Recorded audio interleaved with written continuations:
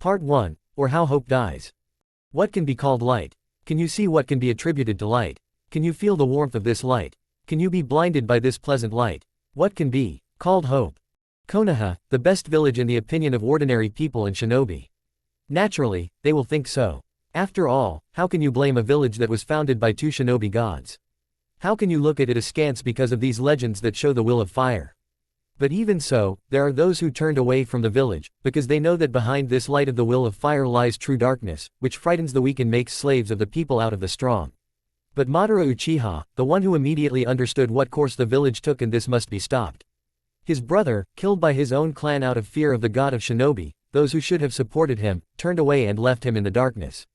Hashirama Senju, his best friend, simply went against his friend, without any desire to understand him. Madara lost to those who went against him, to those who simply did not want to understand him. After all, why try to understand the Uchiha if you can remove him, thereby getting rid of the problem and continue living in lies and hatred? Continue wars and conflicts, forget about all the efforts of the one who protected them and was with them because of the ray of light in his life. His younger brother, the one they trampled and left to rot in the darkness. The last ray of light.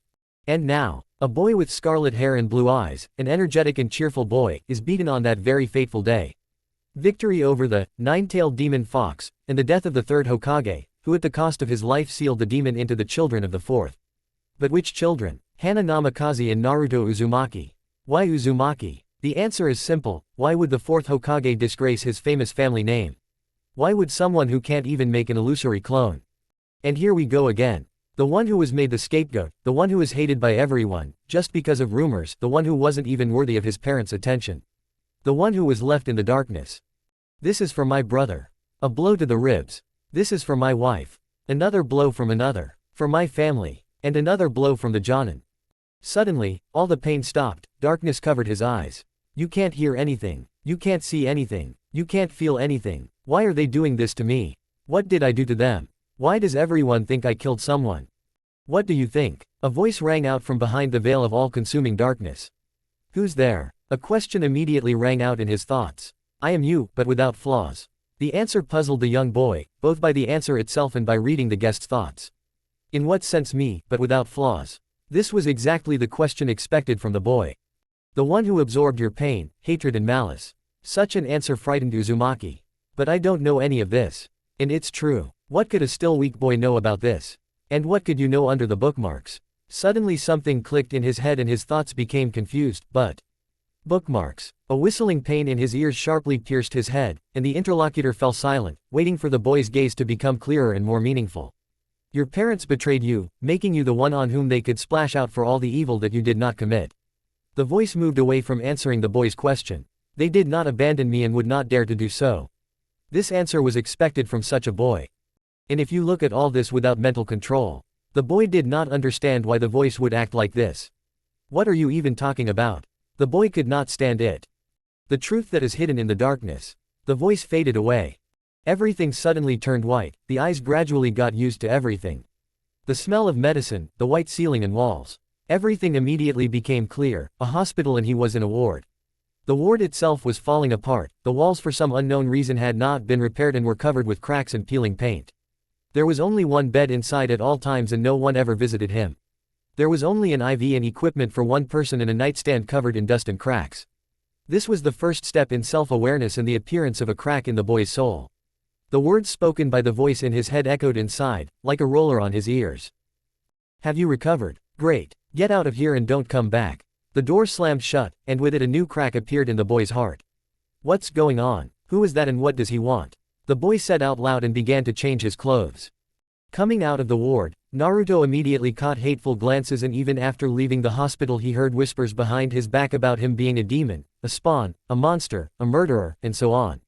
Walking further down the street towards home, the boy could not even think that the words spoken by an unknown person would have weight when simply walking along such familiar, but also suddenly alien streets, filled with hatred and malice coming from such familiar faces. And here it is, the place that could once be called home. What is happening to me? Such thoughts were generated in Naruto's head. Approaching the door, he wanted to open it, but suddenly an Anbu appeared behind him and put his hand on the boy's shoulder and used Shunshin in the Hokage's office. Here he is. The father he wants to be like. Or wanted. Young Uzumaki could not understand, what does he want now? There were many reasons, but the main one was the indifference in his father's eyes, his own, but faceless. Irritation and indifference were visible in the eyes of the fourth, the yellow lightning of Konoha, the fastest of all the shinobi alive today. Have you been discharged? If so, then tomorrow will be the genin exam. Do not disgrace me and at least pretend that you are trying. Words that were more painful than a knife in the heart pierced the soul. He had not seen this look of his father before. How did all this happen? How did I not see this before? What is happening to me? But then he remembered the words of the unknown, that the truth is hidden in the darkness. The boy did not understand until the end. He was confused, he was in a stupor, he was shrouded in hatred and contempt from everyone, and this brought pain. Minato did not even look at his son and looked at the papers again. Naruto did not even understand how he did not see this, because before he ran out of the office screaming that he would become Hokage and rushed to the training ground to train. Now he saw his idol and father in one person, but now it was as if a blindfold had been removed from his eyes and a sharp change had enveloped his mind. The understanding of what was happening around him was gradually coming to him. This was enough to run out with tears in his eyes. Minato looked at the slammed door a little dumbfounded, but did not attach much importance to it, thinking that he simply did not want to waste time. How wrong he was. Having run to the training ground, Naruto sat down under one of the trees and cried silently, not understanding why his father had suddenly cooled towards him. No, he had not cooled towards him. It had always been like this. And he was blinded by his title and fame, not wanting to notice his attention not as a personality and native son, but as a disgrace to the Hokage. Without noticing how time flew by, the boy began to get up and go home, but alas, it was not without problems. Look, this is the goal of our search. We will kill him for everyone he killed. Naturally, these were the ones who constantly beat Naruto for false accusations. Those who don't care about the feelings of others and present themselves as the best, because of beating up a little boy. In which the light slowly goes out. Well, what are you standing there for? You wanted a fight, then attack. The ill-wishers did not expect such a monologue with shame, and with rage in their eyes rushed at Naruto. But something was different. The boy, instead of being scared, stood with confidence in his eyes. No fear, no sense of danger. Nothing. A kick with the left, dodge, a strike with the right hand, block and counterattack to the solar plexus, a left with a kunai, block and disarm. At this pace, 5 minutes passed and the fight ended with Naruto barely standing and running from the hero's training ground. Everything would be fine, it was time to go home. But there is always one notorious but, and it was the blade sticking out of his chest. However, the final blow was dealt by a grin, as he thought, from his own sister. Henna. Alas, but fate had its own way. The last thing Naruto heard was the splash of water and the feeling of free swimming, the gradually penetrating cold and the wild laughter of the Anbu and Henna. So, this is what reality is. Huh. So all this nonsense about the will of fire and family ties. All for the sake of family. Bullshit. Nothing more. I'm glad you finally saw the light. Part 2. Or life, after death. For what? Why? Have I always been the one no one cares about? Just those looks were enough. Why are you asking this? You were always considered trash. A worthless thing. Just an eyesore and couldn't do anything. But what did I do to deserve this? What did I do wrong that everyone wanted to kill me? What do you think? I don't know. What if I say that you didn't do anything against all these people? Then why? People always wanted more, but they were also afraid of everything that was stronger than them. What are you getting at? Tell me, who should be sitting inside you? Who is so strong that he keeps all the people you knew in fear? Who has such power? No, it can't be. Yes, it was him. Then why isn't my sister as feared as me? Should a demon be known to everyone without exception? Why is the village's weapon known to everyone only under your name? Why does no one know that this bitch also has a demon inside? Why did your parents ask you to keep quiet about this? Because you have nothing to answer, do you? Yes. What do you think of all of them now? Greedy, two-faced, more greedy, power-hungry, and dishonest and indifferent. What did you understand when you looked into the darkness? Human nature, gloomy, cruel, heartless. But not everyone is like that, right? Yes, even when you are shrouded in darkness, there will always be those who care about you. Then, light suddenly hit his eyes, a cool and refreshing wind was felt, his body became light and free, as if mountains had fallen from his shoulders. Opening his eyes, Naruto saw a huge clearing dotted with different flowers, and on the horizon, amazing landscapes of forest and floating clouds were visible. It was as if the eye of cruel reality had stopped holding his soul, Emotions were clearly expressed on the boy's face, because wherever he was, there was only one explanation for this place. Beautiful. A boy of about 13 squeezed out of himself, because there was no other way to describe this place. I see you liked it.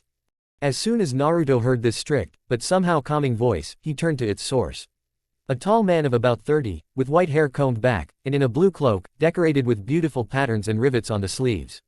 On his body was an iron mesh shirt, over which was armor made of iron sectional plates, fastened with rivets, only dark blue. On his hands were iron bracers and leather gloves. Black pants and gray boots. At the belt on both sides there were fastenings for scrolls, for 2 scrolls on each side. Maybe you will introduce yourself. Who are you? Where am I? How did you get here? My name is Virgil, and we are in the world of the dead. In the world of the dead. Looked around, this is not how I imagined the pure world. A pure world. Although it doesn't matter. I imagined it differently too. However, you didn't introduce yourself, boy. Oh, excuse me, my name is Uzumaki Naruto. So, how did you get here? Naruto hung his head and slowly began. I don't quite remember. I died from something that pierced my chest, and then I heard the sound of water and a conversation with someone unknown, but I don't really remember what we talked about. So, before death, the truth was revealed to you. Quite a rare occurrence. But that doesn't explain how you ended up with me. Will you tell me about your life? We'll be sitting here for eternity anyway. Here Virgil noticed how Naruto suddenly darkened and lowered his head, and his eyes took on the appearance of glass. Don't bother, I can find out about you myself. A couple of seconds later, the man across the table put his hand on the head of the scarlet-haired boy. A couple of seconds later, the hand was removed from Naruto's head, and he sat back down. Why did you suddenly want to see everything for yourself instead of listening to my story? Look at your chest. What's wrong with it? Looking at the place where Virgil said to look, Naruto's eyes widened in surprise and he swallowed his tongue in disbelief. A hole that expanded from time to time, separating pieces of his own soul around it. Not believing his eyes, the boy wanted to collect the pieces of his soul, but they crumbled to dust and disappeared without a trace. Then Virgil spoke up. This is the result of the blade that killed you, and this shows that the weapon is far from ordinary. Unusual. Yes, a weapon that kills the soul after the death of the one you sent to the world of the dead with this weapon. I was more surprised not by the fact that they killed someone with it, but by where she got it. Sorry for throwing the truth in your face like that. It's okay, I've already come to terms with the fact that no one gives a damn about me. They both stood and understood that nothing could be fixed. Only the whining of the red-haired boy and the whistling of the wind broke the silence of such an amazing place. But Virgil, having decided something for himself, looked at Naruto with a serious look. Naruto, don't you want to start a new life and return to your world? The demon stunned the boy. In what sense? Is that even possible? Yes, I will give you a part of my soul, the power to return you to the world of the living, or stay here and wait for the end of my existence. It's up to you to choose. What's the catch? Usually there is always a but to such miracles and deals. And he became calmer and more reasonable after the harsh reality. Virgil noted to himself, yes and no. All I need is to see with your eyes and hear with your ears. To color my colorless everyday life in the world of the dead. So what is your choice? Naruto didn't have to think long, either disappear forever, or have a permanent audience in the person of Virgil. The answer was predictable, but at the same time confident in it, which indicated that the boy was ready to give it to the person in front of him without a drop of doubt. If it gives me a chance for a new life, then there is nothing to think about. Especially with such conditions. I agree. Virgil realized that the boy had grown up dramatically, both for himself and in his eyes. Then, Virgil said and extended his hand to the boy, and he took it without a shadow of fear and uncertainty, which pleased the demon. When you open your eyes again in the world of the living, you will need 4 to 5 years to strengthen your soul and use my power without restrictions. Also, along with it, you will receive immortality. Here Naruto, feeling how an unknown energy flows through his hand, and Virgil, unable to stand on his feet, falls down without strength. The boy immediately helps him sit back down on the chair, and asks a question.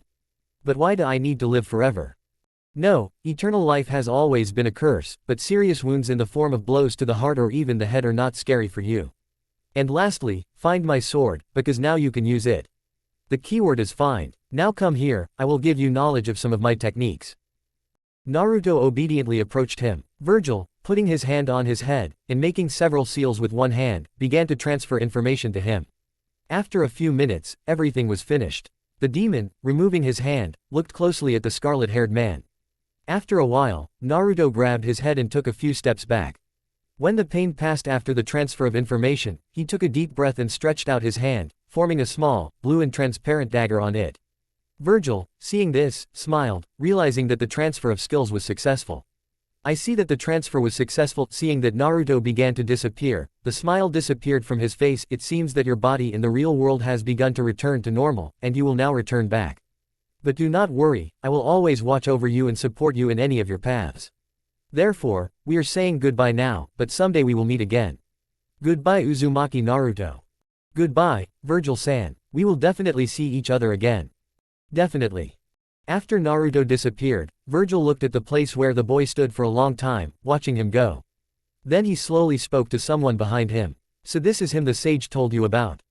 I hope so. I really hope so. After that, the voice died down with the same sound as Naruto disappeared.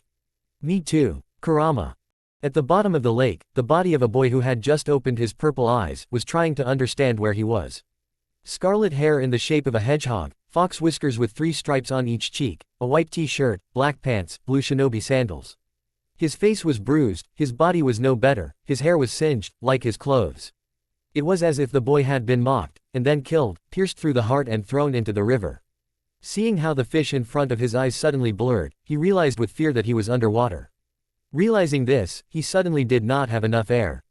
Are you alive? But how? Naruto did not answer, not stopping to think about what to do underwater. Looking at the surface of the water from where the moon was shining, he stood up and jumped up and began to swim to the surface. Emerging from the water, Naruto headed for the shore, swimming to it and getting out of the water, the boy began to cough, letting the water leave his lungs. Standing up, he looked at his hands, which were scratched, but immediately began to disappear. Then he turned his gaze to the sword, which was still sticking out of his chest.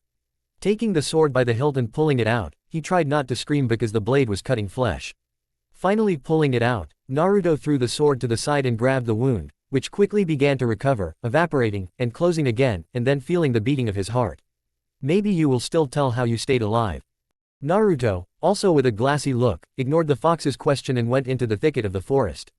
Looking at Konoha one last time, he turned around and leaving said only a few words. It's time to start a new life. Part 3, or the price of lost. How long will these old men be bothering me? Thinks the one who constantly sits in the residence. Constantly seeing only that he is surrounded by paper and the shinobi of the leaf, who come over and over again, who are replaced by old men from the shinobi and civilian councils. But each time it's the same thing, over and over again. Only today, an all-consuming feeling of anxiety torments Yellow Lightning throughout the day. What should be happening today to so aggravate his inner world? Minato, can you hear me? The omnipresent, like a splinter in one place, elder and counterintelligence officer, Shimura Danzo. Again and again demanding the same thing. Give Naruto Uzumaki to the root, weapons should not have emotions and feelings. I will not change my decision, Danzo. We have already discussed this and I will not change anything. He is a disgrace to your family. And you still allow him to be with you. Even your daughter will agree with me. And I am the head of the village and the family. And the last word has always been mine. I said no. Leave my office and don't. And Anbu ran through the door, and judging by his state, he was very worried and nervous right now. Hokage-sama, the Jinchuriki has disappeared and is nowhere to be found. Send 2 Anbu squads to search for him. Find him, wherever he is. I warned Minato. It will only get worse. And no, I didn't touch him. For now, Hokage-sama. If I find out that you are acting on your own, Danzo, be prepared to die at my hands. I will wait. The Yellow Lightning of Konoha, whose speed would make even the Raikage envious. But what does it mean to him? He didn't want to be famous. In war, you only give someone this nickname once and they won't let you go. But that's not what worries the young Hokage now. It feels like a piece of something valuable and important has been torn away from you. Something dear to his heart. After a while, the Anbu returned, but the news was not what he expected to hear. Hokage-sama, we found the Jinchuriki's clothes and a katana from the Shinigami temple. What do you mean? That the first Uzukage's blade is there? We don't know Hokage-sama, but we haven't found the object of our search. How come we haven't found it? He couldn't just disappear out of nowhere. Keep looking, Hokage-sama. What? There was blood there too. There can be no doubt, it belongs to the Jinchuriki. Hearing this, Minato stood in a stupor. How is it blood? What do you mean? Is he wounded? But Ashina-sama's katana does not leave anyone he wounds alive. Or is it? No. Nonsense. Something is wrong. Or is it still possible? Is it possible to survive after being wounded by this katana? Unless the victim. Holy shit. Slash. Track down the Jinchuriki, there is a chance that he survived. But Hokage-sama, after being wounded by this weapon. Execute. Hi. As soon as the Anbu disappeared, Minato sat back down. Now he was thinking, who could have gotten the katana given to him by Shinigami himself? Who managed to do this? In Konoha, only Kushina and Henna have a connection with the Uzumaki clan. But then why would they need it? The elder Uzumaki doesn't need it. Henna didn't even know where the Shinigami-sama temple was, because it was covered by 4 blood barriers. Yes, Kushina could have gotten through, but she would have killed Naruto right away, destroying the soul on the spot. Then who? Damn you. A saboteur. A spy. Uzumaki. That's the only conclusion we can draw so far. Also, considering that the soul wasn't destroyed right away, it's possible he was a half-breed, or a pure-blooded Uzumaki who hadn't reached full strength. But why would they kill their own clansmen? Damn, too many things don't add up. Slash. Hokage-sama, please follow us. Have you found him? No, Hokage-sama, but there is a direction where he might be. Lead the way. Hi. Having reached the place where the Jinchuriki was supposedly wounded, Minato immediately looked around and approached the scene of the skirmish. Small, but clearly forcefully made craters from techniques, kunai and shuriken. In some places, stabbing-type blows are visible, with drops of blood. So the wounds are not only from the sword. Slash. The Anbu who called him ran up and showed him an orange sweatshirt with a red spiral on the back and a lightning bolt, which had obviously been damaged by something sharp. But that wasn't what attracted much attention. A hole. A large through hole in the chest area. Judging by the place of the blow, the heart and lung were hit. You don't live long with that. How long ago did the skirmish take place? About 4 hours ago. And you didn't keep an eye on him. Where is the Anbu squad monitoring the Jinchuriki? They're in the Dango Cafe now, they said they were changing the guard. Bring them here right now. Hi. And the Anbu disappeared into Shunshin. Now Minato is experiencing something mixed. He is angry, furious and afraid. Yes, exactly afraid. He was only now beginning to guess that even with such a wound, the Jinchuriki, even if he is an Uzumaki, will not last long. And even if he does, he's guaranteed disability. Namikaze only now realized that his own son's life will soon fade away. There's no corpse, Kushina can reverse the sword's effect, the fox himself won't want to die. Naruto is still alive, I believe. FK, those bastards had to go AWOL. Anbu and the surveillance team appeared near the Hokage, clearly thinking that everything was fine and this was just an unscheduled report. But they were wrong to think so. Hokage-sama, the surveillance team has arrived. Continue the investigation. Hi. Anbu in a dog mask returned to his previous work. And you, where were you when the Jinchuriki was attacked? How do I know that you were chilling in some cafe instead of doing your job? Hokage-sama, we were handing over the post to another squad, as you prescribed in the assignment. Raven. Hi. Bring the second surveillance squad to me. Hi, Hokage-sama. 10 minutes later, the second Anbu squad arrived and Minato looked at them with cold fury in his eyes. Where were you when the Jinchuriki was attacked? According to the schedule, our duty was supposed to start in 2 hours and 27 minutes, Hokage-sama. Prove it. Hi. The Anbu printed out a piece of paper with the Hokage's seal, indicating that the document was accepted personally by the Hokage. First squad, Dango lovers to prison and torture to Ibiki. Also, have Inoichi check them, this is the Hokage's personal order. Carry out. Hi. A second later, a squad of an elephant, a sparrow and a gopher was twisted and sent, as ordered, to interrogation and imprisonment, to the Konoha prison. It was becoming more and more difficult for Minato to accept that the one he had forgotten was now suffocating somewhere and losing his life, due to the miscalculation of his subordinates. And the miscalculation of his father. You found his trail. Why, so long? Hokage-sama, the Inuzuka are losing the trail by the river. Perhaps the body was thrown into the river, after the murder. No, I don't believe it. Comb everything along the river. Don't miss anything that will help find him. Hi. The Anbu immediately rushed in the direction of the current, and the Ninken with them. Yellow Lightning himself hoped for the best. While he was giving orders, he was getting worse and worse. He forgot him. He turned away from him. He abandoned him. He rejected him. He did not support him. And he would soon disappear. Naruto. Please. Just not like this. Come back. Please. But no one heard his words. Soon it turned out that the river led to a deep lake. The depth was great and no one could imagine how it was possible, being without strength, to escape from under the thickness of water. Hokage-sama, the tracks end here. Minato, without further ado, simply jumped under the water after the Anbu. 5 minutes of searching along the entire bottom did not bring results. Neither a corpse, nor any remaining things were here. Having emerged back, everyone began to exchange information, but all was in vain. No trace, no body, no traces of escape. Only small drops of blood flowing into the lake nearby indicate the possibility of a different outcome. Hokage-sama, there are no more traces. We combed the entire area, but nothing more than a dent in the bottom and a drop of blood near the shore was found. Reports on my desk, everyone is dismissed. Hi. The Anbu disappeared into Shunshin. Namikaze stood by the riverbank, still thinking where Naruto could have gone. Out of the corner of his eye, Minato saw a white snake crawling away somewhere in the opposite direction from the blood on the shore. A thought creeps in, only one. Orochimaru. Of course. Who else knows Konoha like the back of your hand? Knows how to bypass barriers and break them, collects materials and bodies of others for your experiments, huh? Orochimaru. After another 5 minutes of examining the lake, nothing came of it, and the Hokage went back to the residence.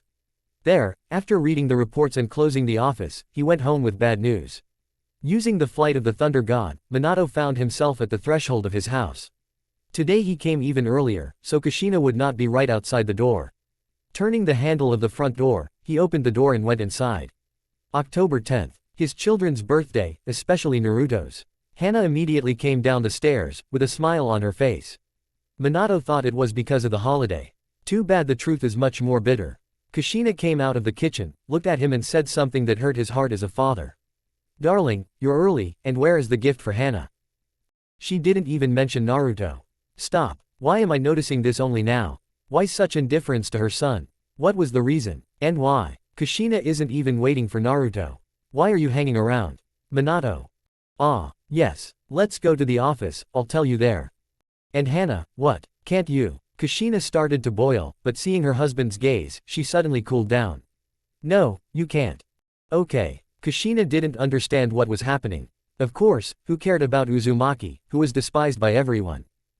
Entering Minato's office, Uzumaki felt a sound suppression barrier, which indicated that the conversation was not pleasant. So what did you want to talk about? Know that Henna will be offended if you came without a gift and flowers.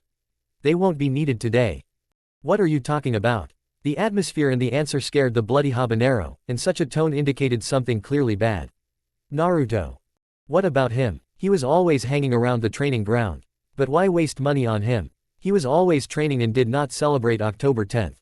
What is she? She is not even worried about him. Is she serious now? Her son is at the training ground and she doesn't give a damn about him.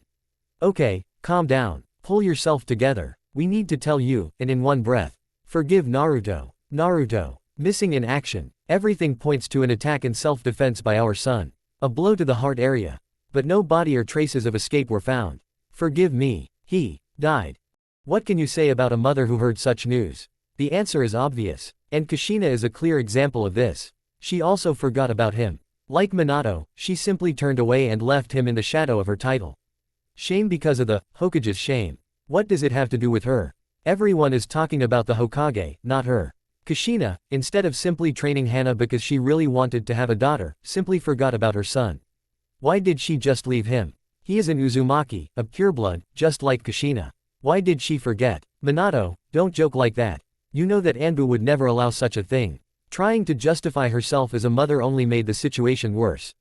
She was afraid that this would push Minato away from her, and she was right. So you confirm that you have forgotten about him. A question that hit the heart, from a loved one. A question that proves the opposite. No, and I would never. That's not what I asked. He wants to hear an answer from her. Sincerely, because he already knows the answer to it. Yes. And now you remember what I said about Naruto. Her thoughts immediately switched to her son. Where is he? How is he? She wants to see him again. The son she forgot about. But the beginning of the conversation made it clear. Naruto. Missing. No one knows where. No one knows how he is. No one knows if he is alive. Minato. Tell me. Tell me that it is not true. Please. Tell me. But the answer was different. I can't lie after everything they did. You yourself know the answer to this question. Unable to hold on, Kushina fell to her knees. Tears flowed like a river. She left him. To die. Not knowing where and how. Consciousness was floating. No strength to hold on. A blow dealt. To the very soul. A few seconds later, sobbing, Minato, seeing the beginning of hysteria, hugged her tighter, trying to calm her down. But all in vain. Kongo Fuso's chains, the Uzumaki clan's genome, were destroying the entire office and everything in it. Unable to help, Yellow Lightning teleports himself and Kushina to Tsunade Senju, the Sannin of Konoha and the best medic among all 5 great villages. Tsunade's paw. I was sitting in my office, drinking my evening sake after the operation. Suddenly, someone was pounding on my door, and I went to open it. Kushina's chain suddenly broke through the door and, without any preludes, smashed my office. My sake. That's it, Kushina, I'm screaming. What came over her? Leaving the office, dodging the chains along the way, I realized with shock that Kushina was mentally unstable, otherwise the chains wouldn't have smashed everything. I quickly found myself next to Minato, who was holding her back, and knocked her out with a blow to the back of the head. Right after the chakra suppression seal and paralysis from Minato. She was unconscious. And now, what have you done here? Why did Kushina go crazy? Plus, they smashed my sake. Tsunade-sama, not now. Help Kushina, and then I'll tell you everything as it is. I hope it's worth my sake. After taking Kushina to the ward with the charcoal exhaustion, we headed to the office, or what was left of it. So, Minato, tell me, what happened? I saw Kushina like this before, when the Mist Shinobi killed Konoha's children in public, during the Second Shinobi World War. Naruto. What happened to him? I was very wary of where the conversation was going. I knew how things were in their family, but they always brushed it off with business or lack of time. Although Henna was trained until he was blue in the face. What was he going to tell me? Missing in action. Everything points to an attack on him. I don't need any further tirade. For the next 5 minutes, he was telling me all the events, about what happened there, where they found the remains of his clothes and the Shinigami blade. Where did it even come from? Okay. Enough of giving this imbecile a break. After the fascinating story, I gave this bad father a hard punch in the face. He flew away from me immediately, because I put the maximum amount of chakra into my fist. An explosion and he smashes through the wall with his carcass. After 20 minutes of beating his disgusting mug, I grabbed him by the scruff of the neck and threw him into Kushina's room. What the FK did I expect, leaving him with these talentless freaks? Forgive me Naruto, I'm no godmother. I hope you're alive, and these freaks will receive service no worse than yours. Hiruzen-sensei was right. Until we lose this, we won't know his worth. End Pav Tsunade. Meanwhile, the one with her own brother's blood on her hands wasn't grieving at all. How could she not? She doesn't care about the loser demon. She will become a hero. People will recognize her and respect her. Fame and respect, what else could you expect? Parental disdain? Not at all. The plan was perfect, and who would believe that a little girl, and the Hokage's daughter at that, did it? After all, love is a powerful thing, especially parental love. There was only one thing left to do. Erase Naruto and his memories, and then everything she wanted would go to her, Hana Namikaze, the holder of the demon fox. Soon, everything will change and I will become the only respected person in Konoha. After all, I am the daughter of the Hokage, the genius of this generation, the heir to the bloody habanero. What could be more beautiful? Being the only one, there will be no need to share. Aha ha ha ha ha. Now I am alone and all this belongs to me. Part 4, or birth from scratch. Naruto. Answer me, damn you. The fox was already growling at his entire subconscious, not knowing what his Jinchuriki was planning now. What do you want, red fur coat? Kurama, not expecting this, even quieted down a little, but then growled. You've become completely insolent, scarlet-haired monkey. I'm 9. Shut up already, red-haired dick. Have respect for the one who covers you as your carrier, and if it weren't for me, you would have ended up in that bitch, without the ability to even squeak or sound. The fox completely stopped understanding what had happened. He felt like he was talking to someone very familiar, and that it was thanks to him that this brat was alive and not rotting at the bottom of that lake. Even now he feels him nearby, and literally at arm's length. So close, but also so far away. Okay, calm down, brat. So, how did you survive? I can't figure out what you used or who helped you. Now we don't need to think about that, but how to get away from the land of fire and Konoha in particular.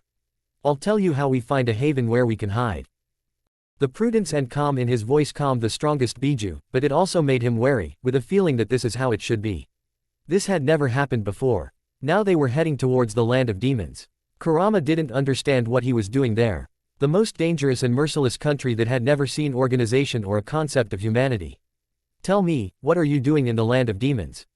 There is no more dangerous place now. Kumo or Kiri would obviously be safer, so why not go there? There is a civil war in Kiri now, against Yagura and his minions. If the 4th Mizukage senses you and captures you, and then the war will escalate into a world war. Konoha will come under attack, given the quantity and quality of resources on its territory. The other villages will not miss the chance to attack the weakened villages and bite off a decent share of the land of fire. There are 2 Biju in Kumo, and given the relationship between the 8 tails and its Jinchuriki, they will quickly expose us, twist us and either take you as well, and I will die, or send you back, snatching something valuable in return. Resealing in Konoha due to the brand of shame will be guaranteed for me, and then also death. And immediately guessing about the stone, the situation is the same as in Kumo. The 4 and 5 tails will spot you and all your efforts are lost. The land of iron, neutral territory and Biju are of no use to them, nor are the problems that come with them.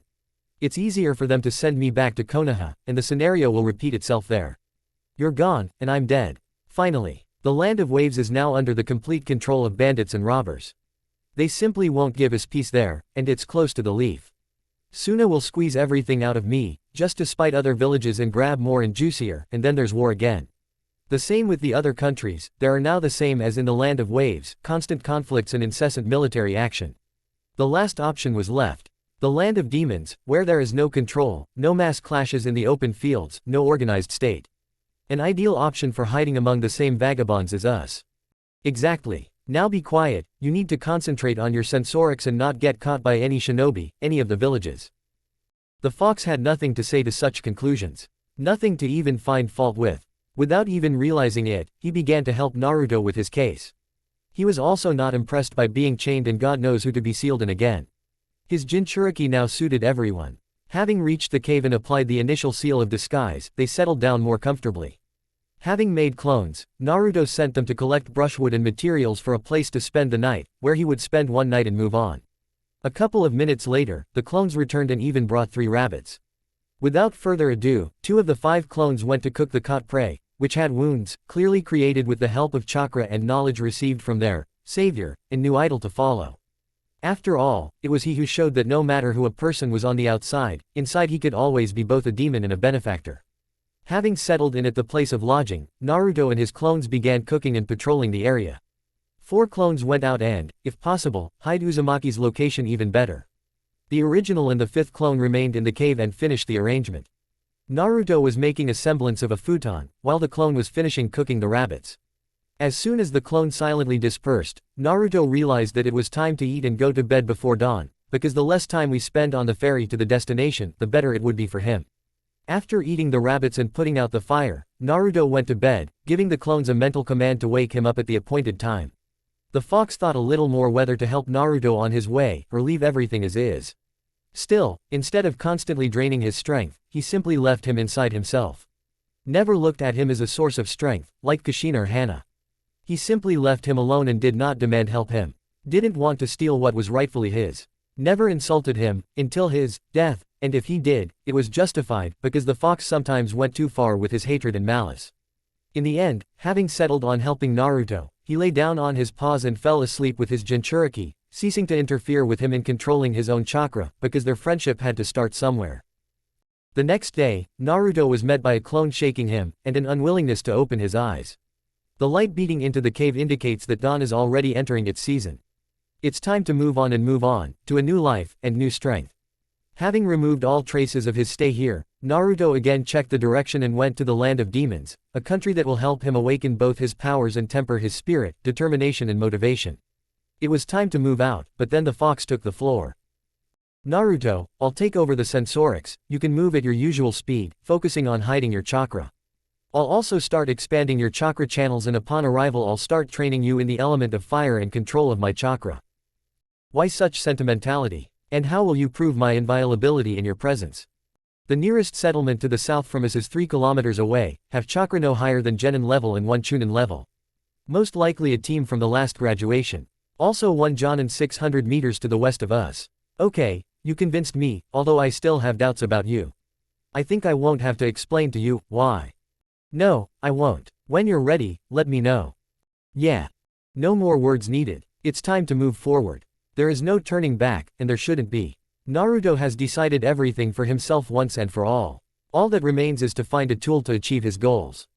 To obtain a power capable of sweeping away any obstacle, no matter what it may be. It's time to go towards his happiness and goal. Peace in the whole world. But first of all, you need to find yourself. Give up connections and punish the guilty. Turn away from childish naivety and hopes. Be born again, and with a clean slate. Sasuke Uchiha is the youngest son and the weakest heir of the Uchiha clan head, who does not have the same success as his older brother and the next head of the clan, Uchiha Itachi. But instead of following the path of his older brother, Sasuke decided to go his own way, different from his brother.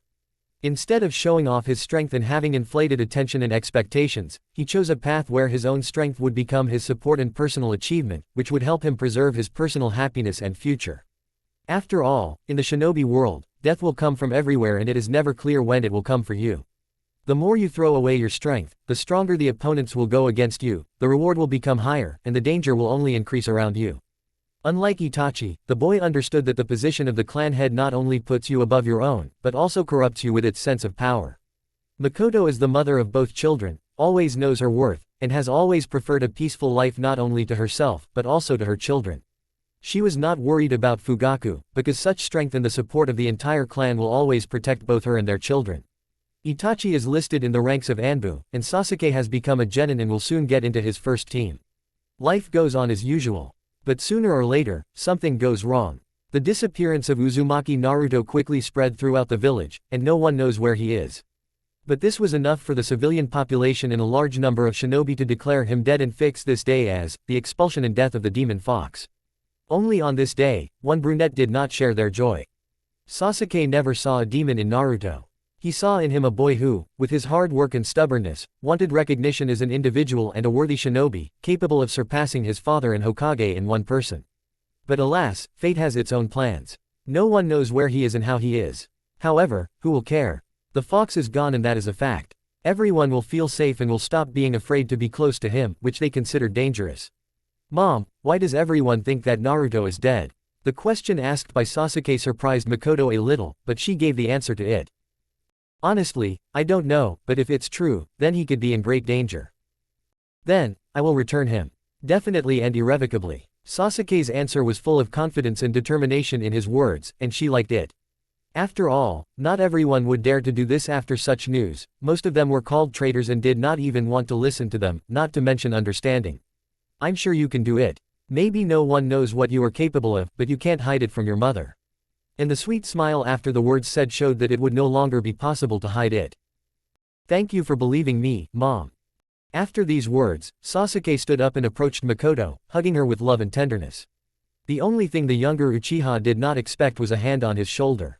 His father's hand, which smiled softly at him, because now his son has a goal, to bring his friend back, no matter what it costs him.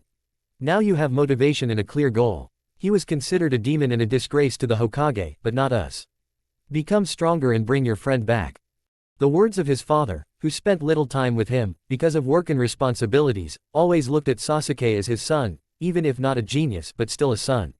It was these facts that showed that whoever their son or daughter was, they would always be on their side and would not betray their children. This is what distinguishes a real family from a fake one. The fact of love for all their children, whoever they are. I will definitely become stronger. I am sure Naruto is no slouch either and will show what he is worth when we meet. The first and last friend of Uzumaki decided everything for himself. And since everything has been decided, it is time to act. After all, time spares no one, and every minute counts. Two friends on different sides of the barricades, and when they meet, one will want to protect this world, while the other will make the rot of this same world burn to the ground. Two friends who will decide the fate of their home world. Part 5. Or a new nail in the coffin. I'm not your navigator, it was you who did not want to take a map in the nearest settlement, even though it was according to understandable requirements, to hide and leave no trace. The map is too obvious an option. Considering that several Anbu squads were sent to search for us, judging by your words and sensorics. Then maybe just steal from someone, disguised as a robber. Do you know, Henge? If so, then why were you silent before? And you didn't ask. The argument is counted. The silence was not very long, but still the idea had its weight. The question is, how to hide your involvement in this conflict. The plan is superficially developed, but at the next stop it will need to be finalized and put into action. Or, find the bandits and take the map from them. I don't want to take unnecessary risks, but you can hide your participation by disguising yourself as one of the bandits and take the one Naruto needs, take the necessary item for the tramp, like Kyuubi and his Jinchuriki. Fox, show me the henge technique. I can try to make clones and apply this technique to them without really getting out of my way. The clones themselves will do all the work and bring the map. The remnants of chakra will remain at the place of dispersal, and the map will remain in the place of the clone. Then just hide the chakra and take the map without leaving any noticeable traces. The plan is good, but the sensors may also be nearby. And why the hell were you given empathy? If you're so worried about it, then you can make a chakra surge somewhere far from the theft site. The amount of chakra due to the Uzumaki genes helps. Then let's get started. And how do you know about my empathy? A sly grin and an ignored question were accompanied by a cross-shaped seal. The next couple of seconds, the clone walked away from the ambush site. The chosen area would hide well when escaping into the thick of the forest. A large amount of vegetation and trees will also help to unnoticeably change the position and direction of escape. The clearing near the lake is a great place to stop and replenish supplies. The main thing is not to be seen by the leaf shinobi. The clone gave a signal that he had arrived and was ready to distract the sensors and shinobi. All that was left was to wait for the arrival of a merchant or a traveler without chakra. We still had to wait a long time, because no one wants to be on the border of the land of fire. He's not a shinobi. We were incredibly lucky. This old man's travel bag is pretty well loaded. Now it's your turn. Make a concentration seal and imagine how you cover yourself with chakra. Then think about who you want to turn into. Ready? On the splash of the clone, we will begin. Then go ahead. Got it. A mental command to the clone, and it dissipates with a large splash of chakra, attracting the attention of the sensors. The nearest Anbu detachment is retreating from us to the north. This is our chance, come on. The next moment Naruto turns into an ordinary bandit, leather and worn boots and bracers, gloves with an iron plate, like Kakashi's Sharingan, a sleeveless jacket with a clasp, with pants torn on the left knee, and a protective leather cup on the right. A scar on the left eye and a real kunai in the right hand, and a threatening look of blue eyes, with straight hair, chestnut color. So old man, give me the map and money, then go wherever your eyes look. The old man still turned out to be a civilian. The fox felt fear, the desire to live and run away. They were lucky, the most ordinary, old civilian. Quiet, quiet, young man, I'll give you the money. Just leave the rest, please. You want too much. The hell with you, give me the map and the money, then get out of my sight. The old man gave him the necessary items and Naruto nodded to him, ordering him to get lost. The hero himself quickly created a clone with Fox's chakra and sent him south. Uzumaki himself ran east through the hot springs village. After all, Morose is now full of conflicts and technologies capable of detection. The chakra is hidden and the clone runs at full speed to the south, near Uzushio, which supposedly would be an obvious option for the fugitive Uzumaki, because it is Uzumaki's homeland after all. The original himself has already crossed the border and ran at full speed to the hot springs village. It is impossible to stay at the hot springs for long. The chances of meeting the Toad Sannin are not small, and he is the worst opponent for me. Considering the ability to suppress your chakra and summon toads, the clash is very undesirable and unpleasant. I agree, but resources are still needed. We can't go further, considering our path and the fact that we will have to use the ship to the land of Claw. Hiding on the ship is not an option, we will have to use henge throughout the entire journey. So meditation in your chakra in small quantities and not to attract attention during the crossing. And the best thing is to hide in plain sight, that is, be on the deck and pretend to be someone not particularly strong and more peaceful than the undergenin from Konoha. The last, Naruto literally spat out this word, and the reason for this is clear as day. Then collect food and water, then to the pier in the southeast, according to the map. Yeah, and don't get caught by a slippery warthog. I don't want to listen to the head sink, from Sannin. Wasting time is not an option, stay away from brothels and bars. Walk along deserted streets and collect everything there. Then I'm in charge of sensorics and route correction. In case of detection of a shinobi, create decoys. Just don't do them too often. Too frequent use of your chakra will also attract the attention of sensors. The plan is set in motion, all that remains is to complete all the points and go to the ship. The food wasn't particularly good, but their quality was enough to survive the crossing right to the land of the Claw. I had to take more water, replenishing from the sea was not an option. And at this rate, I managed to collect provisions for 5 days, of acceptable quality, and water for 6 days. It was already getting dark outside. The hotel was too expensive, I would have to stay in the forest. Fortunately, Naruto had everything he needed to hide his location. The scheme was the same as when stopping in the cave, but this time the place was in the thick of the forest. Surround everything with a concealment barrier, but add soundproofing to it. The scrolls that Naruto took from Minato's office still helped. The barriers were set up and the place to spend the night was already arranged. All that was left was to wait for the morning. 4 clones were sent to guard and the original went to sleep. Naruto also thought about the escape route. Small traps in the forest's possessions would help hide from almost any shinobi, but he would still have to try to break away. And now it was time to sleep. The morning greeted Naruto, with light in his eyes, a waking clone and noise in his subconscious. Remembering that the clone was waking him up for some reason, he stood up abruptly and asked questions. What are you waking him up for? And you're yelling along with the fox. There's a shinobi skirmish nearby and it's clearly not that simple. For some reason, there are 6 against 1. There's a chance to collect the equipment of those who die there. And 6 men against 1 woman, don't you want to help? Let's say, what do I get out of it? A potential ally, don't you want to? Okay, tell me where she is. More than 300 meters to the west. Back to the stomping ground. Okay, help me speed up. Already. The fox's chakra strengthened Naruto, and he ran towards the battle at high speed. After 2 minutes, Uzumaki saw a picture of a girl throwing balls with high temperature and constantly screaming about betrayal. The mist shinobi were constantly throwing shurikens and kunai, techniques and blades. Naruto did not look at this for long and rushed towards the mist shinobi. A blow to the shinobi with a katana, who was already swinging at the girl from behind. Another blow, another death. A dash, another death, accompanied by the crunch of a pierced chest. Swing, a paw of chakra tears the chubby in half. A thrown kunai, the sound of a pierced throat and death rattles. Explosion, the girl blew up the last Kiri shinobi. Naruto looked at the girl and mentally asked how she felt about him. The fox said that she was grateful, but because of the orange chakra cloak, she was afraid. Naruto removed the cloak and raised his hand up, showing that he was not dangerous. The girl removed her orb after a minute of silence. Uzumaki slowly approaches her, unusually warm and smiling faintly. The fox told her about the hatred of Suna, as if the most precious thing she had was destroyed and crumbled into fragments into the darkest corners of her soul. Naruto did not understand what he felt towards the one who felt the same pain because of the nature of the people of her village.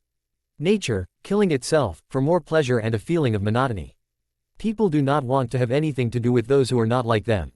It has always been like this, it will be like this forever, until there are those who do not make an adjustment to the balance.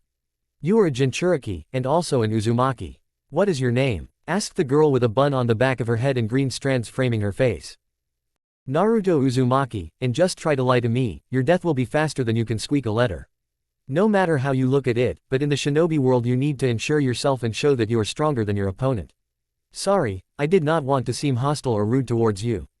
The fox confirmed the truth of her words, and outwardly she was very battered and clearly unable to continue the fight. And you do not want to tell me your name. The girl slightly bashfully lowered her head and answered. Pakura. Shikuden no Pakura. In the bingo book with a cost of 300,000 ryo. Pakura did not understand where such a cost came from. Yes, it was in the bingo book before, but where did such a cost come from? My cost was only 100,000. Who updated the price? Dog no Rasa. I think everything is clear here. Naruto said after looking at the book, which he bought when replenishing resources. But why? Why? How is this possible? I could understand that the Anbu sent with me on a mission could have decided to eliminate me out of envy or lust, but that it was an order from the case cage. Pakura realized that it was a betrayal for the sake of benefit between the two villages. And what are you going to do? I don't want to have anything to do with Suna. Pakura growled. Don't raise your voice, Naruto said calmly, but also coldly. Orochimaru-sama, why did you help the Jinchuriki escape? Sorry. What are you doing here? Uzumaki didn't like the girl's interest and barely noticeably shrugged his shoulder in irritation. Why do you need this? Well, the only Uzumaki that is known as now in Konoha, named Kushina Uzumaki. Pakura shut up, seeing red eyes with a vertical pupil and a terrible thirst for murder.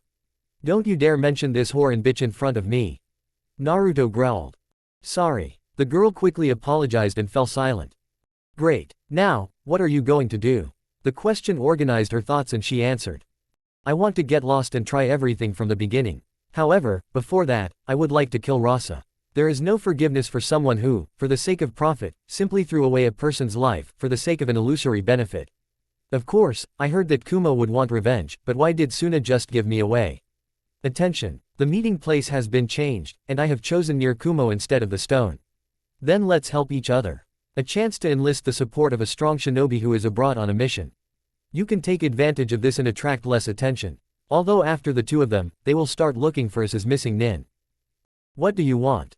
You will help me get to the land of demons or claw, and there we will part ways. You will get lost, and my help as a Jinchuriki will be just right. And I will go about my business and also get lost. And how will we get there? Swimming on foot will not work. You are not a missing nin yet, and I will be under the henge. Buy tickets, and we will sail to the land of Claw and walk to the land of demons. Well, are there any better options? This question put an end to the search for other fruitless options. Then tomorrow morning we will go to the pier. You will just trust me like that. Empathy is a good thing. Are you an empath? This statement was a shock to Pakura, because it explained the threat and such a quick trust in her. However, there will be problems later, because it will be difficult, if not impossible, to hide something personal. Yes, a short answer, and that was the end of the topic. Let's go to my camp, we will spend the night there. Why not a hotel? Expensive, and I don't want to meet the Toad Sanin. Got it. Pakura and Naruto went back to the camp. Now there is someone who will help him get to the land of demons faster. A place where he can awaken and where he will be reborn and become stronger. Tomorrow morning, the Konoha shinobi will no longer be on his heels. He will be able to go further and break the chains of pursuit. Very soon he will take new steps, but with them new problems, in the form of new feelings and emotions. The nail of confidence in the coffin lid of the set goal, in the person of Pakura. Kabuto-kun, don't you see any prospects in this? And he was just as betrayed as I was. I want to see where his path will lead. And the genjutsu didn't work, and going directly against him won't work. The fox won't let us take control of him. And if we extract the Kyuubi now, we'll only kill both of us and the fox will become whole in the Hokage's daughter. So we won't be able to get anything out of him. Do I understand you, Orochimaru-sama? Continue tracking him. No, while tracking him, I felt a sensory wave at a huge distance. Most likely, the fox helps him scan the area, otherwise such a range cannot be explained. I see. Then let's leave him alone, because as you said, we won't be able to control him. And this is also a strange chakra. Such a small emission, but at the same time use it like a kunai or shuriken. The ability to create weapons from chakra is a very powerful ability, because at this rate chakra can be given any shape. Most likely, he has not yet fully developed this ability and will train in its use and consolidation until it becomes automatic. Wouldn't it be better to attack him? Kabuto-kun, the fox began to help him, which means that an attempt to take him away would attract unnecessary attention. Konoha Anbu were almost everywhere, and even I could not hide for long with the help of Sen Chakra. I see, so we will let him go and wait for his return. Alas, but yes, I will offer him power in the form of techniques and various seals of his clan and set my conditions. The eyes of the Uchiha clan, no one cancelled. Ku. Part 6, or the Demon's Testament. The next morning, which is no different from the rest. Except for one thing, the girl at your side, and she hugs you with trembling hands. The last event clearly affected her greatly, pale face, cold sweat and trembling body. And her grip is strong, because Naruto's neck already hurts mercilessly, and if nothing is done, then it is not far from the neck crunch.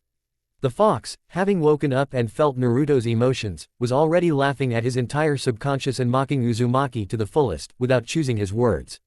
But now Naruto is suffocating not only from the hands of a strong kunoichi, but also from embarrassment and excitement because of the female forms that are now blocking the oxygen, and not allowing him to recover. Pakura tied his hands and feet with her body. Naruto asks the fox to give him chakra and cover his body with it. The fox, after 2 minutes, and Uzumaki, who was almost dead from lack of air, still gave him chakra and he covered his body with it. The sound of hissing and Pakura abruptly waking up, was the result that Naruto vitally needed. The girl, realizing that she had slept with her savior in an embrace, immediately asked for forgiveness with a small bow. Forgive me, I don't know how this happened. She immediately bowed halfway and immediately went to check the area. But Naruto interrupted her plans. Stop, are you a kunoichi or a little girl? Well, I'm 15. And already the hero of Sunagaku. The point made by this question sobered her mind, and she again, with a red face, mumbled something about an apology, and deciding to clarify the plan, approached Naruto. Are we heading out soon? So you can't wait to leave these places? Yes. Then we'll remove traces of the campsite and head out. 5 minutes later, Naruto and Pakura set out on their way to the east, towards the pier. However, Naruto wanted to put Konoha at a disadvantage with Suna by catching a dead Anbu, who decided to comb the area alone and finish off the demon, once and for all. However, the help of Pakura and the fox's chakra helped a lot, and the plan to direct the mist and Suna to Konoha in the political arena was only a matter of time. The Hittite remained at the site of the battle with the mist shinobi, and as soon as they found the leaf sign, they would immediately report it to the Mizukage, and then it would not be far from accusations against Konoha. Pakura's path, looked around and held a kunai at the ready. Betrayal of her beloved village, like a stake in the heart. Native lands, all the good memories, her whole life in the ranks of the Suna shinobi. The cage of her native village, sold her out for the sake of the phantom world. The scroll she opened was indeed about peace between sand and mist, but the condition was to capture Pakura, because of her genome. It was immediately clear that they wanted not only to dishonor her, but also to use her to breed an army with the heat genome for the mist. Such a revelation from the scroll hit the girl hard, and now the decision to go to the land of demons began to look like a good starting point on the path to a better life. Having reached the pier, Naruto, using the henge of the Suna shinobi, together with Pakura, who immediately winced at the sight of the Jinchuriki's disguise, immediately went to the ticket seller. Having found an elderly man with a cocked hat on his head, Naruto and Pakura, under the guise of a mission from Suna, took tickets to the land of Claw. An elderly man named Hora didn't care why the Suna shinobi decided to go around the world and take this route to the land of the Claw, so without asking any questions, he sells tickets and says that our heroes have chosen a dangerous place to go. To which Naruto, under the guise of henge, says that this is not his business and task, there is a task and it is our duty to the village to complete it. Pakura, however, silently nods her head in agreement. She is disgusted to realize that her native village simply gave her over to the amusement and entertainment of the mist, for the sake of profit. Having found the right ship, while bypassing the arriving Konoha shinobi in Jonin vests, our heroes boarded and safely sailed away from the shore, under the loud hum of people who were seeing off their husbands and children on a pleasant and safe voyage. Naruto and Pakura, having arrived in their cabin, immediately sat down on their beds, which greatly pleased Uzumaki, because sleeping on leaves, straw and branches is very unpleasant. Pakura breathed a sigh of relief and lay down on her bed, taking off Suna's bandana along the way, with a wild desire to throw it away as far as possible. However, it is necessary to maintain the image until the end of the stay on the ship and not constantly shine on the deck, and especially not to answer questions. Silence hung in the cabin as soon as both travelers lay down and began to rest. Naruto fell asleep 5 minutes after he lay down in bed. Pakura remained on guard, protecting her partner's sleep. But the questions that appeared in her head did not give her peace. Pakura's paw. Why did he react so sharply to the name Kushina Uzumaki? He is also a Jinchuriki. He himself is an Uzumaki, so why such a reaction? I heard that the son of the Yondaime Hokage disappeared without a trace or that he is dead. Maybe he killed the host of the Fox and took his name to hide his origin. No, that's nonsense, his age matches the age of the 4th Hokage's son. So he escaped from Konoha. But how? It can't be that they just let him leave the village. Did someone help him? But why would he need to go to the land of demons then? Is it really necessary to go so far for safety? How did this happen? There is too little information, and the only thing I know is that this Naruto Uzumaki is the son of the 4th Hokage.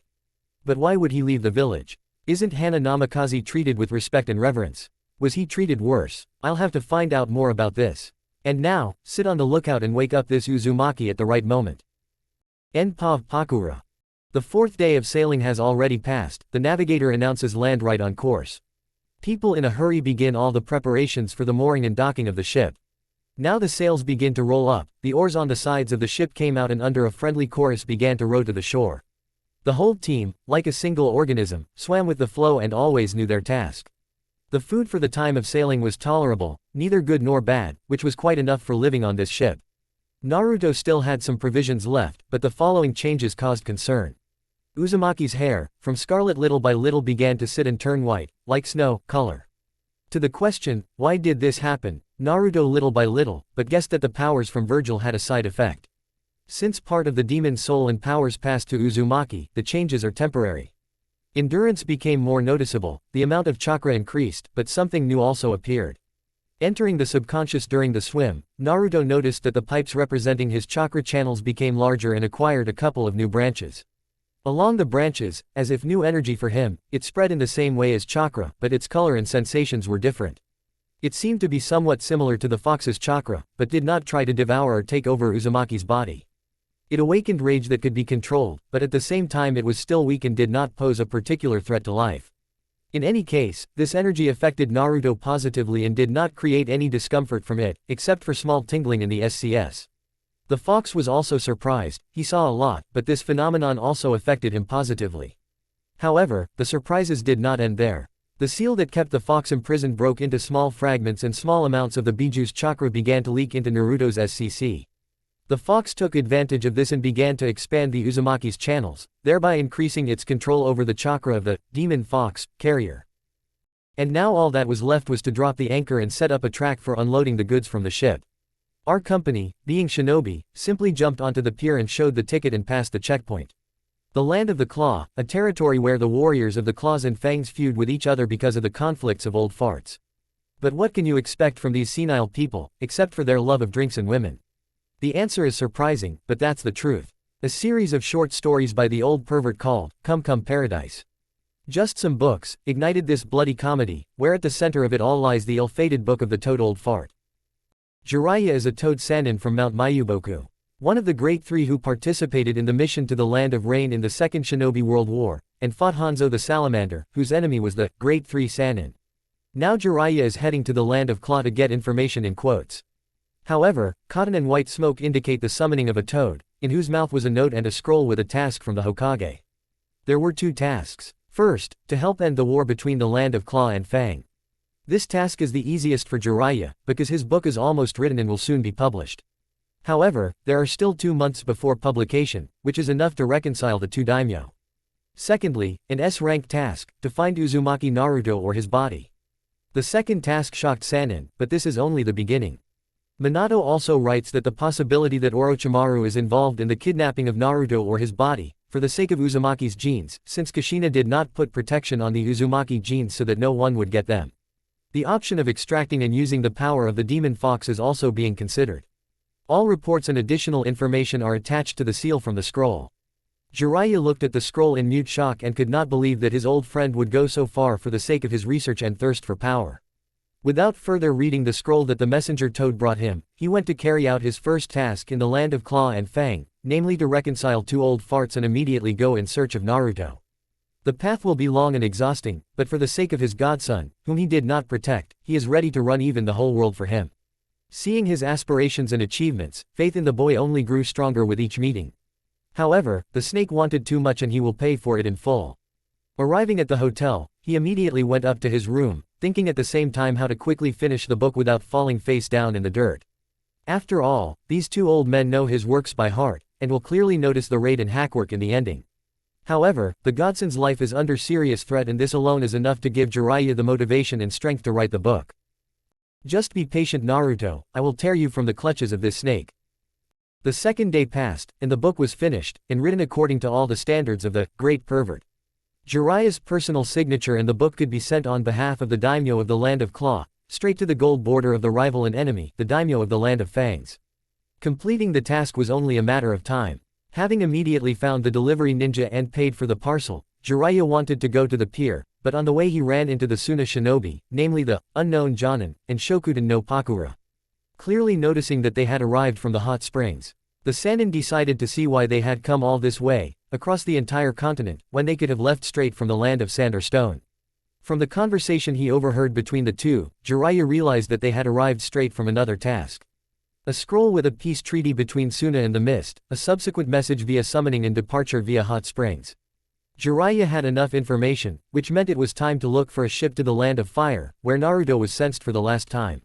Having found and bought a ticket from a seller, Jiraiya headed back towards the Land of Fire for lunch to begin searching for his godson, on whom the Sannin had placed great hopes.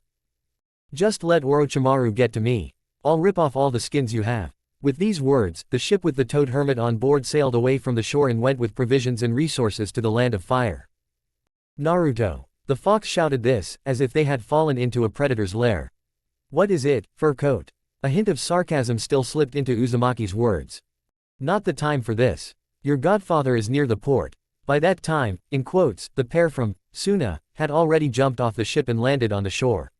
Couldn't you have said it earlier? Wait, Pakura. Naruto said and immediately turned to Pakura. She looked at him with a silent question, but instead he only nodded slightly towards the blonde old man with a large scroll on his back and a bandana with the kanji for oil. I see. Pakura immediately became serious and wanted to somehow justify traveling around the world and crossing from the side of the sources. The idea came to her on its own. Jin, have you forgotten why we are here? Naruto realized that this appeal was addressed to him, and he caught the idea, answered. Don't take me for stupid.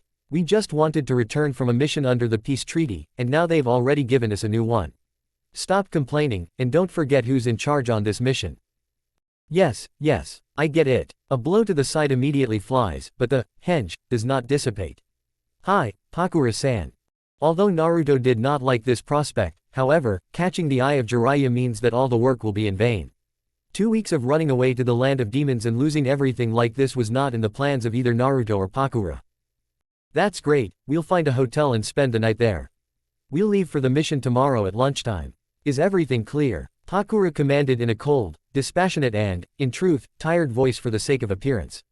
Hi, Pakura-san, answered, Sunavets, in quotes. After another 30 minutes of empty chatter about nothing, the fox said with relief that Jiraiya had fallen behind them and they could head to the land of demons. However, one detail alerted the fox. The energy inside Naruto began to move in each time faster and faster. As they approached the border, this energy only moved faster and showed no signs of stopping. Naruto, the energy that appeared in your body is accelerating through the chakra channels, but at the same time it does not interfere with the chakra itself circulating normally through your SCH. The news that the newfound power was behaving so strangely alerted Uzumaki and he asked. Are you saying that the energy doesn't stop me from using chakra, but only speeds up its flow as I approach the border?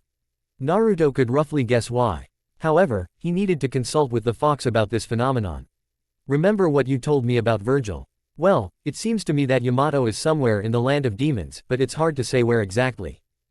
Finally, some good news. You'll tell me when I get off course, okay? Wow, you've suddenly become so polite. Okay, the great demon fox will help you in your search. The fox's narcissism had always caused Naruto's indignation, but he brushed it off with his eternal loneliness and the fact that he was the only one so handsome and strong. However, let's return to the conversation about the other demon. Flashback. Fox. Naruto called his roommate. What do you want? The arrogance was felt in the question more clearly than in the announcement from the roof of the Hokage's residence. Do you remember asking how I survived? The fox immediately remembered that Naruto was still human and had to live with a hole in his chest, and after his heart stopped, he still got up and came back to life as if nothing had happened. Yes, I remember. Then tell me how you survived after being hit in the heart. The fox's interest is one of the most terrible phenomena in this world, and until he finds out the answer, he will not leave the Jinchuriki alone. Do you know the demon by name, Virgil? Jaw dropped, eyes wide open, that is exactly the expression on the fox's face now. How do you know that name? The fox was shocked. The demon with whom he talked during each reincarnation and who had a difficult fate, now resting in the world of the dead and doomed to eternal loneliness, was suddenly mentioned by some boy. I met him in the pure world. He offered me to take part of his soul and power, and then find his sword and continue living for the sake of his sacrifice. Now, judging by the knowledge received from Virgil Sensei, Yamato should be somewhere in the land of demons. However, there is not only Yamato there. Fragments of a certain, Sparta, and, Rebel. I couldn't absorb all of Sensei's knowledge, but I have a feeling it could be very useful. Do you know anything about these, shards? Firstly, not fragments, but the hilts of legendary swords. Secondly, these broken swords still have great power. If you find a use for them, then all three of these swords will be irreplaceable partners in any fight. Yamato will be your main weapon, and all I know about this katana is that it can cut through space itself. And this weapon also doesn't like not being polished. What do you mean, it's alive? The fox's last sentence surprised Naruto, but didn't throw him into a stupor. Yes, as far as I know, she can't talk, but she can definitely take revenge for disrespect. Fox, remembering one of the conversations with Virgil, immediately felt a herd of goosebumps when he saw the consequences of the bad treatment of her by some daredevil from the mist, who decided to simply use her to reflect an attack, in a too careless way, just reflect a blow with the side of the blade and throw it aside, calling it garbage. Then she opened a rift and sucked him into the interspace, where he, slowly suffocating, died with fear in his eyes from all the horror that he saw there, during his journey. And there is something to see there. Judging by what you said, then I will have to win her trust. Naruto partly liked this outcome, but it also scared him a little. After all, if you treat her without respect and friendliness, then her revenge will be truly terrible. Have you changed your mind about going after her yet? I don't really care, but what will happen if you are not a far-sighted person without the qualities she needs? Then it is scary to even think about the outcome of the entire journey. No, I wouldn't even think about it. I have to find Yamato, otherwise everything I came here for will be a pointless stroll through the world. Then good luck in winning her trust when we find her, just don't kill me along with Pakura. I understand you, Fox. End flashback. We're going to the right. No, a little to the left. A little to the north. Yes, like this. Straight ahead. No, stop. It seems to us to the east. A little to the south. Fox, are we going the right way or not? Do you doubt me? Instead, you should have turned your head normally and understood the direction correctly. Right now and to the left. Do you mind if I wait for you here? I think it would be better to stay here in case of uninvited guests. The fear in her voice did not hide from Uzumaki, but he did not scold her for it. Silently walking in the right direction, Naruto came across a temple that oozed death and horror. Uzumaki looked at his companion, and she, with trembling legs and wide eyes, looked at the building in front of her. Something in her screamed to run and not turn around, but Naruto's hand calmed her down a little. I'm not keeping you here. If you want to leave, then you are welcome. Such words calmed the owner of the genome a little more, but instead of running away, she stayed and asked. If you are scared, then say so. I will go alone. Wait for me here, I will be soon. After these words, Naruto approached the large, inscribed, stone gates and tried to push them with all his might. The gates moved a little, but then closed back, nullifying his efforts. Then the fox gave an idea. Try to use this energy that you received from Virgil. The idea was good. Closing his eyes and concentrating on the energy inside himself, Naruto directed it into his hands, but the result was slightly different. Before he could touch the gate, Naruto heard something stone sliding along the floor and he was right. The gate where Uzumaki stood slowly opened, as if inviting the guest inside. Entering, Naruto saw 3 coffins that lay under the statues of demons. In one of them was a large red crystal in the shape of a star in the chest area, from which a bright crimson light emanated. His head had horns that were directed upward with a slight tilt back, which supposedly showed his status as someone who was higher in the hierarchy and, therefore, stronger. The second statue depicted a man with eyes similar to an animal's pupil. Behind his back were semblances of wings, but with clawed hands at the ends of these wings. Compared to the others, it looked more like a man than the other 3. The third statue was similar to the first, but glowed with a blue light. The horns on his head looked like they were cut off, and instead of them, blue flames seemed to be emanating. The arms were a similar story, but instead of shoots, horns, or something similar, there were some kind of bracers that wrapped around his arms, and from which flames also oozed, depicting wings. Realizing that he needed his statue, Naruto went to the coffin at the feet of the third statue and opened it. There lay a body in a blue cloak and plate armor. Immediately realizing who this body belonged to, Naruto wanted to bow and close the coffin, but seeing the sheath for the katana, he immediately remembered that Yamato should have been here, but there was no sword in place. Before closing the coffin, Uzumaki took the sheath and began to look around. Finding only mountains of rotten corpses that had come here for swords, Naruto was about to turn to the fox, but he got ahead of him. Naruto, let's see if Yamato is lying in this mountain of corpses. Either she is somewhere among them, or we need to call her somehow. Only the second option, mind you, without me. I understand you, and as for the fact that I will hand you over, you don't have to worry. And a sarcastic grin appeared on Naruto's face. He was interested in how the fox would react to the appearance of Yamato. Just not her, anything, but not this monster in the form of a blade. Please keep quiet, that you are my Jinchuriki, I don't even want to be near her. Let's see how it goes. In the next couple of minutes, Naruto searched the entire tomb, but found nothing. Thinking about the second option, he decided to concentrate the energy in his body and make it eject, mentally calling its name. Without expecting this, the katana sheath suddenly became heavy and Naruto opened his eyes. It turns out that Yamato was in the statue of Virgil, namely in the chest. Having decided to do what he had planned, Uzumaki grabbed the handle of the blade and slowly began to pull Yamato out of the sheath. As soon as Naruto pulled it out, the energy rushed in a huge stream into the sword holder, saturating and changing the color of his chakra, simultaneously merging it into one. Chakra and energy, finally mixed, stopped pressing on the guy and he opened his eyes. The first thing Uzumaki noticed was his hair, which was completely dyed white, and its length reached his shoulder blades, but they were still a hedgehog. Having examined himself from head to toe, Naruto was surprised. His clothes were now similar to his sensei's, except for the color, because instead of blue, his cloak was purple, and on the back was the Uzumaki clan crest. Iron bracers and leather gloves with an iron plate on each. Sandals were replaced by boots with an iron toe and painted patterns in the form of intertwined and thorny roses. The cloak itself was Naruto to the shin, with a division that began from the pelvis and could also be secured with a rivet on the side of the obi. 4 places for scrolls on the back, with the ability to connect into 2 sections for larger scrolls. Tell me your name, human. A low, but feminine and melodic voice sounded in Naruto's head, but there was no time to enjoy the echo in his head. My name is Naruto Uzumaki, I have come for you according to the will of Virgil Sensei. Such an answer from Uzumaki surprised Yamato, but quickly sobering up, she asked. Virgil, is he really alive? It was an obvious question, but it was asked with hope and worry for its previous owner. Alas, fate is a bad joker. No, I met Virgil Sensei in the world of the dead. He saved me from the destruction of my soul and gave me the order to find you, passing on his part of his knowledge along with your approximate location. Yamato was upset to learn this, but hearing that Virgil gave him part of his soul, power and knowledge, she immediately understood who her master was talking about. Then. So this is who you were telling me about, Virgil-sama. I agree to be your weapon and loyal partner, only on the condition that you never turn away from your path. Show me your determination and motivation, and only then will I accept you as my new master. I am ready to do anything to earn your trust, Yamato-chan. Yamato was a little embarrassed by such an address, but it also speaks of respect for her, which she liked very much.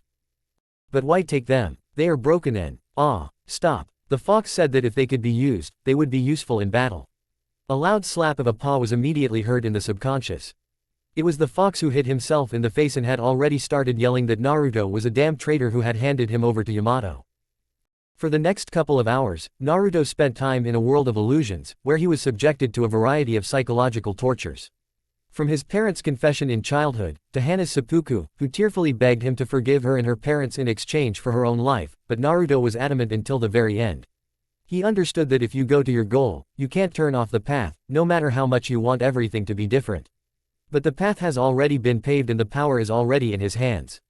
Learn to use it and go forward to your goal. Well, Naruto Uzumaki, I accept you as Virgil's student and as a worthy master of mine. Do not disgrace the honor of your teacher and my previous master. May your hand be firm and may your spirit be unbreakable. Wear his sword with honor and all your strength. I swear by my honor, name and soul that there are no obstacles beyond my power. I carry the sword and the will of my teacher, not daring to turn away from the intended path, the one who saved me and directed me along my life's path. Let there be peace throughout the world. In the pure world. Virgil, lying under a tree, enjoyed the silence, the light wind and the warmth of the sun, thinking at the same time where Naruto's path would lead. But then a surge of part of his power occurs and a merger with Uzumaki occurs, thereby giving birth to a new half-breed demon. A power that will soon be able to compete with the power of Virgil himself, and maybe even with Sparta himself. I feel that you have finally found Yamato. There was no doubt that you could earn her trust. Now my legacy and unfinished business, I will leave to you. Soon, you will be able to curb your power. Our meeting is not far off and very soon I will give you all your legacy, which you will take deservedly. Part 7, or Contempt, now deceased. Naruto, awakened. Power, overflows every cell of his body. The katana that can cut through space is now in his hands. The place where the teacher's ashes have given birth to its heir. A new demon, a new divider of balance, who will save this world with his power, or destroy it, building a new one on its bones and ashes. Naruto Uzumaki, whose mother undeservedly bears the name of a great clan, examined Yamato, whose beauty, grace and sharpening will outshine any other blade. But he won't be able to examine it for long. Naruto, examine the other coffins and take the hilts of the other swords. I feel that they are still here. Yamato said. Fox. Oh, so that's whose chakra is in this seal. A quiet laugh, which does not mean anything good, made Kyuubi with a titanic effort begin to think how to escape from the one who can cut off his tails and will not be stingy in throwing him along the walls of the subconscious. The last time the fox spoke to Yamato, he called her a knife for shaving a horse's mane, for which he will most likely endure the full force of her vindictiveness. Naruto, your mother. For what? No, stop Yamato. I didn't mean to, we were in the heat of a conflict. Well, have mercy, please. No, stop. Just not the tails, please. Shave my head bald, but don't touch the tails. Kaya ha ha. I'll cut off the connection for the time of their squabble. Rest in peace, nine-tailed demon fox. Mentally bowing and apologizing for the miscalculation, Uzumaki left to take other swords from the other coffins, or what was left of them. In the first coffin, there was a hilt resembling a skeleton, horns protruding from the skull's eyes, and the sword's guard was in the form of bones, but they were folded closer to the ribs of the skeleton of this sword. The blade itself was broken almost at the base of the ribs, where fragments of the tip remained, but this is enough for murder and self-defense. In the second coffin there was a blade that resembled a European short sword, but dull cracks on 1/3 of the guard indicate that the sword was also broken and was left in this coffin as a tribute to this demon. Coming out of the tomb, which Naruto mistakenly thought was a temple, Uzumaki met Pakura with trembling legs and a pale face. Naruto doesn't care to find out why she's in such a state, and he can guess. After all, such a strong surge of chakra and screams of pain throughout the immediate area do not inspire anything good. Seeing Uzumaki, Pakura, with barely remaining consciousness in her body, wanted to ask what the hell was that. I awakened myself and my powers. What is attached to my sides? Fragments of swords, dead demons. I don't really know about them yet, I'll ask my four-legged partner I know later. A fox. Yes, true, he is now trying to survive against Yamato, who is tearing it up on him to the fullest, but he will not kill him. I see. And what about your appearance? And did you lose your eyes while you were outside? Okay, I got these clothes and gear from Yamato after I found her and proved myself worthy of her. Her. Yeah, Yamato is a living weapon that can throw you into hell on her own or chop you up better than any meat grinder. I see. So where are we going now? This question was appropriate, if not for one, but why would she go with Naruto when she can already go her own way? We seem to have an agreement that as soon as we reach the land of demons, we can go our own way. What's changed now? Can I go with you? Don't know where to go. Yes, I'm unlikely to be given a job somewhere like a normal person. And the usual shinobi life is making itself felt. The heat genome, although it will be possible to hide it for a long time, sooner or later they will find out about me. And even if everything works out, then all the same, my soul will ask for battles and fights as a ninja. I see. Then let's go. We will find a place to settle down. The country of demons is a place where peace and quiet life are only myths and fairy tales. You will have battles and skirmishes. And in a campaign, it is simpler and more familiar. In that case, where are we going? Honestly, I don't know, but in a small distance, in the direction of the bushes and trees, a sound is heard, as if someone wants to go to the tomb. This guest turned out to be a guy in large and round glasses with a bandana of the Sound Village on his forehead. In his hand he was holding a scroll, black with a purple ribbon. But this is not the main detail, this is the image. On the scroll was the coat of arms of the Uzumaki clan with the kanji, FUNN, showing that the scroll in the stranger's hand is the seal of the Uzumaki clan, with a bloody seal and only a true Uzumaki can open it. Who are you? Naruto said, unsheathing Yamato. My name is Yakushi Kabuto, or simply Kabuto. A servant and student of Orochimaru, who could barely hold on to the aura emanating from Yamato and Uzumaki himself, but surprisingly spoke calmly and showed no signs of fear or desire to run away. Life experience is telling, it has already left an imprint, something similar in strength but not in quality. And what are you doing here, Kabuto? Naruto, not knowing him and not seeing him before, but somehow gleaming in his memories from Konoha, still becomes wary and prepares for battle. Yamato understood everything without words and was ready to divide the ill-wisher in two. I came here without evil intent. I am here to offer you one deal. Kabuto still did not understand where such a powerful and omnipresent aura could come from in a boy like Naruto. And he was already holding on to his word of honor. Fox. Hello, Fox. What do you mean, you fucking snitch? I'm currently reattaching my tails. If you hadn't given me up to Yamato, you wouldn't have to fight back and try to soften my suffering because of that incident. Stop grumbling, little fox. Better see if the man in front of us is lying or not. Yamato had already taken it out on Fox in full, because by the end, he had already begged her to forgive him and promised that he would forget how to swear and call others names because of his pride. Well, what did he say?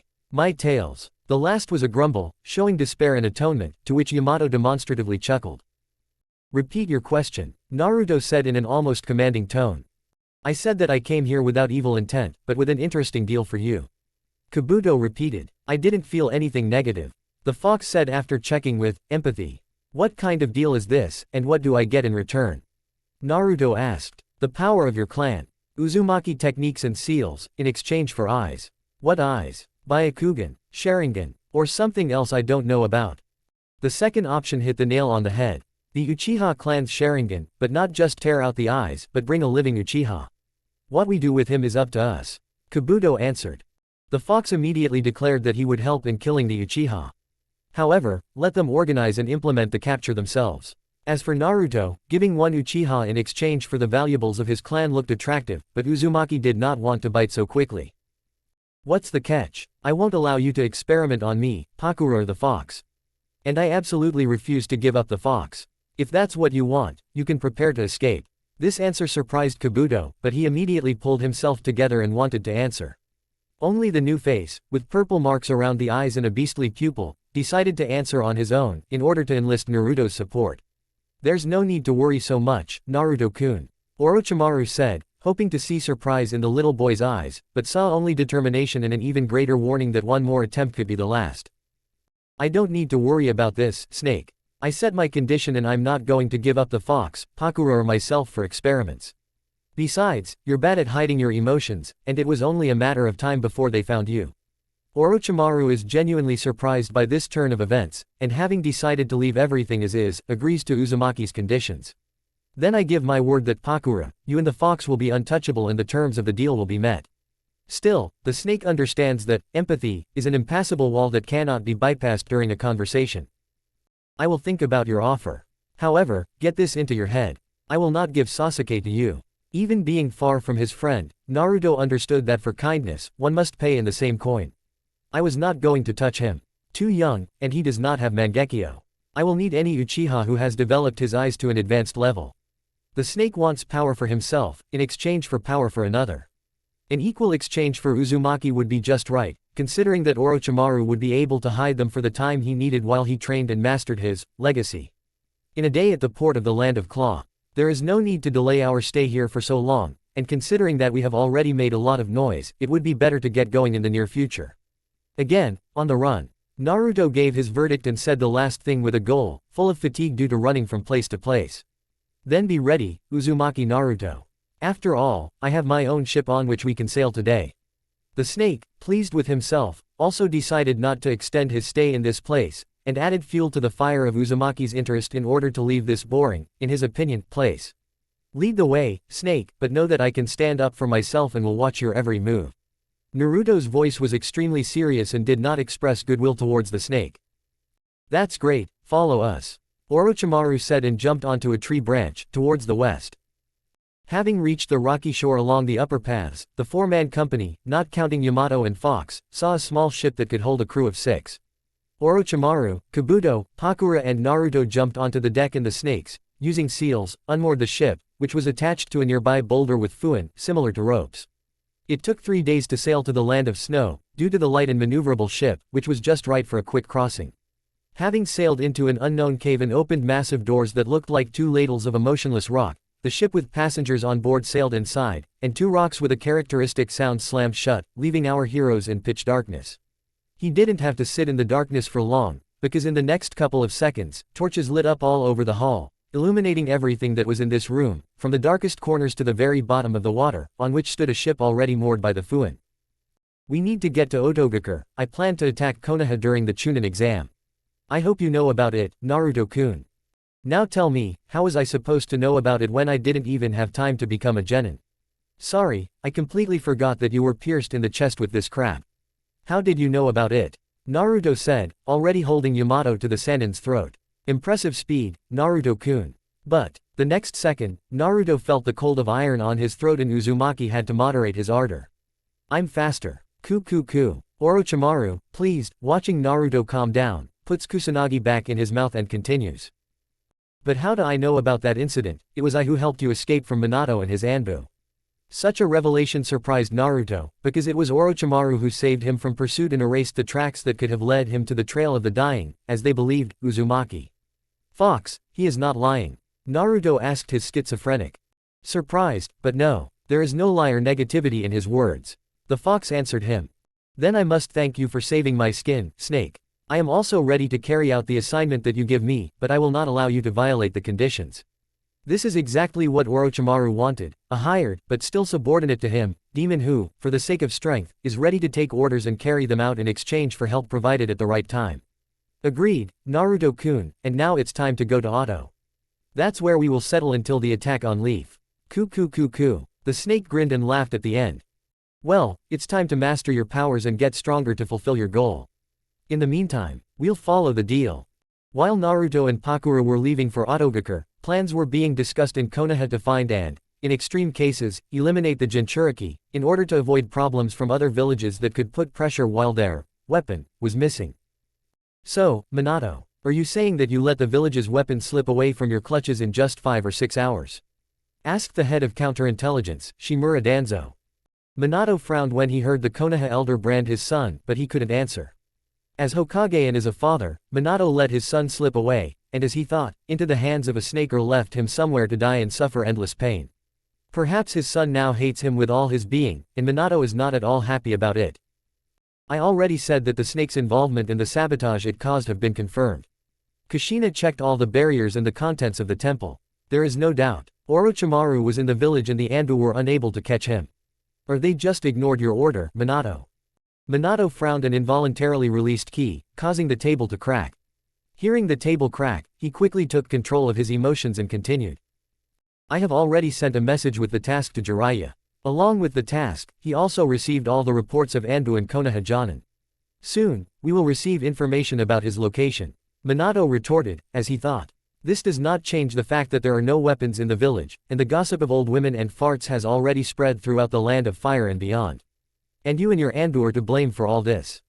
It is an undeniable fact that Minato and Anbu simply could not hold Naruto because of the snake, which has already greatly damaged Konoha's reputation as the most irresponsible village of all. Kiri and Kumo have settled on the borders and intercept tasks, strengthening and improving relations with ordinary people even more. Suna was able to force the land of fire to lower prices for goods and resources by almost 20%. Stone, as well as Kiri and Kumo, began to intercept tasks and strengthen the position of their village and lower prices as well as Suna. The situation has worsened greatly, although it is not visible outwardly. So what if your Jiraiya went to look for the boy? He, like you, will fail in tracking the Jinchuriki. Danzo wanted to undermine the reputation of Minato himself in every way, because the hot-tempered and unbalanced cage of the village, the people will not like. Especially when all the people remember Hiruzen's last will before his death, so that Naruto and Henna were treated like heroes, but to arrange everything so that Minato simply wanted to break the boy and subjugate him, making him a faithful dog with slippers in his teeth. Decisions on all issues are already being made, and while we wait for Jiraiya-sensei's report, we can focus on the political arena and solving its issues. As far as I remember, this is your area, Danzo. The counterintelligence agent barely audibly gritted his teeth and silently turned around and left, realizing that this time it wouldn't work out and that the moment for the strike was needed to be better. But before leaving, Shimura said, I wonder what would have happened if your daughter had decided to remove Naruto, for the sake of the sole possession of all the delights of the fox's carrier. Danzo's last words hit Minato's heart hard. No, he does not suspect her of the death of his son, but his pride as a father is hurt and trampled. Unable to protect his son, unable to solve the problems of the village, unable to bring happiness, joy and comfort to his home and family again. Leaving the office in the evening and closing it until the next day, the Hokage decided to walk through the evening Konoha at least once a week. Bright street lights, residents talking to each other and loving couples and happy families that walked along the streets of Konoha. But already turning into an alley to shorten the path, Minato stepped on something glass, which cracked under his foot. Removing his leg, he saw a syringe and a chunin lying next to him, who could not string a few words together, under the influence of such a pleasant feeling of euphoria and flight in fantasies and dreams. But looking a little further, in the opposite alley, a married man and clearly not without wealth, was already having fun with a courtesan, who for an extra coin, would give her body to anyone who gave more money. This was enough for Minato to use Horaishin, and find himself on the threshold of the house. Opening the door, he immediately hung up his cloak and uttered a phrase that had become boring as a habit. I'm home. But this time, the frying pan was not waiting for him. Walking into the kitchen, Yellow Lightning saw Kushina, who with a sad and drooping face and barely alive eyes, was preparing dinner. Kushina, hearing Minato enter the kitchen, barely managed to force a smile out of herself, but it seemed fake, as if it was pulled with force. Minato knew this, but smiled at his wife and kissed her cheek. You look tired, how much rest have you had lately? I can't really sleep. The nightmares don't go away, and the sedatives had less effect than expected. Over time, their effect will wear off and I'll have to turn to the Yamanakas to solve this problem. I understand. When it comes to that, tell me. Okay, dear. Wash your hands and sit at the table, Henna is spending the night at Sakura's. That's how it is, then I'm calm. After dinner and water procedures, Minato and Kushina went to bed. Before going to bed, Kushina threw in a sedative and sleeping pill and swallowed them. 5 minutes later, she fell asleep. But this time, the nightmares did not get her, but it was not a dream either. The meadow, strewn with flowers, the bright rays of the sun and the light cool breeze that blew on the face of the bloody habanero, calmed, but at the same time alarmed. As if Kushina had moved to another place, to the other end of the world, where people were already wandering and living under the warmth of this light. However, the voice from behind her made it clear that not everything was so simple. So this is what you look like, Kushina, Namikaze. A smooth, beautiful, but cold and distant voice made her turn around and be stunned. A handsome white-haired man in a blue cloak and black pants, as if looking into the very essence with just one look, forcing her to freeze in a mute stupor, looked at her with disgust and contempt. Who are you? And where am I, Dat Tabane? Virgil immediately disliked this woman, who has no idea about respect and etiquette. Naruto, when they met, showed not only his inherent childish look, but also respect for the person in front of whom he stands and with whom he speaks. In her voice and manner, he sees only arrogance and irritation, which is not inherent in a person with age. Have respect and behave appropriately if you want to learn something from another person. What do you want from me? No manners and not a drop of respect. Why did Naruto, being a boy, have the above said, when talking to elders? Ah, forgive my harshness, it's just that I have nightmares, that's why I flared up. Kushina said. That's not a reason for such an address. Virgil retorted. Stop, do you know Naruto? Kushina suddenly perked up. I said, have respect and manners, when talking to someone. Virgil raised his voice. He already clearly regretted asking for help from one old man to start this conversation. Although he warned about her. Forgive me, she hung her head, but you still haven't given your name and haven't answered my question. In this case, the demon managed to pacify her and set the pace of the conversation, setting it up the way he wanted from the beginning. My name is Virgil, the demon of sin. But which one, you don't need to know. From such a statement, Kushina got goosebumps all over her body, whether it was true or not, but her intuition tells her that it was true, and now she is right in front of him. Nice to meet you, Virgil-san. May I ask you a question? Kushina responded to the greeting, and then asked the demon's forehead. If you mean how I know my student, then we met here, in this place, sitting at this tea table and drinking tea. He showed me his life, and you were there before the removal of mental control, in first place for him. But your inaction led to such consequences that I had to give him a part of myself, and give him the strength to survive. But you can't tell this to others. Kushina was shocked, the demon in front of her saved her son and now he is possibly alive and somewhere in the outside world. As she thought, he is suffering, starving, afraid or in danger. However, her desire to tell Minato everything was sharply challenged. Why? I want to see my son, help him and bring him back. Fix everything we did and be one family again. Answered, Namikaze. Remember whose last name I called you by. Kushina did not understand, but remembering his first words, she asked. Why, Namikaze? As far as I understand, you know who the Uzumaki are. Kushina already wanted to prove that she was from the great clan of scarlet-haired devils, but Virgil had a different opinion. Do you want to say that you are Uzumaki? Don't make me laugh. As far as I know, the Uzumaki love all their children, no matter what. Such an answer hit Habanero in the very soul. She had nothing to say to it, because she realized that she did not justify the clan's surname, who value each other above any blessings. I see you wanted to dispute your surname, but remembering the Uzumaki clan and their covenants, you suddenly changed your mind. It's good that I didn't have to remind you of the history of the scarlet-haired devils, which I learned from Kagami Uzumaki. The name of Elder Uzushio, who died during the attack on the Uzumaki clan's homeland, made Kushina's eyes widen. Kagami. Did you really talk to my clan? Habanero asked. Yes. Now let me finish the business for which I dragged you here. The next moment, Kushina flies to the nearest tree with such force that it broke through 3 more trees and stunned Habanero. What are you? Before Kushina could get to her feet, she immediately flew back into the field. Wait a minute. Cough. A blow to the solar plexus with great speed and force knocked all the air out of Kushina's lungs and made her bend in half. And now, Virgil grabbed the head of the Namikaze, and teleported with it to a room similar to the Uzukage's residence. At least, that's what Kushina described. Uzukage, right? The demon asked. And this one, that one?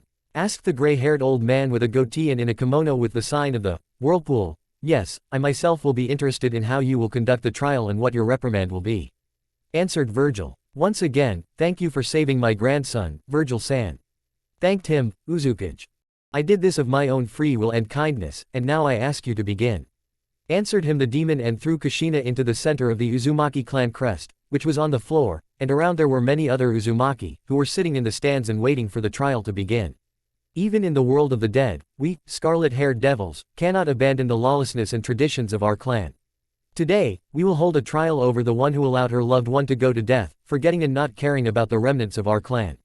She abandoned her son, the demon fox's Jinchuriki, to the deepest corners of darkness. Abandoned one of us to die. She chose to enjoy her personal life with her clanless husband and his daughter. Left her own son and a pure Uzumaki to die at the hands of these traitors. What do we do with such people? Immediately, screams and profanity were heard, wishing the worst for the bloody Habanero. Kushina, hearing all this, seemed to have forgotten how to speak. Her own clan, albeit almost dead, accuses and turns away from her. As if Shinigami himself, spits in your face, saying thus, what trash you are. Swearing, screaming and hundreds of painful words for the unfortunate mother, piercing her soul again and again, leaving the most terrible wounds that will never heal with time. I think we will not talk to her for long. It's time to make a verdict," said the Uzukage and heard a roar of approval from the clan. "Kushina, Namikaze, from now on after death you will wander the world of the dead in eternal solitude, without the possibility of returning back or meeting any other soul on your way. Shinigami-sama will leave the mark of an exile on you and you will wander in the darkness, forever." Approving cries, offensive words and just swearing finish Kushina off completely. Hell awaits her. No. The real, purgatory. A place where there will be only darkness and nothing else. Eternal wanderings through the endless wastelands, where there is neither life nor death. An eternal cycle that with its emptiness will destroy you to the ground. That where Shinigami sends the most disgusting and vile, whose souls he does not even want to touch. And this is exactly what awaits the guilty Uzumaki. The court that gave birth to contempt, now deceased. Before leaving for the world of the living, Mido Uzumaki, the one Kushina is afraid to even look at, approached her. She also turned away from me. I am nothing to her now. I let her down. I am a nonentity in her eyes. However, instead of a slap, a spit or disgust, Kushina felt a hand on her shoulder and heard the following words. "What will you do to earn your son's forgiveness?" Without having time to think and give an answer, Kushina suddenly woke up in her bed. Minato was no longer there. It was morning outside and people were waking up. Kushina sat for a couple more minutes, thinking about what Mito-sama meant. However, after thinking about her words, Habanero understood only one thing. If this is not the end, then I will do everything to make him forgive me. I will find him and do it, no matter what. And with these words, Kushina became herself again. She set herself the goal of showing her clan, Shinigami and her son that no matter who she was, she could still become that ray of light for him that would dispel the darkness in his heart. But before that, she needed to know the truth. The truth about Naruto's death. Part 8, or the wounds of the past and the painful truth. 2 months after leaving the village, a lot has happened. In such a short time, Naruto managed to learn the fighting style and kenjutsu of Virgil. Yamato also helped him master the power of the demon. Pakura, due to experiments with her genome, was able to create new techniques and increase control over it. Orochimaru, from the received Uchiha genes, was able to artificially grow a body with full-fledged genes of this clan, but even with drugs that accelerate body growth, he will not be able to use the Sharingan, higher than 3 tomo. Kabuto, when studying broken demonic swords, found out that to reforge these swords, a large amount of life energy is needed. However, Yamato said that this also requires the essence of a higher demon, straight from hell, which is very difficult. The fox also said that they do not necessarily need to be reforged, to which Yamato gives the fox on his head with great force. Naruto was interested and he asked her. "Yamato, do you know anything about this?" Naruto asked with interest. "You won't leave me alone with this question, will you?" Yamato answered the question with a question. "You think correctly, so what do you know about it?" Uzumaki asked. When your body and control over the demon's power are at a sufficient level, then you will be able to absorb Dante's blade, Rebellion. It will help you merge with your half of the demon and acquire his form. But, to do this, you need to prepare and become stronger, in the direction of controlling your powers. When exactly you are ready, I will tell you myself. About another week and you will be ready. Yamato explained how to use broken swords and the approximate time when Naruto will be able to move on to the next stage of his power. Then I'm counting on you. Naruto answered and went to the training ground. At the training ground, Naruto met Pakura, who used her genome technique, which could heat up the space around her at a distance, thereby melting kunai and shurikens on the fly.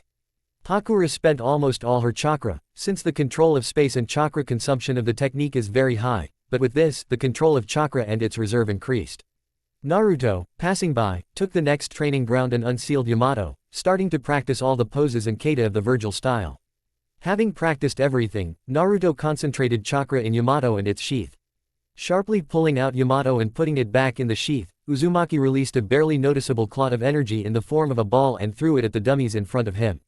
An instant, and this clot covered the dummies, as if a barrier covered it.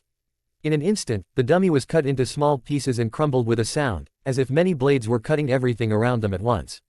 Doing this again, Naruto immediately teleported and with a swing of his katana, lifted the dummy into the air along with himself. During the impromptu flight, Uzumaki made a couple more swings. In the middle of these swings, Naruto made a circular swing around himself.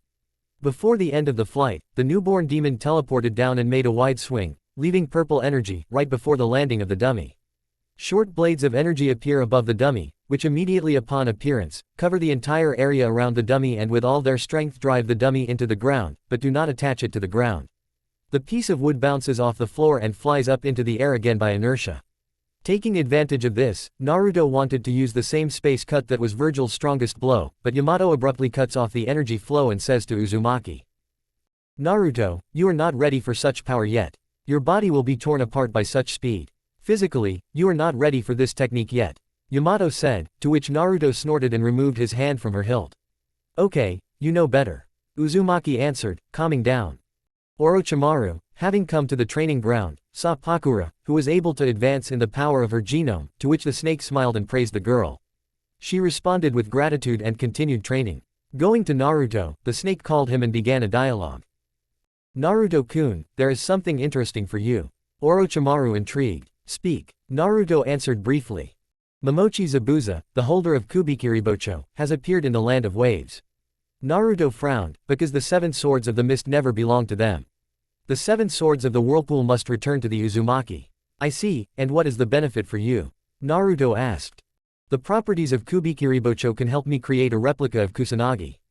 Or maybe integrate it into Kusanagi." Naruto answered. "Okay. I'll consult with Pakura and either I'm alone or with her." Naruto gave his verdict. "As soon as you're ready, go." Orochimaru answered. "Yeah," Naruto answered. Approaching Pakura, Uzumaki greeted her and asked if she would go with him or stay in the shelter. "I will go with you, but give me time to recover. I have spent half of my chakra and am physically exhausted. About an hour of meditation and we will move out," answered Pakura. "Good," answered Naruto and went to seal things in a spatial pocket. An hour and a half later, Pakura and Naruto moved towards the Land of Waves. The journey took half a day. Instead of immediately going after Zabuza, the pair of partners decided to stay at a hotel. Since they were hiding for a long time, then except for a couple of details in Naruto's appearance, nothing gives him away as in Uzumaki. Pakura took advantage of the henge of a beautiful girl in a cloak and hood. Having paid for a room for 2 to save money, they went to rest, think over a plan and gather information. Pakura will watch Gato's people, but will not go close to Zabuza. Naruto himself, disguised as a traveler, would question talkative residents and adjust the plan if necessary. The next day, Pakura went to observe the mercenaries and missing nin, and Naruto himself went outside the gates and, having returned to them from behind the fog, wanted to go through, but Gato's men stopped him. "Wait, who are you?" asked the mercenary with a large axe. "I am a traveler from the Land of Iron, my name is Jin." Naruto answered. "Put the money on the table and go through," answered the second mercenary with a spear. "How much?" asked Naruto. 5,000 ryo and go through," answered the bearer of the axe. "Wow, well if that's the case, then here you go."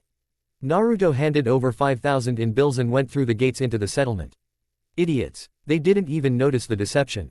Naruto gave them ordinary papers with illusion seals on them, which is why Uzumaki didn't even spend money on entry. Now it's time to gather information. After going through the entire village, Naruto learned that Gato hired Zabuza to kill a certain bridge builder Tazuna, and his daughter now lives on the outskirts of the village, right next to the construction of the bridge, which began after Tazuna left for Konoha. Realizing that Tazuna's daughter knows more than the residents of the village of the Land of Waves, Uzumaki went to the bridge builder's house and along the way adjusted the plan in case of Tazuna's protection and their intervention. Having reached Tazuna's house, Naruto knocked on the door of the house. On the other side of the door, footsteps and the click of a keyhole, the turn of the handle and the creak of the door were heard.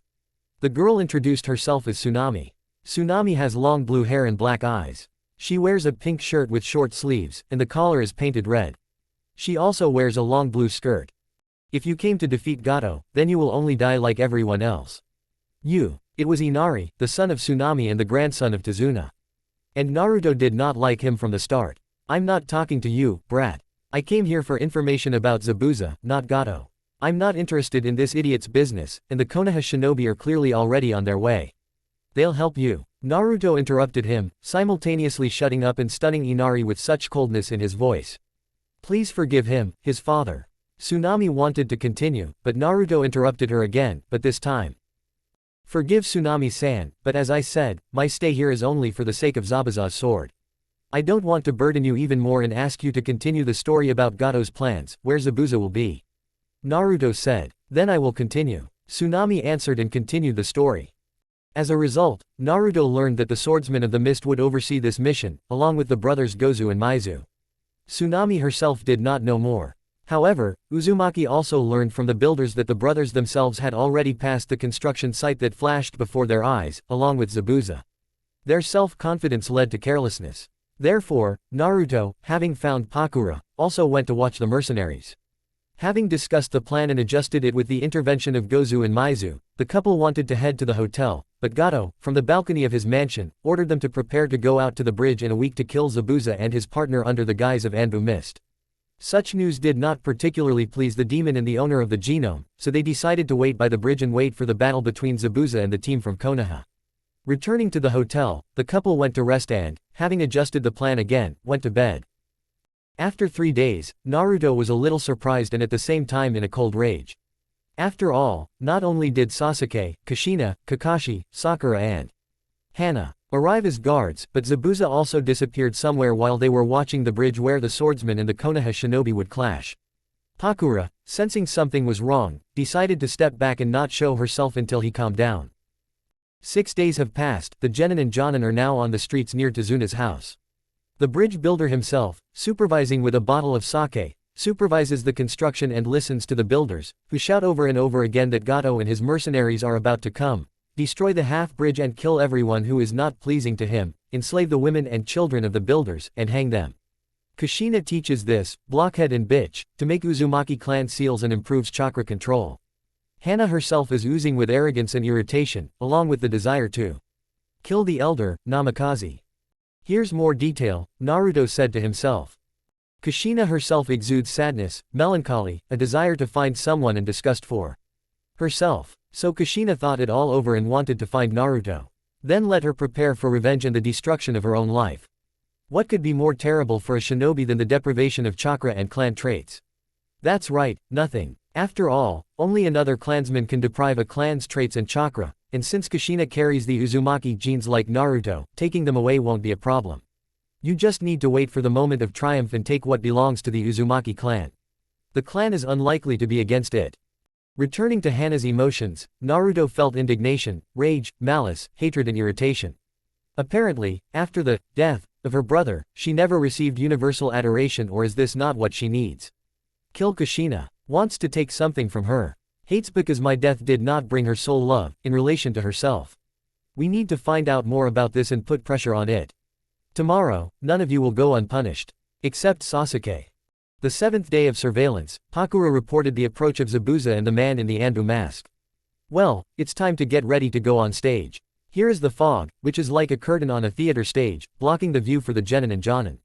Kushina and Kakashi took on Zabuza, the genin took on the masked man. The sounds of metal and chains deafened the unfinished bridge, accompanied by sparks and techniques.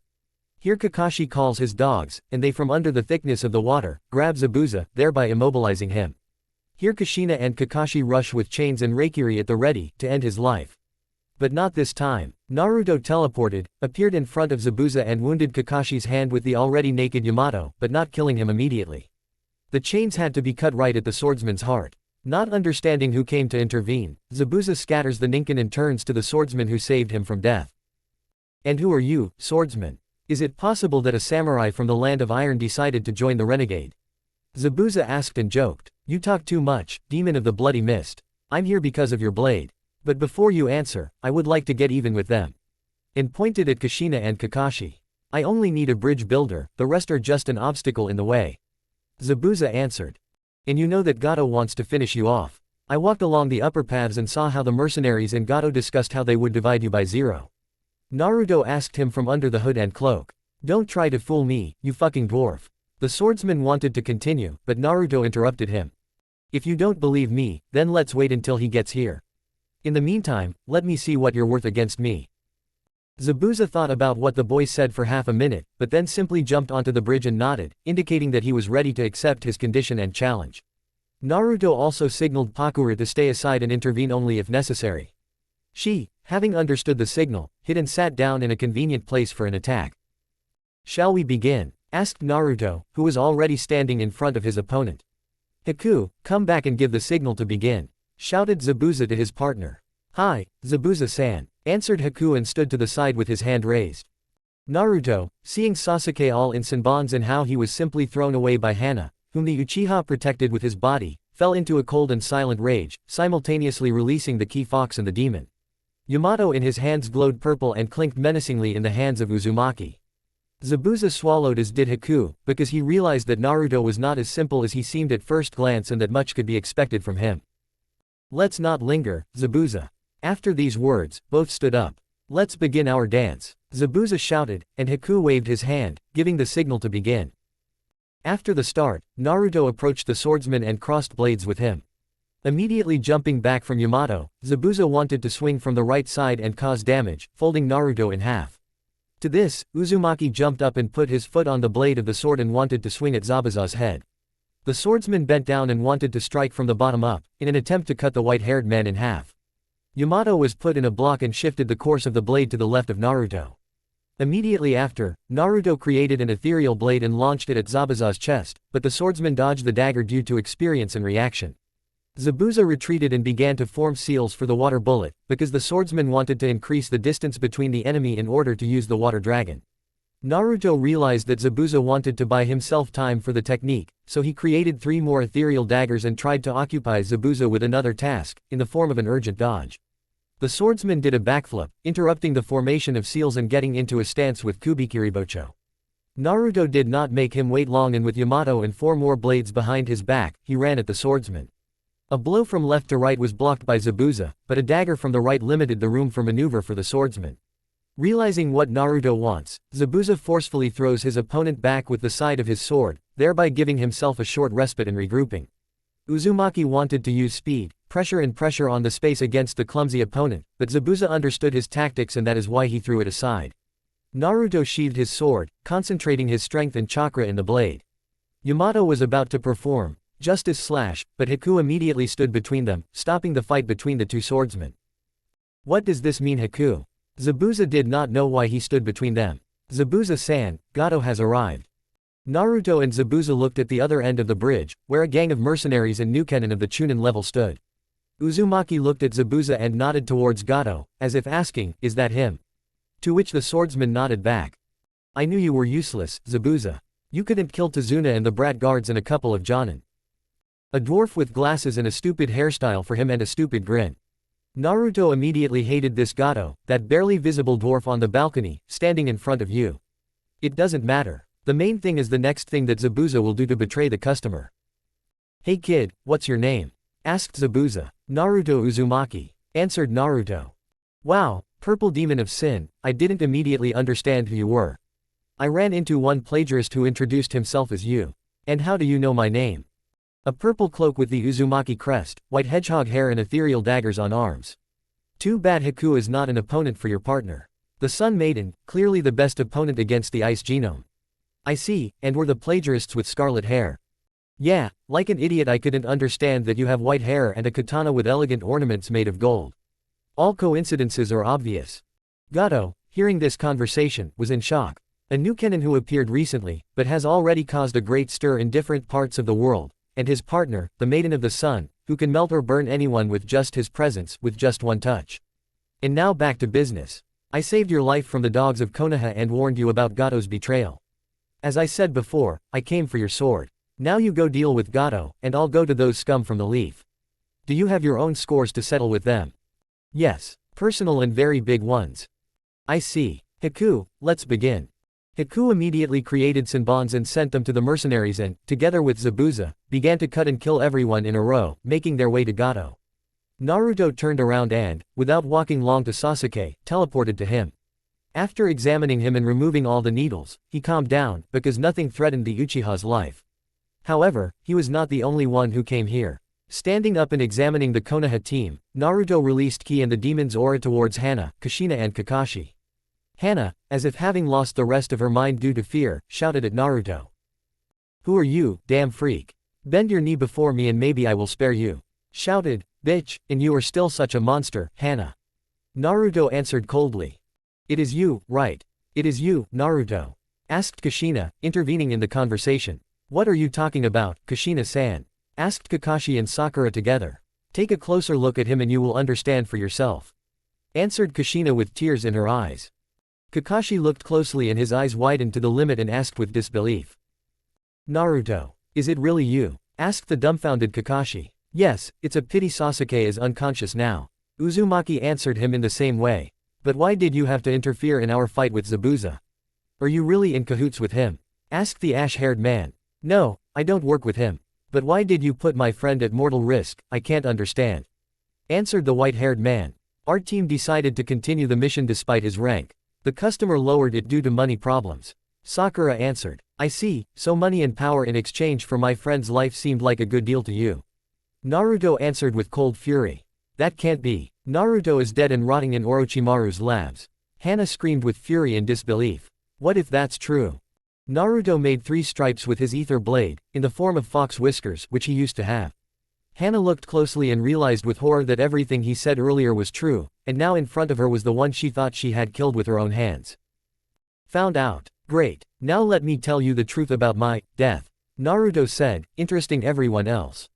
Let's start with how I ended up in the hospital after another beating under the stash. While I was unconscious, a voice unknown to me at that moment asked about the nature of people. Who they are and who they think they are. I will not tell you about the conversation itself, because it is none of your business. Having woken up in the ward, they immediately threw me out of the broken down ward and told me not to come to them anymore. After all, who would love a loser demon? It would be easier to just remove him from the face of Konoha, taking advantage of the confusion during another fight with Genin, who could not even wipe their own asses, if not for one, but. Dear Hana, did you tell mommy and daddy that my blood is on your hands? Naruto literally spat the last sentence out of his mouth. Kushina looked at Hana in shock, and stared at her daughter with a silent question. Naruto had enough of that. I see she remained silent. Well, with your permission, I will continue. Ahem. Since Hana saw me as someone who could claim what was supposedly hers by right, she decided to ask Kushina to teach her barriers and learn how they work. Having learned the necessary type of barrier, she rushed to the Uzumaki library and asked her mother to teach her how to set them up and, accordingly, how to remove them, but she refused my request to teach her the Uzumaki techniques and seals. At this point, Kushina understood everything herself, because in fact, Hana used her to learn how to pass blood barriers and get the murder weapon she needed. But for the Uzukage's things, she needed the blood of the clan head, which was Kushina. At the last, Namikaze hung her head, and with a face full of bitterness and pain, she looked at her feet. I think everything is clear from here on out. Having waited until I was weakened, she plunged the blade into my chest at maximum speed, not hesitating to beat and pierce my arms and legs. And the Anbu who were watching me then decided to warm up before getting some coffee, using my body as a punching bag. And together with Namikaze, they decided to throw my body into the river. How did she get the blade of the first Uzukage? It's simple, collecting it from the places of my beatings is a matter of time and patience. As a result, I'm dead, all the laurels go to the only holder of the fox, who is considered a hero, and my parents bequeath everything to her. After all, if it had come to the Genin exam, then the parents would have been able to discern in their son, a real genius and heir to the Yellow Lightning and the future head of the Uzumaki clan, which our dear Hanochika really didn't want. Sum up, Kushina, what did your daughter do, and what are your next steps? Naruto asked at the end, expecting anything but this. Kushina, without further ado, attacked Hana, looking at her as an enemy of the people in the whole world. Hana was in shock. She had just been given away on a gold border and they wanted to remove her as a traitor and murderer. The thirst for power, respect and honor led her to this outcome. Her own mother, having learned the whole truth and having put all the facts together, was convinced that her daughter wanted to sell her son for the place of the head of the Uzumaki clan and to discredit the treasures and property of everything that they left to Kushina. All for the sake of possessing power and wealth, instead of family life and a happy future for her loved ones. Kakashi barely managed to send Namikaze to sleep with the help of the Sharingan, but at the end, looking at Hana as someone who is worse than trash, he left, putting Sasuke on Sakura. The pink-haired girl, after a nod from Hitaki, took the Uchiha and left Hana and Naruto alone with each other, because nothing good awaits Hana Namikaze. Now we are left alone, bitch. Naruto said, seeing how the last couple left the battlefield. What do you want, loser? Even if you survived and managed to bully the swordsman of the mist a little, I can kill you completely. Hana answered. Then I will show the difference between us. Naruto retorted. A moment, and Uzumaki's katana cuts off Hana's left ear. Pain, screams and the sound of splashing blood were heard throughout the bridge. Zabuza, having killed Gato, watched the massacre from the side and saw in Naruto's eyes a true desire to leave her to die in agony, because betrayal is not forgiven. And he is quite cruel for his age, don't you think, Zabuza-san? Haku asked the swordsman.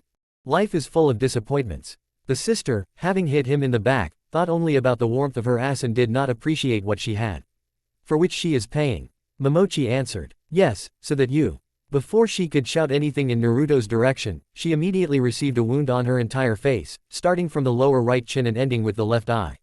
Triple A. A swing, and a new wound from the right shoulder to the left rib. Find out for yourself, and Gato will help you with the capital. Naruto answered. Cough. What are you? Henna did not have time to say, as the katana appears in her mouth. A swing, and the right cheek is cut in half, exposing the jaw. Neff, Sfoy. I understand, so don't kill me. But Naruto was not inclined, however, before leaving her to bleed out, he let one red-haired tenant take his half back and feel completely valuable. Naruto had a good time, but the marathon is not over yet. Growled the fox, who had already taken control of Uzumaki's body, and was ready to extract the second half of himself from this bitch, thereby causing hellish torment. A scream. No. A cry of agony spread throughout the entire bridge construction site. The red fox's chakra slowly but surely flowed from one cell to another. Henna's chakra channels were about to burst, and her shinobi career would end once and for all. And then the fox, grinning, roared at the entire subconscious, notifying the Jinchuriki about the end of the merger. Henna, still conscious, felt an animal fear. The brother she wanted to kill was now standing over her with a wild grin and looking at her with animal eyes, crushing the greedy bitch with his thirst for blood, but now she couldn't even move a finger. Her eyes were swimming, her ears were ringing, but the sight of her brother inspired wild horror. Not a word, not a squeak was able to squeeze out of her lips. Naruto, taking control of his body, looked at her like trash, and, grabbing her by the hair, carried her to the bridge, where dozens of corpses of mercenaries and Gato himself were already lying. Finding an unfinished beam that stuck out of the bridge upward, Naruto brought Henna to it and asked. Any last words? Naruto asked mockingly. Don't kill me, Henna answered. Oh yeah, I'm sorry. I'm not interested. The next moment, Naruto literally impaled her head on a rod sticking out of the bridge, and Henna realized with horror that this was the end. Naruto looked at Zabuza, who was watching this spectacle with a nervous tic and a gagging urge. And did you have to do this to her? The people around will clearly suffer in nightmares. Like you, Naruto retorted. I don't, but where does so much cruelty come from? I can't understand. The demon of the bloody mist asked the purple demon. Are you suggesting that I just kill her for stabbing me in the back? I don't forgive betrayal of my loved ones. If you're going to do something, then go all the way. Naruto answered. Okay, it's your business, kid. You came for him, right? Zabuza pointed his thumb at the sword behind his back. Yes. As one of the last Uzumaki, I want to collect all the swords in one place. They were forged to protect Uzushio, not to kill everyone in a row. Naruto confirmed. Personally, it doesn't matter to me what to use, but I don't understand what to replace Kubikiribocha with. The swordsman answered and asked a question. That's true. I'm a missing nin by force. So now is a great opportunity to become a new person and find my way in life, without blood and killing. Momochi answered. Then the Land of Waves can help the rebel in Kiri. As far as I remember, Yagura organized a purge of bloodlines and those who were unpleasant to him. Terumi May will be glad if you help her from here. Naruto suggested. That's what I'll do, and the sword is now yours. Zabuza said and gave the decapitator into the hands of Uzumaki. As soon as the sword was in Naruto's hands, the sword's hilt heated up and the seal pattern spread across the entire blade, supposedly recognizing the pure-blooded Uzumaki. As soon as the seal pattern retracted back, Naruto immediately sealed the sword in a spatial pocket and turned back to Zabuza. Thank you for the sword, and now it's time for me to return to the shelter. Pakura, we're leaving. Naruto had not punished Kushina yet, and remembering this, he headed towards Tazuna's house. Why do you need to go there? Wasn't that bitch enough for you? Pakura asked indignantly. I would like to leave something for the Namikaze, senior. Naruto answered. Seeing Kushina sleeping peacefully through the window, Naruto left her a scroll with the Uzumaki clan seal and disappeared with his partner. What did you leave there? Pakura asked. A few old and painful memories, in the form of a clone controlled by the fox. It also describes all the Anbu that were with her that evening. Naruto answered. Got it, then should we head back? Having made sure that Uzumaki was mentally calm, the Sun Maiden asked. Yes, it's time to go back to the snake lair. Naruto answered. The pair of Nukenin reached the shelter closer to evening. Having met Orochimaru, Naruto threatened that if something irreparable happened to the sword, he would restore it with his own blood. The snake promised that everything would be fine with the decapitator, and he didn't need much for Kusanagi, to which Naruto only snorted and went to get ready for bed. Did you feel better after her death? Asked Yamato. Yes. Blood for blood, life for life. Uzumaki never forgive traitors. Answered Naruto. Then I am calm. You are strong in spirit and your clansmen would be proud of you. encouraged him, Yamato. Thank you. Tomorrow I will be able to get my demon form. Very soon, I will take a new step towards my goal, said Naruto, with confidence in his voice. It's time to return the demon to this rotten world of pain, wars and suffering. Part 9, or a savior in the face of a demon. The next morning, Kakashi wanted to tie up Henna and carry her for interrogation and clarification of the circumstances. After all, Naruto himself claims that his blood is on her hands. Having laid Kushina and Sasuke on the futon, the copy ninja went to the bridge and find out what Henna was hiding, but, alas, Kakashi got there to be disappointed. Henna was already impaled, her head on the beam, but only her spine was pierced, without touching her brain. Although the distance was a couple of millimeters. The ash-haired man was about to approach, but the unknown man in the mask immediately pushed Kakashi away, and having independently loaded the body of the bitch onto his shoulder, disappeared into the shunshin. Kakashi had not yet recovered from the fight with the swordsman of the mist, so he could not pursue him. Why would anyone need this body? We must report to Minato-sensei about the kidnapping of his daughter's body. Forgive me, sensei, but your daughter is guilty of what happened then, Hitaki said in his thoughts and turned back to Tazuna's house. Returning back, Sakura immediately asked for medical supplies, rags and medicines. Tsunami also joined in the treatment of the victims. After exhausting work on Kushina and Sasuke, Sakura notices a scroll with the Uzumaki clan crest on the Jonin's futon. Although she wanted to pick it up, she immediately pulled her hand away from the scroll. The scroll seemed to be alive and did not allow anyone to touch it. Remembering that Kushina is an Uzumaki, and upon her awakening, she will tell about him. Kakashi did not disappear for long, but he returned without a body or barely alive Henna, which alerted the wearer of pink hair. Kakashi-sensei, where is Henna? Sakura asked with interest. Her body was taken by an unknown person in a spiral mask. Why, I do not know, answered the gloomy Hitaki. What are we going to do? Zabuza is gone and Gato is dead. The bridge builder is alive, but Henna? Asked the pink one. First, we will recover from our wounds, then go to Konoha. Gato and his mercenaries are dead, so there is no reason to stay here any longer, answered Kakashi. I will look after Kushina-sensei and Sasuke-kun. I will inform you when they are okay, said Sakura. Okay, I will go rest after the mission, Kakashi stated before the fact.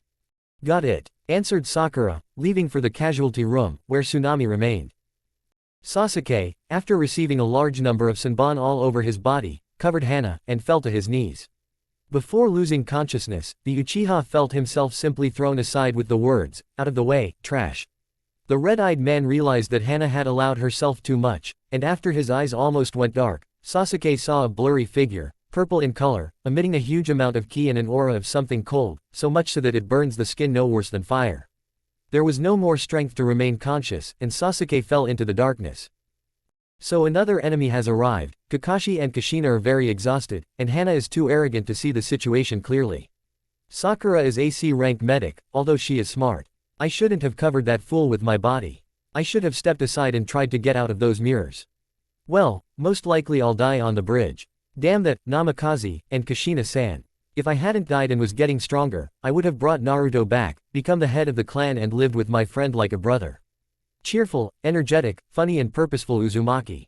Those were good times. I'm sorry, Naruto. After these words, Sasuke finally fell asleep and couldn't think.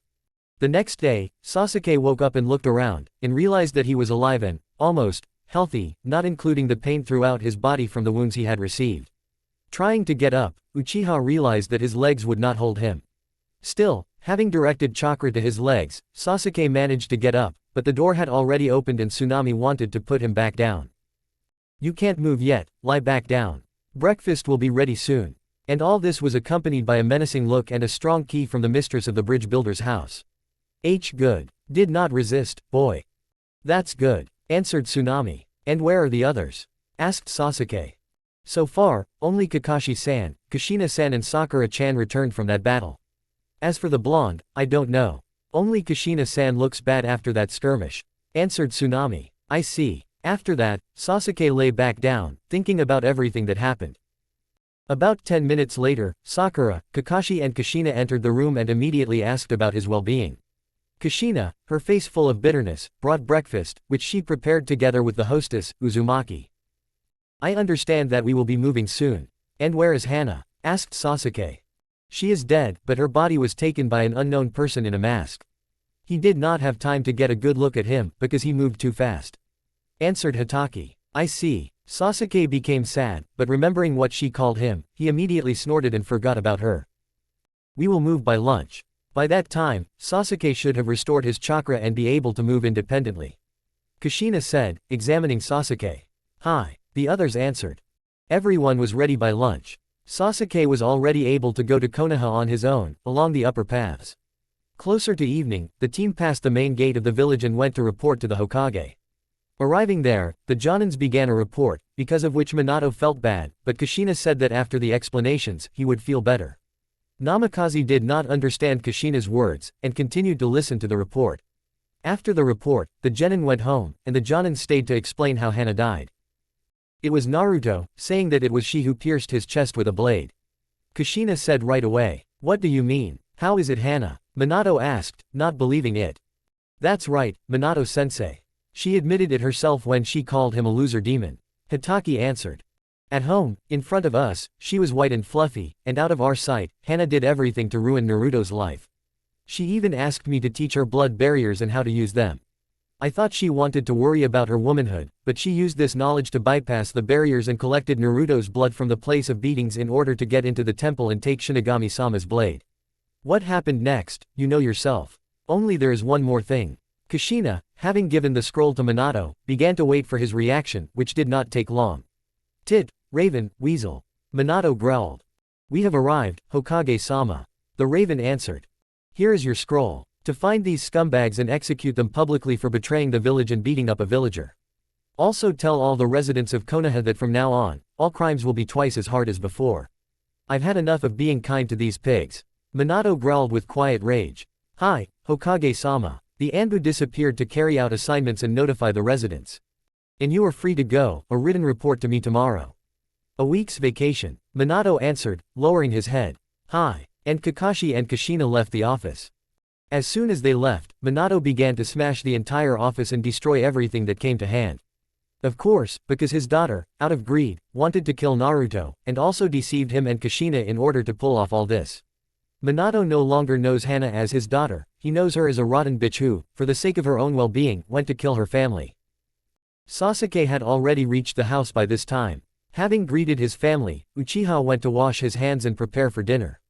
Having taken all the water procedures and sat down at the table, he began a conversation. Odo-san, Ka-san, Henna was guilty of the incident.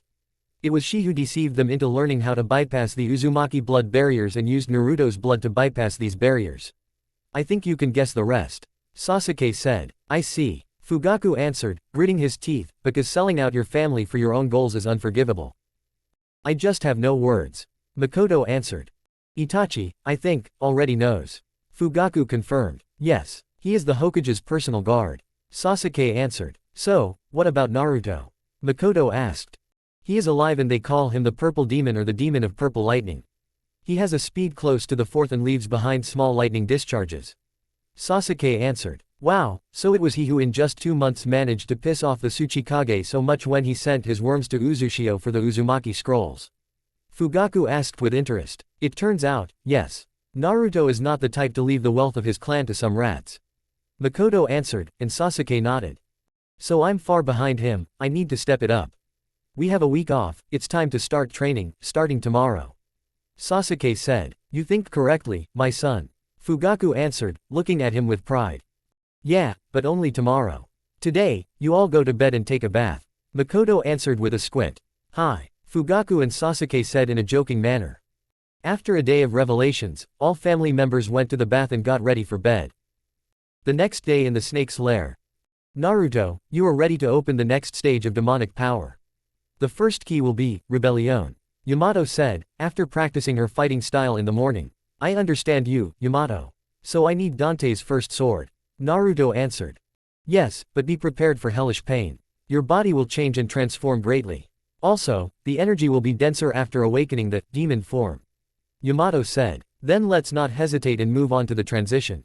Naruto answered, mentally and physically preparing for the awakening of the demon form. After Naruto warned everyone in the shelter, everyone went outside to witness this event in reality. Well, how the FK are you going to do it? Asked Tayuya, one of the four sound. Be patient, Tayuya-chan. Today, you will see how a true demon awakens, and not some fakes from the mist. Ku. Orochimaru answered. Then I will begin. Did not tire Naruto, who was standing in the center of the training ground, surrounded by a barrier. So, Naruto, stab yourself in the stomach. Yamato said. Are you kidding me? You want to kill him? The fox shouted. No, Rebellion's energy has the same effect of uniting a demon and a human, but to do this it needs to get into the body and soul, directly. Yamato answered. Enough to keep you waiting, let's begin. Naruto said, raising the handle and the blade fragments above himself. Hey, you're not going to kill yourself with this, are you? Tayuya asked, seeing how she was thinking in front of her, a psycho. Shut up, Tayuya. Kabuto answered. The next moment, Naruto pierces his belly and plunges Rebellion deeper into himself. Feeling something like a barrier, Uzumaki pierces it with force. As soon as he did this, everyone saw how the sword in his hands became covered in red light and dissolved, as if absorbed into Naruto. When the sword completely disappeared, Uzumaki was covered in purple cracks, like veins covering the entire body from the outside. The light, the chilling aura and the cries of pain from Uzumaki seriously scared the four sound and everyone present. The next minute, outgrowths began to grow from Naruto that resembled wings and folded around Uzumaki's hip, began to resemble a cloak, and they also shone with purple light. Hands were overgrown with incomprehensible growths, merging and covering the guy's clothes. As soon as they overgrown his hands, they began to resemble bracers made of rough, rusty purple, but sharp metal. The legs also began to grow like the arms, but also created protrusions on the front side, which resembled spikes, 6 centimeters long. The chest and back were covered with armor, but in the center of the chest, a red whirlpool was visible. On the shoulders were spiked and small shoulder pads, and the head resembled a helmet, which seemed to protect the owner from any wounds. The mouth was filled with 2 rows of teeth and an elongated tongue. The nose disappeared and in its place was a sharp corner with 2 holes for breathing. The eyes became narrow, but no less frightening. Red narrow eyes with a tilt, like a frowning and evil expression on the face, looked with endless malice and hatred. A pair of horns on the head, like a wave, grew back, and the ends were directed upward. There were tails. 9 sharp and spiky tails that could, at will, reach, tear and gut any enemy, without a chance of escape. And now the transformation is complete. The newborn demon, having acquired its true form, stands before them and looks into each of their souls, as if deciding whose soul it will devour first. A powerful and inhumanly loud roar of the demon swept across the entire area, accompanying this by spreading its wings to their full size, and a wave of energy pushed everyone back, knocking the observers off their feet, with one brute force. What the hell are you? Tayuya asked in horror. And you, what do you think? Naruto answered in a devilish voice. A real demon, the most that is not a demon. Sakin and Ukin asked in shock. Magnificent. This appearance, this power, this chakra. Power straight from hell. Such a storehouse of mysteries, knowledge and secrets, right in front of me. Orochimaru shouted with delight and euphoria. So, what kind of power is hidden in you, Naruto? Pakura asked with shock and admiration. Yes, and she will be a bridge that will bring enlightenment and prosperity, in the name of a new world. Naruto answered. Incredible. What will happen if you use Sparta? Kabuto asked, recovering from his shock and fear. That, you will find out later. When I am ready, Naruto answered. Before Uzumaki put away his form, he felt a surge of emotions not far from the nearest settlement of civilians. Fear, humility, despair, horror and so on. This interested the demon and spreading his wings, he flew in the direction he needed. Having reached the source, Naruto saw with disgust how a group of bandits wanted to dishonor a woman, in front of her parents and husband. This event was almost about to begin, but the bandit, who wanted to unzip his fly with a grin, suddenly froze. When everyone froze in anticipation of further action, the frozen bandit fell to the ground, simultaneously dividing into 2 parts along his body. Looking behind the back of the already fallen ill-wisher, the residents saw a demon. A real one, and grinning 2 rows of razor-sharp teeth, looking at the rest of the bandits. Without waiting long, Naruto unsheathed Yamato and, at lightning speed, chopped off the heads of all the bandits who were around the woman. Afterwards, the demon howled into the sky with his roar and rushed to kill the rest of the bandits who decided to settle down for others suffering in labor. As soon as the last bandit remained, Naruto, approaching him, put his face close to his and quietly growled close to him. From such horror, the sinner passed out and left a puddle, as the only thing he could do now. Approaching the girl and holding out his hand to her, Naruto removed his demon form, and said, Demons also do not like it when the peace and tranquility of peaceful people is disturbed. There is nothing to be afraid of, I am here at your call for help. Uzumaki said in a soft and relaxing voice. Thank you, but you are a demon, aren't you? The girl asked timidly. Yes, but my soul is human and there is no place for hatred and malice in my heart. Only the goal is to change this world and guide people on the right path. Naruto answered soothingly. You are strong and young, but will you be able to do this? Asked the old man, who ran up to his daughter and stood guard. Yes, Naruto answered with determination and warmth. Hearing the guy's tone, the old man relaxed a little, and the girl, having made up her mind, took Naruto's hand and rose to her feet with his help, covering her open chest from curious and lustful eyes. Let me help, Naruto said and took off his cloak and threw it over the girl, hiding her from others. Thank you very much for saving me, but may I know your name? My name is Kimiko Yarashi. The girl asked and introduced herself. Naruto Uzumaki, and you don't deserve such gratitude, Uzumaki said with a soft smile. People, Naruto Uzumaki saved us. The demon of purple lightning. Let's throw him a feast, as a thank you to the savior who saved our village with the power of a demon. Loud cries and words of gratitude rained down from everywhere. This is my starting point, from which my crusade with Pakura will begin, which will change this world. For the better. Part 10, or the attack and new plans. The village, after all the propaganda and imposition of someone else's worldview, finally opened their eyes. A man who became a demon brings peace, brings truth and peace to the hearts of people, extinguishing the flames of internal war in the hearts of people. This is how people perceive the appearance of their savior. The villagers began to call him the demon savior, who with the power of the underworld builds a new foundation for the world, replacing the rotten carrion of the rich, with a clean and healthy field, with pure and innocent people. Now the time has come. The Chunin exam is coming soon. It's time to prepare for the invasion and revenge on the old bastards who ruin the lives of others with their desires. Naruto-kun, under the guise of Cage, I will go to Konoha. I will hire you two for my safety and escort, so that you will be next to me and provide safety against other shinobi while I fight Minato. Orochimaru said. I understand you, Snake. Naruto answered. The four of sound will take on the barrier, and the rest will participate in the destruction of the leaf. Got it, then let's go get ready. Pakura, I'm waiting for you at the training ground. Naruto said. Will it bother you if I go with you? Tayuya asked. As you wish, but I will drive you hard. Naruto answered. Great. The stronger I become, the better. Tayuya confirmed for herself. At the training ground, a newborn demon drove everyone without a chance to catch his breath. During the attack on Konoha, there will be no time for it, and no one will give it. A standard set of exercises and straight to sparring. Pakura and Tayuya against Naruto.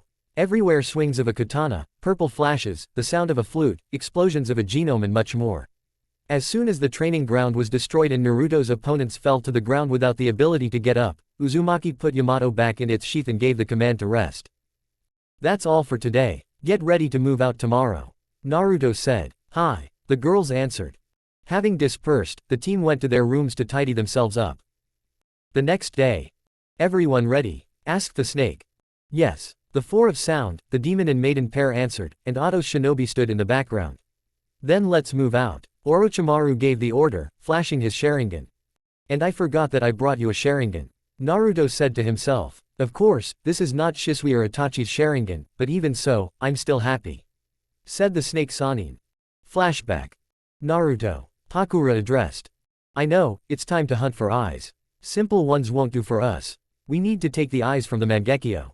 And the user of such eyes is always a nasty opponent. Naruto said. Then where can we get it? Asked the Sun Maiden. We'll make it ourselves. Naruto said. But how? Pakura asked with interest. Orochimaru obviously knows how to do this, otherwise he would not be so eager for the Mangekyo Sharingan. Uzumaki answered. You are right, Naruto-kun. Ku. The snake intervened in the conversation. Then our task is to catch the Uchiha, preferably rotten and disgusting, as a person. Naruto said. Because such cowards and pathetic freaks always fear someone who is stronger than him and will do everything so that he is not touched. It is such people who are subject to fear the most, and awakening the Mangekyo will be more effective. However, this is not the true reason why Naruto-kun chose this particular target. Orochimaru said. Yes. Both shinobi and ordinary residents are just tools in the hands of the Kajin elders. Daimyo are no better either. Naruto said. Then let's move out. I will be at the exit in 2 hours. Pakura said. Leadership has always been mine, don't forget. Naruto said. Sorry, habit, said the former Jonin. Let's move on. In 2 hours at the exit and off to look for Uchiha. Uzumaki said. 2 days later. No, don't touch me, demon. Monster. Leave me alone, shouted the Uchiha, who wanted to kill his partner, having dishonored her before. Shut up, bastard, Naruto said in a rough, low and bone-chilling voice of a demon. Accept death as a gift, said the Maiden of the Sun with an echo. No, no, no, Uchiha shouted, awakening the Mangekyo Sharingan in the form of a four-pointed star with spikes between the rays. Like this. Yes, Naruto said, slowly piercing the Uchiha's body and extending his long tongue to the sinner's face. Your soul belongs to me. Naruto drawled the last phrase, showing him his torn-out heart. Uchiha is dead, but his eyes are still useful. Uzumaki tore them out and put them in 2 jars of liquid. The Sharingan was obtained, all that was left was to give them to the snake. Leaving the torture room, a pair of missing nin went to the snake. Having given the eyes, Naruto said. Here is the Sharingan. Awakening the Mangekyo in this trash is as easy as pie, said Uzumaki. Considering that you are a real demon, this should have been easy, answered the snake. Then this is the end of the deal. After the attack on the leaf, Tayuya and I will leave you, said Naruto. Too bad, her flute playing was beautiful, said Kabuto, preparing for the eye transplant. You won't die without her, and we're off to the training ground, answered Naruto. End flashback. A month later, no one even checked us as we entered the cage's box. Minato at arm's length, Orochimaru looking forward to the battle with him. A large arena and genin who are ready to tear each other apart as soon as they give the signal. And here it is. Uchiha Sasuke vs Sobaku no Gaara. Cursed Eyes vs the Sand of the One-Tailed Demon, Shukaku. Here is Gaara's sand protecting him from the Uchiha's blows. Here is Sasuke slipping through his defense and starting a close combat. Gaara has wrapped himself in a cocoon. Sasuke breaks through it with Chidori. Here it is, the moment of invasion. Snow-white feathers fell to the ground. It has begun. Otto's shinobi have begun to act. Suna has joined the attack. Orochimaru attacks Minato, and he does not understand why the cage is doing all this. What do you mean by this, Rasa? Minato asked.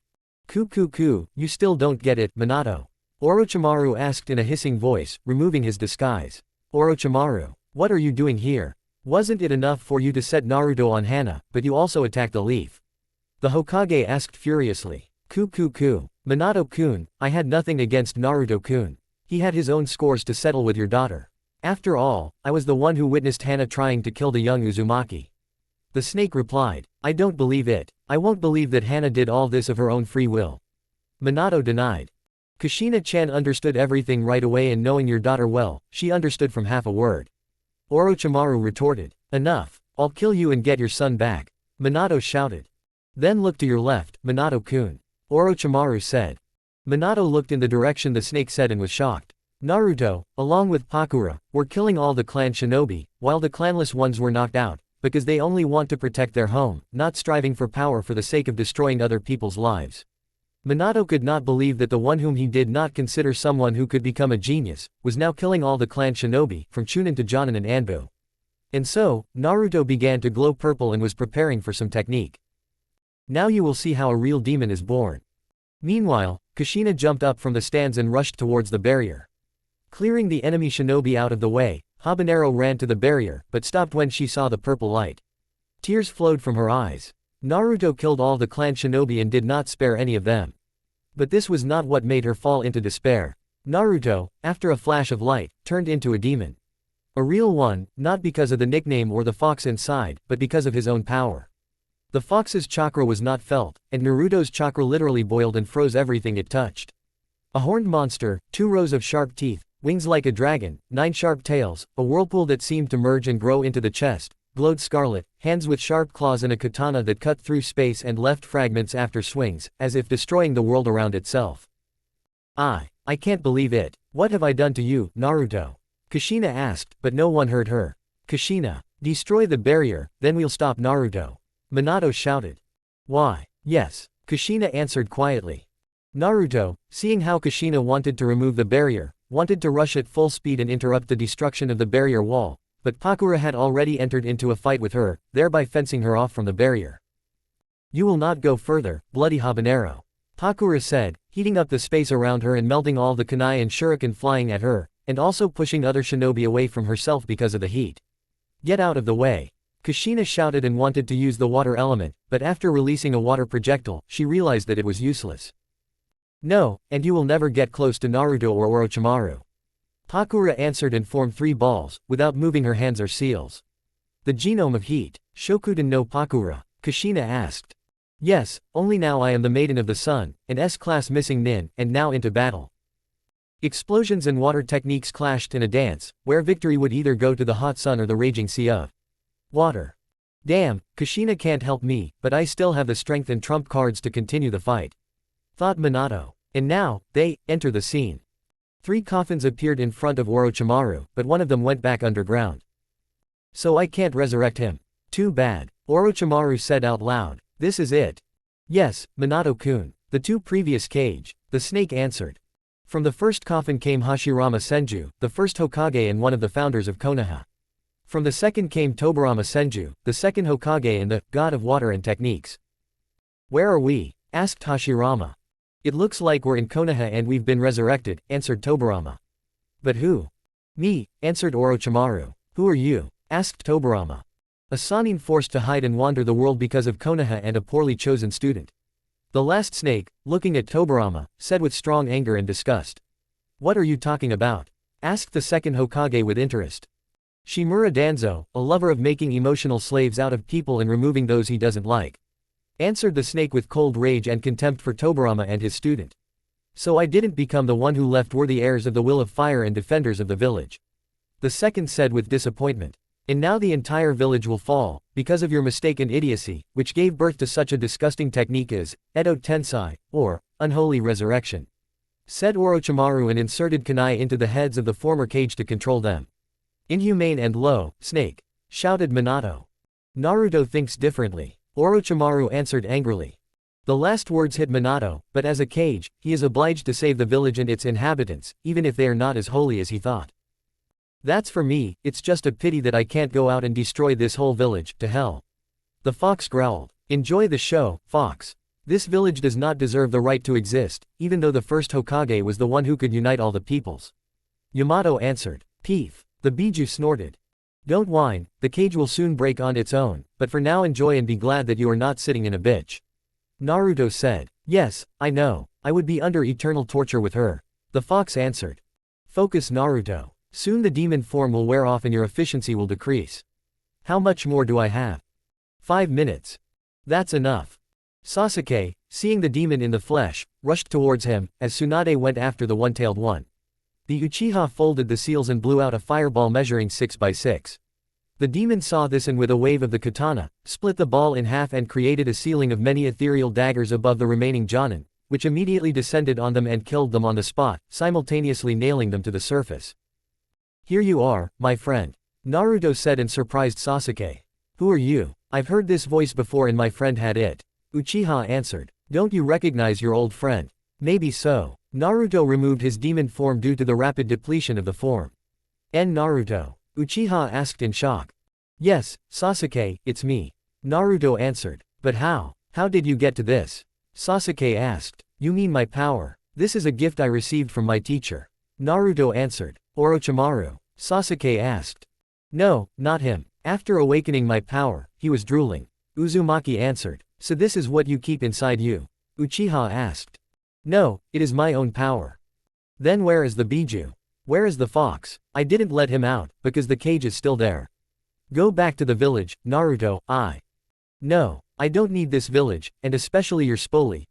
Come back, everyone is waiting for you, everyone wants to see you. This is all nonsense for me, Sasuke. No one has ever supported me except you and Sakura. Chuki and Ayame are among them, but I have no one else. And in order to protect the last rays of light like you, I am even ready to become a martyr who will close the gates of eternal wars and suffering. Naruto said, interrupting the Uchiha and putting him before the fact. Then I will do everything to share your fate and ease your burden. Sasuke answered with confidence. That's exactly how I like you, Uchiha Sasuke. No more words were needed. Kunai, shurikens and techniques against kenjutsu and demon techniques. The clang of metal and sparks from blows filled the battlefield of two friends. Everyone wants to be sure that their opponent can stand up for themselves and will always be able to give a good fight to any opponent. Scratching their hearts and weapons in their hands, using a 2-volume Sharingan and the speed of a demon, Uzumaki and Uchiha go to their goals, not wanting to retreat. After a kunai swing from Sasuke, Naruto intercepts his hand, disarms and throws his opponent over himself, sending 2 ether blades along the way. Uchiha regroups in the air and dodges the projectiles flying at him. Having folded the seals, Uchiha concentrated a clot of lightning in his hand, which with a deafening cry, like thousands of birds, wrapped around the palm of the owner of the Sharingan. Naruto, however, put Yamato in its sheath and concentrated energy in its tip, ready to destroy everything in its path. 1,000 Birds. Dance of Chaos. Retreat. Dance of Chaos is a space cut in the formation of a mini-planet to immobilize and destroy the target inside the sphere. While the target is inside, the sphere will be able to press on the enemy with great gravitational force, which, even if the finishing blow is unsuccessful, will immobilize the enemy and prevent him from leaving. If you increase the force of gravity, the bones will crack and the muscles will stretch, but you need to hit the target with the attack, thereby leaving a trace of energy as a beacon and at the same time cutting the space close to the enemy. Since the sphere is formed almost immediately and you can get out of it if you act on the sphere in such a way as to disrupt the flow of energy in the shell of the sphere or find a mark and pour chakra into it, thereby interrupting the effect of strong gravity and compression to it. The sphere itself is no more than 3 meters in diameter and completely black.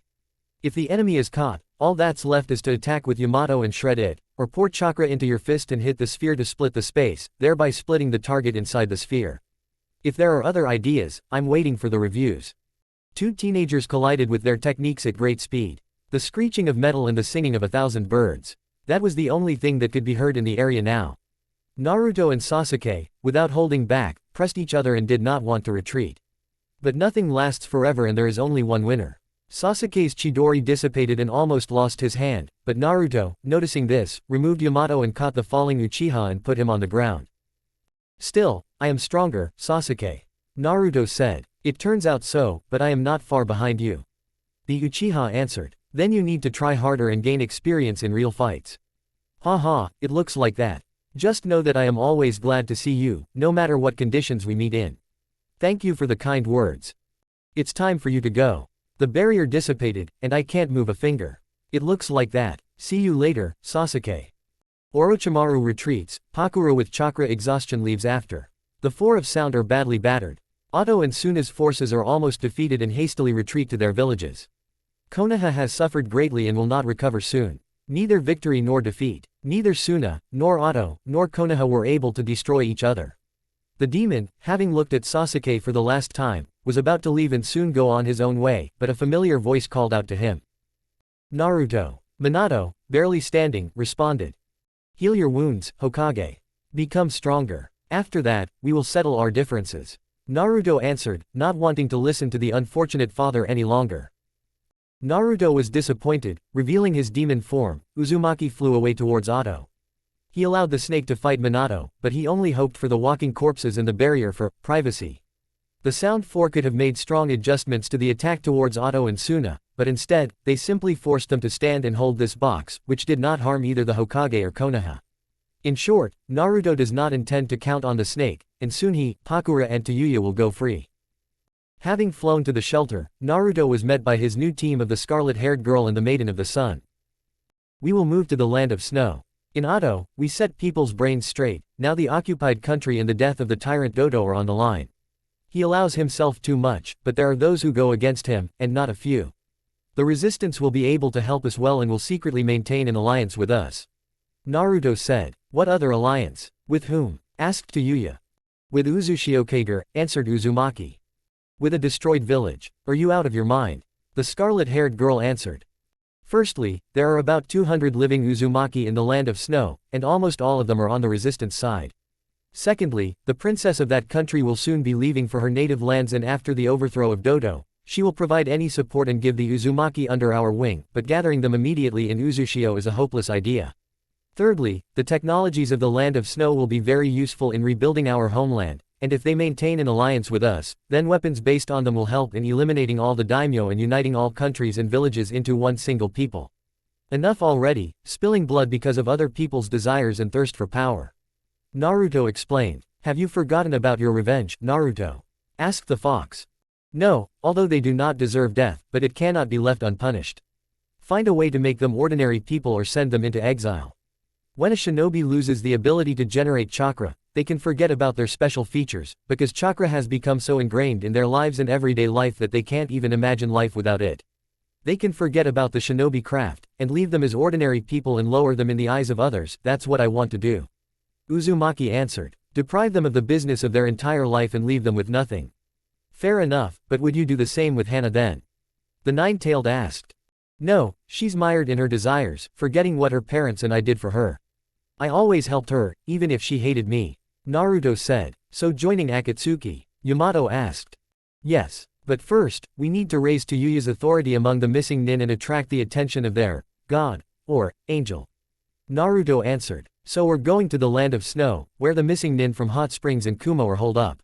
Yamato asked. Exactly. There's no better place to go now, and we won't have to go far. Dodo's troops are mostly renegades, so this will also weaken the occupiers' forces. Uzumaki answered mentally. When are we moving out? Uzumaki asked from the sound. Tomorrow morning, Naruto answered. Hana woke up in a room with a dim light and nothing but the table she was tied up on. The door to the room opened and a man in a spiral mask appeared in the doorway. Who the FK are you? Let me out, I'm the Hokage's daughter. Hana shouted. The doppelganger wasn't given a word. The mask wearer answered in a cheerful voice. What are you even telling me? Hana answered. Exactly what he said, a female voice answered, similar to Hana's own. What? Who are you? I didn't make a clone. Hana screams. After fidgeting a little more, Hana felt something pulling her back. Looking at her body, she widened her eyes. A tube going to her stomach and connected to her stomach, supplying nutrients and vital substances. No outerwear and a bunch of seals that did not allow her to use chakra. What did you do to me? Hana asked with fear. You have something that belongs to me, so you will not die right away, a female voice answered, in a cloak and mask. What do you need? This. Approaching Hana, the girl pointed the kunai at her chest and began to slowly open the bitch's chest. Get ready to take this. The girl gave the merry fellow an order. Yes, ma'am, the mask maker said in a cheerful voice. Pulling the lever, the mask maker opened a compartment with jars that contained liquid for preserving organs in proper condition. Hana screamed in pain and despair. She would be killed again, would fall into darkness and hopelessness again. She would die again, but this time forever. Half an hour later, a palm-sized crystal in the shape of yin and yang was pulled out of Hana's chest. Hana, in shock and animal fear, looked at it. Hellish pain, torn ligaments, an open chest and a crystal she didn't even know she had. Now the crystal had gotten into a jar and was taking shape, like half of a real heart. When the girl, after removing the still beating half of the heart, turned off the life support systems and broke the seals, thereby killing the doppelganger. I understand that this is what you were looking for, asked the mask wearer, already in a serious voice. Yes, Obito, Toby. The girl corrected herself. We are alone here, so call me whatever you want, answered Toby. Then, Obito-sensei, when are you going to ask Naruto Nichan to join us? The girl asked. Tomorrow, he will head to the land of snow, enlist support and protect the surviving Uzumaki, said the black and white creature that crawled out of the ground. I want to observe him, but Nagato-san will give out a mission soon.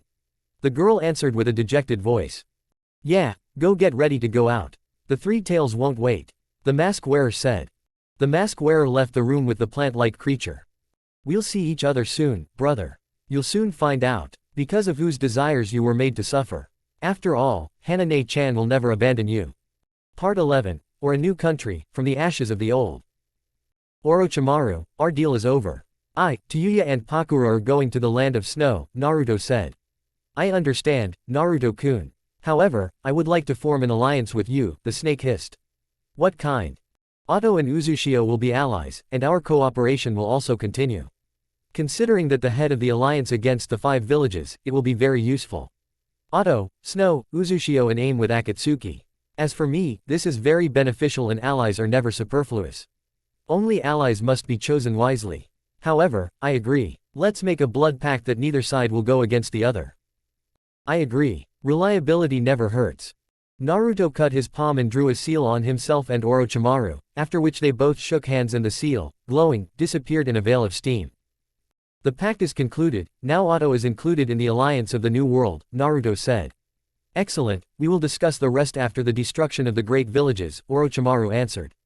And you are not as rotten as the others, Pakura said. You offend me, Pakura-san. If you want something, bring something of equal value in exchange. The snake replied. Well, we are on our way. It was a pleasure working with you, Orochimaru-san, Naruto said, in a respectful manner. So, have I earned your respect, Naruto-kun? The snake asked. You did not use other people from Otto in your experiments, agreed to take the saved village under your wing, and now it is thriving and protected. You have already shown that you are not alien to humanity. Naruto replied. Thank you for the forest words, Uzukage-sama. Orochimaru said, respectfully in response. Ha, he responded in kind.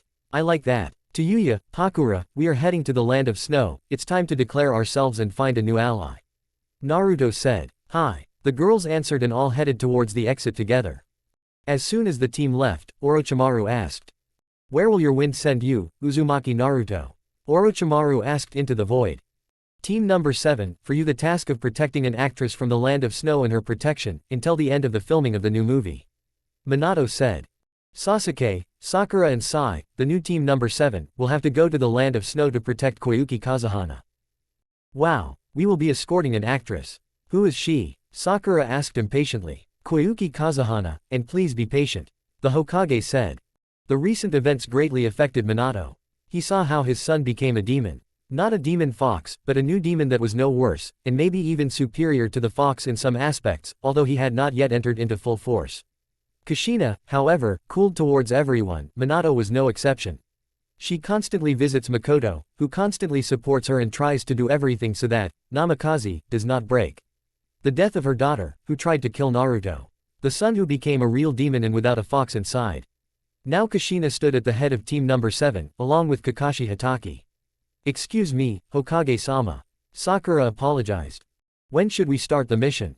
Kushina asked in a cold voice. Tomorrow morning, the actress will leave for the land of snow, along with the film crew. Minato said. Hi. Everyone answered except Kushina. Minato couldn't blame her, he had allowed this to happen himself. The daughter had become a greedy bastard who was ready to kill her own brother, for the sake of her beloved self. The son, even when he miraculously survived, hated the village and his family. He doesn't see them as his own people. The cold fury in his eyes made it clear that his hatred was enormous and he couldn't get rid of it that easily. Now what? His wife doesn't show up at home, trains to the point of exhaustion and keeps saying that she will bring Naruto back and show the clan that she is still in Uzumaki. She no longer gives her last name. The excuse was short, I'm not worthy of this name until I prove that I can achieve my son's forgiveness. Apparently, Kushina blames herself more than ever. Minato could only sit and watch this. Always sit in the office and give orders to people he no longer trusts. Team number 7 left the office and went to prepare for a long mission. Do you think, Sakura, will we meet Naruto again? Sasuke asked. I don't know, but judging by your words, he can turn into that monster. It's scary to even imagine that he can do it with such power. Sakura answered. Stop it. I understand that you are interested in this topic, but can you do this without Kushina-san? Sai interrupted them. Kushina only looked at Sai with gratitude and went to her room, preparing for the mission. Sorry, we didn't think. Sakura answered and also went to prepare. Okay, I'll go too. We have to try. I have a feeling we'll meet someone we know there. Sasuke answered, and said the last thing for himself. Yeah, Sai said and also left. For the route. Sai, entering Danzo's office, knelt down on one knee and gave his report. Danzo-sama, the Hokage gave the task of escorting the actress, Koyuki Kazahana. Sai said. Understood, continue surveillance and find out how to arrange the death of Kushina Uzumaki, and if possible Uchiha Sasuke, to extract the eyes.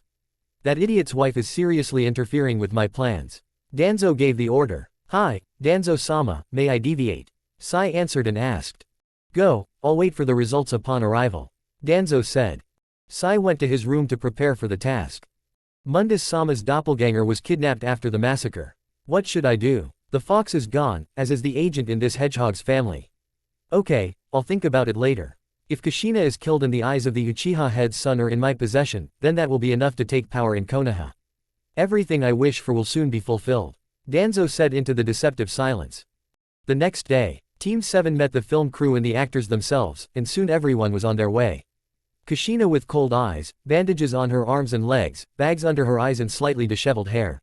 Sasuke was the same. Sakura and Sai looked better, but were also a little tired. Kakashi just buried his nose in his book and giggled quietly. Will we arrive at the place soon? Asked Koyuki. Somewhere else a day or two and we will arrive at the foot of the mountain and shoot the material. Answered the scriptwriter. Long and irritating. Answered Koyuki. If you don't like something, then we can turn around and spit on you, leaving you without protection. I hope you remember that we can do this, after the Hokage's last decree. Kushina threatened, and Kakashi nodded. Forgive her, not an easy fate and all that. The old director wanted to say. We don't care, we're on a mission, and if we say so, many people here have a much worse life. Dying side by side with shinobi is normal, but we're not deprived of humanity either. Kushina said. Okay, we won't say another word. The old man said.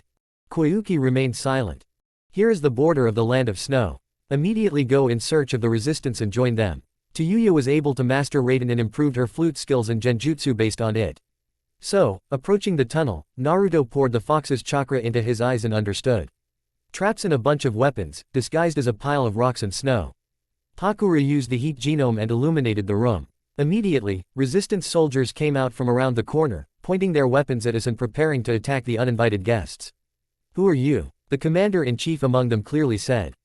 Uzumaki Naruto, Uzumaki Tayuya and Pakura, also known as the Demon of Purple Lightning and the Maiden of the Sun. The Uzumaki girl has no fame and is now just Tayuya. Naruto answered. So you are missing Nin from far away. What are you doing here? Asked the bespectacled old man. We have come to liberate this country and help you confront Dodo. Just because we are missing Nin does not mean that we are just bandits and murderers. Naruto answered. How can we trust you? Asked the bespectacled man. Do you know about the blood pact? Naruto answered the question with a question. I only know that it cannot be broken. Answered the old man.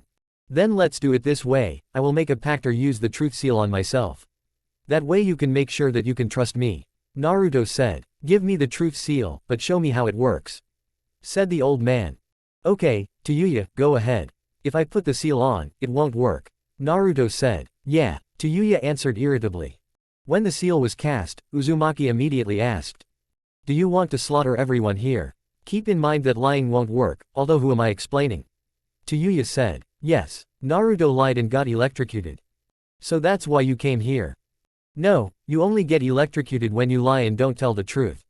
Naruto said and the seal glowed green. Okay then, my name is Sandayu Asama, I'm the leader of the resistance.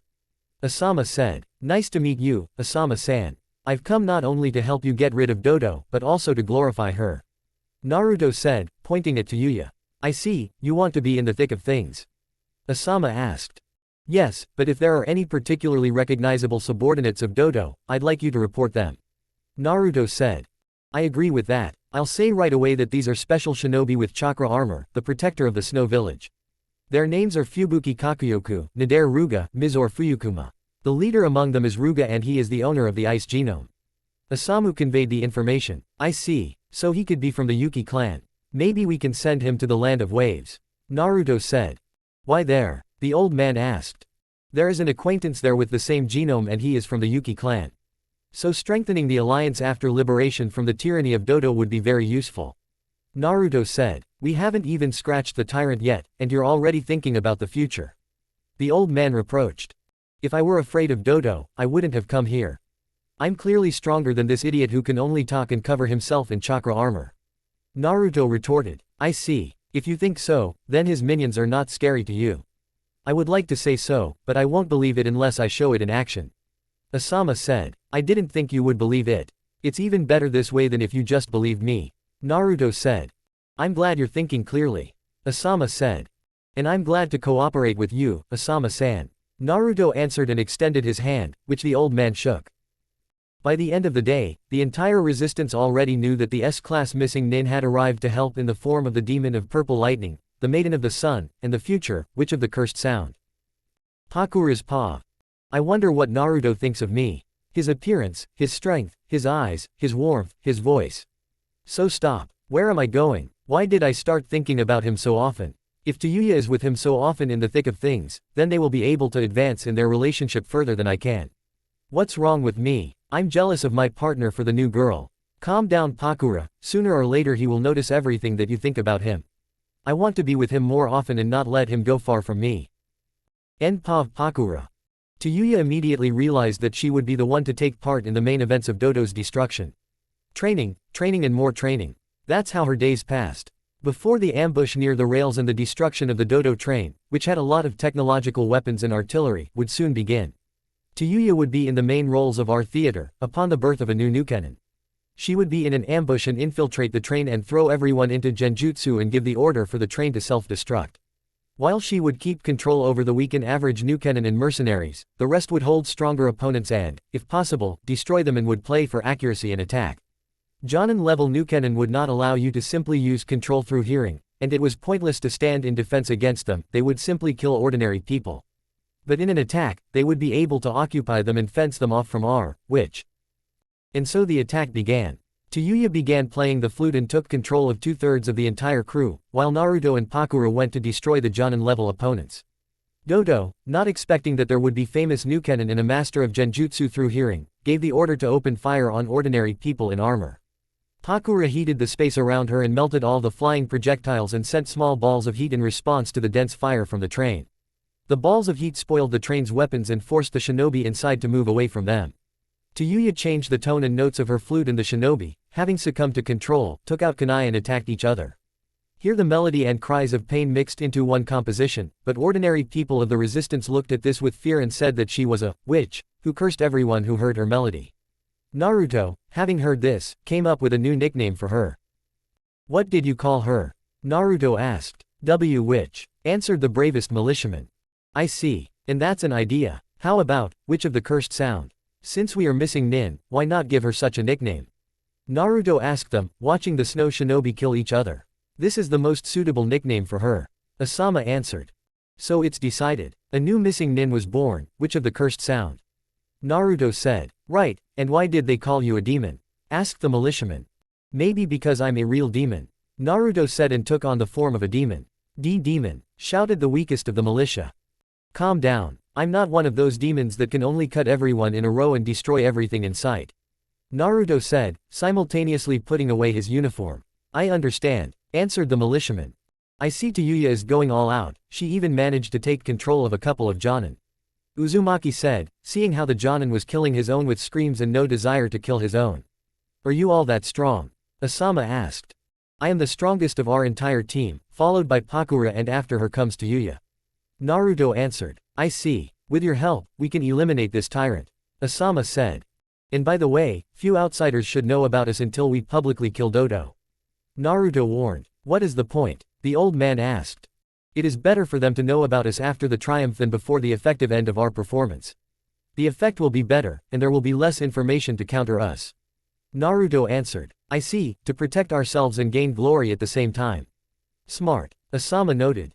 "Yes. Only now Dodo himself will come out and we will let him go," Naruto said, stunning the others. "In what sense?" Asama asked in bewilderment.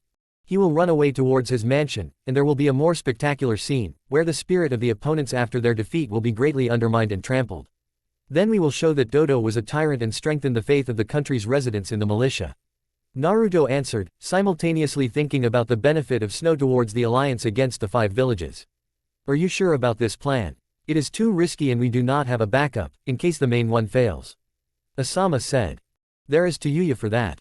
Dodo will obviously not be invulnerable in spirit and expose him to fear and take control over him. A split second is enough to consolidate control over his body and spirit. Deep genjutsu, in which you cannot move anything except your chakra. Only sound affects thoughts and coordination, simultaneously dulling the very control of chakra in the body.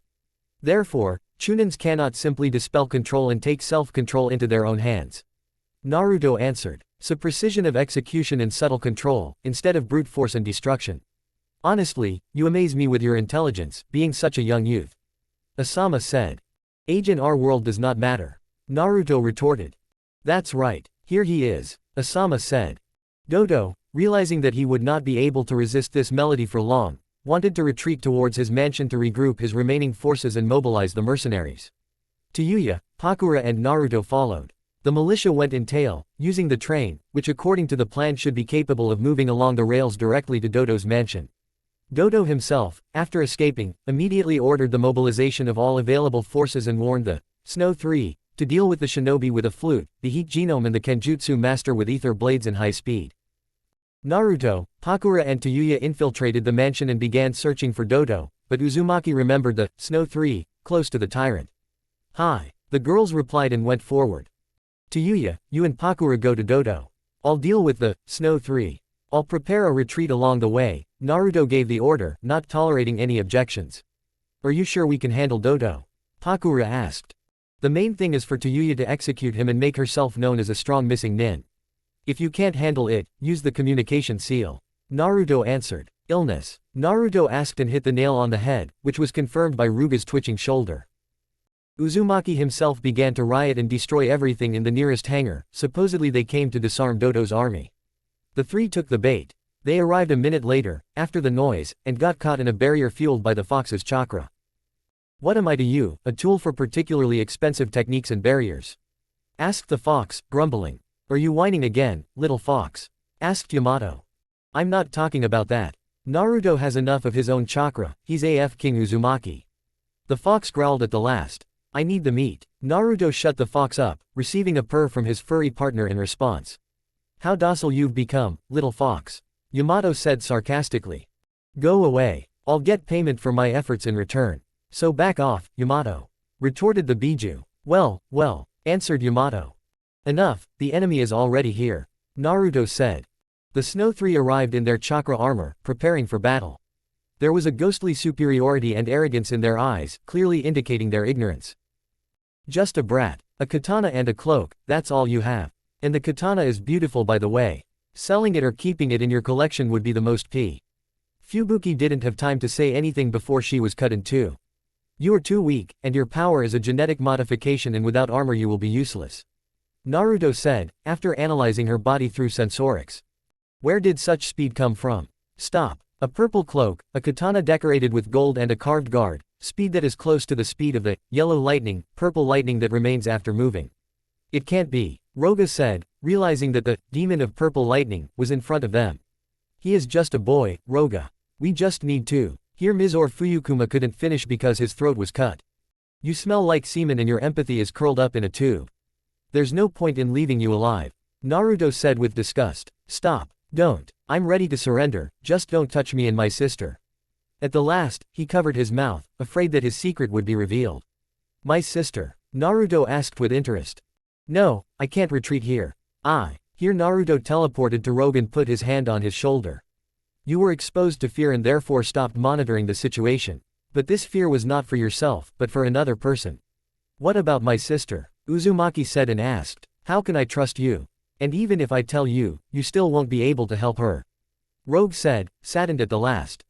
Yes, the ice genome is killing her and nothing can save my sister. Not to mention that she will die in a week. Come on, finish me off. What's the point of staying in this world if there is no one here for whom I will do everything? Roga said, preparing for death. No, you will help defeat Dodo and I will help you with your sister. There is one way and an acquaintance in the Land of Waves clearly knows how to deal with this. Naruto said, instilling hope in the snow shinobi. Are you really ready to help, even without knowing me? Roga asked with suspicion and hope. Yes, Naruto answered sincerely. Thank you. Roga stuttered. Now let's go. It's time to free people from Dodo's influence. Naruto said. Just let me take off this crap. Roga said and took off his chakra armor. It would not have allowed me to attack Dodo. Rogue answered Naruto's silent question. I see. Forward, Yuki Rogue, Naruto said. Hi. And both moved to the throne room. In the throne room, Pakura protected Tayuya, while she gradually took control of Dodo's body. The tyrant himself was already halfway to defeat and his imminent death. Rogue used the ice element to tie Dodo's legs and arms, while trying to attack him with Senbon and Kunai from behind the ice. When Dodo saw Naruto and Rogue attacking him, the tyrant understood. It was time to open his trump cards. An unknown genome had spread around Dodo, which, like an all-consuming tornado of antimatter, split everything it touched. After all, you forced me to use the knowledge from the Scroll of Chaos. If so, then it's time to destroy you along with me. Dodo shouted and released more genome from himself, simultaneously destroying his body. Damn, I didn't expect that. Black dragons and physical strength are all that was known about him. Naruto said calmly, simultaneously thinking what to do against such a suicidal move of Dodo. I can use heat to push him towards us, and you, at your speed, knock him out. Pakura said, preparing a compressed ball of heat. I see, a good idea, just don't kill him. Tayuya, get ready to take control of him. Naruto said. Got it, Uzumaki answered. Here the ball flew behind Dodo's back, and he flew towards the trio and Rogue. Naruto, at maximum speed, strikes him in the back of the head and knocks him out. The genome dissipated and the throne room turned into some kind of desert instead of a throne in the center of the room. The shinobi themselves, taking the unconscious Dodo with them under Tayuya's control, went to the balcony of the tyrant's mansion. The shinobi and mercenaries, seeing how the scarlet-haired woman dragged Dodo with the help of her flute, froze. Then Uzumaki began. The tyrant is defeated, and his soul now belongs to me. Dodo always put his own goals above the lives of others and did not think that he could do good and bring dawn to the land of snow. I, the witch of the cursed sound, declare that Dodo has surrendered and is deprived of his own soul, as punishment for his sins. And now, the execution of Dodo Kazahana will bring freedom from his tyranny and people will be able to breathe easy again. After that, Tayuya played the Vlita and Dodo broke his neck and jumped down from the balcony, straight to the tyrant's army. Here the mercenaries are running away, and the shinobi realize that now everything can be done much better and are not afraid that Dodo's mongrels will kill them at the first word. 2 days after Dodo's death. Koyuki-san, shouted the old man, named Makino. What? Koyuki asked angrily. Dodo, dead. He was killed by the witch of the cursed sound, who was in a team with the demon of purple lightning and the maiden of the sun. The old man said in one breath. Koyuki couldn't believe that Dodo's tyranny had come to an end. She would be able to return to her homeland and see Asama again. She could finally go home. How long until we get to Dodo's mansion? Koyuki asked. If right now, then we'll be there in about 4 hours. Director Makino answered. Then let's get there quickly. Filming can wait, now we have something that can change. Koyuki answered, putting on warm clothes at the same time. Okay. Get ready. We're going to Dodo's mansion. Are you crazy? What the hell, a tyrant's mansion? Dodo was killed 2 days ago, that's official information. So get moving and let's go. Hi. At Dodo's mansion. Koyuki saw how the residents could finally go outside without fear of being killed or harnessed to eternal work in the snowdrifts and mountain peaks. Children ran around in the calm snowfall and played snowballs, and the women watched them and did their morning chores. The men began repairing houses and equipment, bringing new resources and building materials along the way. Excuse me, are you by any chance Koyuki Kazahana? Asked an old woman of about 70. Yes, it's me. Tell me, where is the witch who killed Dodo? Koyuki asked impatiently. She is now with her friends, went to some columns that look like mirrors. In that direction, said the old woman and pointed her finger at the top of one of the mountains. Thank you very much, said Koyuki and ran to that place. Team 7 and their sensei did not lag behind. Kakashi simply took Koyuki in his arms and they all moved to the top of the mountain. Half an hour later, they were already there. A frozen lake and mirrors around it. These views were mesmerizing and delightful. But in the center of the lake stood a scarlet-haired girl with a flute in her hands and looked straight at Koyuki. I was waiting for you, Koyuki Kazahana. Apparently, the dogs of Konoha have arrived too. Tayuya said. Do you know who I am? Although it doesn't matter. I would like to ask, why did you go against Dodo? Koyuki asked. It was in the way too much, so I removed it. I also came to make a deal with you. You see, the medallion that you have on your neck is the key to this place blossoming.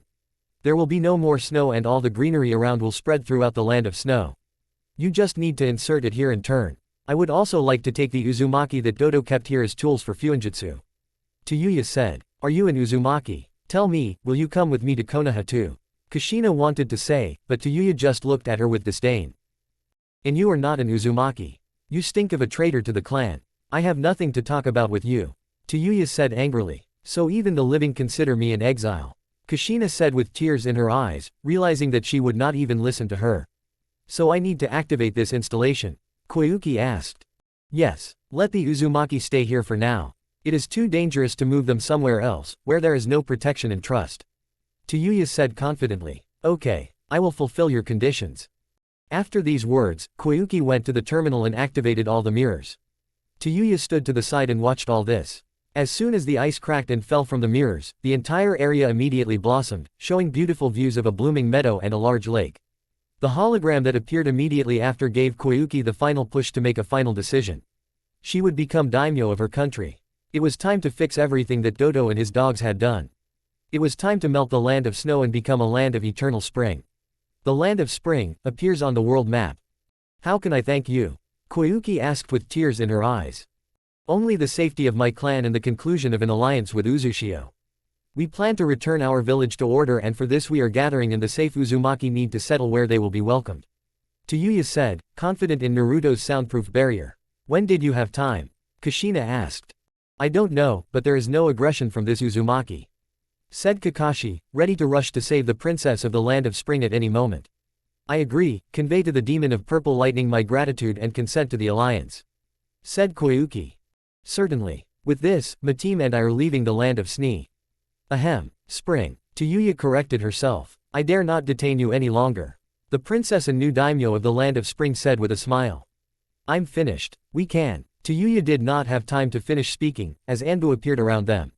Kushina Uzumaki, you are accused of treason against the Hokage and the village. For this, an order was given to kill you on the spot. Anbu threw a scroll to Kakashi, who read it and turned pale. Kushina-san, this is the cage seal. What did you do for Minato-sensei to give such an order? Asked Kakashi in disbelief. I haven't done anything yet, and I didn't want to betray Minato. Kushina shouted. Naruto, there's a problem.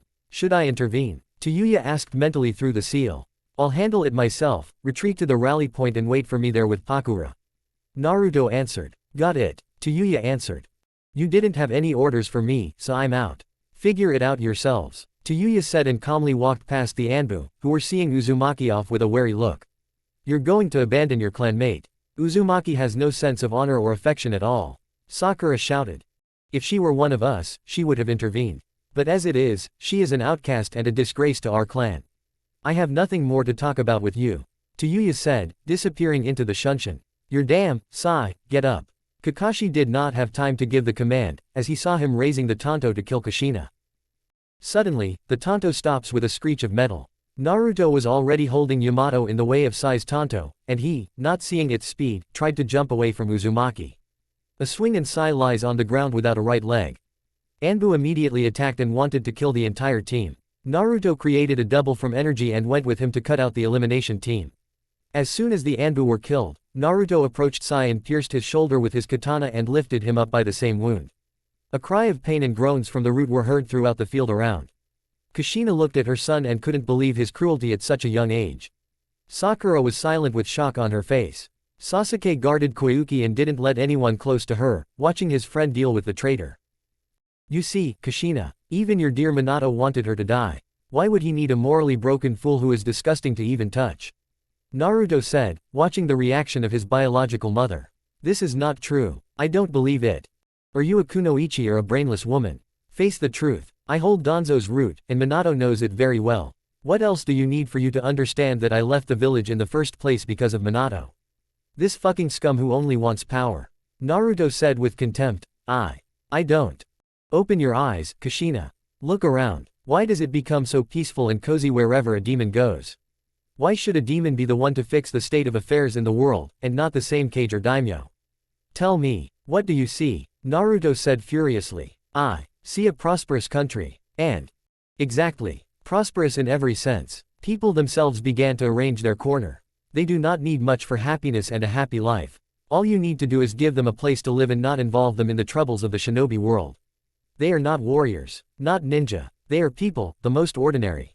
And here he is. He pressed on Sai, a shinobi, without principles and moral values. Minato is the same. He wanted his post of Kage so much that he simply forgot about you and gave up on your condition. He doesn't give a damn about you. Naruto said. Why? Why is everything heading towards this? Kushina asked quietly. Because people like Minato want power and authority in the eyes of other people. He wants to be considered number one. The first and only Kage who can manipulate people as he pleases. Naruto said with disdain in his voice. Can I? What? Naruto asked. Can I go with you? Kushina asked, hoping for a positive answer. We've come to this. Fox. I'll check her out now, Naruto said mentally. I understand you. As soon as something happens, I will tell you right away. Answered the fox. Why do you need this? After all, you have Konoha. Is this your plan to capture me? Or do you want to kill me while I am unprotected? Asked Naruto. Nothing like that. I want to leave with you and help you in everything you need.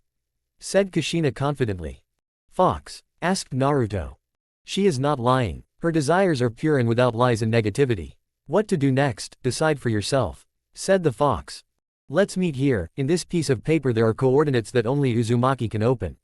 You have an hour. Don't be late. Said Naruto and released Sai to the supervision of his team, then handed the piece of paper to Kushina, disappeared in purple lightning. Hiraishin? Asked Kakashi. No, he did not use seals. Answered Kushina. You are not going to? Asked Sasuke. Sorry. Kushina quickly knocked out Sakura and Sasuke, and Kakashi didn't even resist. Kushina-san, may I come with you too? I finished reading the scroll and there was an order to eliminate the entire team number 7 and their mentors. Kakashi asked and explained the reason. It will be too suspicious, go and report that I ran away. I don't want to be in this rotten village anymore, where everything is decided by someone's desire.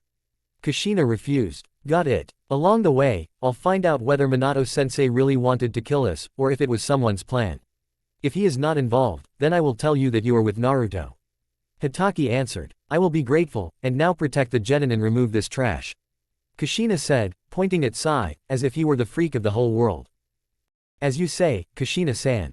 Kakashi answered and let Kushina go. Hana and Tobi were approaching the place marked by Zetsu. Naruto and his team should be there, preparing to leave at any moment. Here they reached Pakura and Tayuya, who were peacefully waiting for Naruto. Here Uzumaki appeared, but not alone. Hana and Toba's eyes bulged and thought that it was an illusion. But after a futile attempt and an overheard conversation between Naruto and Kushina, they realized that the elder Uzumaki decided to leave Konoha and join Naruto. This arrangement pleased both, because they did not think that Kushina deserved to die. Coming out of the shadows, Hana and Tobi greeted the team of 4 missing nin. Hello, Naruto-kun. How are you doing? Asked the girl under the kitsune mask in a soft voice. How do you know me? And why does your chakra remind me so much of this bitch? Asked Naruto cautiously. Because we. Here Hana and Tobi took off their masks and introduced themselves. Obito Uchiha and Hana Namikaze. Hana and Obito answered at the same time. What do you mean? Asked Kushina. I think killing you a second time will only benefit me. Naruto said with cold fury.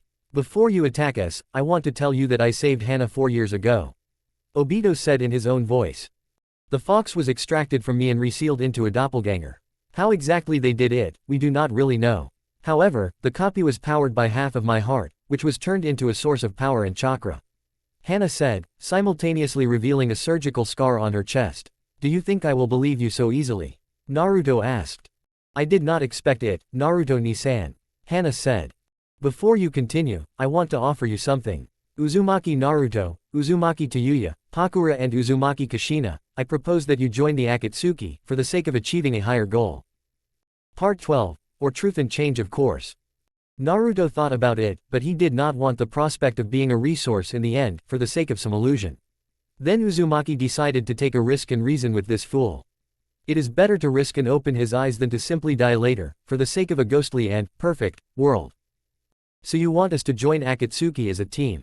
To join this bitch? Naruto asked, looking at Hana with disgust. Yes, Hana will tell you everything when you join us. Obito said. Why don't I just refuse, then join and kill you here? Naruto asked. Don't bother, Ni-san. We are not as evil as you think. Hana butted in. I readily believe you. Naruto said sarcastically. How difficult it is with you. Obito said. Just like with you. Why should I make contact with you, considering that you know who is inside me? Naruto retorted. That's true. In a nutshell, Hana and I want to gather all the tailed beasts for the Eye of the Moon project. Plunge the world into eternal sleep and find true peace through the divine tree. Obito said. It means just dying watching cartoons about world peace instead of making it a reality. Naruto said. What? Obito asked with a little anger. Think about it, idiot. While everyone is watching a dream about our ideal worlds, everyone will slowly but surely die.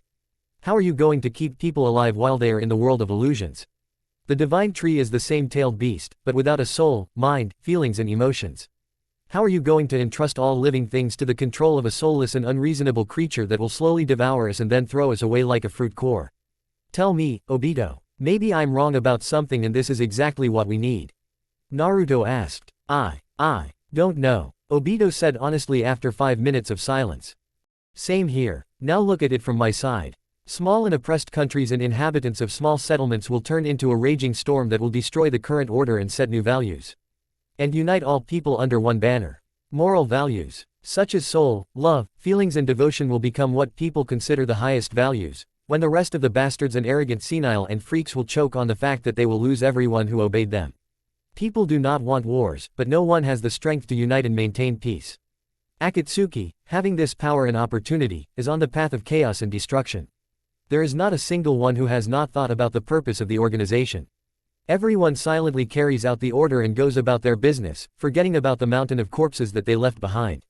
And so I set myself the goal of uniting all people and ordinary shinobi into one single army that will pursue a common goal, how to demolish the old order and build those people whom people will trust. Let people choose for themselves how they want to see this world and who they will trust to manage it. Let people choose for themselves and learn from their mistakes. Sooner or later, they will understand that the world is not the lands and their ruler, but the people who live on these lands. When they understand this, then wars will become just a relic of the past. Even if this peace is not eternal, it will still bring those who want to return it. These are the people who will make history. Shinobi and ordinary people will find this path themselves. Now they only need a catalyst. All 5 hidden villages will act as their voices, destroying everything around them without remorse, like wild animals who do not know when to stop. Rivers of blood have been spilled because of them. Small countries in Gakuryō suffered the most, simply because the cage of one of the 5 wanted to grab more. It's time to stop this, and remind them that they are not the only big shots in this whole world. What do you say, Obito? Maybe we will gather the tailed beasts, but they are far from the force with which we need to start. The Biju will become a motivator for an alliance with us and their trust in us, and in the meantime, people themselves will begin to change and realize that it is time to change the world and arrange a revolution in the structure of this world. This will not be a dream, not a genjutsu, not a dream, but a reality that will finally appear in all its glory and will eclipse everything that was before. The world will be painted in new colors and will become a single picture that people will admire forever. A picture that they will be able to feel on themselves and which will become their favorite. And when everyone starts to notice and take each other into account, then they will choose the one who can hold this picture of the world and not lose face, as many rulers did. Let's become a stronghold of a new world that we will all enjoy together and which we will not have to give to some creature that will kill us without knowing satisfaction. Let's build a new world, on the ashes of the old one, Obito. Are you with me? Naruto said and asked at the end. Do you really think so? Obito asked with disbelief. I know that it is so. You just need to take a step forward and not turn off the intended path. Naruto answered with confidence in his voice. Then I will trust you, Naruto Uzumaki. Let's destroy this order together and build a new world on the ashes of the old. Obito answered. I didn't think that I would be able to convince him. Yamato said, mentally. Away with doubts. This is my Jinchuriki and the chosen one for the great me in this world. The fox said with pride. Thank you for being with me. Naruto answered mentally. Obito-sensei, are you seriously going to go against Madara-san's idea? Henna asked with disbelief. You heard your brother. What is the point of life if we simply give in to death, sacrificing the future? Obito answered her. And, that's true, Henna answered. Kushina, I still don't trust you, but I gave you a chance to improve. Don't disappoint me, Uzumaki said. To this, Kushina hung her head, but after a couple of seconds, she perked up again and, with her head held high and a slight smile on her face, answered. I won't disappoint either you or Henna, Habanero said. We'll see, Naruto answered coldly. So, Akatsuki is now taking a new course. To unite all the small villages and free people from the rotten ones of this world. The goal is to build a new world, with your own hands. Obito answered and smiled with all 32 teeth. Kushina caught a flashback to this, when she saw his young and energetic boy, the same as Naruto before. From this, a tear ran down her cheek, and Hana's eyes bulged and her jaw dropped to the floor. Naruto's team looked at this as if they were unnecessary here, which the leader of the trio remembered. Why are you standing aside? Come here, Naruto answered with a slight smile. No thanks, we'd better get ready to go to the land of waves. We still have to send this idiot to his clansmen. Tayuya answered. As you wish. In any case, we are now allies with Akatsuki and we should establish an alliance with them. As soon as we bring Rogue and his sister, we can head out to them. Naruto said. Hi. The girls said. Who is this Rogue? Henna asked her brother. You don't have to answer, you devil. Naruto answered rudely. Henna realized that until she told her brother everything, there was no hope of restoring relations. Here is Naruto's team and 2 from Akatsuki, moving to the land of waves. With Obito's help, the team reached the border of the country in a fairly short time. Without delay, Naruto took the scroll from Tayuya and went to the mansion of Haku and Zabuza. The Uzumaki let him through, although they wondered, what is he doing here? Having reached the door, the white-haired asked the guards to bring Haku and Zabuza here. One guard went to fulfill the request, and the second checked Naruto for an identity check. After making sure that everything was fine, the guard asked to go to the waiting room and wait for the head and his assistant. Having sat down on a chair next to the window and a table with fruits, Naruto began to wait for their arrival. Here the door opens and Hakuyuki, as the head of the company, enters the hall, along with Momochi Zabuza, as an assistant and intermediary with the rebels of Meitarumi. Naruto took the floor first. Glad to see you in good health, Haku-sama. Uzumaki said, bowing slightly. No need to bow and treat me with respect. You are always a welcome guest here. Haku replied. Okay, I'll get straight to the point. Firstly, Akatsuki, although they are looking for the tailed beasts, will not use their power to destroy the world. Secondly, I found 2 of your clansmen who were in the land of snow. Their names are Rogue Yuki and Akali Yuki. Only the girl has problems with the ice genome, because of its strong influence and damaged SCC. She cannot control her element, and with each manifestation of negative emotions, she releases the genome unconsciously and seriously injures herself, freezing her limbs and part of her face. I thought that you could help them and keep them with you, as the rightful head of the Yuki clan. By the way, Akatsuki are now our allies. I talked to them and I guarantee that they will not go against us. Naruto said. As for Akatsuki, their deeds will show, but I will gladly accept my clanmates. Haku answered. There are more and more figures on the field, and intrigues are woven, one after another. Zabuza said. You don't say. Here are a couple of Yuki. Naruto answered an unsealed rogue and Akali Yuki from the scroll. Hello, Haku-sama. He greeted Rogue, his leader. You haven't confused who the clan leader is here. Did Naruto warn you? Haku asked. Hi. Naruto-sama saved me and my sister from the clutches of the tyrant Dodo, giving him over to be torn apart by his partner. Rogue answered, kneeling. Well, Naruto-san, since that's all, then let me ask. What will you do next? Zabuza asked, remembering that this was a diplomatic meeting. I'll go to Akatsuki and find out the state of affairs in the world. I need a source of information and to know the people we will be working with, Naruto replied. It would be nice to take the first target in the fog. Yagura just massacred the village and no one will be against his death. You will just get the support of the mist and will not have to fight with us in the future, since Maid Terumi is a man of his word, even though he behaves a little obscenely. Momochi suggested. I will think about this decision, but for now, help these two. He pointed at Yuki, and if possible, keep in touch with me. If you need anything, write back. Naruto said. We will be glad to help you, Naruto-kun. Haku answered. Then it's time for me to go. Good luck and bye. Naruto said. Goodbye, Uzukage-sama. Haku and Zabuza answered. Naruto smiled lightly and nodded. Leaving the mansion, Uzumaki went to his team and together they set off towards Omegakure. Along the way, Kushina and Henna chatted about everything they could. Henna, how did you survive? Why are you working with Akatsuki? Why didn't you come home and show us that you're alive? Namikaze bombarded me with questions. Mom, first of all, Obito-sensei saved me. Secondly, I work with Akatsuki because I have to survive somehow. Thirdly, how would you react if I came and said, I'm home? And the doppelganger immediately started messing with your head and simply set you on me. The last one, by the way, would be real. Henna answered briefly. Can't we wait later? We can meet the enemy at any moment or try to pass by, and you're here chatting for the whole area to hear. Obito said. Naruto, Pakura and Tayuya mentally thanked the Uchiha and moved on. The path was not short, but not particularly long either. Having reached the borders of Omegakure, Obito asked to stay at the gate and wait for Pain. Here appeared sheets of paper, which began to gather in one place and outline a female figure in a cloak. Having gathered completely, a girl with blue hair and a cloak with red clouds and piercings on her lips appeared in front of the Nukenin. Next to her are several range shinobi in special suits and holding weapons at the ready, among which are umbrellas with senbons. Not far away, a man with red hair and piercings all over his body and arms is visible. Noticing Kushina, Pain immediately looked at her with disgust, and Namikaze herself looked back at him with incomprehension. What does this mean, Toby? Asked Pain. Not here. Let's go to the base, I'll tell you there. Toby said in a serious voice, which alerted Pain and Conan. Okay, but we'll keep an eye on them. Answered Pain. That will suit us. Answered Naruto. After which, everyone moved inside the tower, under the supervision of Conan and the AIM shinobi. Entering the cage's office, Pain sat down in a chair and motioned for everyone to sit on the couch and start first. We have come to form an alliance with Akatsuki, Naruto said. Not to join? Pain asked. No. Since we're already quite famous, joining you will only complicate your existence and activities.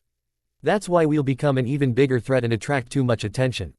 Naruto replied. I see. Toby, tell me your side of the story. Pain said in a commanding tone. They know who I am, so tone it down, Pain. Toby answered seriously. Okay. I will start with the fact that this alliance is very beneficial to us for a number of reasons. Obito said. And for what reasons? Pain asked. First of all, this is the Trinity, the Nuke Nin from Legends, as they have managed to be nicknamed. The Sun Maiden, in the person of Pakura from the Sand, the Witch of the Cursed Sound, in the person of Tayuya Uzumaki. And the Demon of Purple Lightning, in the person of Naruto Uzumaki. At the last one, Pain's eyes slightly flinched, because he didn't care about some missing nin, and here the Jinchuriki of the nine-tailed demon fox himself is considered a missing nin, whose speed will soon be comparable to the speed of Minato and the Raikage. Secondly, they have connections in the land of waves, the land of snow, which have already renamed themselves the land of spring, the land of sound and Uzushio. Obito said. So the information is on almost 1/5 of the world map. Is that all? Pain asked sarcastically. Thirdly, they have organized with all these countries and according to the agreement will prepare for war against all 5 great villages. Obito shocked them. At the last one, Konan and Pain were noticeably surprised, because not only are they the heads of the alliance, but also in such a short time, they were able to establish an alliance with 3 countries and the survivors of Uzushio. Besides, they entered into an alliance voluntarily, and not through force and fear. Naruto added, "It turns out that we will be able to destroy Sunagakure without much loss, and also capture their territories." Asked Pain. "No need to rush things, head of Akatsuki. First, we need to conclude an alliance with the remaining small countries and the country of demons. It will be more difficult with the latter, because these idiots only perceive power leadership and among them there are strong individuals who can single-handedly destroy a small village, not to mention a squad." Answered Naruto. "I see. And what is Kushina Namikaze doing here?" Asked Pain. "This person is doing correctional labor, but I am ready to vouch for her." Kushina smiled. "In case of betrayal, I will kill on the spot." Naruto finished, and Kushina sharply lowered her head. "She betrayed Konoha?" Pain asked suspiciously.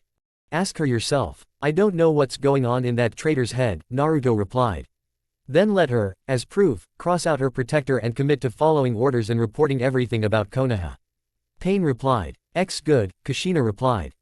After a minute's answer, Kushina took off her forehead protector and looking back one last time and remembering all the good things that happened to her in Konoha, she took a kunai and crossed out the leaf sign, thereby renouncing her loyalty to Konoha. Shedding a last tear over her memories with Minato, Kushina put her forehead protector on her head, showing that she was now a missing nin of the hidden leaf. "Now I am ready to give you a chance, bloody habanero. Will you join Akatsuki, or will you be with our allies?" Pain asked. She looked at Naruto. Go to Henna. You won't get in the way," Naruto said. Kushina hung her head and began to think frantically. Where should she join? Akatsuki to Henna or stay with Naruto and travel with him, uniting small villages, for an alliance against the 5. Having finally decided, she answered. "I'll stay with Naruto, since Akatsuki already has some pretty strong shinobi and I'll most likely only be in reserve. Staying with Naruto, I can be useful as a medic and a master of seals, while participating in combat much more actively than with you." Kushina answered. "I see. I have no complaints." Pain answered. "Okay, me too," Naruto answered after a minute of silence. Kushina smiled at this answer and thought to herself. These are the first steps towards restoring our relationship, as a mother and son. It's a pity that Hana-chan will remain in Akatsuki. Obito, if something happens to her, I'll twist your head off and shove it up your ass." Obito trembled slightly at the last, but swallowed and remained impenetrable. Mom, as always, in her repertoire. Hana thought to herself. And now I would like to conclude a blood contract in a separate place. You understand what I mean, right, Mr. Chief? Naruto asked, and Pain visibly tensed up. Don't worry, I'll be alone when concluding the blood contract. Naruto assured. Then let's go, Pain answered. Great. And Naruto and Pain moved towards the tower. Entering the tower, a not very pleasant picture spread out before Naruto. A bunch of pins sticking out of his back and a wheelchair for life support. So this is what you really are, Naruto said. Yes, my name is Nagato Uzumaki. The body you saw when we first met was a puppet. Nagato answered. Really? Also for the sake of strength, did you sit there? Naruto joked. Very funny, give me the contract and get out of here. Nagato answered. Wait, Naruto stopped. What else? Nagato asked. How about I heal you? Naruto suggested. How so? Nagato was interested. I will give you a partial demon power, which will have a positive effect on you and give a boost to super regeneration, but after the treatment it will wear off and you will be able to walk and fight on your own. Naruto answered. I need to consult. Nagato said and motioned for Konan to come over. Do you think he can be trusted? Asked Konan. I don't know, but the fact that he can do it is proven by the Rinnegan. I managed to extract a particle of chakra from his body, but even that was enough to relieve the pain in his back. Nagato answered. No way. It's only been a little while, and you've already managed to ease the pain from the pins. Konan asked in disbelief and looked at Naruto. Let's agree. If anything happens, you will attack him. Answered Nagato and nodded to Naruto. Then help me get him out of this chair. The last thing I need is for his puppets to mutate into Impusa or Hellcane. Answered Naruto and looked at the puzzled faces of the couple. These are such creatures that are born due to the absence of a soul in the body and use a corpse as their body and collect blood from living people and parasitize other corpses. They reproduce damn fast, before you can blink an eye, a whole hive of such creatures will breed. Hellcanes are just zombies with scythes, but they do not feel pain just like Empusa, are capable of necromancy and raising their own kind from corpses. Naruto explained and scared them. I understood, answered Nagato and broke the connection with the puppets. After Konan pulled out all the pins from him and placed him on the futon, she immediately stepped back, allowing Naruto to begin treating Nagato. I'm starting, Nagato, Naruto warned. Okay. Uzumaki replied and adjusted the Rinnegan to absorb chakra, for greater absorption and easier work for Naruto, to which the younger Uzumaki nodded in gratitude. Nagato's hair was dyed scarlet again, his skin became more saturated with life, and his body, filled with new strength, began to slowly recover. His back became straight again, the bags under his eyes disappeared, the breathing apparatus could be used painlessly and he could breathe deeply, and all the wounds and scars healed and disappeared, as if they had never been there. Konan watched this process as if under hypnosis. She had never seen such regeneration and such high control and coordinated work on restoring the body. Now Nagato stopped looking like a decrepit old man, and again like a young man, as if he was not even 19 years old yet. Incredible, said Nagato, examining himself from head to toe. Rinnegan is a useful dujutsu.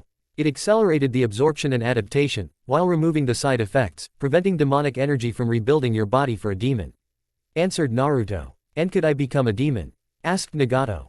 Yes, but I would not recommend you to become one. If you want to do this without the proper motivation, spiritual strength and a part of the soul of a half-breed demon, then pure demonic energy will simply drink your soul and replace you in this body.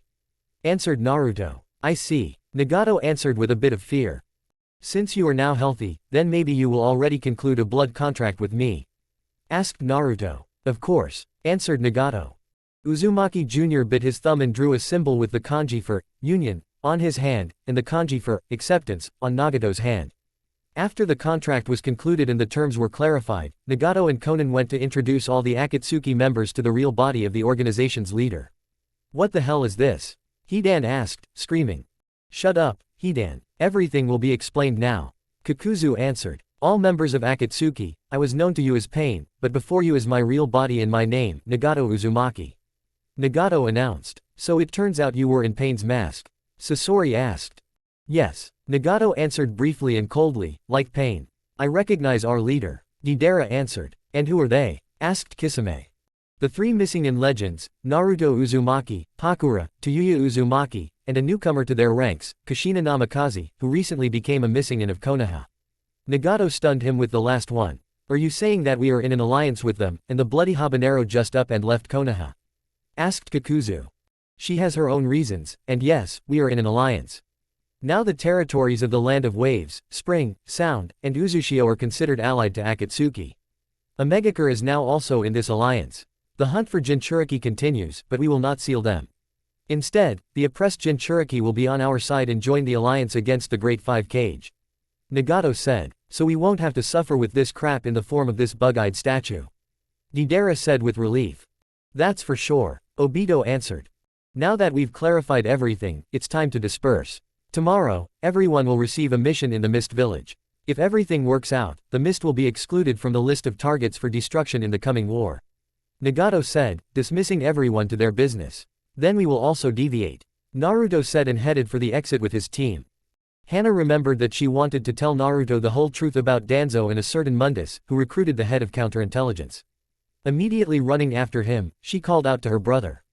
Naruto ni-san, wait. Hana shouted after Naruto. What do you want? Naruto answered in a rude tone. I promised to tell you the whole truth about what happened 4 years ago. Hana answered. Let's find a secluded place. One extra move and I'll gut you worse than that time on the bridge. Naruto answered coldly. Okay. Hana swallowed and took him to her room at the base. Entering the room, Kushina put up a soundproof barrier and sealed the door at Naruto's request. Then Hana began her story. 4 years ago, Danzo took me away right after my shift at the academy, having knocked me out with a blow to the back of the head. I woke up in a dark room, tied to a table, and an exact copy of me was lying next to me. Only it had an open chest, it's not clear why. When they took the tailed beast out of me, they immediately destroyed its mind and soul with an unknown artifact, in the form of an inverted 5-pointed star in some kind of ring with runes.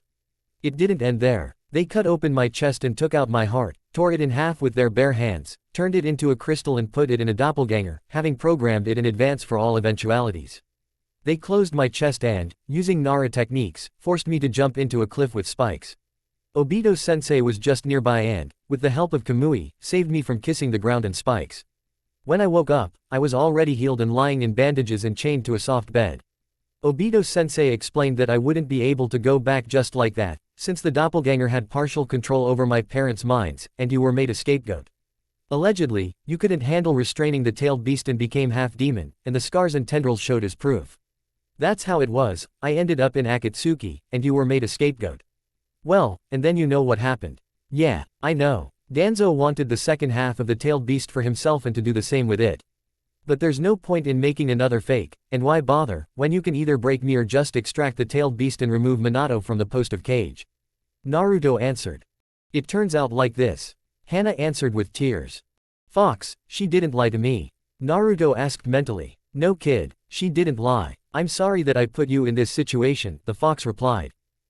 Stop it, redhead. It's not your fault that idiot Minato wanted Kushina to give birth to us in some backwater without providing normal security. As a result, Hiruzen gave his life and saved Konoha from destruction. Naruto replied. After Naruto walked up to Henna and without further ado, hugged her and pressed her to himself with the words. Welcome back, Henna, Naruto said with softness in his voice. I'm home, brother. And she hugged Naruto back with tears in her eyes. Very soon, everything will change. We should try to reason with Minato. If of course he will listen to us. Naruto said. Yeah, Henna replied. Okay, we'll spend the night here tonight. If Nagato doesn't mind, then we won't be staying here for long. Naruto reassured his sister. I'm sure Nagato-san won't mind. Henna answered with a 32-tooth smile. Then let's go. Show us the base. Part 13, or the alignment of forces in the name of the fox. Henna, Obito and Naruto will not deviate from the intended path, and if one of the sides is not stopped, then war cannot be avoided. Why can't I decide? I want to help peace throughout the world become a reality, but I don't want a new war. Why are we gathering so many like-minded people? Yes, we were able to annex Kusogakure, the countries of Claw and Fang, but why can't we just demand that the Great Five not interfere with their peaceful life? As Naruto said, they would simply crush them if they made any claims. Damn it, why is it so difficult? Kushina thought to herself, we will soon be heading to the mist. If everything goes as planned, then Kurigakure can be excluded from the list of targets, having first taken the 6 and the 3 tails. We will be heading out at dawn. Is everyone clear? Nagato said. Hi, Leader Sama. Akatsuki and Naruto's team answered. Here are the first steps towards a new world. Naruto said to himself.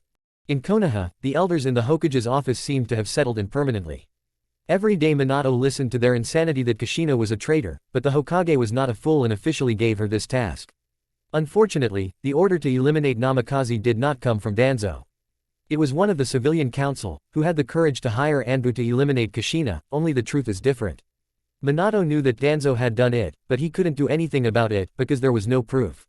Then Minato realized his weakness. He couldn't even keep track of the elders' actions, and the damn third one had given them so much power that it easily outweighed the Hokage's power. How stupid Hiruzen had been. We must declare Kushina Uzumaki a traitor to the village. There are no records of her being on a mission. The old fool, Koharu, screamed. I already said no. If you dare do anything without my knowledge, I will declare you traitors. I am already sacrificing my wife for the safety of Konoha. Minato growled. Minato is right. It's time to think about everything that is happening in the neighboring countries. Hamura said. My scouts reported about some demon savior, who is tired of watching us from the shadows and punishing all sinners, without advancing in our world. He supposedly carries out the will of Shinigami, punishing all sinners on the spot, without the opportunity to repent. Many Nukenin began to hide, and ordinary people asked for his help, and some even began to worship him as a spirit that brings justice and punishes sinners for their sins. Danzo informed everyone. So something so strong is wandering the world and imagines itself to be someone above us. Asked the crazy old woman.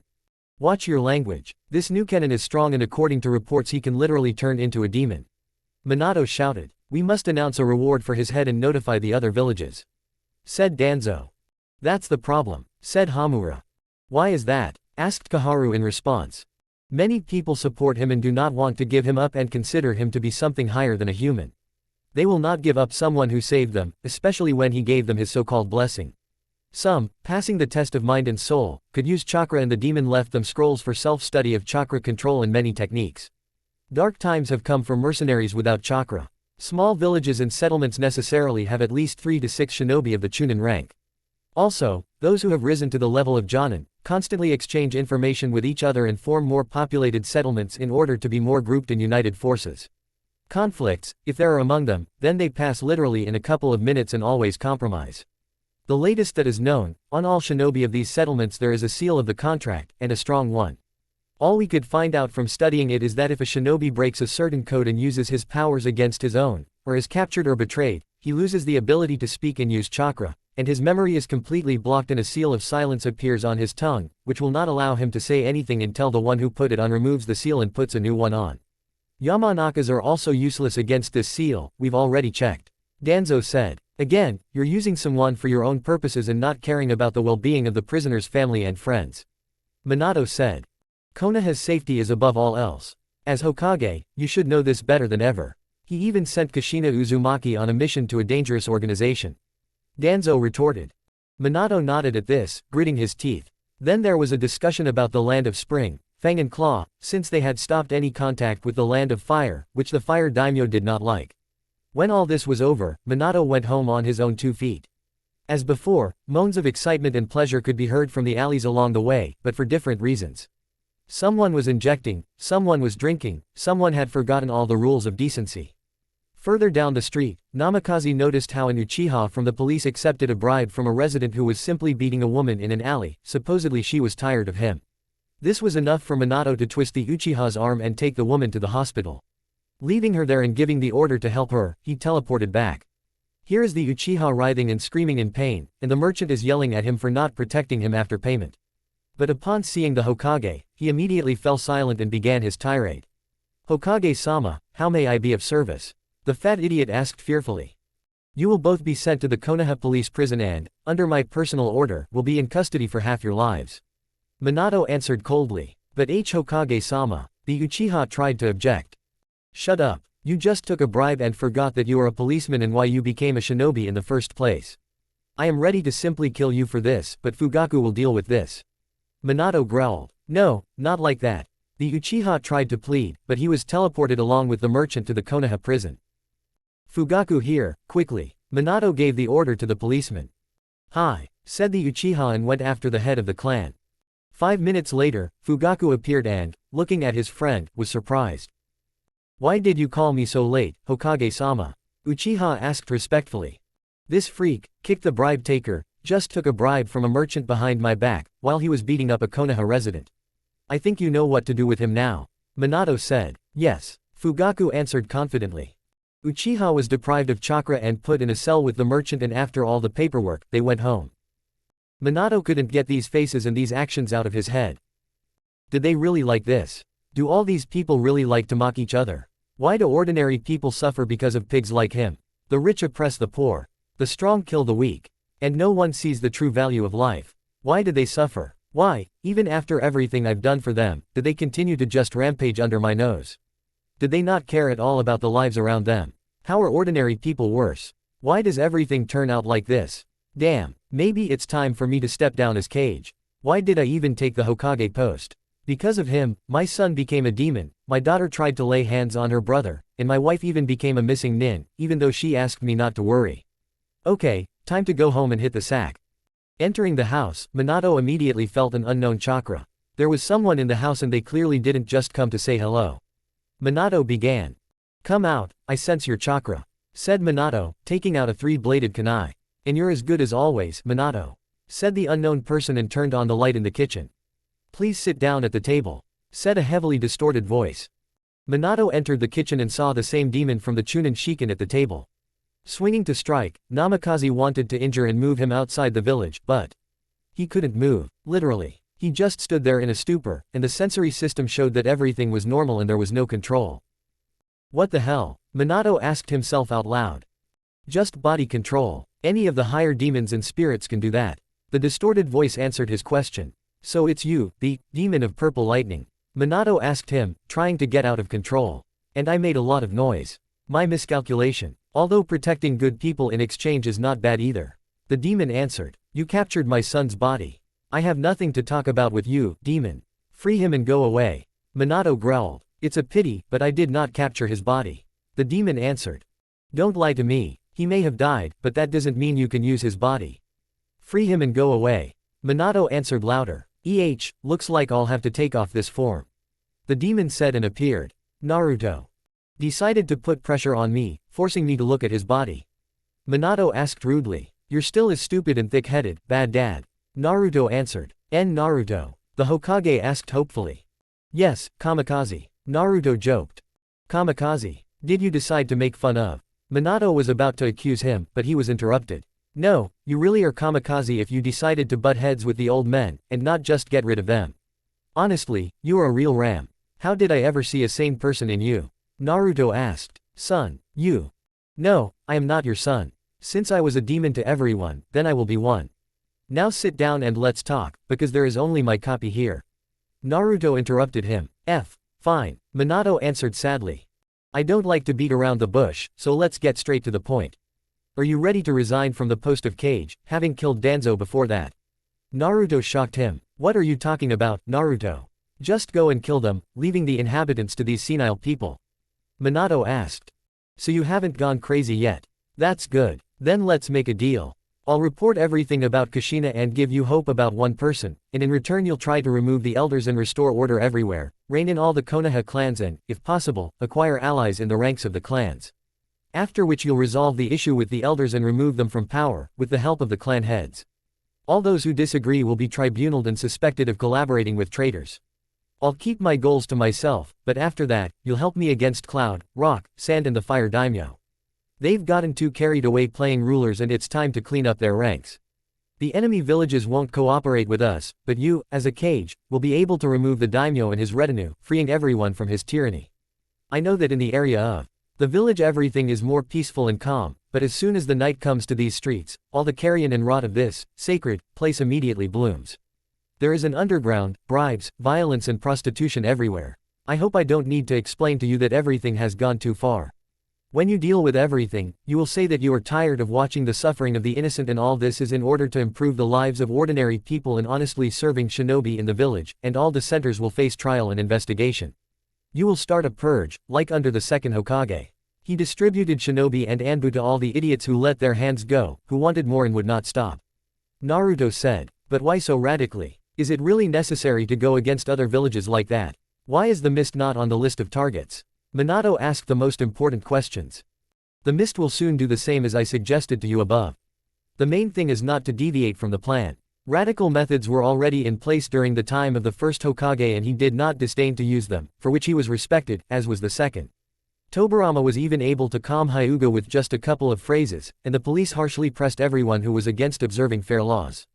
Anbu were always on missions and received honor and respect among ordinary shinobi and people for their faithful service. And when the old man third came, everything immediately went to hell. Giving power to the elders, Danzo organized the root of Anbu and twisted his intrigues without supervision from the Hokage, simplifying and easing punishment for both people and shinobi. Much has changed for the worse. Hiruzen may be respected as a shinobi, but as a Hokage he is too soft. Even if Shimura Danzo were the third Hokage, he would not have fallen into insanity and would still be sane and adequate.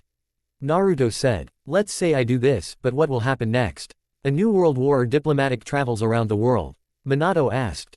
A new war and this is not discussed. I have already collected a lot of information on all the Kages and their villages and everything is so bad there that you can forget about cooperating with them. Only the rich and slave traders can survive there, who can just run amok on their streets. Daimyo are no better, taking bribes in round sums and even selling their concubines, just for fun and money. Naruto shocked him. Is everything that bad? Minato asked in shock. Unfortunately, yes. Naruto answered sadly and lowered his head. I see. Minato had nothing to say, because after all, similar information had already slipped into Konoha and there were even reports from weak-willed Chunin, when visiting neighboring lands and joint missions with other villages. Naruto just looked at Minato, waiting for an answer. He didn't have to wait long. Okay, I agree to go according to plan. I was too kind, but this is how they repaid me and ordinary people. I've had enough of soft and condescending actions. Thank you for opening my eyes, Naruto. Minato replied. You're welcome. Just don't lead me on, or we'll put Konoha under the katana. Naruto replied. I take it this is a chance to fix things and improve relations. Minato asked. Yes, I'm not so inhumane as to simply turn away a potential relative. Don't let me down, Namikaze. Naruto replied after a minute and disappeared in purple lightning. Thank you, son. I won't let you or the villagers down. Minato replied into the void. The next day, Minato's office. I've called all the clan heads to discuss a very important issue.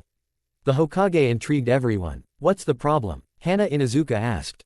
I noticed that the elders have started bribing Anbu and Chunin-ranked shinobi and some jonin to cover their tracks and falsify reports. Minato answered. What does this mean? Chusa Akamaiki asked, dumbfounded. That's what it means, Akamaiki-san, there are rats in our clans and they all work for the elders. The Hokage answered. Even among your guards? Shikaku Nara confirmed rather than asked. This is also possible. I received this information from Kakashi Hatake, since he is the only elite jonin in Konoha and my student, so my trust in him is now the only one in the entire village. Namikaze said. Do you want to purge the spies and rats sent and bribed by the elders? Hiyashi Hyuga asked. In my FF, he is a normal person with his own principles and values, he loves both his daughters and helps Hinata overcome shyness and timidity, also Neji does not have the seal, bird in a cage, at the request of his brother. Yes, but you need to make it so that it was your initiative and offer to help each other, for insurance. Yamanaka will be able to check for the necessary information and catch those trying to deceive or buy off with their technique. This is all an example, although I understand that it is radical, but all this has already gone too far. The third Hokage gave everyone too much power and greatly softened the punishments for violating orders and laws. Minato answered seriously. And now let's move on to the main problem. Let's begin the vote to exclude Shimura Danzo and Kaharu Yutotane from the council and the elders' posts. Minato shocked the elders. I see, then we need to play it out so that we gradually begin the purge on our own initiative. Let's start with ourselves, then we will help each other and purge the personnel of rats and traitors. Said Fugaku. Do as you wish, but my involvement in this on my part must be hidden. You understand that the elders must be ignorant of me so that they can be finished off at the village council. Minato answered and received nods from all the clan heads. Then we disperse and begin the purge. Inoichi Yamanaka said. Yes, everyone is free to go. Minato answered and everyone left the office and went to their clans. Literally a week later, many of the bribed Anbu and shinobi clans were identified. All of them were demoted and deprived of chakra, while simultaneously carrying out D-ranked missions for 2 years. All of the elders, liaisons cursed their short-sightedness and downright hated the elders, because they received so little for their services. As it turned out, Danzo sent his spies to the Konoha police and other clans, but now all of the liaisons were caught and sent to Ibiki. The interrogation specialist himself literally smeared himself with the gift of so many idiots that they fell under his command and talked like sweethearts. For this, he even received a bonus, and after the rat purge, he will go on vacation for a month. Enko, laughing like crazy and damn happy, left work and did not remove her smile, scaring everyone in the area. But pockets full of honestly earned money and with drops of blood, went to the Dango Cafe, and at home danced and threw a party in honor of this event. When everything was over and all the heads of the clans reported and made sure that all the traitors and rats of the root were removed and cleaned, they went to the council of clans and elders. Danzo and Kaharu almost poured sweat, because they already understood that the clans got the idea about the foundlings of old senile people. So everyone sat down in their places and Minato announced the beginning of the council. I, Minato Namikaze, the fourth Hokage, announce the beginning of the council. Said Minato. Allow me to take the first word, Hokage-sama. Asked Hamura. Please. Answered Minato. Let's start with the fact that I, as an elder, sent my personal Anbu guard to check their loyalty, and I assure you that everything is fine with them and there are no traitors among them. I also sent them under the guise of civilians to the capital of fire. As Hokage-sama warned me, lawlessness and chaos on a large scale also reign in the capital. The fire daimyo does not behave in a different way. Hamura said. Thank you, Hamura-san, for your information. Still, it was not in vain that I entrusted you with this task. Minato answered sincerely. Thank you for your trust in me, Hokage-sama. The elder answered. Hamura Mitokata is in favor. The decision has been made. Danzo Shimura and Kaharu Yutotane are stripped of their power and declared traitors to Konohagakure no Sato. Tighten them up. Minato gave the order. What does this mean, Minato? The old woman screamed. That's what it means. Who is for excluding these two from the post of elders? Minato shut up and asked the heads of the clans and Jonin. The Uchiha clan is for. The Nara clan is for. The Hyuga clan is for. The Sarutobi clan is for. The Yamanaka clan is for. The Akamichi clan is for. The Aburame clan is for. The Jonin council is for. Danzo immediately called his route and managed to escape to the Anbu route. Destroy all records and kill all prisoners. Burn absolutely everything unnecessary, collect funds and scrolls that will be useful and prepare to retreat. Danzo shouted. Hi. And the routers began to carry out the order. Damn. I never expected that Freak would do the purge so early. Did someone get caught carrying out a mission? Never mind. Time to run and go to Mundus-sama. Danzo thought to himself. When Danzo left the shelter, all the Anbu and elite Jonin with the clan heads appeared in front of him. Danzo, realizing that his route were just kids in a sandbox compared to them, orders them to be detained, and the scrolls with things to be handed over to him and given the opportunity to escape. During the battle, the head of the Anbu does escape, but in doing so, he loses his hand with the Sharingan, having used them all for Izanagi. As a result, Anbu route was destroyed. Kaharu Utotain was publicly executed the next day for treason to the village and underground connections, and Danzo was declared a missing nin, and the reward for his head was 15 million ryo. The villagers accepted this and began to revere Minato even more and belittled the achievements and decisions of the third Hokage, belittled, because of his soft, albeit kind nature. It's time to change the entire land of fire. Thank you, son. I will not let you down and will follow you to the end. Even if there will be a war against other villages. Minato said to himself, having finally decided and convinced himself of Naruto's intentions. Naruto, after another training session, met Nagato, who gestured for him to follow him. Did you want something, Nagato? Asked Naruto. Yes. Minato carried out a purge a week ago and Danzo, with his tail between his legs, ran away and became a missing nin. Answered Nagato. So everything is going according to plan. What's in the mist? Pakura, Kisame, Deidara and Kakuzu have already had success in cooperating with the Mist Rebels. Soon Maid Terumi will become the cage of Kurigakure and we will get an ally in the person of the second of the 5 on the world stage. I never thought that it would be possible to unite people and not tie the Jinchuriki and tailed beasts to this. Answered Nagato. Got it. Then we'll have to visit the stone soon. The oppressed Jinchuriki have already gotten carried away and tightened their belts from despair and the oppression of their cage. Naruto said. Will you wait for Pakura? Nagato asked. Alas, but we will not begin to collect Jinchuriki until a year and a half from now. Han and Roshi will resist Onoki, but just in case, send Zetsu to them. Uzumaki answered. Good. Nagato answered and went to hand out the task. And I'll go on vacation. Naruto said to himself. Hey, Naruto, come to us, said the fox. Naruto, having reached his room, went into the subconscious. Why did you call? Asked Naruto. I decided to advance our relationship here, from partners to friends. Answered the Biju. It makes me happy to know that someone like you will become my friend. Naruto answered with a smile. So, my name is Kurama. Said the fox. Nice to meet you, Kurama. Naruto answered. Me too, Naruto Uzumaki. Kurama answered and thrust his fist forward, to which Naruto responded in kind. So now we are comrades and can we open the cage? Naruto asked. Yes, but for that we need the key to the cage or wait until it breaks under the pressure of demonic energy. Kurama answered. I see. Then it is better to pick up the key. I think it will be easier to do this, due to the damage to the seal. Uzumaki said. I think so. Now get out of here, I want to sleep. Kurama answered and threw him out of the subconscious. And I see you are getting impudent, Kurama-chan.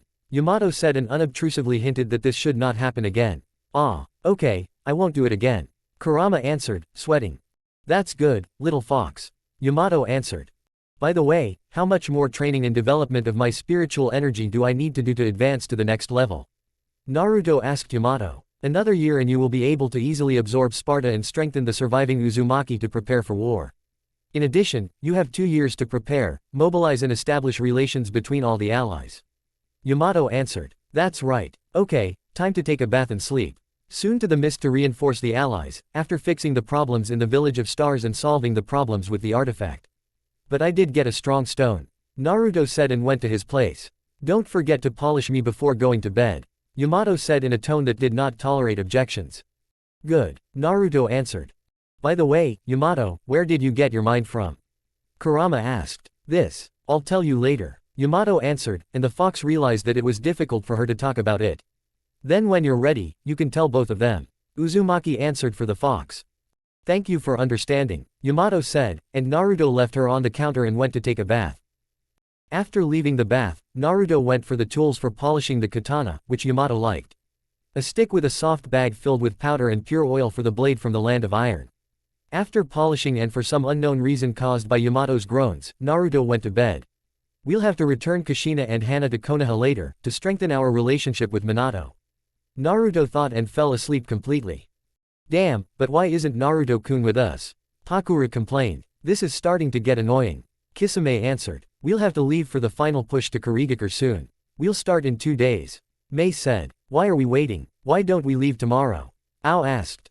We have no information about what's happening in the village itself. For now, we'll wait for reinforcements from an Akatsuki ally. Mei answered and received a nod in response. Then we need to gather information. Kakuzu approved. Yes, can you do it? Terumi asked. We can, but it's better to send Kisame and his Samahata. He'll be able to hide his chakra underwater and swim to the village undetected. Sasori answered. Got it. Then we'll wait until dawn and then go on reconnaissance. Mei answered. It's better for Kisame to go alone. It's safer and more reliable this way. Kakuzu interrupted Mei. Okay. Mei replied. That's good. Now let's go to bed. I'm tired of blowing up all these punks and brats. It's time to catch my breath. Deidara said. Agreed. Kakuzu replied. Then it's nice to rest and gain strength. Terumi and Ao replied after them. Thank you. Akatsuki and Pakura replied. Well, I'm going to bed. I won't go far to the hot springs. Kisame said. As you wish. Kakuzu replied. And I wouldn't mind the springs. Pakura said. I'll go too. Deidara replied. I'm not going. Sasori said and went to bed. To hell with you, I'm going to the springs. Kakuzu said and went with Pakura and Deidara. After the springs, everyone returned without incident and went to bed. Pakura began to think about Naruto more and more often. She even imagined the little demons running and flying all over the house and having fun non-stop. At this, Pakura, blushing deeply, shook her head and went to the kingdom of Morpheus. Soon all the pieces will fall into place and the rebellion will begin.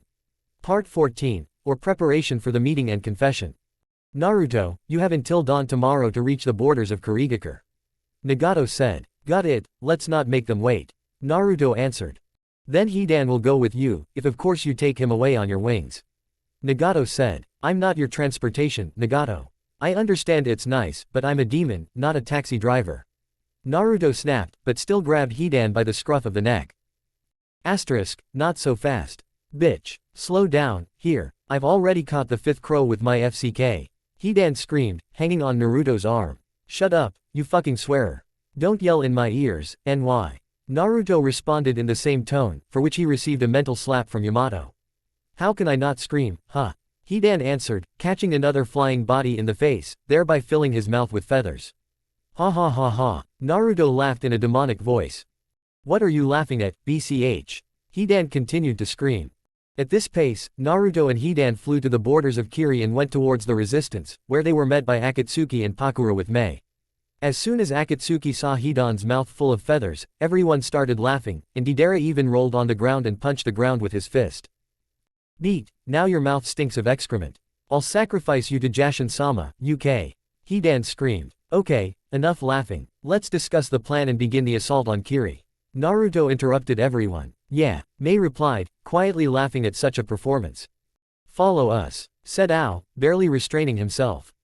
After a little cheerful laughter, everyone went to the headquarters, where Naruto and Hidan got the hang of things. Soon, the rebels and Akatsuki will attack the barracks and communication points. After that, the defensive points will be destroyed to support the main forces and disarm the enemy. Yaguro will be Naruto's opponent, thanks to his strength and the Uzumaki seals. As soon as the Mizukage is killed, all forces will be thrown into destroying the rest of the forces or their surrender. The elders will be under Kisami's sights, because of his sensory abilities. Terumi will support the security forces in the person of Hidan and Naruto with her steam and lava techniques. When everything is over, Mei will send Anbu to search for the 6-tailed and give the 3rd, and according to the contract they will help their villages and protect ordinary people. In case of betrayal, the tailed will be extracted, and a new vessel will be found at the request of the tailed itself. We begin on Kisami's signal. Kakuzu said. Received. Akatsuki answered in a low voice. After the signal, Kakuzu warned Mei that they would begin in 5 minutes so that Kisame could take up a position to intercept the elders with the Kaden element. 5 minutes had passed. Mei called for the attention of all rebels and Akatsuki. Attention. Our victory is near. Soon Yagura and his paranoia will stop oppressing ordinary people and shinobi. Let a new milestone and a new head of the village hidden in the mist begin. Mei said and gave the signal for the final invasion. The main gates were broken through by Kaden techniques and swept them off their hinges. Naruto, Mei and Hidan immediately jumped into the thick of things, where they began to cause great damage to the enemy formation.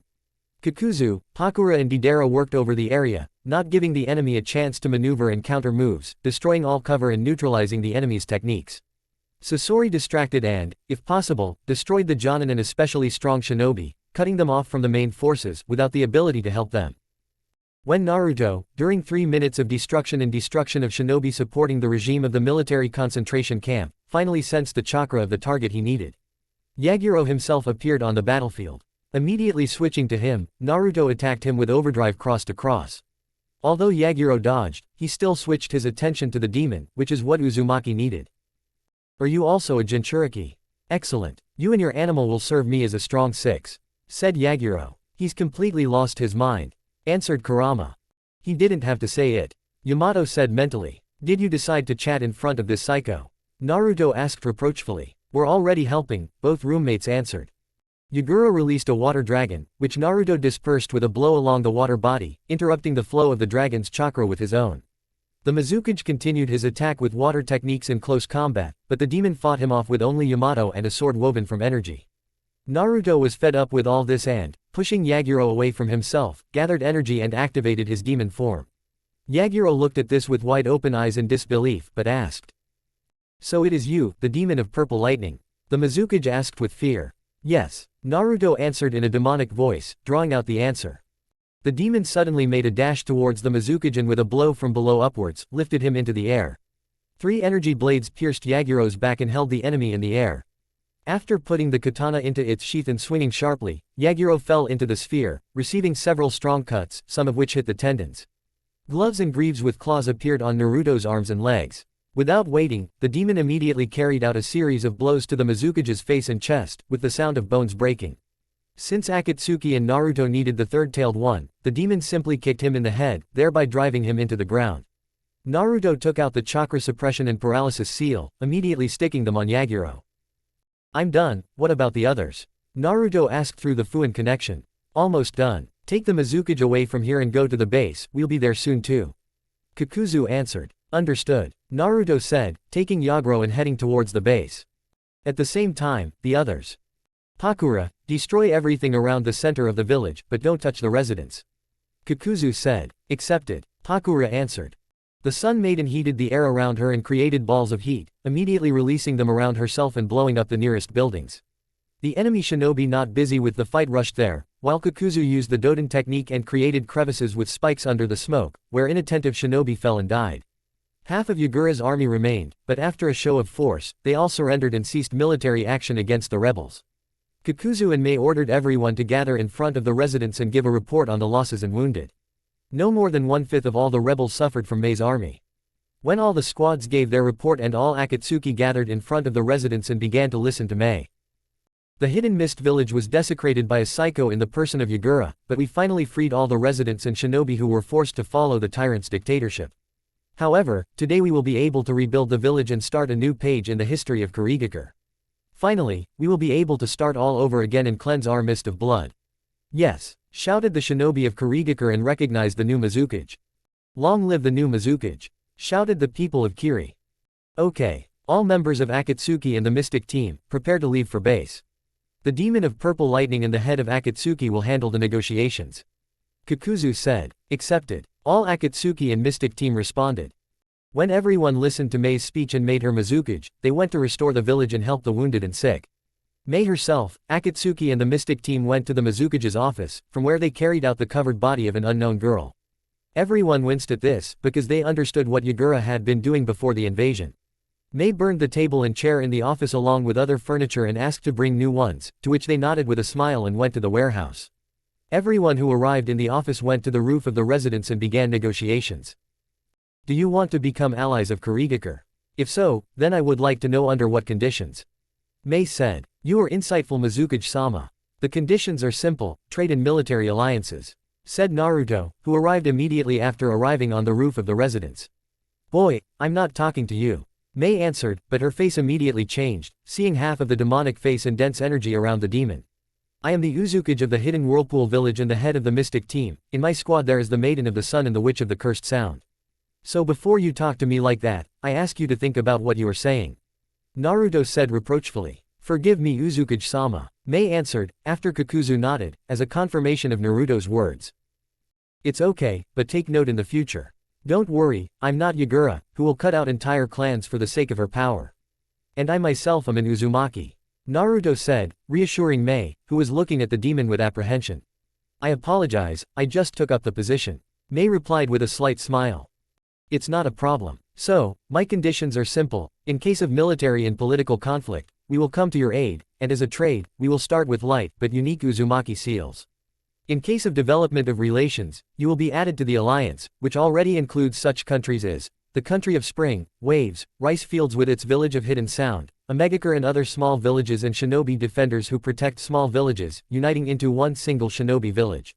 Naruto said, there is nothing to complain about here.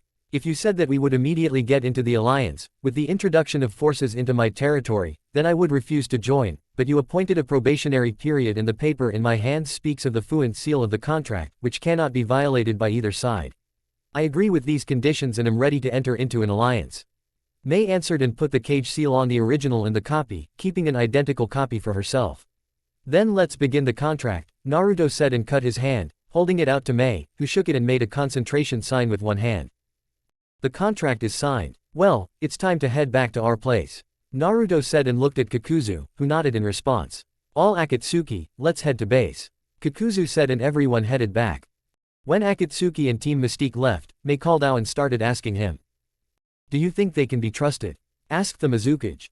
There is nothing to fault with the document, and considering their reputation lately, they deserve a chance. The alliance has great fighting power, and we have no allied relations with the other great villages. So it's time to trust, but check. Ao answered. I see, then we'll keep an eye on them and then decide what to do. Mei answered. Agreed, and now it's time to get to work, Mizukage-sama. Ao said and put a stack of printed waste paper on the new table. For what? Mei shouted, stunned by the mountain of papers that appeared in the office, taking up 7/10 of the entire room, to the laughter of the running Ao. Have a nice day, Mizukage-sama. Ha ha ha ha. Ao answered.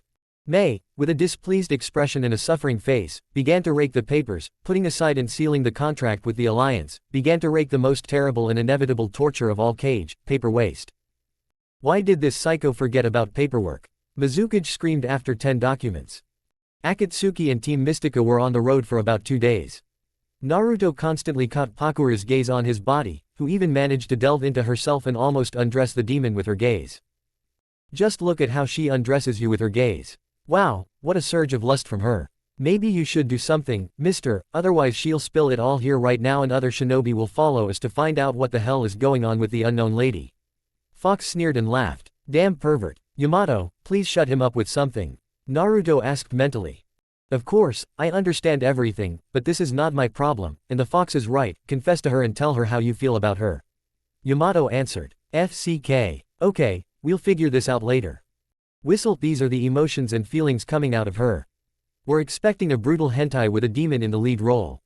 Kurama said, blowing smoke out of his nose. Damn pervert. Naruto answered and mentally muzzled the fox, breaking the connection. Something wrong? Sasori asked. Just one furry pervert flying in his dreams. Naruto answered. Fox. Pervert. The puppeteer asked with a chuckle. Yeah, now he's whining that I don't understand his joke, you see. The demon answered. Okay, let's not stop him from fantasizing, said the puppeteer and silently continued on his way. Naruto looked at Pakura, to which she immediately looked away and continued on her way with blood from her nose. Uzumaki thought to this that the problem was real, but how to solve it would come later. We are arriving at the base, said Kakuzu. Okay, the others answered. Having entered the base, Uzumaki went to the room for resealing. Is the Three Tails with you? Asked Nagato. Yes, answered Naruto and took out the scroll with the unconscious Yagura. Great, then we need to find a new Jinchuriki and seal him in it, said Nagato. Who do you suggest? Personally, I would suggest simply leaving him in the scroll with favorable conditions for him for now and talking to him so that he can choose his own vessel, said Naruto. A good idea, but are you sure he will talk to us? Asked Nagato. I'm sure all we need is to gain his trust through one hairy pervert, answered Naruto. PFF'd, I see, said Nagato, realizing who Uzumaki was talking about. Then we'll start soon. In the meantime, I'll take off his muzzle, because on the way he literally got on my nerves with his empathy. Naruto said through clenched teeth. Okay, let's talk to the tailed beast first. Then let's get ready. Yes. After the conversation, Nagato and Naruto prepared the room with all the necessary FUNN and unsealed Yagura's body. The necessary body was lying in the center of the room. Nagato and Naruto began to fold the seals and use the resealing technique into a scroll, but before that, Naruto touched Yagura and penetrated his subconscious. Hello, three-tailed. Naruto said. Who are you, a human? Isobu growled. Calm down, Isobu, he is not your enemy. Kurama said, appearing behind the crumbling bars. Fox, so you are sealed in this boy? Isbo asked. Not just a boy, Isobu. He is a real demon. Naruto. Kurama said and asked the demon. After the last question, Naruto took the form of a demon, which plunged the three-tailed turtle into great surprise. A real demon? When have we seen them lately? Isobu asked. You can't even count them. In short, do you agree to be in the scroll until you find yourself a Jinchuriki? Kurama answered. Are you kidding me? I will not be in a person or in a scroll. Answered Isobu. No, what do you propose? Do you want to be sealed by force or will you be in the scroll where no one will come to you or drain your chakra by force? Kurama said. Okay, I agree to the scroll. I will choose a vessel for myself later. Isobu answered after a minute of thought. Then sit quietly and do not resist. Naruto and Nagato will do everything themselves. Kurama said and looked at Naruto, hinting at the beginning of the sealing. I understand. Let's begin, Naruto said. When Naruto nodded to Nagato, both Uzumaki began to fold new seals. Isobu felt himself being pulled out of Yagura's body. Yaguro himself screamed in pain, for Isobu was being resealed with maximum pain for the vessel, as torture for his sins as Mizukage. When everything was over, Yaguro died, and Isobu began to arrange the space inside the scroll in his own way in comfort. So we've finished sealing, Nagato said and sat down on the floor from fatigue. Yes, but not all the tailed beasts are in our alliance yet. Although Zetsu warned them that we would soon join them, it is not a fact that they will agree. We'll think about this later. Now go and settle the issues regarding the alliance with Konoha and the overthrow of the daimyo's power. Minato turned out to be smart after all, but he has not earned trust yet. We will be on guard and come up with a plan in case of his betrayal. Agreed, but we won't talk about it directly, so as not to seem paranoid. Naruto answered. Good, let's go rest, and tomorrow you will go to Konoha, to meet with Minato, so that he will call the 5-Cage Council in 2 years. 2 years then, we need to prepare everything as well as possible, otherwise we will attract unnecessary attention from the stone and the cloud. Until then, we will sit back and carry out tasks as mercenaries, and we will tell the rest to get ready and not show themselves too much and watch the rear. When everything is ready, we will declare the 4th Shinobi World War, where one half of the world will fight the other. Naruto said, there will be a massacre. But it is better than sitting and putting up with scumbags who have forgotten who they are. Nagato answered. Yeah, let's go wash ourselves, we already stink. Naruto said and went to the bathroom. I wonder what his form will be like after awakening into the devils. Nagato asked himself, but then thought that time would tell, the main thing is not to go crazy. Mundus-sama, my unit and I were exposed. I had to flee to hide the fact of your interference. Danzo said, kneeling. So you failed to seize power in Konoha. Okay, but we will have to wait with my resurrection, and hide my soul and energy. Mundus answered from the red unknown crystal. So the plan is postponed indefinitely. Danzo asked. Not for very long. In 2 years, Akatsuki and the alliance of small countries, along with Kiri and Konoha, will declare war on the rest of the countries, and with them will be the demon to whom Virgil gave his power and awakened the demonic nature in him. I also sense Yamato, Dante and Sparta next to him. Mundus said and spat it out like poison at the end. I see, but what should we do in the meantime? Danzo asked, still kneeling. Wait and prepare for this event. Find a way to become stronger, to accept the demonic origin from my power, and when you are ready, then come to me and accept my soul. Mundus answered and cut the connection through the crystal. As you wish, Mundus-sama. Danzo answered and left, closing the passage and sealing it tightly with his barrier. Hokage-sama, you have an appointment with the demon for tomorrow at noon. Should I notify our shinobi about this period of time? The secretary asked. Yes, it is desirable to have security from the most trusted people and not let anyone in during the negotiations. Minato answered. Understood, I will set a time and notify our shinobi and other employees. I will be grateful. Minato replied and started paperwork. When Danzo escaped, Konoha immediately became calmer. Yeah, only the fact that he's alive worries me. And haven't you thought about sending trackers to look for him? I thought about it, but after the first squad was killed, I didn't dare take the risk and declared him wanted with a reward. Stop. Hello, Minato. Jiraiya said with a smile. Jiraiya-sensei, you could have come in through the door. Minato replied. Come on, tell me this instead. Where are Naruto and Kushina? Jiraiya asked with a serious expression. They're fine, I met Naruto and it was he who helped me solve the problems in the person of Danzo's rats and where to look for dirt on this fart. Kushina is on his team and I'm not worried about her, but until she earns Naruto's trust, there's no point in expecting any news. Minato answered. I see, so Naruto is not in the mood for revenge on Konoha. Jiraiya said. I'm not entirely sure. Although he was a kind boy, I did not notice his efforts to become better than me. Henna completely betrayed our trust after all the details of his death were revealed. However, he showed particular hostility towards the Inuzuka, Sarutobi and Hyuga clans. The Uchiha were badly maimed, but none of them died. It turns out that these clans were involved in his beatings as a child. Asked the Toad Sage. I think so, but perhaps they were simply those who wanted revenge on the fox, and out of ignorance only made an enemy in the person of a real demon.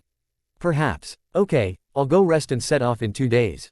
I'm really tired. By the way, here. Jiraiya hands over several scrolls that Minato immediately recognizes as the scrolls with the reports on the search for Naruto.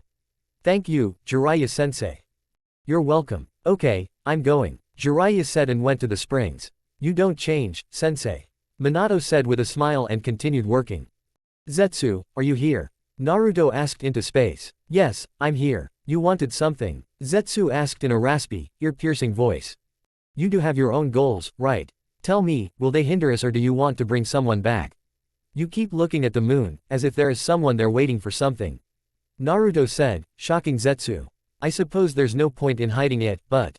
Zetsu said, but was interrupted. Promise not to take any action against you. Naruto asked. I'll be destroyed anyway if I tell you my goals. You try. I promise I won't touch you until I hear everything you have to say. Naruto assured him. I want to resurrect Kagaya Otsutsuki, my mother. Zetsu said. As far as I remember, she was the progenitor of all chakra on Earth. Naruto asked. Yes, that's true. To resurrect her, I need all the chakra in this world, but the main thing is to place all the tailed beasts in the Geto Mazo, thereby returning the 10 tails. Are you just telling me this? Naruto asked. What's the point if the Eye of the Moon plan has changed to a plan to unite the world through war? Zetsu asked in despair. I see, you're desperate then. Then how about this? There is one enemy who brazenly does not want to die and will soon do some nasty thing in this world. Let's think of a way to use him to resurrect your Kagaya, having first brought her to her senses, otherwise I don't want to fight her later. Naruto said, which surprised Zetsu, because they were trying to help him, even after the statement that he needed all the chakra in this world. Are you seriously trying to help me?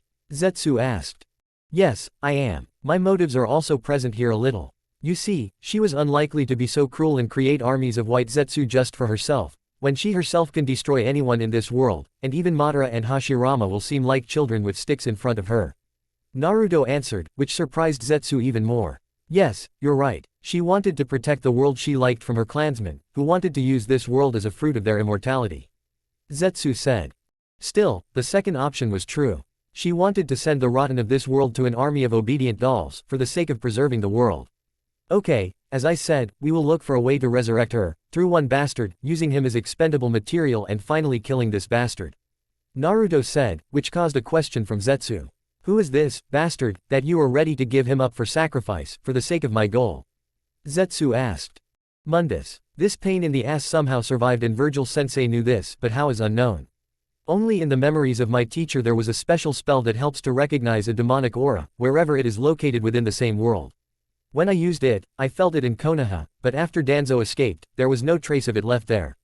Conclusion, the creature in the person of Danzo serves Mundus or he has a deal with him, in exchange for the resurrection of the physical shell of the bastard. Said Naruto. I see, so the true evil is now sharpening its claws and preparing intrigues against this world. Zetsu concluded. Yes, and the sooner we destroy it, the calmer it will be in the other worlds, but naturally everything will not be so simple. It may even be necessary to resort to one spell, which I would not want to use under any circumstances. And Edo Tensei even more so. Naruto said, and at the last he greatly lowered the tone of his voice, showing his unwillingness to use this technique. Edo Tensei, a technique for resurrection. So the extreme case is the return of someone from the other world? Zetsu asked. Yes. I don't like both methods, but in the method with the spell, it will be similar to the technique of changing the species, but there will be many times more victims to summon. About 5 to 1 for each summoned soul. The only difference is that Edo Tensei limits the power of the summoned, while the spell, on the contrary, strengthens it, but in return requires a large payment and the summoning depends on the summoned one. Naruto answered. Then why don't you want to use Edo Tensei? There are fewer victims, although the strength is limited. Zetsu asked. The thing is that it will summon, but the demon's power will not be in the summoned one, although physical strength will be present, and if you try to summon along with demonic power, then the person will simply go crazy from such a load and strong influence on the mind and body of the summoner. And I don't like the idea of someone else summoning one of them. Naruto answered, remembering his teacher's brother and son. I see, then I will try to help you with the technique you need for this, where the load on you will be minimal, but the forces of the summoned will be maximal. Zetsu said, which surprised Naruto. Are you serious? Asked Uzumaki. Yes, I will find other similar techniques and palm them off on that snake Orochimaru and let him think about how to summon a soul from the other world, with the necessary conditions. I will search, and the snake will invent the necessary product. Answered Zetsu. Then I am counting on you, Kuro Zetsu. Naruto said and extended his hand to him, which Zetsu shook and after a nod disappeared underground. Are you sure that this liquid can be trusted? Asked Yamato. Uzumaki shifted the arrow to the biju.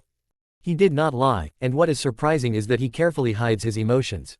I had to sweat to catch him with my empathy. You are irreplaceable, comrade, tailed one, answered Naruto. That's right, hee, said Kurama. Just the very soul of fluffy pride, and before I had to feed you meat to get your butt to move, said Yamato. Go to hell, Yamato. Give me at least a minute of glory for my efforts, said Kurama. Yes, fluffy one, Yamato answered sarcastically. Guys, I thought you wanted to go to bed, no? If so, then I have a question for Yamato. Yes, Naruto-kun, do you need something? Asked Yamato. Look, you already answered in such a joyful tone. You'll probably ask to be polished to a mirror shine, won't you? Get lost, red rug, answered Yamato. Inseparable. It's obvious, comrades of the year, Naruto butted in. Ahem, so what's your question, Naruto-kun? Yamato asked. When will I be able to awaken the devil of sin form? Naruto asked. About another year and a half, if you continue at the same pace, although I would pull up your energy control to a new level before you start turning into a devil. You know from your own experience that after the transformation, energy is controlled worse than before the transformation. Yamato answered. I understand you, but is there no way to speed it up? Naruto asked another question. Alas, but no. If you awaken earlier, your mind will also mutate, and your I will be replaced by your dark side and will cease to exist, as if it never existed. Yamato answered. I see. Okay, I promise to polish you, so it will be. Naruto said and took out the necessary tools. Hooray! To a mirror shine, please. Yamato answered happily. I told you that you wouldn't miss out on yours either. Kurama said sarcastically. Shut up, flea eater. Yamato answered, and Naruto didn't listen to her anymore and just started polishing his katana. Mom, should we go see Naruto-ni-san? Henna asked. Okay, let's go, Kushina said with a smile. I'll come with you, Tayuya and Pakura answered, after which they looked at each other with puzzled looks. Yes, I also want to see how my comrade is feeling. By the way, he's sailing off to Konoha tomorrow, so this is a good reason. Tayuya said with an unperturbed look. Me too, Pakura answered with a red face, but caught a mocking look from Kushina and Tayuya, and from Henna. Jealous. Then let's all go together, Kushina said. Yeah. All four girls were already standing in front of Naruto's door and wanted to knock, but from behind the door they heard. Come in, and everyone realized that they had been discovered. Hello, Ni-san, Naruto-kun, son, they each shouted their own. Let's take turns, please, otherwise your ears will get blocked. Naruto said. Okay, Naruto-ni-san. We have a proposal. When you meet with your father, you will take me and mother back to Konoha. Supposedly we came from a mission and all this was to identify the real killer and supposedly everything worked out and we returned from it safely. Henna said. Okay, but you will go first, supposedly you don't know me. Naruto put forward a condition. Why not? Kushina and Henna were indignant. Firstly, I am still wanted as a missing genin. Secondly, how do you imagine that you returned from your missions, and in the end were with me all this time and were in the ranks of S-rank mercenaries? Thirdly, I am going there as an ambassador of a demon or the demon himself, who will talk about politics and a future coup, and how do you imagine that I am Kushina's son and your brother? Everyone will immediately understand that I am Naruto Uzumaki, the disgrace of the Hokage and a demon all rolled into one, and Minato will have problems and unnecessary attention because of this. Naruto replied. I see, then have it your way. Namikaze replied. That's great. Kushina, you've earned some trust, but I won't stop testing you either. You can set this as a checkpoint in our restoring relationship. Naruto said, which made Kushina happy. Thank you, son, Kushina replied. That's great, and why did you come here? Naruto asked Yuya and Pakura. I wanted to ask about the cursed mark and the possibility of also becoming a demon. Yuya answered, which surprised Uzumaki. Why do you want to become a demon? The demon asked. Firstly, the cursed mark begins to live its own life, bringing pain. Secondly, removing it will greatly affect my health and strength. Thirdly, I like your transformations and strength, which can be developed as you like. In general, the mark gets in the way, removing it means harming yourself, and the power of a demon can solve this problem, and my power will grow, as well as my usefulness on the battlefield. Yuya answered. I'll think about it, because this process is painful and very expensive. If I agree, I'll let you know. Naruto said. Yeah, just don't drag it out, please. Yuya said and went to her room, as did Kushina and Hana. What did you want? Naruto asked Pakura. Well, how can I say? I'd like to ask you. Will we date? Pakura screamed at the last word. What? Are you serious? Naruto asked. Yes. Pakura answered with a serious, but red as a lobster, face. I care about you too, Pakura. I agree, but only after negotiations in Konoha with Minato. However, so that you don't feel abandoned or rejected. Naruto answered with a smile and, picking up Pakura, laid her on his bed. Why? Are you serious? Asked the red Pakura. Yes, go to bed, I'll go to bed myself soon, after I polish Yamato. Naruto answered, but turning away, he also blushed. Okay. Pakura answered and took off her outerwear. After polishing Yamato, Uzumaki also took off his outerwear and lay down next to Pakura. Pulling himself together, he took the girl's hand and turned it towards him, meeting her embarrassed look. Naruto, having finally made up his mind, kissed her forehead and hugged her around the waist with a soft smile on his face. Let's start our relationship from tonight, but for now, no perversions. Naruto said and pressed her to himself, putting his shoulder under Pakura's head, on which she lay down and almost immediately began to snore. She fell asleep quickly. Kurama said and went to bed himself. Yeah, Yamato and Naruto answered, also going into the world of dreams. Part 15, or a country purified by fire and the feelings of a sister. Naruto woke up and saw a picture that he would dream about, either in nightmares or in dreams. Pakura was lying on his shoulder and peacefully snoring, but on the right side lay the one he didn't suspect to see in his bed. Henna in a nightgown was sleeping with them, hugging his hand with hers, but the demon's hand was between his sister's legs, and he couldn't even move it, because it was numb and stiff.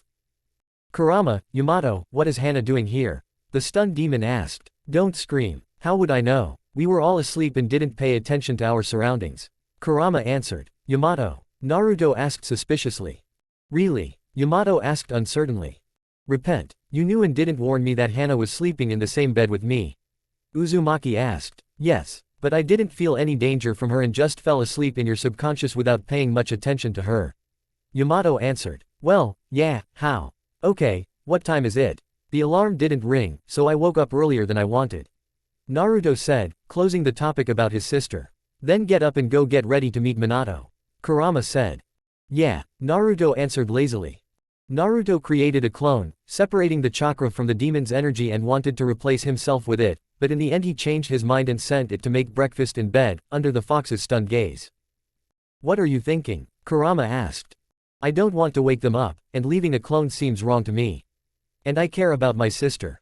After learning the truth about her, I fell in love with her again like I did in childhood. Uzumaki answered. I see. So hentai with my sister, to be. Kurama yelled and blew steam from his nose mixed with blood. Pervert. Naruto and Yamato shouted back. I could understand Pakura, but Henna, Naruto's sister.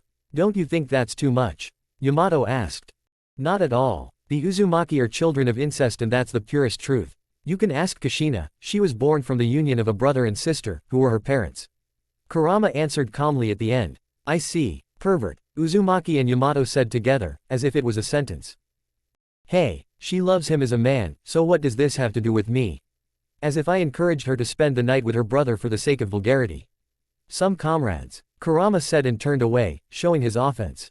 Don't be angry, this is not a sentence, you are just a real pervert, although I have nothing against it, but control yourself, please. Said Uzumaki. Okay, but let me watch hentai, then I will forgive you. Answered Kurama. Pervert, said Yamato and Naruto, mentally slapping him on the back of the head. For what? Yelled Kurama, but further conversation was not destined to come true, because of the clone with breakfast on a tray. Okay, close the topic. Now I will have to plan a conversation with my sister after they wake up. Naruto interrupted everyone. The clone put breakfast on the table and dissipated, giving all the memories to the original. By that time, Pakura and Hana were already waking up, rubbing their eyes. Naruto-kun ni-san. Stop. What are you doing here? The girls started shouting. Why are you yelling like that? Naruto asked calmly. What is Hana Pakura doing here? The girls asked. Maybe because, despite the situation, you continue to hug my hands and reach for my belt. Naruto calmly put them in their place. Sorry. The girls said, removing their hands. Breakfast is on the table, and yes, good morning. Naruto said with a smile. Why are you so calm? Pakura asked. Hana is my sister, and you are my girlfriend. So what's the problem? If you mean that the three of us slept together today, then it's not scary, because I will have a talk with Hana. And it's unlikely that you'll be able to handle me alone. Uzumaki said, hinting at the matter. Oh, okay, I'll go to the bath and have breakfast. Don't worry, I'm not offended. Pakura said, confirmed by Kurama. Yeah, and we'll wake up in the meantime. Naruto said and looked at Hana. Pakura went to the bath, and Hana shrank tightly, sensing a not very good conversation. Tell me straight, Hana. Do you love me as a boyfriend or a brother? Naruto asked bluntly. What? Well, I love you, as. Hana hesitated, trying to answer. I'll accept any answer you give. You can talk, I won't turn away from you. Naruto assured and calmed her. Well, I love you, as. A.B. boyfriend. Hana answered quietly. Then let's wait for Pakura and I'll announce something. Naruto said to the tense Hana. When Pakura came out of the bath and went back to Naruto's room, Hana tensed up and waited for Uzumaki's answer. Pakura, please come here. Naruto asked, and Pakura narrowed her eyes. Yes, the girl asked, but in exchange Naruto patted the bed. When Pakura sat down next to Hana, she looked questioningly at the demon. Close your eyes and do not open them under any circumstances. Naruto said and the girls complied. Naruto cast a sound suppression seal on them, separating them from each other. The demon did not waste time preparing for his plan. Are you serious? Don't you want to think of another option? You're in too much of a hurry. Kurama shouted. Better this way than just giving them a trinket, which they will have many of anyway. Naruto said. He's right. It's better to show them your love than just giving them something that they will then just put away and forget about. Yamato answered. Here we go. Naruto said. Uzumaki pressed his lips to Pakura's and after she opened her eyes in shock, held the kiss for a couple of seconds. When the demon pulled away, he pointed with his finger for her to be quieter and pressed his lips to Hana's, to which she did the same, but answered at the end, holding him a little longer. What does this mean, Naruto? The girls asked in unison. This is my answer. Why should I separate you and make you unhappy when I can make you both happy? Naruto answered. Pakura and Hana looked at each other, exchanging words without words. Nods after staring made it clear that they had decided something, and Naruto didn't quite like it, but there was excitement, and a good one at that. We've decided too, Pakura said. Yes, we've made a decision, Hana repeated. And what's your answer? Naruto asked with excitement in his voice, which amused the girls. We will date together. Pakura and Hana answered, putting Naruto into a stupor. So you agree that you will have to share me between yourselves? Uzumaki asked. We will not share you. Pakura said. We will meet together, because as you said, we cannot stand you alone. Hana said, making Pakura blush. I see. Well then, Hana, go to the bathroom, and I will clean the bed. Naruto said, with a happy and sincere smile on his face. Hi. Hana answered and went to the bathroom like a bullet. Further events and developments of relationships will be in extra episodes, not related to the main plot. Let's move on to the main events. Are you ready, Naruto? Nagato asked. Yes, I'm leaving in 5 minutes. Naruto answered. I see. Kushina and Hana went ahead, following the conditions. That's good. I'll set out after them when they're at a decent distance. I'll check out all the small settlements and their shinobi along the way. You certainly gave them chakra using demon energy, but are you sure they won't betray you? No, they won't. The energy particle left after the gift obliges them to follow the contract, where if he uses force against ordinary people or for his own benefit, helping other villages, then the chakra will simply dissipate and he will become an ordinary person again. Then I'm calm. Yeah, I'll go get myself in order. Naruto, after all the preparations, set off, checking all the nearby villages and their few but strong shinobi along the way. Having completed the entire journey at the appointed time, the demon arrived in Konoha, but in a very unusual way. Uzumaki took his demon form and landed smoothly in the center of the village, frightening all the residents and causing confusion. When Minato arrived, he asked to go to him under the protection of the strongest shinobi, although in fact he said that he would be under guard. The villagers and shinobi of the Chunin rank and below began to wonder. Was the Hokage's son a real demon? But no one knew the answer to it, although the attitude towards the, as they believed, deceased, but still the son of the Hokage, greatly softened. Demon-san, please sit down. Everyone was stunned by Minato's respectful tone towards the demon. Hokage-sama, did you really agree to a deal with the devil? The Jonin shouted. No, and I would never agree. This, as you say, devil, has saved more lives than many of those present here. Minato answered. But, Hokage-sama. I said that I did not make and will not make any deal with him. And even if I wanted to, would I do it in front of everyone gathered here? Minato put an end to the conversation. I understand you, Hokage-sama. That's better. Now I ask the demon lord to remove his demon form. Respectfully, the Kage asked. When the demon removed his demon form, everyone immediately began to wonder and shouted. The eldest son of the Hokage. What do you mean by this? The Jonin from the Hyuga clan shouted. Another word and the Shinigami's belly will seem like heaven to you, compared to where I'm sending you for your tongue, bastard. Naruto answered coldly. How could you? Shut up, Kurobe. Heishi barked. But. I said shut up. Hi, Hiyashi-sama. Can we begin? Naruto asked with steel in his voice. Yes. Since I am the initiator of this meeting, I will begin with the first but not the last problem. The coup in the Land of Fire. Everyone was shocked by Minato's words and immediately began to ask questions. In what sense, Minato? Fugaku asked. The daimyo of the Land of Fire, to my regret, is not fulfilling his duties as the head of the Land of Fire. My ambassadors, sent there, conducted reconnaissance in the capital. The result is not encouraging. The daimyo does not monitor taxes and simply fleeces everyone in a row, bypassing the law, with the help of money and power. Many officials and high-ranking people openly trade anything they can get their hands on, including the underground trade in robes. I think there is no point in talking further, just read the copies and compare them with the original report my Anbu. When everyone read it, everyone asked one question. How are we going to overthrow the daimyo? Inoichi asked. Dan, Tsunade Heime's fiancé, dreamed of the position of daimyo and still strives for it. How are we going to overthrow him? Let it be an alleged attack by his own officials for the sake of more power. Afterwards, Naruto-san will come and reveal to people the truth about the daimyo of the Land of Fire. Most people now support the demon savior, so rumors will spread quickly. The main instigators will be the shinobi of Cloud and Stone. The Kage of these villages also do not monitor their shinobi and do not punish them in any way for raising their hands and exceeding their authority. Minato said. Are we just going to sit it out? Asked Inuzuka, who was eager to gnaw the throat of the head of the Land of Fire. No, we will attack from the political side. When the daimyo is captured, we will provide incriminating evidence on him and his entire family and inner circle. Shinobi of Stone and Cloud often visit him to buy slaves and illegal substances. Answered the Kage. Understood. Agreed the heads of the clans and the council of new elders, including Homura. Then we will collect information and hide behind the subordination of the daimyo, and at that time we ourselves will prepare for war. Yes, it will be a help for the war before the Stone, Cloud and Sand. Although Suna was not particularly involved in the affairs of the daimyo, they are also listed there.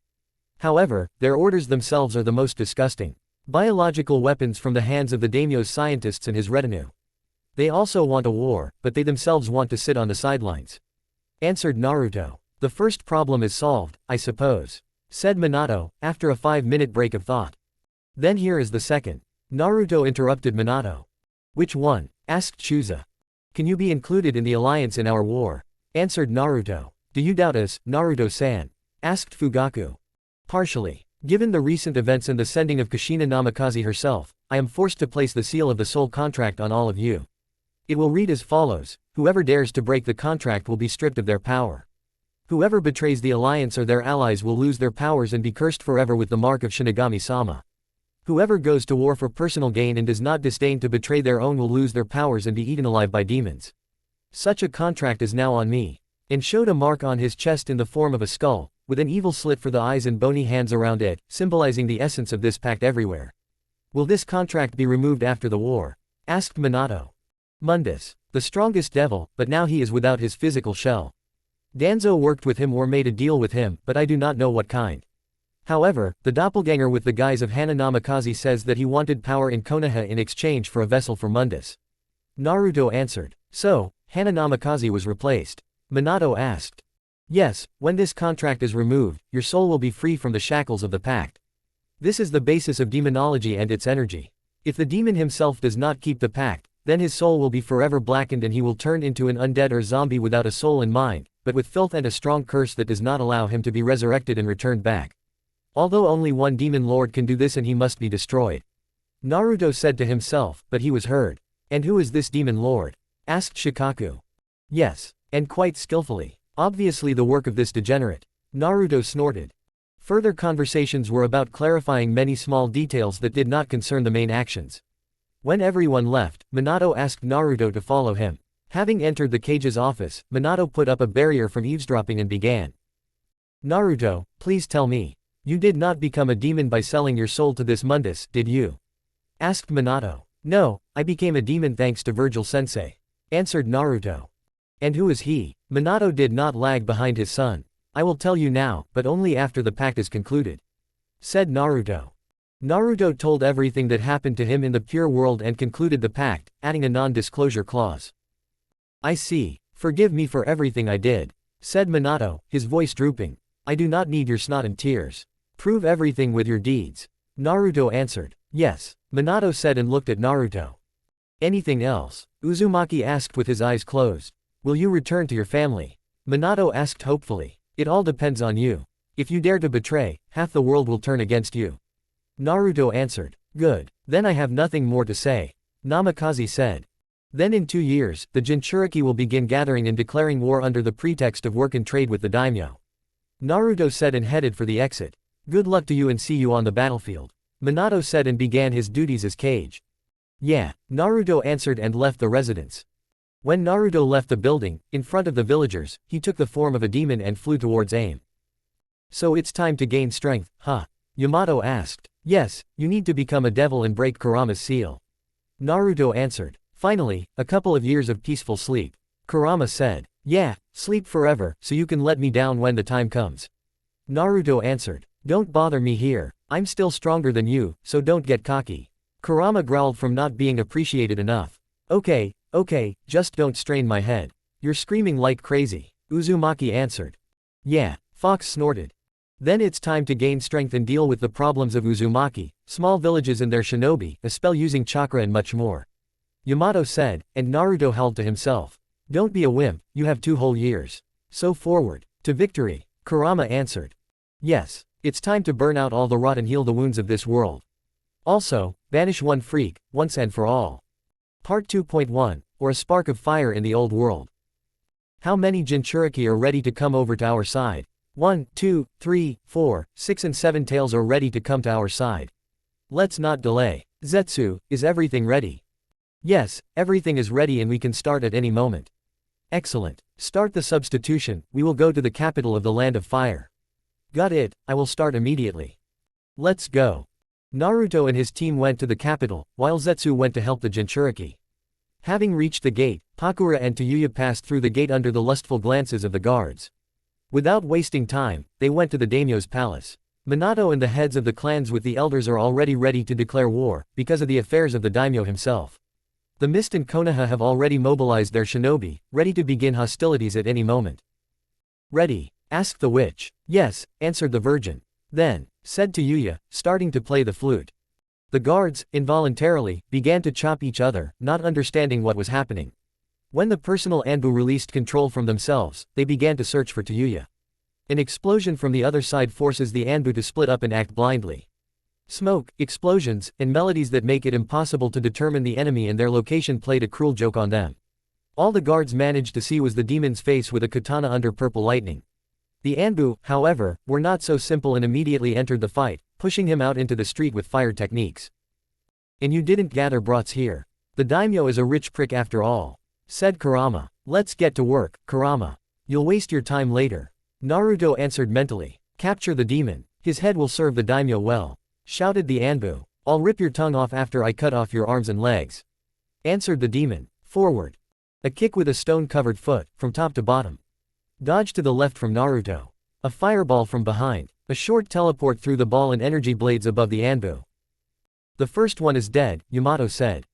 Kunai with explosive seals to the right, in response, a teleport up and a direct aim with a judgment cut. Severely wounding and neutralizing the enemy. Fucking bastard. Send reinforcements here, the Anbu captain shouted. It won't work, Naruto replied and put up a paralyzing barrier that prevented anyone from leaving it without being paralyzed.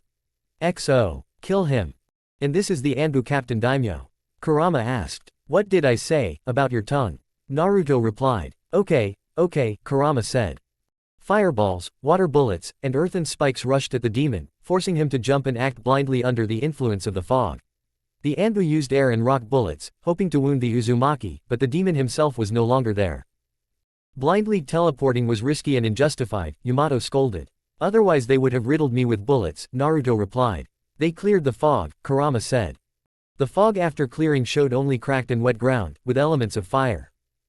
Where did he go? Censors. The captain didn't have time to finish speaking, as he saw the corpses of those he was addressing.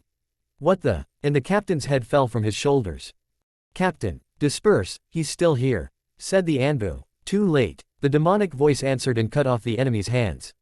Without waiting for the moment any longer, Naruto threw the closest enemy up and used his daggers to fix the Anbu in the air, preventing his body from falling. 2 swings in the leg and arm on the left side were chopped off. Another swing from above, downwards, and the enemy fell down with a crash, cut in half. Kill him already, the Anbu shouted. Weak. Swing, void slash, slow, judgment cut, and another one died quickly. Unmotivated. The daggers plunged into another Anbu.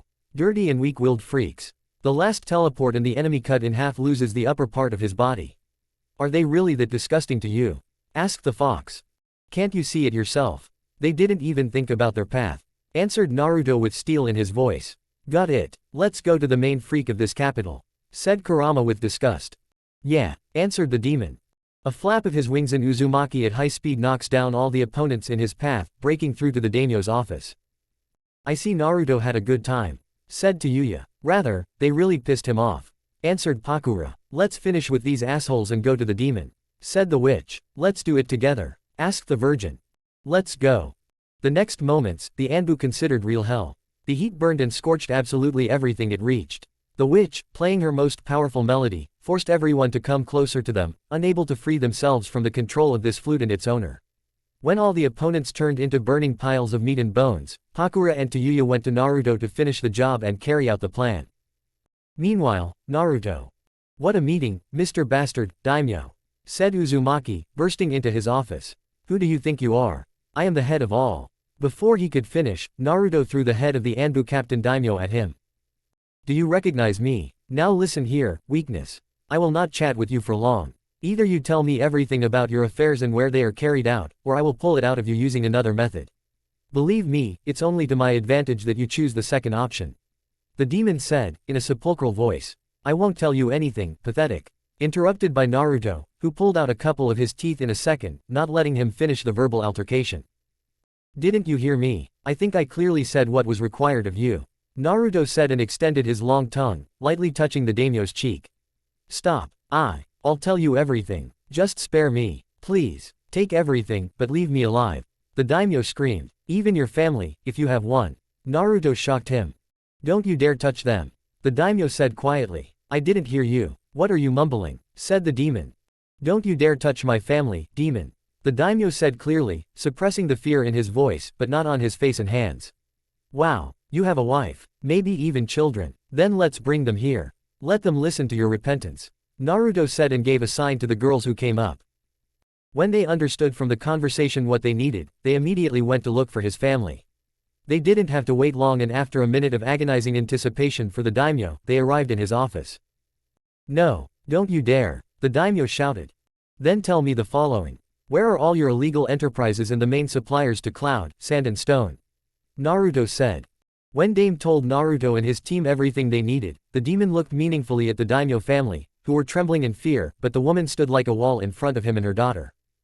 I beg you, you can kill me, but don't touch them. They are innocent. Please, take my life, because I am the only one to blame for this. The daimyo begged, surprising Naruto a little. Are you ready to go to the very depths of purgatory? Naruto asked him. Why, yes, I am ready to do anything, if only they would survive. I realized what I did, but I can't change anything now. Unlike you, the daimyo said, gradually becoming quieter towards the end. Then it's time to go. Farewell, daimyo of the land of fire, Naruto said and filled Yamato with energy, simultaneously raising the blade. What are your last wishes to your husband and father? The demon asked. We will always remember you. Even if you did those terrible things, we will still love you. The woman replied, "We love you, Daddy." The girl cried, "Thank you. I love you too." The daimyo replied and was pierced by a blade that sent his soul to purgatory, a place where there is no such thing as mercy or compassion. Where souls survive on their own, looking for an exit and redemption. "We are done here. Send a signal to Konoha. It is time to begin," Naruto said, and the girls sent a carrier pigeon to Minato. In Konoha, Hokage-sama, a carrier pigeon from the demon. The secretary said, "Call all clan heads and the council immediately. Deliver the message to the council chamber and make copies." Minato replied, "Hi." The Anbu and the secretary replied, "Going to carry out the order." At the council, the daimyo confessed to all sins and underground affairs, including connections with other villages. Minato began, "So it's time to announce." Fugaku stated the fact. "Yes, I am beginning the declaration of war on cloud, rock, and sand. Everyone, go to the roof of the residence and gather all the residents in the center of the village." Minato gave everyone the order. "Hi, Hokage-sama." Everyone answered and went to the roof. Absolutely everyone gathered in front of the residence, waiting for the words of the Hokage. The residents were aware of the latest events, but at the request of the Hokage, they did not talk about it much and asked to be careful with everyone they spoke to. "I, Minato Namikaze, the 4th Hokage, of the village hidden in the leaf, declare the 4th Shinobi World War, but officially I will announce it at the 5-Cage Council, which will take place tomorrow. Everyone be ready for war, because soon this world will know what the wrath of those who are ready to show the truth for the common people and shinobi of our world is. Let a new era begin, where people will no longer fear for their loved ones and can finally live in peace, without fear of death awaiting us all, at the hands of others. Long live, 4th Hokage. Long live, peace throughout the world." The villagers responded to the Hokage's speech. "We are leaving for the 5-Cage Council," said Minato, and everyone went to prepare for war. "I hope I was not mistaken in choosing your side, son," Minato said to himself and went to his home to prepare for departure. In an unknown place. "I did not think that the student of this brat, Virgil, would unleash such an event. Ha ha ha ha ha. Excellent. This is the perfect chance for me to gain flesh." "Danzo," said Mundus. "Yes, Mundus-sama, did you summon me?" the old man asked, kneeling. "Prepare for the ritual. In the midst of the war started by this brat, you will gather a sacrifice for me, where you will create a body for me. When everything is ready, then send my particle of demonic energy and soul into the body you created. Is everything understood?" answered Mundus. "Hi, Mundus-sama. Everything will be for the best," said Danzo. "Excellent. I expect results from you, my contractor," answered Mundus and cut off the connection. After all, he really is the devil. Maybe I shouldn't have made a deal with him. No, everything has already been done. Either this, or death and agony in hell. I need to get ready. I need to do everything so that I am not noticed and that they do not find out about the resurrection of the Lord of Hell," Danzo said to himself, hiding in the impenetrable darkness. At Akatsuki, Nagato, we received a message that Naruto dealt with the daimyo and they exposed him with the Hokage, seizing power in the capital.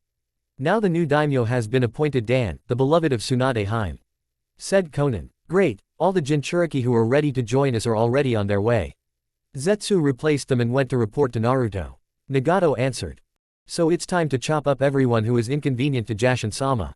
Finally, we can have some fucking fun." Hidan yelled. "Don't yell like that, Hidan. It's better to stock up on goods and sell them at a higher price, so you don't have to sit there with your bare ass afterwards." Kakuzu answered. "You don't change, Deidara interrupted. "They forgot to ask you, white-haired boy." Hidan answered. "What did you say? Should I blow you up with my art or will you shut up yourself, The blonde didn't remain in debt. "Shut up. Everyone prepare for war. Mobilize troops and prepare to accept the Jinchuriki into our ranks. May they reach us without a single scratch." Nagato roared and everyone went to meet the tailed beasts. "Our forces now exceed the strength of 3 villages, don't you think?" asked Konan. "Don't be so presumptuous, Konan. Surely the cage of the enemy villages have a few aces up their sleeve. Otherwise, why would they develop weapons with forbidden techniques?" answered Uzumaki. "Like Suna Kaguryo?" asked the girl. "Yes, chemical weapons that poison all living things in a larger radius. The daimyo's scientists did a good job, although they did not finish the project, due to the peculiarities of the territory of the Land of Wind. So they will try to use it. Not try, but use. Otherwise, why would they need it at all? As far as I know, Tsunade Hime and Orochimaru-san have already prepared an antidote for it. It's a neutralizer. It must be injected into the contents of the weapon itself, where it will lose all its effects and be useless. We'll entrust this to Zetsu." No one else can handle it better than him. Should I give it to him? Yes, let him do it during the commotion, during the sabotage and Suna. As you say, you've changed, Nagato. In what way? In a good way. Now you are the true Kage of your village. When Konan left to report the mission to Zetsu, Nagato thought to himself and came to the conclusion that the girl was right. After a short contemplation of a megakure, Uzumaki began to prepare his troops for war, thinking that he would fight for his village to the last drop of blood. In the capital of the Land of Fire. Is everyone ready? Uzumaki asked his team. Yes, we are ready to move, answered Pakura. Then let's go, why are we dragging the cat out by the balls? Tayuya butted in. Yeah, let's go, to the Kage Summit. Hi. After a short conversation, the entire Team Mysticism set out towards the Land of Iron, where the meeting would take place on neutral territory. In the Land of Iron. Mifune-sama, everything is ready for the arrival of the Kage, reported the samurai. Excellent, let's receive our guests as befits our warriors, said the head of the samurai. Hi, everyone, strengthen security. Check everyone entering and leaving the capital's borders. Don't miss a single spy or criminal. Yes, answered the samurai and went to carry out the order. What awaits us this time? Can't shinobi really exist peacefully, like ordinary people? Wondered Mifune. Okay, thoughts won't help matters. You can't throw off your responsibilities. Even though you want to. Mifune muttered and started working on the papers. A year before the siege of the capital. Sasuke, you've exhausted yourself. Are you trying so hard for your friend, not to give in to him in anything? Itachi asked. Yes, I can't lag behind Naruto, because I can't be his friend if I don't bring him back to the village and be a useful comrade for him when he needs it. Uchiha answered. You're very different from the established clansmen, just like Shisui. The elder Uchiha said. And that's for the best. Enjoying life and not being an avenger or an outcast from your home is better than becoming a worthless idiot mired in darkness. This answer always makes me happy, because I don't have to worry about you. Itachi said with a smile. Ni-san, you're the same as always. The Uchiha curse is just a misfire of the soul that weak-willed clansmen stumble over. They become like this either by their own will or by those who are deprived of the most valuable things. But I have you and there is no reason for me to fall into this curse. The most valuable things for me are my parents and you, Ni-sa. Sasuke did not have time to finish speaking, as he saw Itachi's corpse, which was pierced by Anbu members, and Fugaku was standing behind him, grinning, holding his gouged-out eyes. Kai, Sasuke said and rushed to meet him. Itachi's lifeless body and his laughing father literally screamed at the young Uchiha that Fugaku simply killed his son for the sake of his older brother's eyes. The most painful thing was to see how the mother, who came up after, simply spat on Itachi's body and took out a kunai, throwing it at the elder's dead body's head, like trash. Sasuke's eyes changed and took the form of a six-pointed star and the younger Uchiha used black flames on the fly, which made his eyes hurt with incredible force. Makoto and Fugaku's screams indicated that the flames had hit them, but after a few seconds they died down, and Itachi's voice asked him to wake up and deactivate the Sharingan. The younger Uchiha did so, removing his eyes. Sasuke, are you okay? Itachi asked. My eyes. It hurts like hell, Sasuke shouted. Hold on, Sasuke, we're going to the hospital to see Suan-sama. Itachi answered. Ni-san, I saw. How are you? Sasuke asked, but Itachi interrupted him. Later, Sasuke, you need to see a doctor. Itachi answered. At the hospital. Get Tsunade-sama here, quick. Itachi shouted. Hi. And the medics rushed to the head doctor's office. Be patient, Sasuke, the elder reassured. You better tell yourself that. The Uchiha growled. Get him to the third operating room, now. Itachi gave the order to Tsunade. Without further ado, Itachi rushed to the right place, laying Sasuke on the operating table in front of Tsunade. Now get out of here. Class A medics and Shizune, come here now. The head doctor ordered. Hi. Shizune answered and closed the door behind her. When the operation began, Itachi created a clone and sent it to his parents so that they would urgently come to the hospital. Upon Fugaku's arrival, the nervous strain and brainwashing began, telling him that Itachi was still a ram that he did not consult with his father about the Mangekyo Sharingan, and upon Makoto's arrival, a frank beating with a frying pan began, ending with rinsing his brain and an order not to use the Sharingan for a month, seasoned with cleaning the house during the punishment, without the ability to use chakra. Although it seemed simple, in reality it was hell, because the house was huge and every crack with dust ended with a frying pan on the head. After the operation, Tsunade left the room to notify about the condition of the younger Uchiha. He will live, but it is forbidden to open his eyes for a week. Severe chakra exhaustion hit the chakra channels in his eyes and his retina hard, so any light source is now like torture for him. Otherwise, he's fine. What were you thinking? Tsunade asked Itachi at the end. To help my brother gain strength and achieve his goal. Itachi answered firmly, but received a fist to the jaw. Think, damn it, before helping like that, idiot. Tsunade shouted at him. Okay, Tsunade-sama, let me take him home. We've already taken measures to raise him. Makoto said with steel. Got it. Then you're free to go. And I'll go get some sake. Crazy genius, he had to think of something like that. Tsunade left for her office. And you and I, we've only just begun, Makoto said and dragged Itachi home by the scruff of the neck, walking through half the village. Forgive me, mother, I meant well. But it turned out the wrong way. The woman hit him with a frying pan. The first week passed at this pace. Almost every day, screams and groans of pain could be heard from the house of the head of the Uchiha clan. These days, everyone began to think that Fugaku's wife, on par with Habanero herself, always kept her word about punishments for misdeeds. The duo of devil wives, that's what they were now called in the village. Minato and Fugaku only laughed nervously at this, but immediately turned pale as they remembered them in anger. Meanwhile in the hospital. Itachi ni-san, you're such a screw-up. Sasuke said, lying on the bed in the hospital room. Sasuke-san, I'm here about servicing the ward and changing the linens. Said the nurse. Finished. Sasuke said, accepting help to get up and not hit anything with his body. I'm done. You can go back, said the nurse after 5 minutes of changing clothes. Thank you, answered the Uchiha. This is my job, and put the Uchiha back. At night, Sasuke couldn't sleep for some unknown reason. Why can't I sleep? It's like something is bothering me, Uchiha thought to himself. When his thoughts ended, he seemed to be sucked into the abyss, and Sasuke himself saw a place similar to a sewer but without walls and a ceiling. Where am I? The younger Uchiha asked into the void. You are in your subconscious, altered for our convenience. An old and wise voice answered him. Who is here? The Uchiha asked, but did not activate the Sharingan. I, Hagoromo Otsutsuki, or the Sage of the Six Paths. Answered the old man with a gray beard, sitting on a staff, and orbs hovered around him, looking at the Uchiha with Rinnegan. You, but how? What do you mean? It is an honor for me to meet you, Sage of the Six Paths. No need for such formalities. I came to you on business.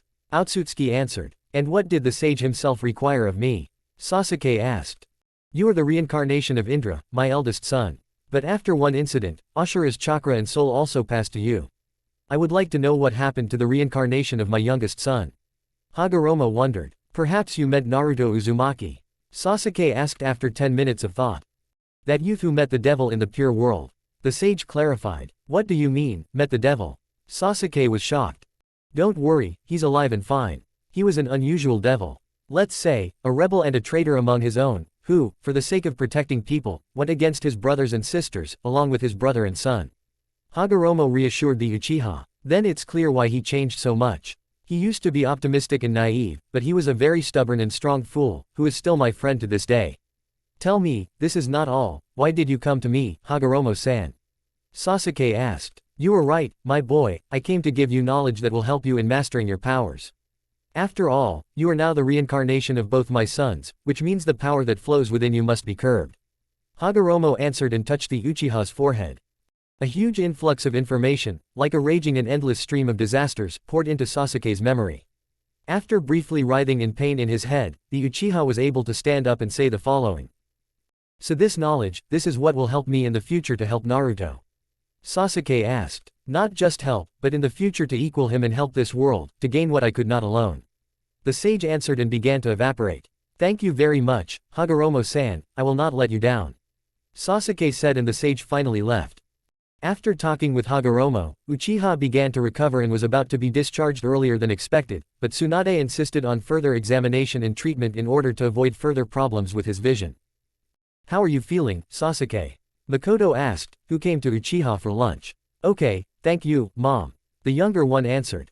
I'm glad to hear it. Tell me, Mom, since you are a sensor, can you please scan my chakra? Why do you need it? Please, it just feels like I have a lot more of it. Okay, although even without hiding, you have not changed.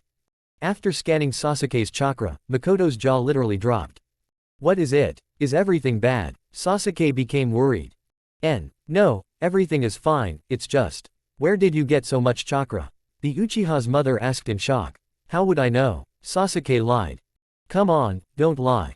It's written all over your face that you're lying. Makoto shouted. Oh, okay, but I'll tell you only when I get home. I don't want anyone else to know about this. Sasuke said. Okay, I'll hold you to your word. Now another question, are you going to the Chunin exams?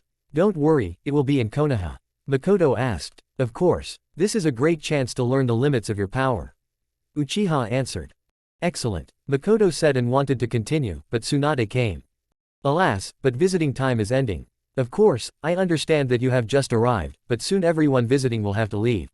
We are kicking everyone out in 10 minutes. Tsunade said and went to the next room. Then tell me, please, how are things at home? Sasuke asked and Makoto began the story. Further stories were about how Itachi was getting it in the neck, and Shisui sometimes came and asked for permission to help the elder Uchiha, although there were a lot of refusals. After the appointed time, Tsunade examined Sasuke and asked the same question regarding the Uchiha's chakra reserves, being surprised at his regeneration and recovery speed. Returning to Naruto. Has Zetsu arrived yet? Uzumaki asked. Yes, but there was a small skirmish with the Iwa shinobi in the stone village, they might send Anbu to pursue the Four Tails. Conan answered. I see. Let them go to Omegakure, they have no power here, and if they show up here, they will have another reason to put pressure on the Iwa cage. Nagato butted in. Are you sure? If you have a plan, then I will trust you, but… The demon wanted to continue, but he was interrupted. I have a plan and it is almost ready for execution. You don't have to worry about it. The head of Akatsuki assured. Then I'm counting on you. Naruto said. It's nice to hear that you trust me. After all, we all owe you. Nagato answered and went to the cage's office. Then I'll go too, we need to go to the land of iron. I'll accompany the Hokage, even though I'm not a Konoha shinobi. And Uzumaki left to pack, saying goodbye to Conan. Yeah, Conan answered and went to Nagato. Part 2.2, or the meeting of the Five Cage, and the rejection of words in favor of actions.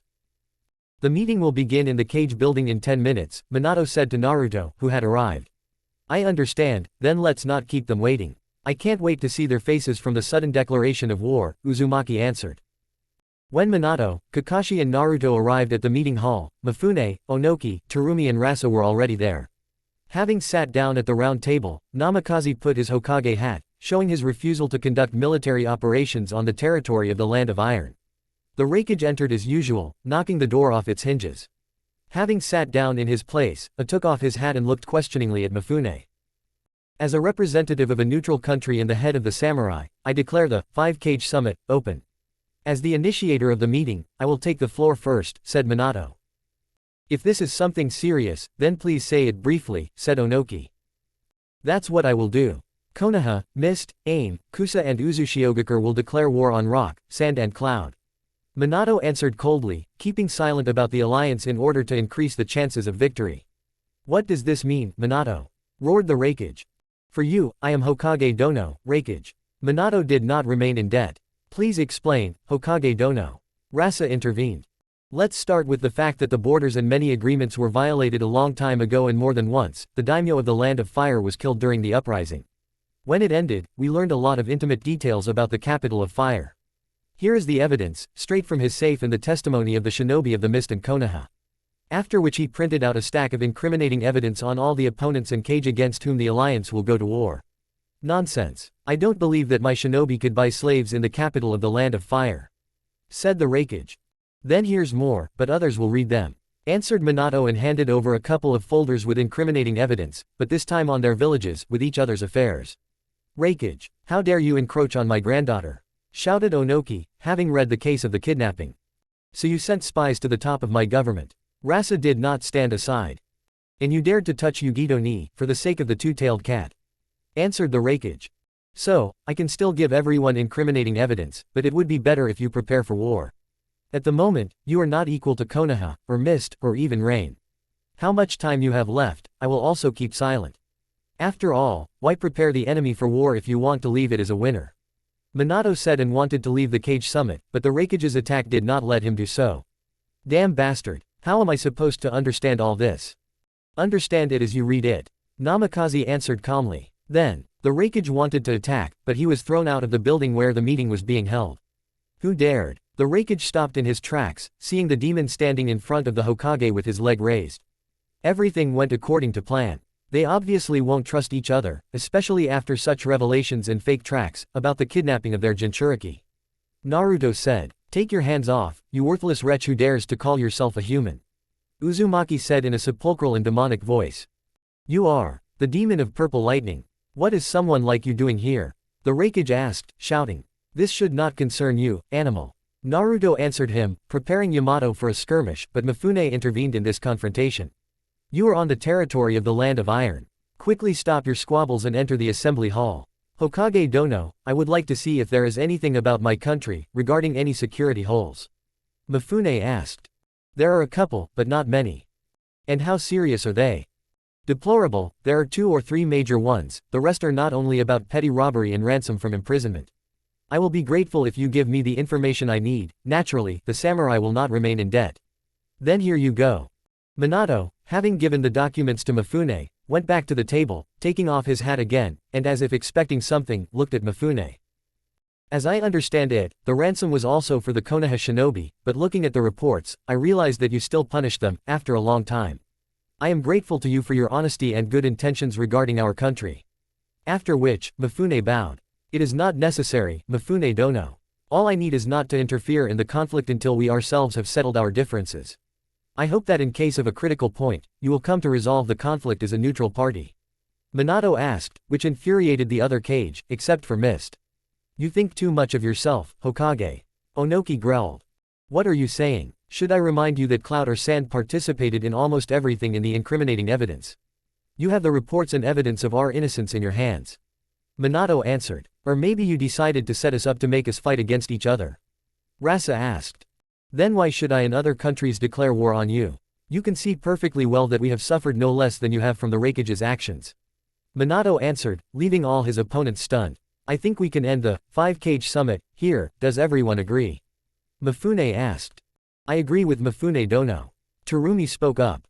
We also agree. The Raikage growled quieter than usual. Then I declare the meeting closed. Mifune said and went to his office, to the footsteps of the departing Kage. On the border of the Land of Fire. Yes, you said you would step away for a while. For how long? Minato asked. I don't know, about 2 days. I need to finally wake up. Naruto said to himself, but Minato heard him. In what sense? Awaken the power of the devil, you still won't leave me alone, will you? Naruto answered, as if this was a normal thing for him. Do you want to completely become a devil? Minato asked, shocked that his son wanted to become a devil. The devil of sin, to be more precise, but why I couldn't awaken it earlier remains a mystery. Even Yamato doesn't know the reason. Naruto answered. You can't do it now either. Yamato said. Why? Uzumaki asked. I don't know, but there's some kind of barrier here. Only the energy here is very familiar. Yamato answered. Really? Virgil-sensei. But why would he fence me off from awakening into a devil? Naruto asked in shock. I'd like to know myself. Perhaps when the barrier falls, you will be ready to awaken this power, but for now we will continue to train what we have. Yamato answered. I see. Naruto answered, gritting his teeth. Something wrong? Minato asked, seeing his son's face. I can't even partially awaken the power of the devil. XO. Naruto growled. Does that mean the departure is cancelled? XO. Yeah, we will have to train what we have now. I see. Minato said with relief, knowing that his son would not be able to become the devil. I will go to my team and lead my army. You deal with the unification of the armies of the Mist and Konoha. Naruto said and turned towards AIM. Yeah, Minato answered and increased speed towards the leaf. Meanwhile in the Uchiha house. Kushina-chan, did your son really start a war? Makoto asked.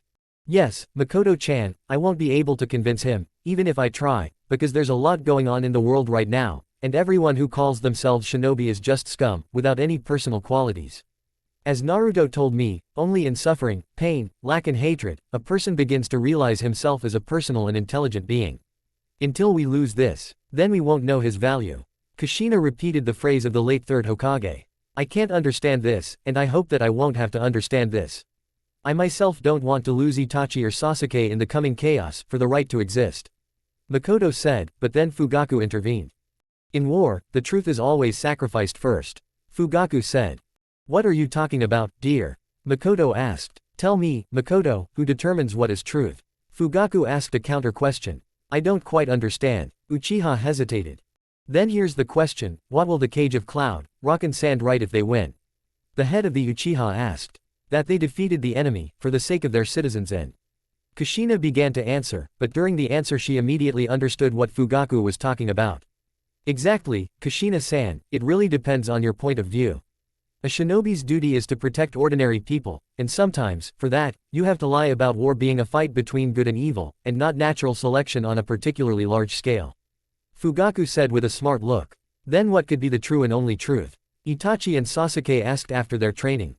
The only truth is that our world is a huge powder keg. The only question is, who will strike the match? Sasuke finished his father's thought.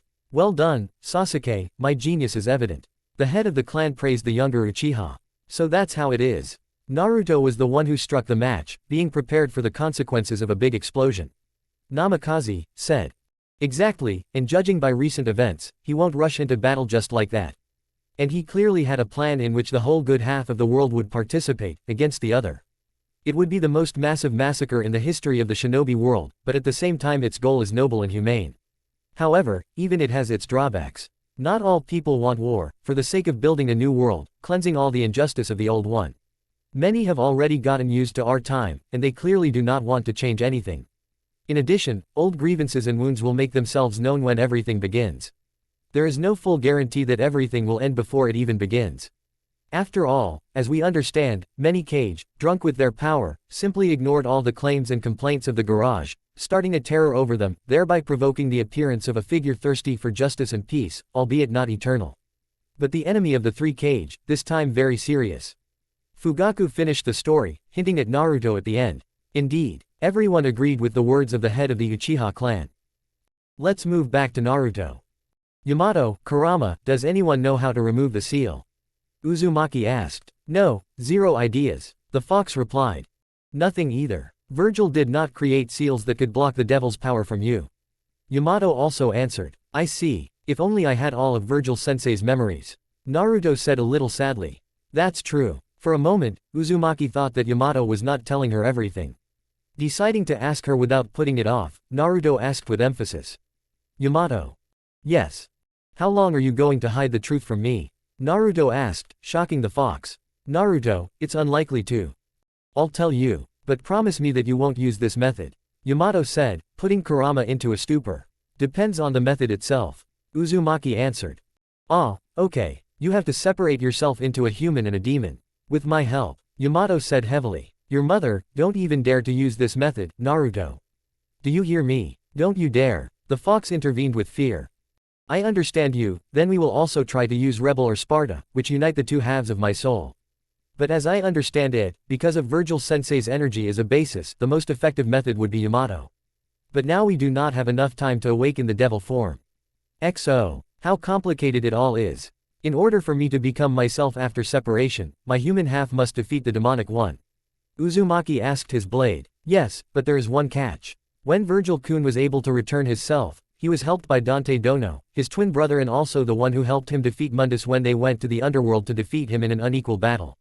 Even Sparta helped partly, but his physical shell was also destroyed. Yamato told a short story. I see. Okay, enough lounging around, time to get ready for hell on earth. Naruto emphasized the last word. Yeah, I really hope you won't need to awaken this power in such a crude and nasty way. Kurama ended the conversation here. I hope. Naruto answered and went to the training ground. Very briefly about the Kage enemies of other villages who returned to their villages. Raikage. What does all this mean? How did it happen that all our agreements were just broken? Who dared to stick his nose into the capital of the land of fire? The Raikage growled throughout the village, sitting in his office. We have no idea, Raikage-sama. If you want, we can start investigations to give them to Konohagakure for a chance to become their allies. The Anbu captain answered. It's too late to do anything. Minato will not tolerate my ass-kissing of his butt so easily. Mobilize our troops, but do not trust rock or sand. They clearly won't cooperate with us, after everything we've done against them. A gave the order. Hi, Raikage-sama, and left as a shunshin. Damn Konoha. I should have killed you back in World War III, you bastard. A growled in his office. Tsuchikage. So Minato has decided on war. And he said that he would unite everyone without a single conflict. Judging by the balance of power, we have more forces and we are better armed. Although the Land of Spring can become a key point for the supply of weapons and equipment. But Uzushiogakure, has it really been rebuilt again? Earlier, the second Hokage gave the order to remove the barrier from the island, but the current Hokage is not Tobarama Senju. Alas and ah, so the defensive point and the last defense will be Uzushio, because of its Uzumaki clan barrier. Unoki thought. What are the instructions, Tsuchikage-sama? Asked the Anbu. Give the order to prepare for war, but do not trust the Raikage and Kazekage. They also make me very wary and will not sit peacefully with us after everything we have done against them. Onoki gave the order. Hai disappeared into the Shunshin. Let's prepare for the worst. We can't give in to Minato or the other Kage or officers. Unoki thought and relaxed in his chair. Kazekage. How did they know about the chemical weapon, and why would Minato start a war? We can't leave this unanswered. How are the weapons being tested? Rasa asked. The results are positive, but we still need to refine the antidote for our shinobi. The scientist answered, standing next to the Anbu. Understood, speed up the research process, and mobilize all shinobi to be ready for war. The Kazekage gave the order. Hi, Kazekage-sama. The scientist and Anbu replied and left. I can't believe they exposed our secret. I wanted to attack Cloud with this weapon, because of the low level of chemistry in the Raikage's domain. But Minato made his move earlier, forcing us to fight in the arena of mistrust of each other. And there's no way to undermine him. All the data matches are reports of what's happening from the outside. Support from half the world, the land of spring and Uzushio. The most advanced points have been selected, both in terms of supplies and defense. The base will obviously be in Uzushio or spring. It's unlikely that they'll leave it in the most visible place, where it's easy to besiege it. Rasa thought to himself. Next, the growing fire and a third party thirsting for true chaos. Part 2.3, or the growing fire and a third party thirsting for true chaos. Shinobi of the stone on the right. At 13 o'clock, Kumo are advancing from the north. Where are the reinforcements? They're pinned down 6 kilometers from us. Send a team to the roof. Delay them as long as possible. Sand is advancing from the east. How did they get there? No choice. Request help from the demon. We're suffering losses. Lost a squad of Anbu, 2 sensors and a squad of saboteurs and advanced defense. The barrier will crack soon. Use large-scale techniques. Request help from Tuma. The explosion and fire flared up with renewed vigor, and the demon is already beginning to tear everyone apart, along with the Uzumaki squad. 5 days before the incident at the clearing of death. All waxes are ready to move out, Hokage-sama, Mizukage-sama. Reported the Anbu of the Leaf. The main forces will go to fight the Sand and Stone, the 2-tailed, 4-tailed and 7-tailed will go to intercept the Cloud. The Fog, under the command of the Mizukage, will take part of the Alliance troops and their shinobi with the technology of the country of spring and suppress Kiri. In case of failure, send a request for help. Said Naruto is the commander-in-chief of the Alliance in Uzushio. Understood, then I'll take my leave. Ao said and left for his army. The main forces will try to break through to the territory of the stone. Sand, even with chemical weapons, does not pose a particular danger. The army of the stone is superior to them. In discord in their ranks due to old grievances and incriminating evidence works very well. Said Minato. Enough talk. Chemical weapons have long been suppressed, and the stone is not going to cooperate with the rest of our enemies. Now they are a priority target. I will go to the front lines and personally monitor the progress of the battle of my shinobi. Naruto said and left the headquarters. Me too, said Minato, giving the order to monitor the enemy forces and appoint Shikaku as the chief strategist. When everyone left, Namikaze immediately made it clear that he would take the Raikage on himself, and the Kazekage would be against Team Mysticism, namely against Pakura. Naruto did not object, but told him to control himself and not to be careless, to which the Sun Maiden with a smile on her face said that she would fight to the fullest and would not even let him touch her. Uzumaki was not very impressed by this, but he still let her go with excitement in his eyes, and Minato did not miss the opportunity to tease his son. Are you worried about your beloved? Watch out that she does not give in to your concern later on and run away. Minato tried to joke, but immediately received a blunt protrusion of his transformed hand in the ribs to the laughter of Terumi and Koyuki. Let's move. Naruto commanded his alliance and, turning into a demon, led everyone to the front. 2 days later. Damn brat, how can he even lead such a huge army? Raikage-sama, the Uzumaki are attacking from the west. Where did they even come from? The Raikage roared. I don't know, but the use of Uzumaki clan chains confirms that they belong to the destroyed Uzushio. Intercept them immediately. The Raikage ordered his Anbu. Hi. And the Anbu disappeared into a Shunshin. Damn you. If the Kazekage and Tsuchikage weren't such bastards, I would have united with them. But no. The people are protesting and are not going to unite with them. Shinobi especially. Hei began to reason out loud. Where is Yugito-ni? Bring her here quickly. The Raikage ordered and the Anbu went to her house. A minute later. Raikage-sama, Yugito-ni attacked her own shinobi. What the hell? Stop her quickly. When the Cloud shinobi stopped Yugito, her body slowly began to turn into a white mass, which acquired the shape of a person, similar to a plant, as if it were wooden. Raikage-sama, Yugito-ni is not in the village. How come she's not in the village? Who did you fight then? After the fight, her body turned into a white person, no sexual characteristics, but the cells were used with Mokuden mixing. Mokuden, a clone made of wood. Only Konoha has that genome. Damn leaf. Minato. The Raikage roared, sinking deeper and deeper into rage. On the battlefield near Suna. Come out, Rasa. Pakura growled, blowing up the residence, not hiding her chakra. So you're still alive, like a cockroach, from which? But he was interrupted. Stop chattering, he stinks like he pulled it out of his ass. Pakura said, attacking the cage. In short, the battle took place away from the village, since Virgo had moved away from the cage, but when he stopped, Pakura threw her heat balls at the village. Rasa had no choice but to follow her. Explosions, sand, techniques and the remains of newly formed glass were all over the battlefield, under the cries of the Alliance shinobi, Konoha and other small villages against the shinobi of the sand. The cage realized that if they had united, throwing away all claims against each other, then everything could have turned out differently. Pakura was stronger than Rasa, but not so much that she could literally dominate him. Her combat experience covered up the shortcomings of her sand genome, while Pakura's heat covered up her lack of combat experience.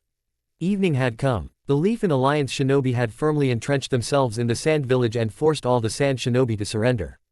At Pakura's request, they did not kill the cage family, namely Kankuro and Tamari, while Gaara was just Zetsu with the appearance of a scarlet-haired man. Are you tired? Pakura asked breathlessly, placing one foot on Rasa's chest. XO. Have no chakra left. This is the end. For all of us. Rasa barely answered and pressed the button, but after a minute of silence in an untouched village, he stood in a stupor. Pakura simply smirked and Rasa realized that he had been outplayed and had no more resources for further military action. If so, then rest in peace, Sobaku no, Rasa. However, before that, Pakura carried his carcass to his family and left them, saying that he had no more than a minute. Since some people don't like monologues and dialogues, I won't write it, but I'll tell you briefly. Rasa, after realizing that he could have not committed all this horror on the battlefield and lived with his family, to whom he hadn't really devoted time, told the children that this entire war was only his fault and the fault of those whom he allowed to commit atrocities in his own village. The cage also asked his children to make sand better in the future and not to follow the path of war and revenge, because in the end we would all regret it. The children agreed and the cage was killed by beheading away from the children's eyes. Tsuchikage-sama, the sand village has been captured. So, Rasu was defeated. No big deal, when we win, we'll take their territory for ourselves, and then. Tsuchikage-sama, the shinobi of Konoha and the smaller villages have launched an attack on our borders. How did they get through? We don't know how, but all the posts on the border aren't responding. The enemy is approaching from the east. From the port, how can they even have so many troops? Many enemy shinobi wear different uniforms. This is an association of shinobi defenders from ordinary villages. The demon troops. I see. So all this time they had every chance of winning. Our disagreements and unwillingness to unite with other shinobi was our mistake. Tsuchikage-sama. We lost the moment we decided not to act alone. We have no choice. Announce the surrender of our village, but mine all the surrounding areas and see the common people in the bunkers to the south of here. Hi, Tsuchikage-sama. Even though I lost from the start, Minato, I will not give up these lands to you. In an unknown location. So much negativity, so much demonic energy. It's time to bring my resurrection to life. I'm ready, Mundus-sama. I await your order. Begin the ritual in the village of the hidden stone. There is currently the largest accumulation of energy there. Hi, Mundus-sama. Danzo went to Iwa to set up a sealed altar, similar to two horns twisted together, as if they were reaching for the sky. You will soon understand that you are just a pawn in my game, Naruto Sparta. Hey, Mundus said, his voice slowly fading. In the stone village, Tsuchikage-sama, we are ready. Wait for my signal from the residence, and now away from the village. I will stay here. Hi, Tsuchikage-sama. When all the residents and shinobi of Iwa were withdrawn from the village, the army of Konoha and the alliance quickly approached, killing the remaining shinobi of the stone who wanted to protect their home, but realized that they could not survive. Among them, there are those who are ready to lay down their heads for their home. Naruto said. Agreed. Tayuya answered. Has Pakura already stabilized the situation in Suna? Yes, the shinobi from the ships have already arrived in Iwa. Great, let's speed up. After Naruto's words, all the shinobi quickened their pace and arrived in Iwa a day later. The village was empty, but the chakra and energy signatures indicated that all civilians were away from the village. Onoki even sent all the civilians and genin away from the village. Preparing for the final battle. Yes, knowing that old man, he's unlikely to leave us without a battle for the last time. I see. In the Tsuchikage's office, hello Onoki. Naruto said, so you've come, boy. Well, you already know that you can't stand against all of us, right?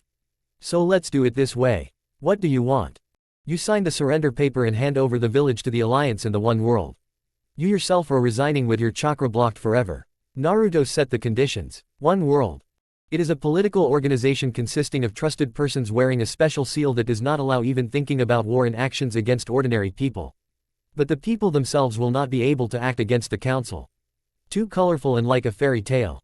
Maybe so, but it can be done. Naruto answered. I won't sign this and I won't give myself to you so easily. Unoki said and blew up the office, along with Naruto. In the center of the village. Tayuya, let our troops away from here. Got it, Uzumaki answered and gave the order to the shinobi. And you and I will dance, little Unoki. Naruto said and took off on his wings. Keep your mouth shut, brat. Tsuchikage answered. Old and seemingly completely unsuitable for shinobi fights, he turned out to be surprisingly agile and flying as if on purpose. So he can compete with me in the air. It will be more difficult than I thought. Naruto reasoned. I agree, but we can't let our guard down. You haven't recovered yet from the previous battle with the Iwa army. Yamato answered. I know, we'll have to sweat to get him out of the way. Naruto said and entered into combat with the Tsuchikage. Ether blades from above, dodge and flight from the old man, dash to the enemy and attempt to lift Unoki, replacement with an earth clone, retreat back in a ranged attack judgment cut, hit Unoki's left leg. The skirmish continued at this pace, where air superiority was highly variable. No one gave in to each other until Unoki began to think of a plan, with the advantage of the terrain, which he knew like the back of his hand. This brat can use his chakra so flexibly. This is a huge problem for me. I can't get away, his mobility is superior to mine with his wings. I need to limit the space and lure him into a trap, where I can use the dust release. Unoki thought and began to plan. He abruptly went on the offensive, taking damage. He definitely has a plan with him. The demon reasoned and began to prepare countermeasures. The Tsuchikage created walls of earth, trying to dodge into an alley, using it as cover. When the skirmish moved to a residential, but empty area of the village, the Tsuchikage built walls and closed the demon in a narrow space. Dust release. Atomic fission technique, Onoki said. XO. He took all the free space for the technique. Blind teleportation will only make things worse. Here it is, the difference in battle experience. Then, Naruto thought and used the dance of chaos on himself. Are you a complete idiot?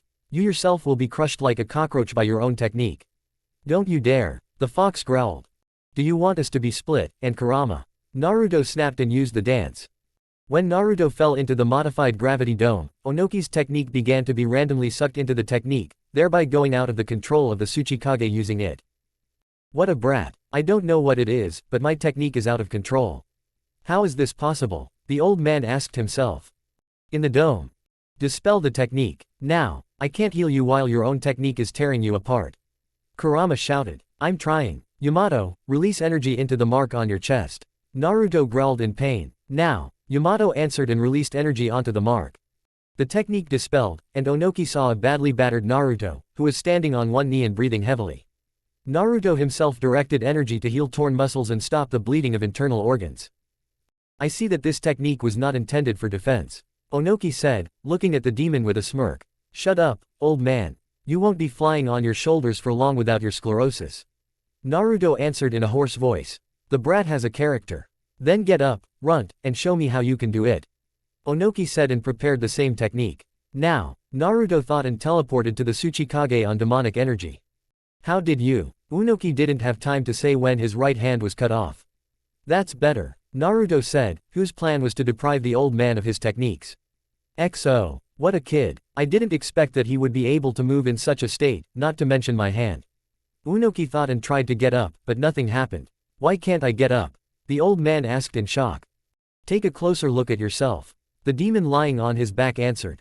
No, it can't be, Unoki answered, seeing someone else's energy in his SCC. Exactly. I not only cut off your hand, depriving you of techniques, but also pumped my demonic energy into you, directing it into the ligaments of your legs and arms. Damn brat, but you apparently can't move either. The old man answered. As unfortunate as it is, that's how it is. The difference in experience and knowledge is obvious to the naked eye. Naruto said, "That's right, demon of the purple lightning. It's a shame that this is the end. For us. Who knows? Depends on whose shinobi is stronger. I never thought that I would lie like this with the enemy, practically hugging. There are 3 meters between us, brat. Yeah, that's why I said almost hugging. And here are the winners. Let's see whose army won." Through the cloud of smoke, the steps and running of the shinobi were heard. The dust from the battle did not allow them to see these black silhouettes or catch on to anything. When a leg appeared from the smoke, Onoki and Naruto held their breath, waiting to see whose side was the winner. "Mine won, old man," Naruto answered when he saw Tayuya and the Alliance shinobi. "So be it. You wanted to blow up the village, along with us, right? Where from? Although no. Don't say." "Yes, old man. I noticed a long time ago that you mined the entire village, but my pirouettes and dodges were to defuse all the explosive seals. Damn rotten old fart. If he wants war, then let him get his ass ready." Kurama growled angrily. "A cunning and nimble bastard." Onoki answered and stopped conducting chakra to maintain life. "He died of blood loss while you were chatting," said the fox. "I see. He was a cool old dog. Too bad he died," answered Naruto. "Yeah, just go recover before." "Naruto, get up right now," Yamato shouted. "What is it?" A rift to the underworld opened not far from the village. "What? How could this happen? They can only be opened from our side. Who did this?" "I figured out who." "Who then?" asked Kurama. "Danzo. The freak survived and escaped with the help of Izanagi, hiding somewhere in the middle of nowhere, where he can't be tracked." Naruto answered and tried to get up. "What's going on, demon?" Tayuya asked. "Everyone get out of the village quickly." A rift from the underworld opened.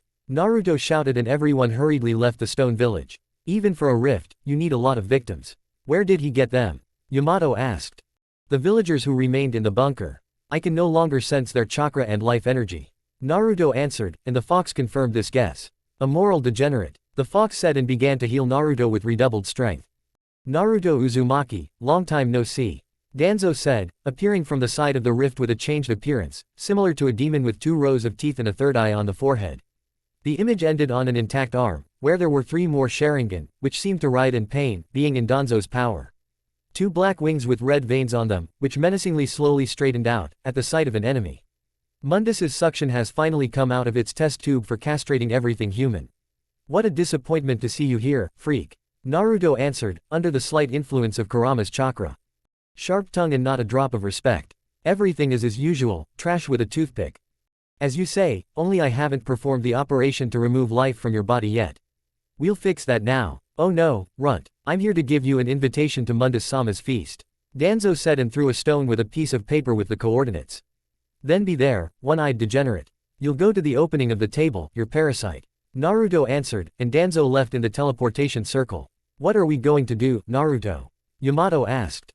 "I won't be able to do anything to him in this state. Also, he clearly took more victims for his red carpet into our world." Naruto answered and showed that the situation was even worse. "Yeah, but that would be mortally dangerous, and only I can fight against Mundus.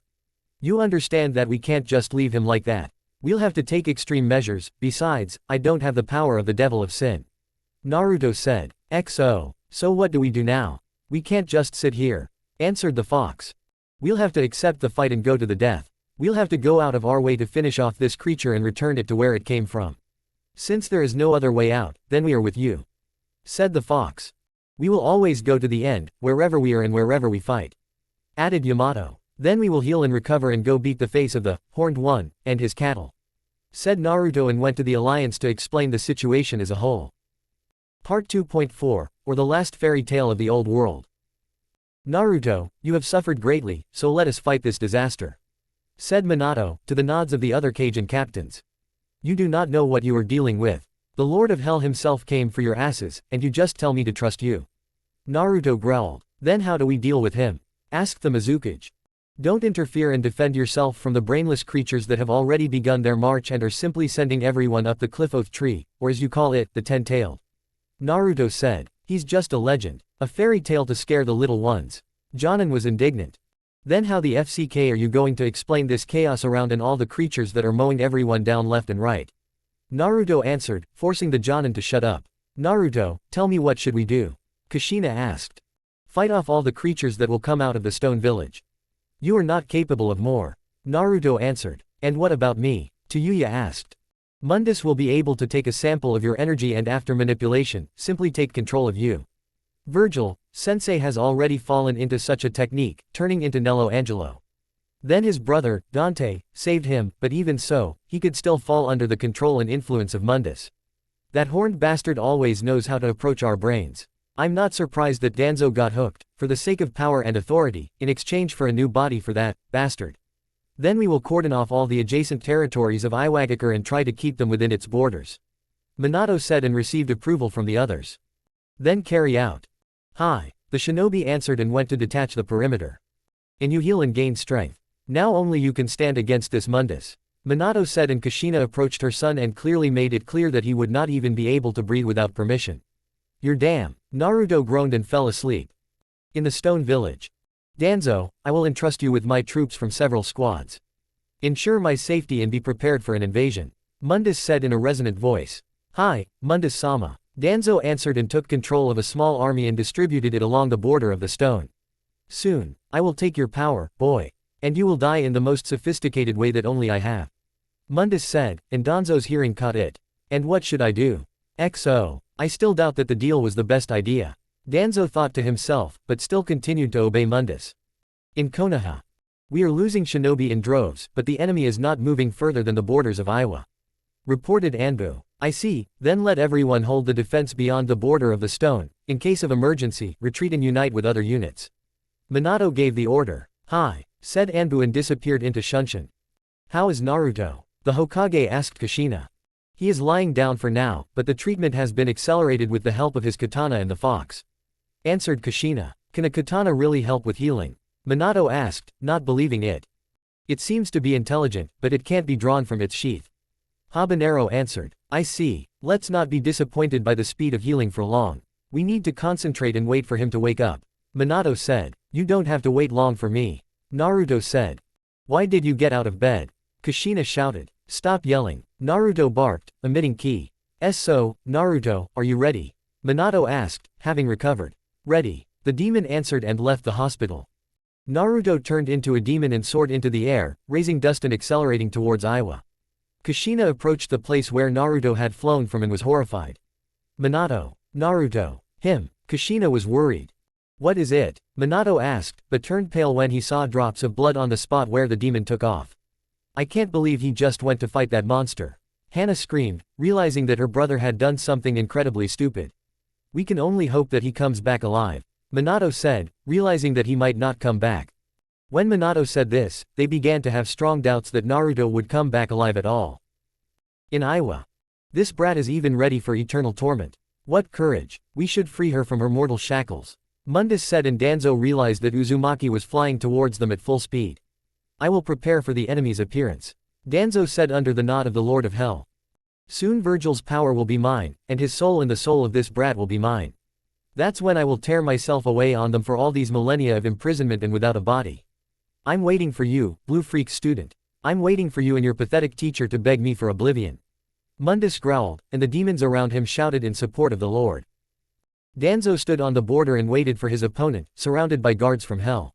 When lightning appeared on the horizon and Naruto's figure appeared right in front of Danzo. You have finally arrived, Uzumaki. Danzo said, preparing to use new tricks and powers. And you were waiting for me that much? Naruto snapped. Who else will I try my new powers on, if not your carcass? The former one-eyed man did not remain in debt. Then stick your tongue up your ass and let's get started, otherwise it's indecent to be late for dinner with your master. Naruto said and killed all the demons around Danzo. Die. Danzo shouted and sent energy balls at the demon. The demon silently dodged the volley and threw daggers in response, not letting Danzo repeat the attack. The old man stepped aside and charged a lightning field around Naruto, but he flew up while still charging. When Danzo realized that the attack was useless, he used the creation of an etheric weapon and created a blade in his hand. Meeting blades, Naruto and Danzo gnashed their blades. Both began to pour more energy, but Danzo eventually gave up his position and retreated with teleportation, but Uzumaki did not let him retreat and swung Yamato at high speed in an attempt to cut off his head, but the outstretched hand became a victim instead of a throat. Naruto clicked his tongue, because Danzo had managed to retreat from Naruto and place suppression runes under the demon's feet, preventing him from moving freely. The old man himself had already prepared an attack and entangled Naruto's hands with lightning, causing severe pain. The demon's form was barely holding on because of the rune field, and his hands seemed to be burning in molten metal. Uzumaki gathered energy into the blade and stuck it into the trap. Sharply releasing energy through Yamato, Naruto freed himself from the restraining field and, offended by Danzo's lightning. Shimura himself did not expect this, but did not have time to retreat and received a penetrating blow from Uzumaki's katana through the chest. Naruto himself winced a little, but still pulled Yamato out of Danzo's chest and without saying a word, went after Mundus. You will not be able to defeat him. Cough, cough, Danzo said. It is not for you to say this, traitor to humanity. Naruto answered and went on. When Danzo was about to die from energy poisoning and severe bleeding from an unhealed wound, Shimura saw a trail of blood drops coming from Uzumaki. You're so stupid that you went to your death against a one. Who created your kind? Danzo said and died finally. Mundus felt that Danzo was dead, and the power he shared with him returned to him. Died. And oblivion with him. The main thing is that this brat will be here soon, right, Pakura-chan? Mundus said and looked at the chained Pakura and Tayuya. As if you can defeat this bastard. Tayuya snapped. And I don't need to kill him. I need him to break, giving up his power in exchange for your lives. Mundus said. He won't let the world fall, just for us. Pakura answered, preparing for death. I love how mortals resist, hoping that all this will be real. I can't wait for him to appear so I can break you all at once. Mundus said and turned his back to the girls. The figure flying closer and closer to the Lord of Hell was very familiar to both Pakura and Tayuya, as well as Mundus. Well, horned freak, are you ready to die for the sake of this world, or will you run away for the sake of your rotten carcass? Naruto asked mockingly, looking at Mundus. Sharp tongue. Obviously got it from Dante. Haven't heard his screams in agony for a long time. Mundus said dreamily, provoking Naruto. Yeah, and for that, I'll rip out all your limbs and insides, forcing you to eat them, bastard. Naruto answered with restrained rage through his teeth. So come and see that we will have spectators. Mundus theatrically stepped aside, showing the girls who were tied to the altar that devoured souls to feed the rift. Bastard, you will die in the most painful way that could be imagined. Naruto said and drew Yamato, covered in the chakra of the nine tails. Oh, so you also have a fox cub. It will be a nice addition to my collection. Mundus responded sarcastically and rushed at Naruto. You won't get it, horned beast. Naruto shouted and did not stand and wait for the enemy.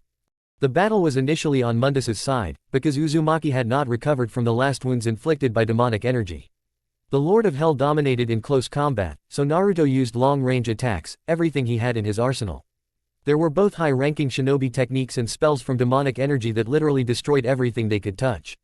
When only ashes remained around, and the Lord of Hell stood over the demon of purple lightning, holding him with his foot on his throat. You resisted for so long, so much effort. And all in vain, boy. Mundus said, watching Naruto still trying to get up. You are a fatanok without finsips. As you were according to Fifishania. Naruto said in a muffled voice, greatly surprising Mundus. And you have read about my history, which I hid. Yes, I was not the overlord initially. I became one after the betrayal of my subjects. I loved my people, even when they disputed my decisions, even when they rebelled against me and my subjects. I indulged them in everything. But they betrayed me when the borders of our kingdom were incredibly huge. They poisoned, flogged, killed those who were always faithful to me and my wife and son, who saw in me almost a god who would unite the world. They saw in me a hero. Just like in you now. But unlike you, I realized that people are ugly, greedy, vicious, rotten and immoral creatures. They are more terrible than any demon that can be found in hell. Mundus said and removed his foot from Naruto's throat. Not all people are so disgusting. Yes, cough. There are those you named, but there are also those who do not deserve the fate you are preparing for them. You want to destroy everyone who somehow reminds you of your original world. Naruto answered, taking Yamato's last functioning hand, which glowed purple. During the fight, the screams of Pakura and Tayuya were heard, whose souls were trying to be absorbed by the rift altar, but for now they resisted, thinking that they were doing well, but then they realized that they were just being played with, making them lose hope time after time, when Naruto fought Mundus and lost in almost every aspect. In the end, when the Overlord pressed Naruto to the ground, they almost lost all hope that they would survive, and the world would not soon fall at the hands of someone who was betrayed by people, like Naruto once was. You are like me, but you are not me. What separates us is that you do not see the truth hidden behind the edge of your worldview. You do not want to see the whole picture, fixated on what was, but not what you can see in the future. Naruto said, and we are closer than we seem at first glance. However, the future can only be seen by erasing all its beautiful colors, looking at the gray landscape. Mundus said. The ability to predict the future is born from the wisdom and knowledge of mankind. But colors and prospects do not necessarily have to be erased to see the beautiful. Naruto said and stood in a stance, but turning the stump of the sword with the tip to his chest. No, Naruto. You are not. The withered Kurama screamed. I believe in my strength. Away with doubts and let the power hidden in me test my will and fortitude. Naruto screamed out loud, to which Mundus did not have time to react and was thrown away from Uzumaki by a wave of power. In Naruto's subconscious. Where am I? Naruto asked himself. You did it after all. Do you really need this power? A very familiar voice asked him. Virgil Sensei. Uzumaki did not believe his eyes and hugged his sensei. But what are you doing here? Unless, No, my Padawan, you are not dead, but you are on the border between life and death. It is here that we will decide whether you are worthy of mastering all that power, becoming an independent devil of sin. Prove to me that this power will not break you and will not make you a slave to serve itself. Said Virgil, drawing Yamato in his hands. So, I must defeat you, Sensei. Naruto confirmed. You already know the answer. Let's begin, said Virgil and attacked Uzumaki in demon form. Hi. Naruto answered and also wanted to enter the demon form, but it did not work. Uzumaki immediately drew his Yamato and took the blow. Outside. A huge amount of energy and yaki emanated from Naruto's body, to which Mundus realized that he was awakening himself as a devil of sin, but whether he could is a separate question. So the brat has grown balls to risk everything he has for a new power. Let's see how he will master it, or will he break under the weight of his own weakness and despair. Mundus said, and the girls looked at Naruto with bated breath, hoping that he will be able to survive. Am I late? Minato's voice was heard from behind the altar. How did you get here? Mundus asked, but saw how the shackles on Pakura and Tayuya were removed. Now, it's time for us to go. Minato said and took the girls with Hiraishin. No, how did they get free? Mundus asked himself, but felt Tayuya's energy mixed with senjutsu on the shackles. I see. Sly B*****. Mundus shouted, but looking back at Naruto, he saw that the flow of energy had stopped, and the demon's form had changed greatly. Naruto silently turned with heavy breathing, but his eyes full of strength and fury at Mundus. He did not immediately understand what end had happened in this confrontation, but when Uzumaki flew at the overlord with a cry, the battle continued with renewed vigor. Yamato's furious but precise attacks, and the uniform and very good reinforcement of the fox's chakra, indicated that Naruto had managed to master the power of the devil sin. You finally mastered this power, but how long did you? Cough. Mundus did not have time to finish speaking, as he received a deep cut on his side and a stunning blow to the temple on the right, with his foot. Today, you will die, the newborn devil growled. We'll see. Mundus answered and again fell in battle. The next day, Minato, Kushina, Henna, Tayuya and Pakura approached the battle site, where there was nothing but ashes. There were not even stones left on which one could at least stop. There was nothing. Some shinobi of the Alliance had already dubbed this place the Valley of Ashes or the Grey Desert. When the Namikaze family, Tayuya and Pakura with people close to them and Naruto approached, they saw a terrible sight. At the bottom of a multi-kilometer crater lay two bodies. However, Mundus had a hole in the chest, but he remained conscious, and the second was already rising to his knees and said the following. I promised some bastard that I would free his mother from captivity, but I couldn't figure out how I would do it. But now, I have the key to her freedom and cleansing her from the influence of Jubi. Naruto said. You can't use my power, brat. This is not your level. And who said that I would do it alone? Naruto asked him, after which Zetsu appeared. Naruto-kun, are you serious? I can't risk it like that, using him. Zetsu objected, but seeing the confidence in Naruto's eyes, he quieted down and said only one thing. I hope you keep your word. Zetsu said and stood to the side. Then let's begin. Naruto said and summoned a circle, from which an ethereal copy of Virgil appeared. Are you sure? After this, I will no longer be able to come to you in extreme cases. Virgil said. Finally, I would like to see my brother Nero and Uncle Dante. Then let's begin. Said Virgil and took control of Mundus' energy and directed it to the spell under the victim. After a strong flash, Mundus' body began to slowly disintegrate, and his soul turned into pure spiritual energy that could be used for resurrection. As the body crumbled and spiritual energy soared above the seal, Naruto began chanting, directing the energy into the Zetsu clones lying nearby. The bodies merged and swelled from the enormous power that overwhelmed the mass and almost tore it apart. Contrary to all fears, the mass began to shrink, acquiring a female figure, like an hourglass. A snow-white and beautiful rabbit goddess appeared before mortals and the devil. You have served me well, Z. What does all this mean? Asked Kagaya. What you see, young lady. Naruto said, attracting attention. Mother, I have fulfilled your wishes and even better, we have freed you from the influence of the Jubi on your consciousness," said Zetsu. "Wait, really?" Kagaya answered, not believing that her mind was now clear and that there was no more of that corrosive roar and hatred that was constantly in her head. "That's right, now you are free, but please do not take chakra from people in exchange for their cooperation," Naruto said, receiving a distrustful look, but then very puzzled when she did not feel any chakra in him. "Where is your chakra?" Kagaya asked.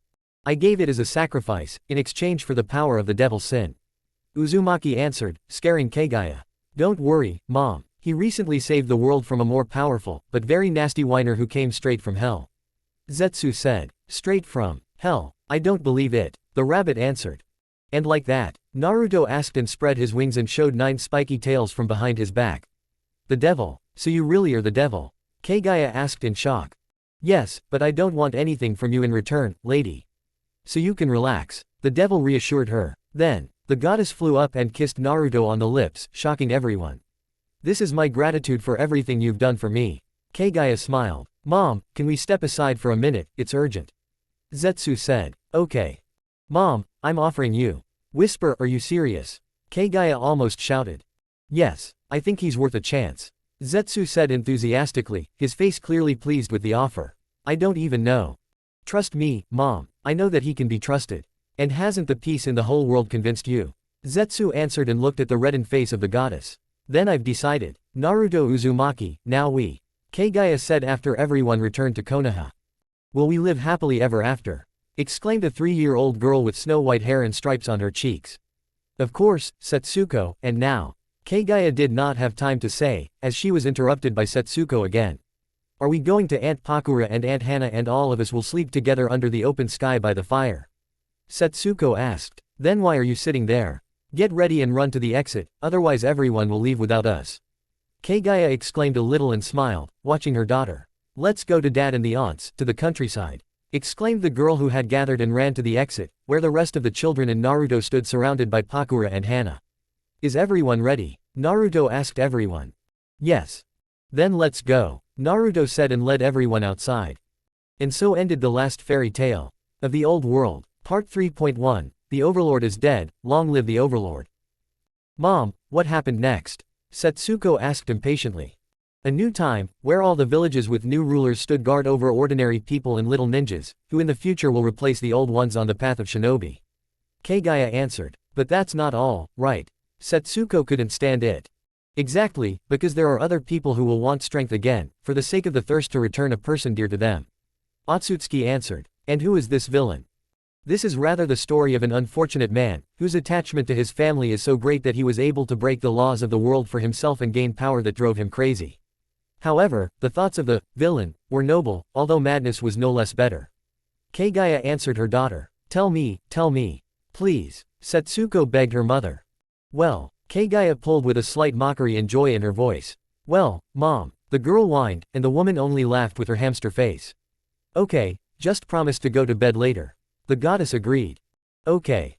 Then listen further. When everyone thought that the evil from the underworld was defeated, then the one who refused to die without returning his appeared. Everyone stood in the crater, shocked by the words of the rabbit goddess, that even their jaws went to visit Mundus. Listen, we haven't even known each other for 5 minutes, and you're already talking about dating." Naruto could not stand it. Under the wild laughter of the avatars of Dante, Nero and Sparta, and Virgil proudly lifted his nose, saying that this was his merit and his second son. "Virgil, what did you teach my grandson?" asked Eva's avatar, and Sparta swallowed. "Sensei. Although no, Dad. Who is this woman?" Naruto asked, and Eva released ki, cooling the ground under the feet of those present. "So you haven't raised him yet? What were you thinking?" Eva screamed, waving her arms, and Sparta barely held her so that she wouldn't do anything wrong. "I apologize, but I really don't know about you, so I ask you to introduce yourself." "My name is Naruto Uzumaki Sparta. Student and adopted son of Virgil-san. Heir to Yamato and half-demon." "Wow, the guy knows how to appease his mother," Dante quipped, making Nero and Trish laugh. "Unlike you, he is trained in etiquette and moral rules," Eva answered, and Trish, Lady and Kiri nodded. "Come on, the kid is good, but he wouldn't have been able to handle Mundus' full power. You could say he was lucky. Seriously lucky, actually," Dante said in all seriousness. "You've finally grown a brain. You were armed with farts and a huge stick, like a monkey in the desert," Virgil quipped. And you, as always, with a gold spoon up your ass. You see, an aristocrat has turned up.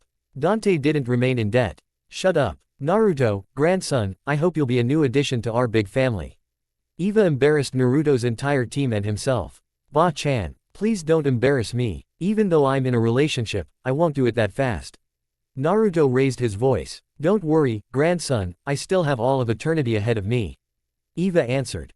Mom, ba. Almost everyone shouted, and Eva chuckled with a smile, as if they were mocking Naruto.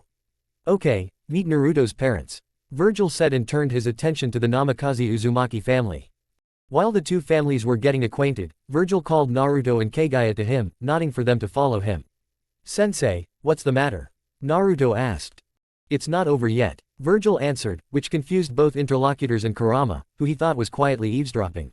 In what sense? Kagaya asked. The cliff oath did not dry out in the usual way, but slowly and calmly. Usually, it would not stand for so long, unless. Unless what? Uzumaki asked. Unless it has a new source or someone who is absorbing it. So, someone took the power accumulated by cliff oath on the sly. Naruto asked, and Virgil nodded, confirming his student's guess. And this, cliff oath, is somewhat similar to the divine tree. Kagaya whispered. This is it, and Kagaya was stunned by his words. The divine tree. This is it. That can't be. Kagaya raised her tone a little. The only difference is that cliff oath grows from the underworld, pumping out energy from there, which is why its color and shape have a different shade. The tree absorbed the energy of this world, which is why it acquired a brown shade. Tell me, when you brought the seed of cliff oath here, what color was it? Virgil asked, and Otsutsuki thought. It was white. Why? Wait, the seed of cliff oath, the goddess rabbit guessed. Exactly. The seed of the cliff oath, which has no source, is always white, and there are practically no traces of energy from it. But as soon as it gets to a favorable and energy-saturated territory, it will begin to absorb and transform it, simultaneously growing more and creating the fruit of chakra. Only everything depends on what energy it fed on before creating the fruit. For example, the cliff oath fed on the blood of people and all living beings, drawing life force from it and creating the fruit. At the same time, the divine tree absorbed the local natural energy and transformed it into chakra, being under the control of your clan, Kagaya. Virgil explained and confirmed. I see. So the cliff oath is now transferring all the accumulated energy to someone? Asked Kagaya, receiving another nod from the demon. So we need to find this bastard. Naruto said calmly and wanted to go, but Virgil stopped him, putting his hand on his shoulder. She has already transferred everything she had. Now it's an empty shell with roots from hell. Virg answered the silent question from his second son. XO. So he or she has already disappeared somewhere far away. Naruto concluded. Yes. Now it remains to restore all the devastation and stabilize life in the world. Now you will have problems more serious than an unknown thief. Virgil said, and Kagaya confirmed with a nod. Well, then let's start restoring the world. Naruto said with a smile, and Virgil began to crumble. My family's time in this world is over. It's time to say goodbye, son. Virgil said with a smile, and Naruto looked at the teacher in shock. No, at his father. I understand you, father. If so, then so be it. Tell all the relatives and grandfather Sparta not to worry about me. Naruto said, and the whole family was already standing around them. Don't worry, grandson. Your strength has not yet entered its prime. You'll still wipe my nose, and so much so that we won't even dare to think about it. Sparta answered and hugged Naruto. Now you're in our big family, kid. After all, we are the best in the demon world. Dante said. Surpass us. PFF'd, no way. We are waiting for success and cool stories, brother. Nero. Be a good boy and make peace with your family and dad. Eva said, and Sparta nodded. Find happiness in peace and do not pursue power just for yourself. Virgil said, and the others agreed. Thank you all. I will fight for everyone who is dear to me. Naruto slightly raised his tone and confidence to the limit. Great, kid. Bye and good luck on your journey. Dante said and everyone disappeared, turning into fireflies. Goodbye, family. Naruto said and turned to the others. Some had tears, and some had smiles and pride in their eyes. Kushina hugged Naruto along with Minato and Henna. Uzumaki's tears treacherously rolled down his cheek, and the Uzumaki Namikaze family only hugged the little demon tighter. So, mom, dad, little sister, it's time to clean up after yourself. Naruto said, and the others agreed and went to their villages. Soon a new overlord will rise. And the rebel will have to fight him again. In the name of everything dear that a demon has. Part 3.2, Our origins are from the underworld. I stood on the Hokage mountain. Much has happened. And now my power comes from the devil inside. From myself. there is no hatred, I do not feel the thirst to destroy. And yet, not long ago, I defeated, albeit a weakened, but still an overlord, whose name is Mundus. Dante, Nero, Virgil Sensei gave their lives fighting him. I only finished off that bastard. I don't feel like this is the end of the war. With him, maybe, but not with the rest of the demonic rabble. As if there is someone else ahead. Someone who surpassed Mundus in his best years. You look worried. The words of Virgil-san haunt me. Kagaya and Pakura, my companions on this thorny path. Dante once said that he also had a team of himself and 2 girls. Unfortunately, they sank into oblivion due to age. But that's not the main thing. The fact that I am able to achieve my goal warms my soul. But what will happen if it comes true? What will happen to my motivation when the goal is achieved? This worries me.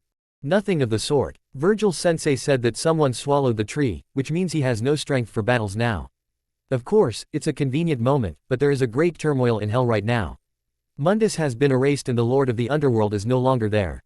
Demons are causing chaos and tearing each other apart. It is very easy to hide in such turmoil. Conclusion, I'll go now, but I'll only waste time. Kagaya stood with raised eyebrows, unable to understand. Where does a 16-year-old boy get such intelligence and the ability to think sensibly? The others seemed dull to her compared to Naruto. I see. What are you going to do next?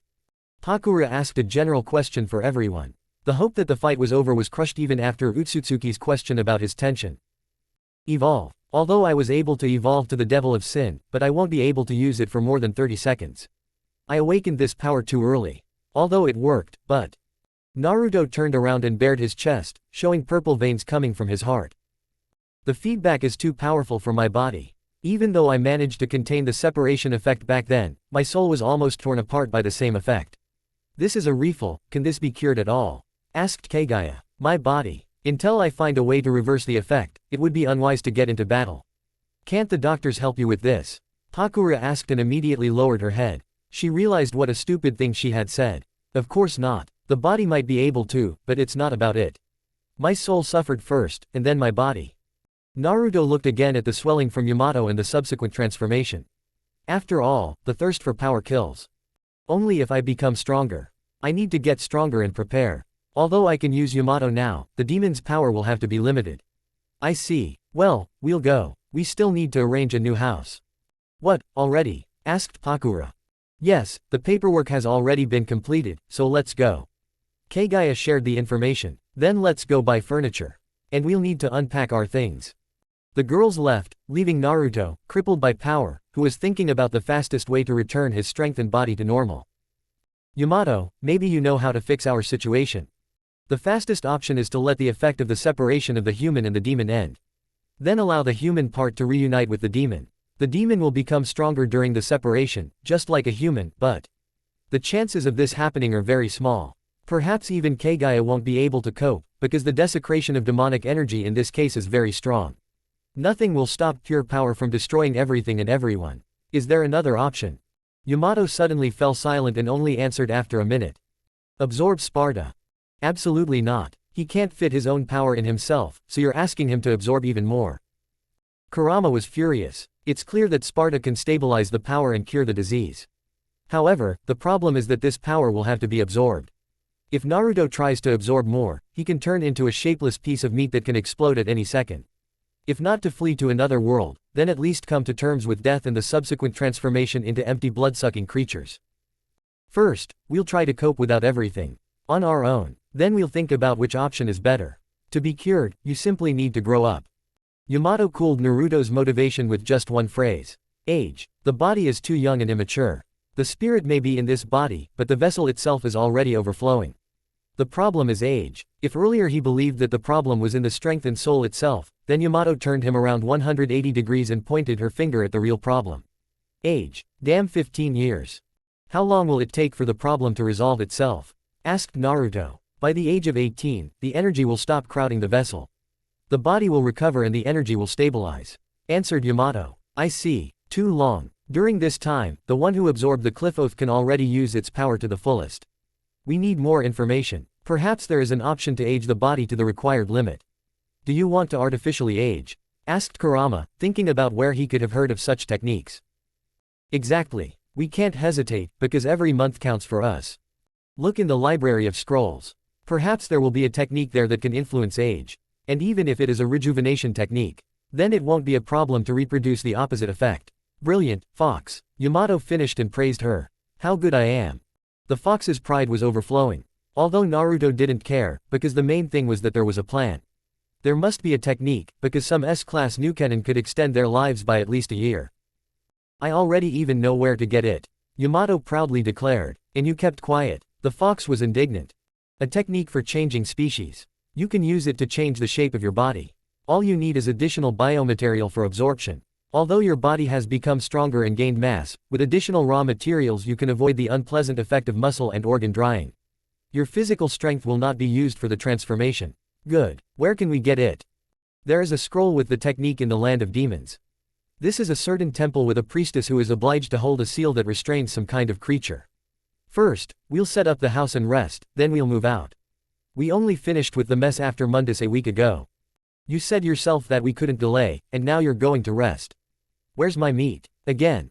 I want meat and sleep. Lazy, overgrown. Nail file. Shut up. Part 3.3, Father's Decision and Worry, which almost came true. During a week of rest, Uzumaki and his new companions set up a 2-story mansion. Each had separate rooms, but the girls immediately fenced off one room and said that it would be for the future. What's got them so worked up? Naruto asked the crazy guy in his head. How should I know? I don't give a damn about their conspiracy theories. Everything is clear with you, Furry One, the fox responded to Yamato's answer. And as for yourself, I'll remember the trick with Sparta. Still upset about that offer? Yes, and it's justified. Stop barking. We need to go to the land of demons. We've already spent a week walking around shops and restaurants. Naruto remembered how he walked around all of Konoha with the goal of showing off the village. Not only had Pakura insisted on going shopping, but Kagaya also wanted a lot of new outfits for some reason. I had a ton of money. I had a measly 5 million ryo were left from 12 million. But now they have everything they need. Even erotic lingerie for some reason. Well, it's none of his business, let them wear it however they want, and he'll finally go get some life-saving equipment. I'm ready to go. We have supplies. I'll go for a walk soon. Great. Yeah, red-haired slacker. Hey, I actually agreed that I'd go out into nature when the cage breaks. It's almost gone, by the way. It's clear that it almost broke completely. All that was left was a miserable fence from the seal. Red windows without bars. And even they almost disappeared. In about a couple of days, the seal will break, but the fox's power will not break out of the cage. The fox has learned to control his chakra and will not let it spill out. In the Hokage's office. Are you leaving already? Where? Minato asked in confusion. To the land of demons. There is one technique there that will help me with one problem. Naruto answered in a casual tone. May I ask what the problem is? Naruto silently opened his cloak and temporarily pulled back his chestplate. The sight made Namikaze jump up from his seat and examine the purple tumor. What is this? The Hokage asked in a panic. This is my power. The body cannot accommodate all this power and that is why the tumor appeared. There is no pain, but it is very uncomfortable. The problem is mainly due to age. I'm 16 now, but I need a body for 18 years. It's too dangerous. I can't let you go like that after the War of the Two Worlds. What? The War of the Two Worlds? That's what we call the invasion of these bastards and their complete defeat, although the hunt for the remaining forces is still going on. It doesn't matter. Just like that, I won't let you go. That's the point. Hey. No, hey, okay. Minato was angry now. It was clear that he would go without his permission, but his aura. Brr. Right now he was really creepy, as Naruto didn't want to admit. Father. It brought relief. No matter how hard you try now, I'm still going to go. I don't have much time to sit back and wait for an unknown enemy. I have to go, because if not me, then no one. If no one, then it will be too late. Dad, I'm not that little brat anymore who chased after you. I've become a strong person. Grew up too early, but it had to be. Without it, we would not have met again. Please understand that I have to go. I want to fight off grief from our home as far away as possible. Even if it only postpones the end of our world, I still have to do it. This is my ninja way.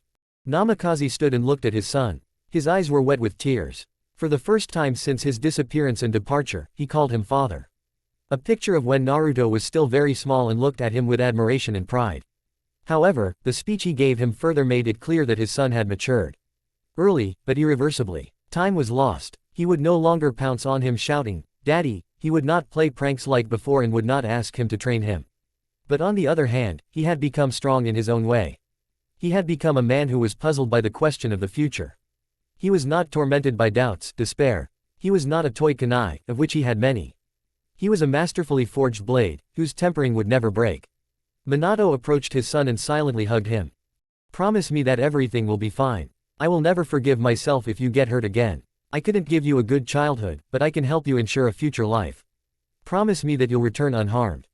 Naruto stood there, slightly confused. Minato was radiating a huge amount of emotions and feelings. Never before had he felt so much excitement for him. Only Kushina and Pakura at Orochimaru's first meeting could compare with him. It was warming. Uzumaki had already forgotten how nice it was when his parents cared about him so much. I promise, Dad. I'll come back and become stronger. I have to do this and I'll only return victorious. After all, at stake are the lives of all of us. Namikaze hugged his son tighter, and Naruto hugged him back. The swelling ached slightly, but he didn't care. Minato still couldn't come to terms with the fact that he was letting his son go far away from him again. To distant lands, when the disaster had just ended.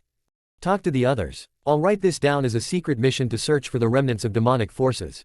You'll officially have the Anbu team and your, Mystic team. Hey, yeah, if they're with you too, there won't be any problems. Are you leaving today? Yes. The sooner the better. Okay. I'll prepare the papers, I'll hold you to your word about your safe return home. Yeah, see you. At the last, both interlocutors parted with smiles. The Hokage went to his desk, and Uzumaki left the office and set a course for Kushina. Naturally, Mom couldn't take this information calmly. She lamented for a long time about how he recklessly rushes for power to the very ass of the world and does not think about her in her heart. It was clear that she didn't want to let him go, but a speech similar to the one from Minato managed to convince her and let him go with great bitterness. Once again, her son would disappear for a long time and there would be no way to contact him. A bird might not fly from the demon country to Konoha. The distance was too great and the new cannon could intercept the animal with the message. With sad thoughts and tears in her eyes, she let Naruto go. It was easier with the others. Many tried to dissuade him, but knowing Uzumaki, they quickly gave in. Still as stubborn and with an itch in one place. We're going with you. This is not up for discussion, shouted two Furies and his sister Henna, not letting him say where and why he was going. Naruto stood in the living room and fell into a stupor. Was it really that hard to go somewhere? Why were they so eager to go with him? We won't let you put yourself in danger again, and considering your injury, especially. Pakura was unyielding. She stood there, shadows on her eyes and a cold gaze, looking down at Naruto. For the first time, Uzumaki had nothing to say. He couldn't even express his denial of this idea, but Kagaya immediately didn't let him get a word in, and the third attempt to object crashed into Hana's words. And so on in a circle, until Naruto agreed with them, but demanded that they take care of themselves first and foremost. They accepted these words with a blush on their cheeks, but a second later they remembered his chest injury and answered. Are you telling us this? Your chest injury has made you as weak as a Jonin. The demon form, and especially the sin form, are very exhausting for you and you can only hold it for a minute. The sin form will last half a minute at most. Kagaya said this factually. She herself hasn't recovered even by a third, but even so, she is stronger than any shinobi in this world. The special chakra and the special genome of the ash bones are the best argument against all living things. Okay. Get ready to go. Stop. What other injury on the chest? Henna was clearly angry. She was happy when her brother returned, but as soon as she was happy for him, she would immediately find out that her brother was injured and he was very weak. And now he wants to run away somewhere again.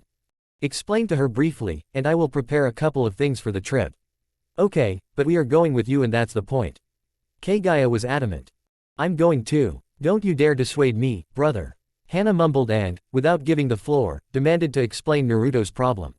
Even Kagaya could not cool her ardor and she had to tell her everything and in detail.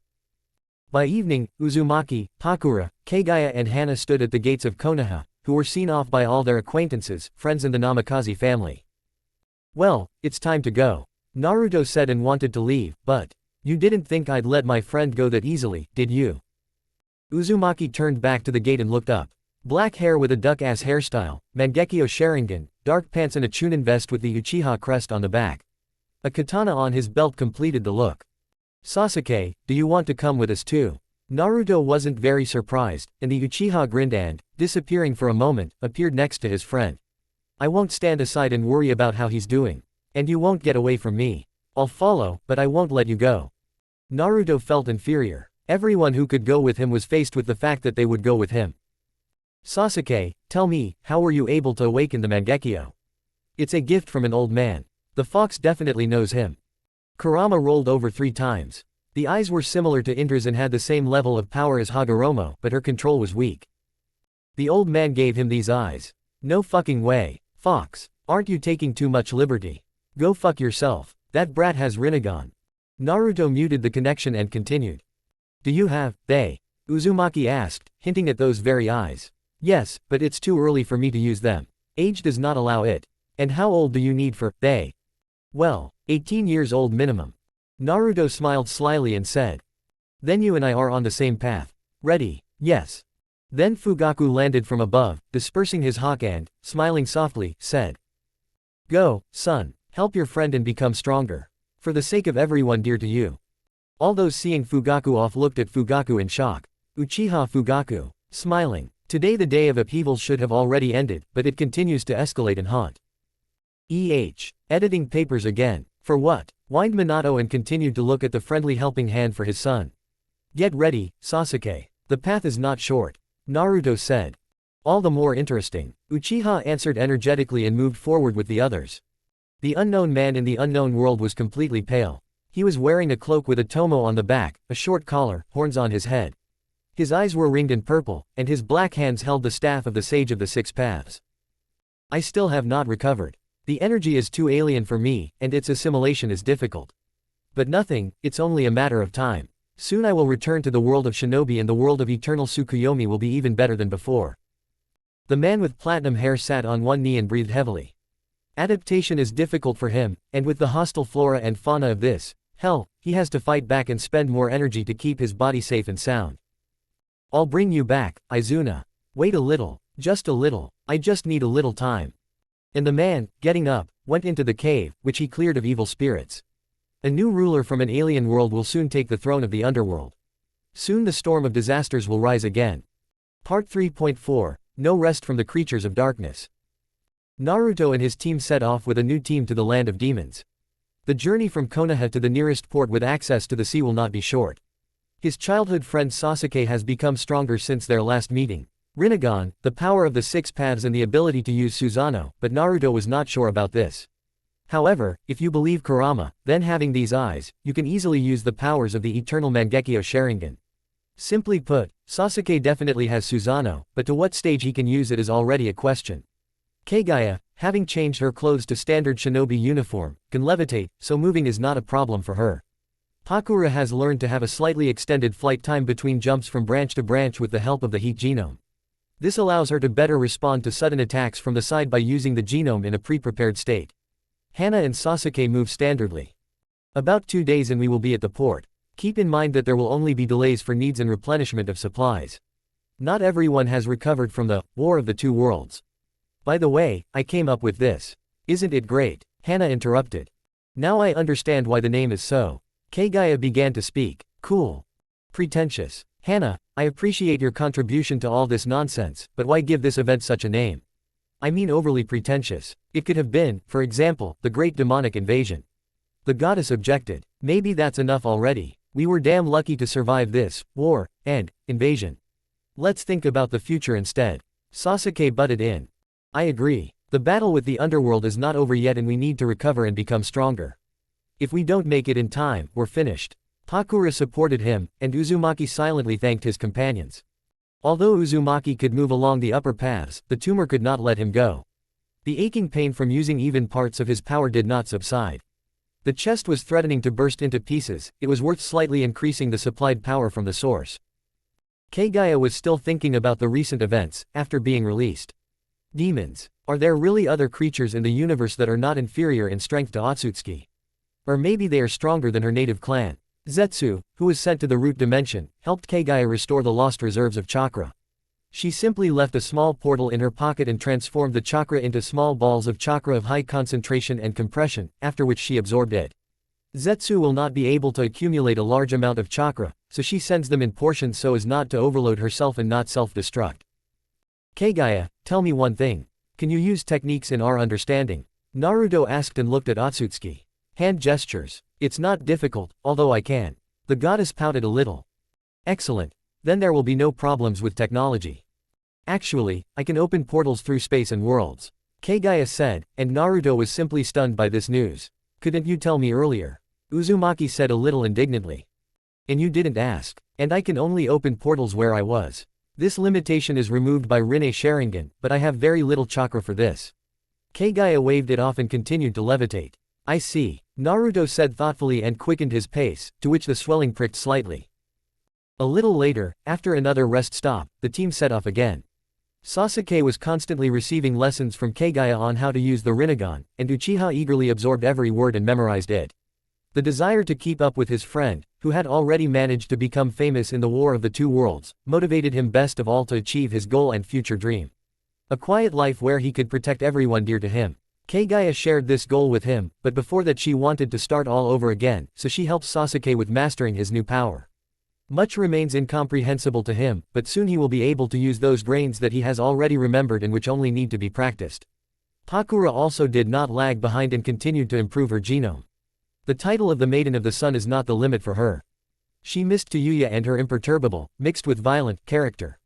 She became the Witch of the Cursed Sound, a strong kunoichi, and now lives with other Uzumaki in Uzushio, where she continues her career and will soon become a happy woman. Who is her chosen one, she does not admit, but blushes when it comes to him. You will find out when I deem it necessary. Naruto continued to only think about a new opponent with the power of Cliffove. Perhaps this is a new demon, or perhaps someone strong from this world. However, in the case of the second option, there will be a small question. If he is a mortal from the outside world, then he will have to adapt for a long time and tediously and absorb the power of the tree, and only then will he have to use and relearn how to use his chakra and the new energy of demons. Naruto himself was helped by energy positively tuned to the recipient, because Virgil himself gave it out with the command to adapt to the new vessel. Now, even with the power of a demon, which is positively tuned to Naruto and completely absorbed by the new half-breed, it could not fit in a new body. There is too little space for the new power of the Devil of Sin. The body ached and gradually, hour by hour, began to hurt more. If earlier it was a small itch that could be suppressed by the fox's chakra, now after weeks it began to hurt more. The body is not able to process so much energy chakra now, no matter how hard it tries. In addition, the latest form requires more energy, so it automatically produces more energy for all available abilities. Sasuke could help with this a little, but a large amount of demonic energy can turn him into a new empty shell or something new and destructive. Demonic energy for the Uchiha is poison in any amount, but the Rinnegan helps process foreign energy, creating chakra for its carrier. The next day, the port appeared before the team's eyes. Sasuke was so far away from Konoha for the first time, not counting the Land of Spring. Many people were actively running from the counters and ships, constantly discussing the fact that the world is still so unexplored and much remains a secret from human eyes. The world of real demons and the world of death turned out to be separate worlds that decide who to take to themselves and who to throw to eternal suffering for their sins during life. Now people began to believe in the Sage of the Six Paths again and ask for forgiveness for their sins, and not far away a temple was built in his honor and Naruto. Uzumaki was shocked as was his team. The new temple was in honor of the Sage of the Six Paths and his ally. The demon liberator is a traitor to his kind, who is ready to give his life for people and fight demons thirsty for true chaos. And you are too popular, said Sasuke, a little surprised that Naruto changed his appearance with the transformation technique. I do not want to meet them. We need to sail to the land of demons. A small boy with brown hair and decent clothes said firmly. I confirm. It is better for us to go to the place we need secretly. We do not need unnecessary attention, said Kagaya and also changed her appearance. Well, I cannot be special, said the Uchiha and also changed his appearance. Forward, said Naruto and everyone moved to the ships. Many ships and their captains and assistants stood on land, calling as many people as possible on board their ships with the routes assigned and announced by them. Only one ship was going to the land of demons and it was just filled with different shinobi. Many high-ranking and important figures wanted to see the lands from which the demon liberator might have appeared and wanted to take him into their service. We left Konoha not so long ago, and already there were onlookers who wanted to raise their prestige in the eyes of others. Pakura said with disgust, I'm not interested in this trash. They want power and respect at someone else's expense. Naruto said, not inferior to Pakura in disgust. We are on the same path, so we will have to tolerate them. Sasuke said and was the first to approach the captain, who also did not like his passengers. Hello. In Konoha, Kage's office. Minato-sensei, we have some bad news. Kakashi began straight away. Speak, Kakashi. The Hokage demanded, with excitement in his voice. Not far from the western borders, we found a cluster of demons and undead. The Anbu squad and I with Obito successfully destroyed it, but at the site of the destruction we found some kind of portal. Apparently it leads there. Hitaki reported. In what sense? Naruto and Kagaya personally checked the time until the next appearance of these creatures.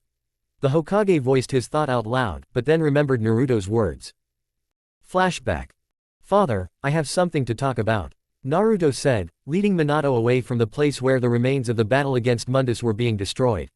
What did you want to talk about? Minato asked cheerfully, but noticing his son's serious and cold look, he fell silent and became serious. It's about the underworld. Someone has absorbed Cliff-Oath and is now trying to harness its power. Not many can do this, according to Virgil Sensei. However, there may not be much time before the ill-wisher can possibly penetrate our world. Naruto said with slight excitement, discreetly hiding the tumor after receiving the Devil of Sin. Are you saying that the new devil and his demons can come to our world again at any time? Namikaze asked with displeasure, because they were now telling him that the massacre was not over. We have about a month for sure. Let the Anbu be sent to look for the remains of the undead and demons.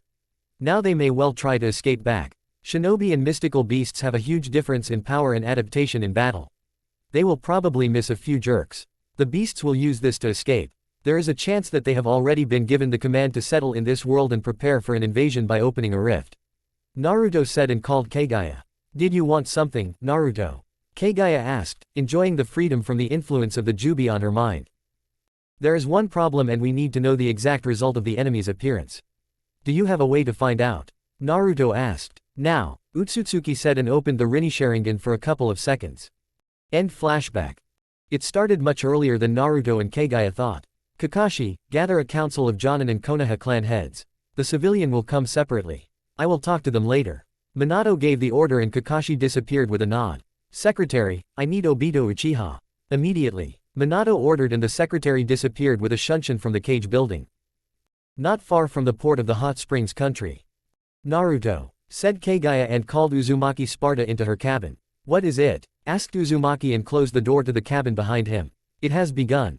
Already, Naruto exclaimed and bit his thumb in excitement, starting to pace back and forth. There is some news, but it is unlikely to encourage you. Kagaya interrupted his thoughts, intriguing Sparta. Speak, Naruto said softly, not believing his own voice. It was an attempt to penetrate, but the portal was quickly slammed shut. Konoha quickly dealt with the problem, but it is unlikely that the remnants of the creatures will just sit idly by. There may be more demons and undead in the land of demons. Kagaya suggested. XO. Sigh, okay. We need to prepare for a possible attack and be faster than these creatures. Naruto said and went to warn the others, and Kagaya followed. The shores of the demon country. Naruto stays in the middle. The rest go in a ring. I'll go in front. Kagaya on the right flank, Henna on the left. Takura will be behind to protect the rear and our disabled man. Sasuke said immediately when the team went ashore and moved away from prying eyes. Uchiha, isn't that too impudent? Naruto asked, but seeing the look of his friend, who said that he would finish him off before he died and then heal him himself, he asked. Why exactly this formation? Naruto asked, saying with his look that he would still remember this to duck butt. The problem is the lack of strength of Kagaya-san and your very low combat effectiveness. And my father trained me in terms of strategy and wanted me to become the head of the clan or the Konoha police. I already have real experience in this, although a little sad. Found myself a genius. Sasuke quietly added at the end and showed confidence in his abilities. Okay, duck butt, let's go already. I can't wait until I get rid of this crap.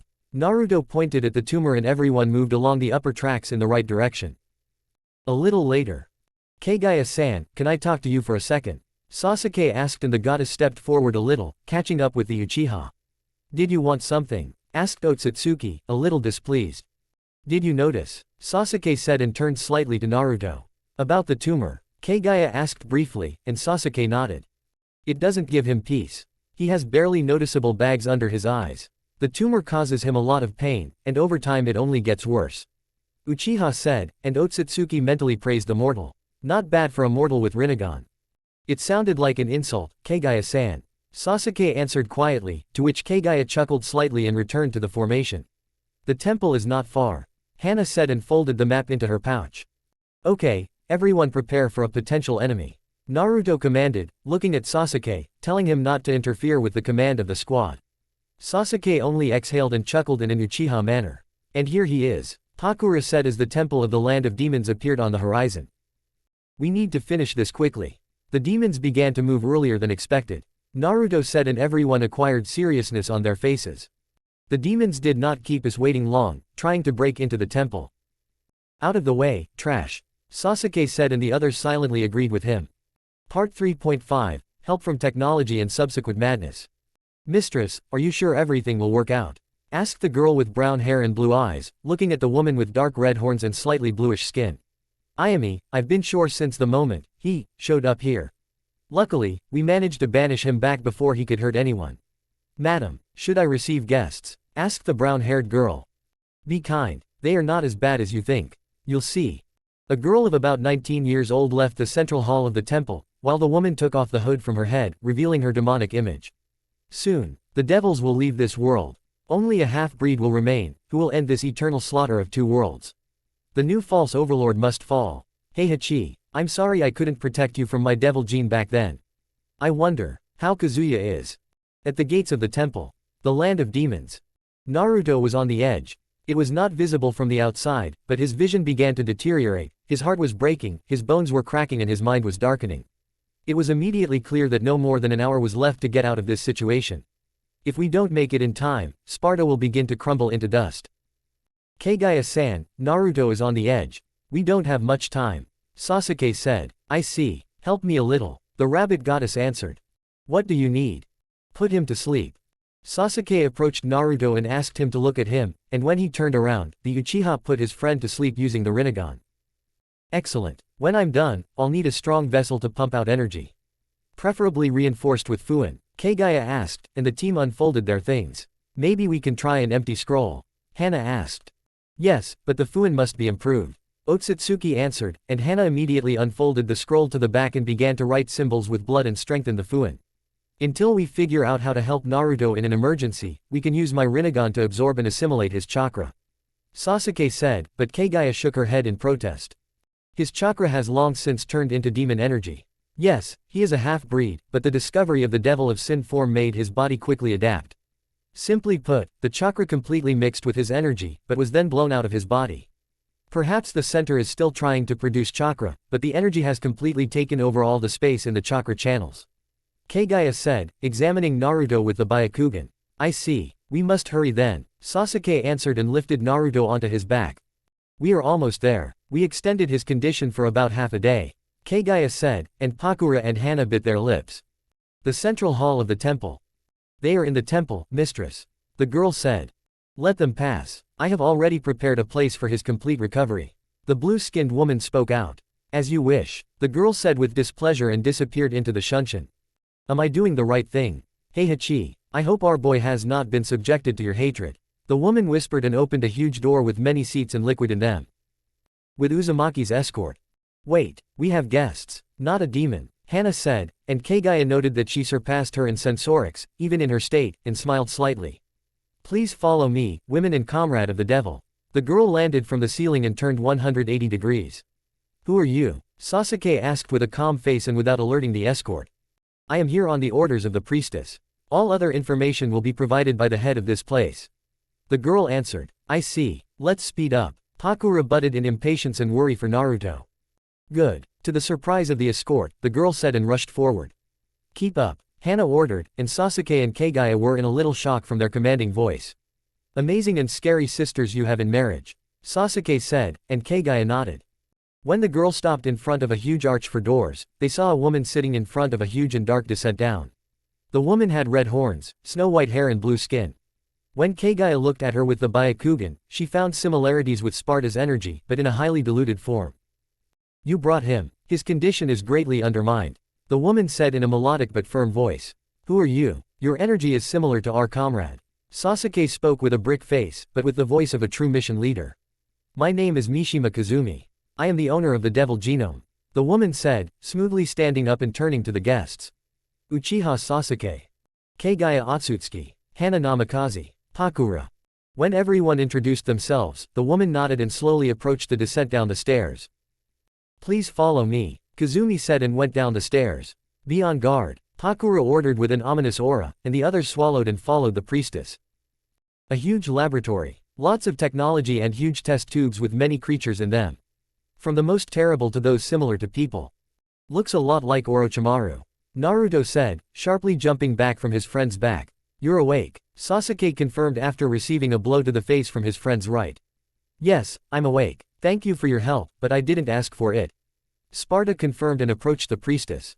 I can help you, Sparta. However, the process can take time and has an unstable process with the risk of getting a disability for life even with your strength. Kazumi said and opened the lid of the huge test tube with her power and with the help of the panel brought several copies to the main test tube. So I should evolve in terms of the compatibility of my body with the amount of energy in my body. Naruto asked. Not exactly. I will age your body a little and strengthen your chakra channels. After that, they will be able to withstand your power, stop overloading the rest of the body and stop the decomposition and drying out of your body. Virgil-sama was only able to bypass this when he divided his power into light and dark parts, allowing the light to stabilize the dark. Thus, the dark gained physical strength and an excellent vessel for his power, and the light calmed and dissipated some of the devil's energy. These metamorphoses were able to ensure the stability of the devil's form and power in his body, allowing the light part to deliver the final blow and take control of the dark. The light gained stable control, and the dark became a vessel for their original personality. Kazumi said, and Naruto realized that he awakened his power incorrectly. In that case, there is no time to cultivate and stabilize my power. While the dark grew stronger, and the light stabilized my energy. Naruto gave his verdict, and Mishima nodded. It's time to begin. The longer we stand, the faster we lose our chances of success in saving this world from the new ruler. Kazumi said, and Sparta began to take off all his clothes, leaving only his pants. We will not say goodbye, but I have an offer for Sasuke. Naruto said, looking away. What is it? Asked the Uchiha. Kazumi-san, can you help my friend with increasing his strength and mastering his eyes? Naruto asked, and the Uchiha wanted to refuse, but Kazumi interrupted him. Of course. I thought you would ask this, so I am ready to help him in mastering and strengthening the power of the Sage of the Six Paths. Kazumi answered and brought another seat for the person. Naruto, it is more dangerous with you than on an S-rank mission. The Uchiha sealed, but also undressed to his pants. That's great, my friend. It's time to stop one bastard from encroaching on our asses. Naruto said under the shocked looks of the others. Naruto, did you get this from Dante? Yamato hissed, and Kurama continued to laugh. This time, we need to cheer everyone up. Soon we won't even have a moment to do this. Naruto answered habitually and jumped into a huge test tube and was put to sleep through an oxygen mask on his face. Damn, or maybe not. Triple A. Sasuke wanted to refuse, but was pushed away by Kazumi with a smile on her face. I prepared this place for you, so be kind enough to accept my work and don't snap. Kazumi said with a smile, demonstratively closing the airlock and putting the Uchiha to sleep through an oxygen mask. Cruel. The girls said, and Kazumi only slightly waved her hand and went back up the stairs, beckoning them to her. The girls went to training and waiting for the end of the process. Kazumi took responsibility for these two. So far, they have only just begun the modification to stabilize the powers of these two. Next, Konoha and the Anti-Demon Alliance. Part 3.6, Warrior Killers, Not Without Honor. Konoha, Hokage's office. The yellow-haired man, with the dawn in the background from the window, sat and looked at the map of the Land of Fire. The crosses stood at a small distance from the village and cities throughout the country. For demons, this is unnatural. Too organized, too staffed, too human. If Mundus used them as just a large army and used them as an unstoppable army, then the new behavior of the demons was more like shinobi tactics. Even the squads were staffed and always had a couple of healing types and some always dragged other demons back to provide them with medical care.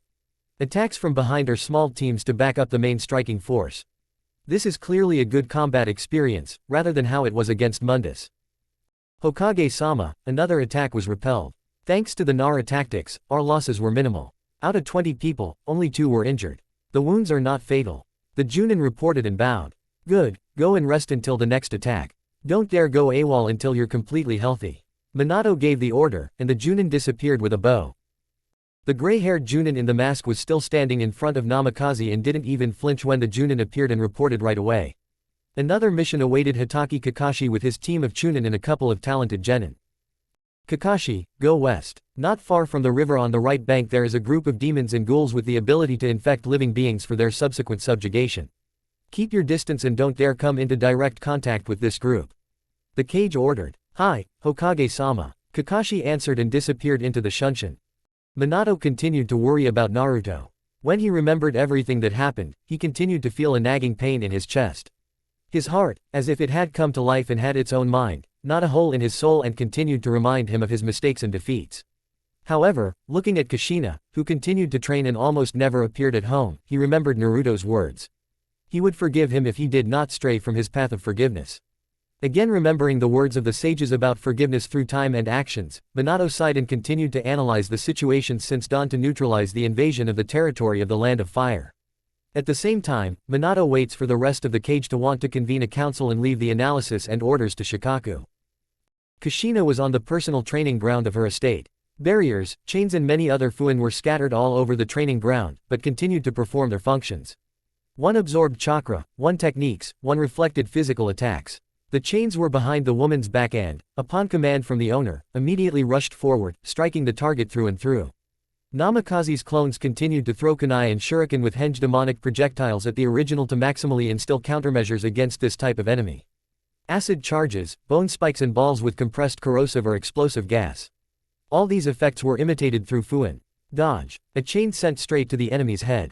Dodge from a clone. 2 charges, explosive type. Replacement and a blow to the clone's head. 1 escaped, 1 was killed. 2 projectiles with acid and gas, and the second clone rushed to attack. Dodge from the melee and chains with direct aim at the head of the second. Scratch from the chain, and a roundhouse kick to the melee. 1 is stunned, 1 sent bone spikes to swing towards the original. The seal of reflection of physical attacks worked successfully, and the chain turned on the enemy from behind. Successful through penetration into the chest. The stunned enemy got up again and went into close combat. Easy dodges and subsequent seal of suppression at the first opportunity. Grab the clone's head and quickly break its neck. The clone is destroyed. Kushina saw her progress. Another test showed that she could well become a shock soldier in any squad thanks to her knowledge of Fuinjutsu. Her progress was obvious, because now she was clearly superior to the average Junin. An elite Junin was in her pocket. She had become stronger as a shinobi. She had become stronger as an Uzumaki. The surges of strength from the memories of Mito and Naruto's words were so strong that she would never dare to remain at the same level of strength again. Her skills as an average Jonin had become elite Jonin level. The next level was Anbu Captain, and after that, Cage. She had let herself be controlled by a mummy while she was unable to due to her skills as a normal Chunin. Living with Minato and taking care of the house had greatly weakened her as a shinobi.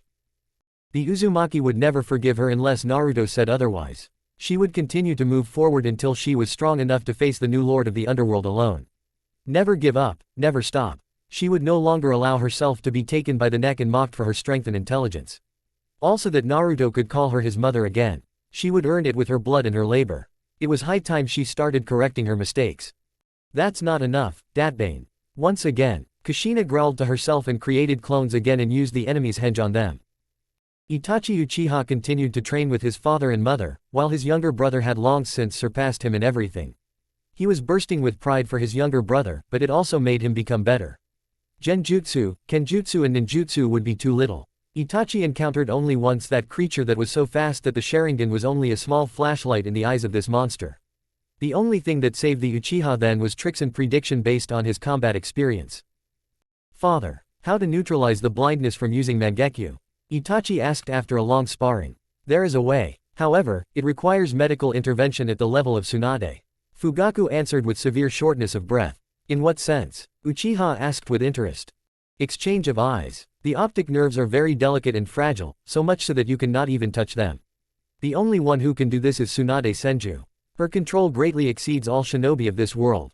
Considering her current training that she has prescribed for herself, the Sannin's control over chakra has clearly become much better than before. As far as I remember, she was able to find a cure for cancer. Fugaku answered. Then tomorrow we will do an eye exchange. Itachi said and helped his father to stand up. We must agree on this with Minato. Because our forces will be needed at the front. Fugaku interrupted his plans, and Itachi nodded and slightly gritted his teeth. I hope everything will work out. Itachi said at last and took his father by the arm. Ino Shika-cho, a famous formation and the most polished teamwork among all in Konoha. Now the new generation were at training ground number 8 and were breathing heavily. Surprisingly, among all the team, Nara stood on his feet much more steadfastly than the rest. Ino, once again, Shikamaru said, and the girl again looked in shock at the laziest in their team. How are you still standing? Yamanaka said in surprise. When our loved ones are in danger on a global scale, I am ready to lose sleep for the rest of my life than watch you die. Nara answered firmly and coldly. Shikamaru is right. This is not enough. One more time. Choji asked, and the girl took a pill and again began to create images of demons and creatures on the training ground field. So that you trip. Muttered without malice and continued to create illusions. The pink-haired girl continued to train her close combat style and simultaneously nourished her body with medical chakra. She was at training ground number 7. Many mannequins stood in front of her and she did not think of stopping. Sakura even found an old scroll with a taijutsu style from the Konoha library. On the scroll was written, Mishima Karate style. A variety of techniques capable of destroying any part of the enemy's body. This style was created to destroy the enemies of its owner. Sorya. Sakura growled and sent half of the dummy into the air, and her hand was covered in pink lightning. Electric fist of the wind god. Suddenly a voice behind her stopped Haruno from training and honing her new style. Kakashi-sensei, aren't you on a mission? Asked Sakura.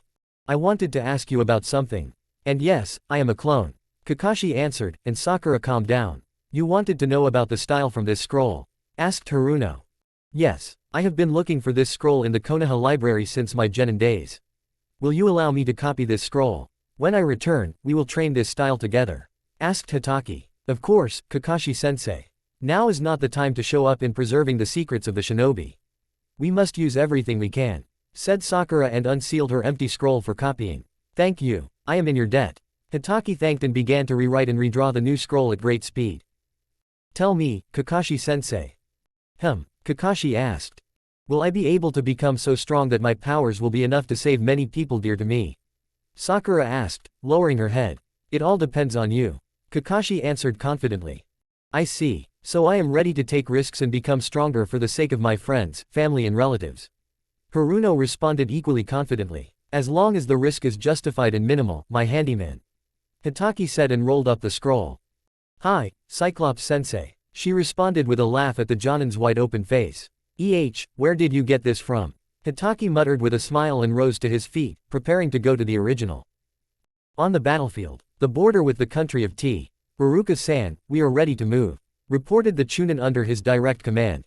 Excellent. Prepare for battle, answered Yumino, and all the Chunin and a couple of genin prepared for an ambush. Enemy manpower is approaching. 7 units, 3 long-range and 4 short-range types, reported the censor. Begin the attack, calmly gave the order the former academy teacher.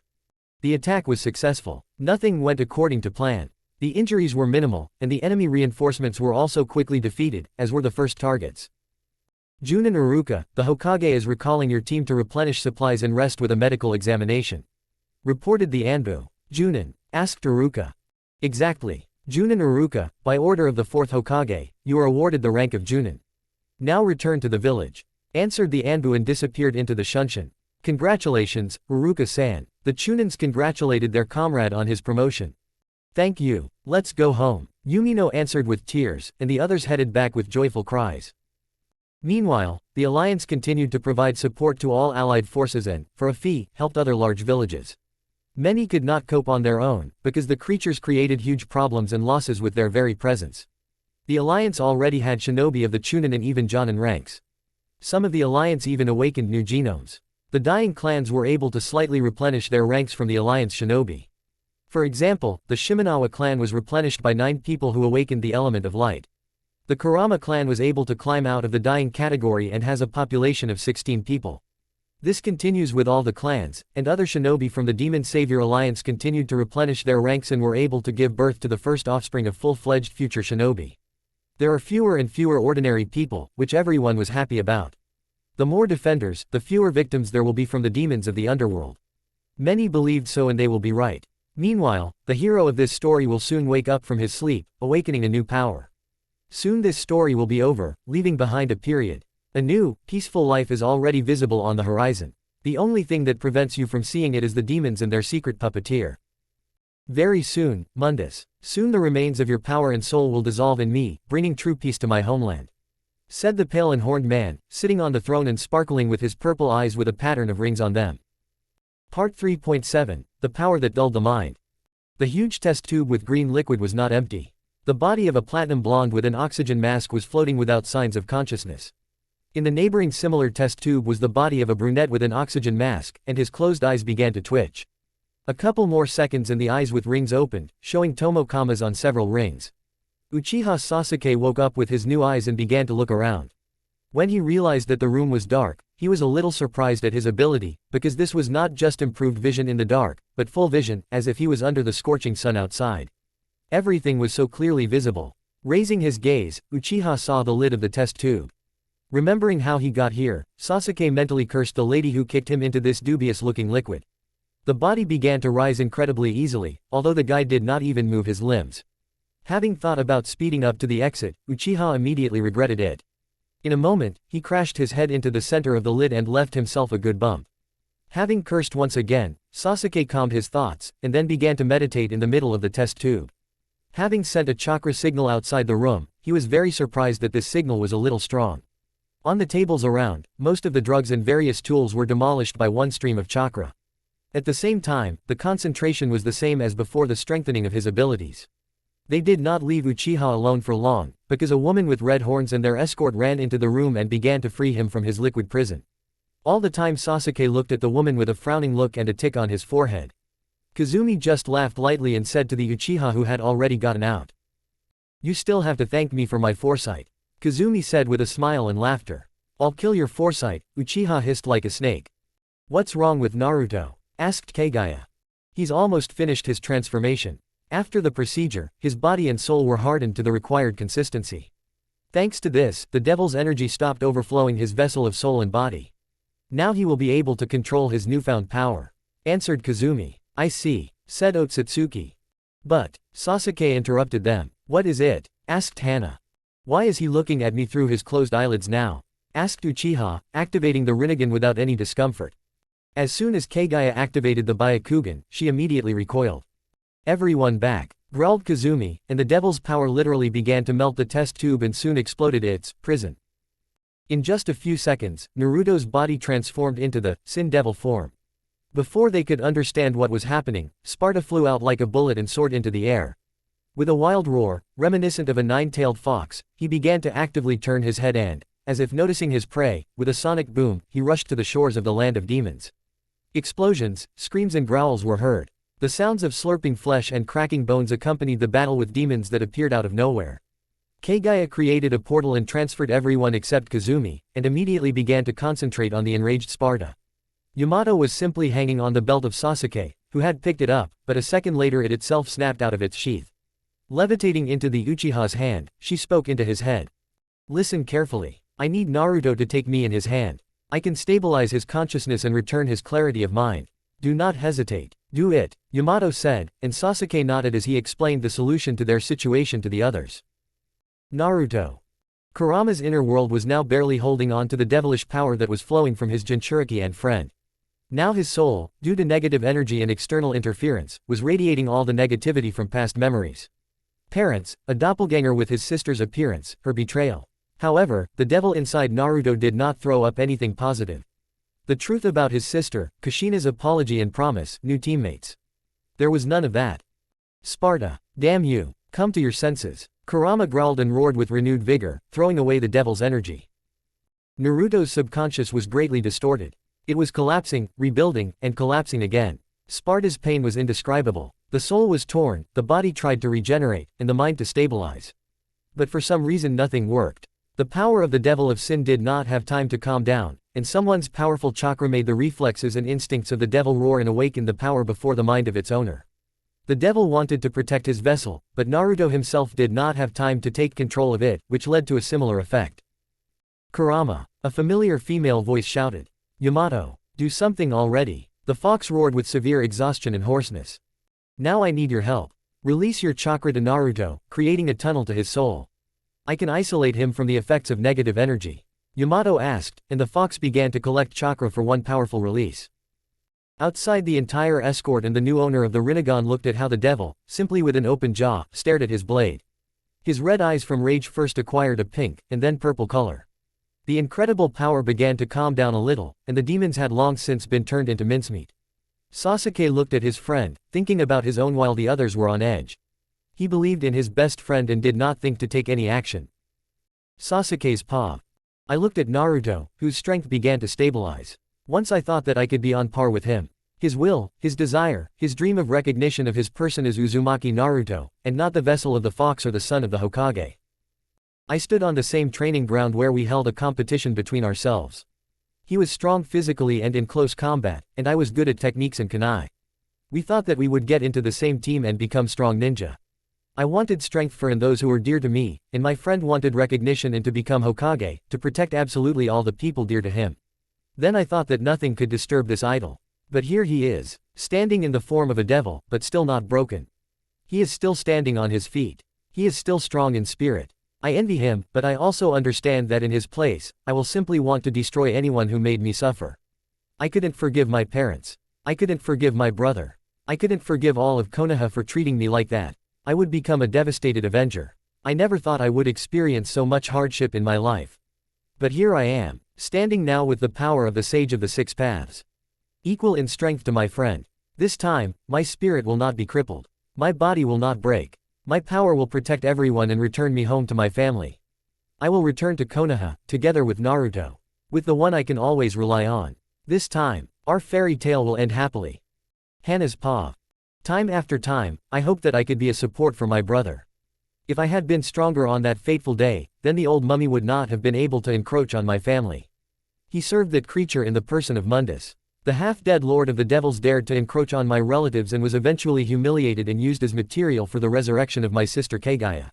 Now, looking at my little brother, I understand the thoughts of the doppelganger, but I cannot accept her path. She saw his gigantic growth and was blackly envious. Henna was just a doll and had no opportunity to increase her strength. My Imo Udo became a handsome man, and his strength leaves the kunoichi with unsatisfied lustful desires. I saw how they blushed and quickly wanted to hide in their houses and apartments. Naturally, I can't just stand aside when just being next to him I involuntarily fantasized about our relationship, the first kiss and the first wedding night.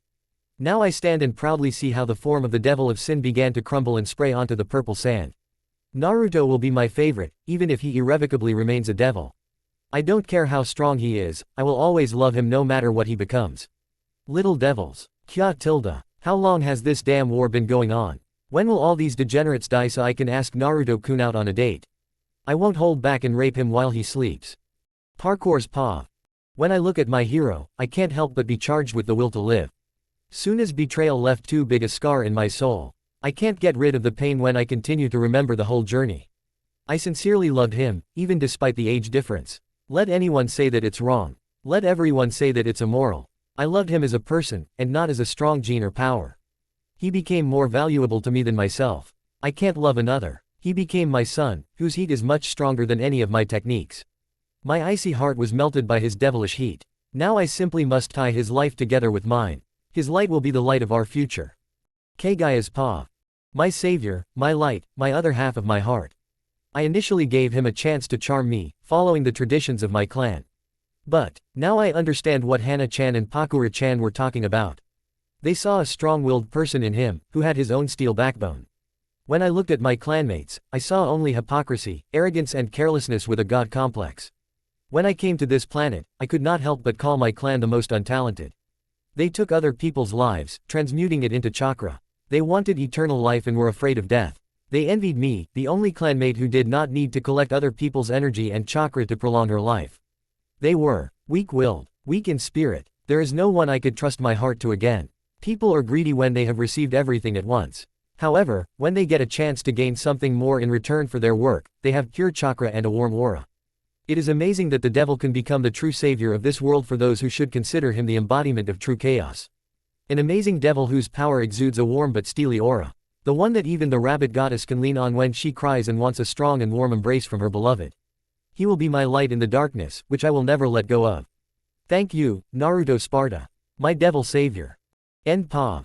Naruto continued to concentrate and empty his mind over and over again, stabilizing his strength and sanity. Sparta felt how pieces of the devil's flesh broke off and scattered into space. Yamato slowly whispered to him in a gentle voice and almost hummed a lullaby. Over and over again, she told him how strong he had become, who he was able to become, what he was able to achieve and how proud she was of him. In the end, Naruto even heard echoes of memories where Sparta's family was having fun with them after defeating Mundus. The last words of his teacher, Virgil Sensei. Do not let force break your will. Never turn from your path. And the last words were, Find your fireflies that will light your way and warm you in the dark hour. Virgil-sensei. Naruto whispered to himself. Naruto-kun, are you awake? Yamato asked softly. Yamato. Kurama. Thank you. Without you, I would have perished in the abyss. Sparta replied and smiled at the corners of his lips. Damn sucker with renegans. I'll get out, and immediately shoved his head up his ass. Kurama roared into the air. How were we supposed to know that everything would happen like this? And now the main thing is different. The pseudo-lord is thirsty for fresh mandulas from our trio. Naruto said with a growl, and the fox began to smile, remembering how his cold brick muzzle gradually melted and returned back to a bright grin.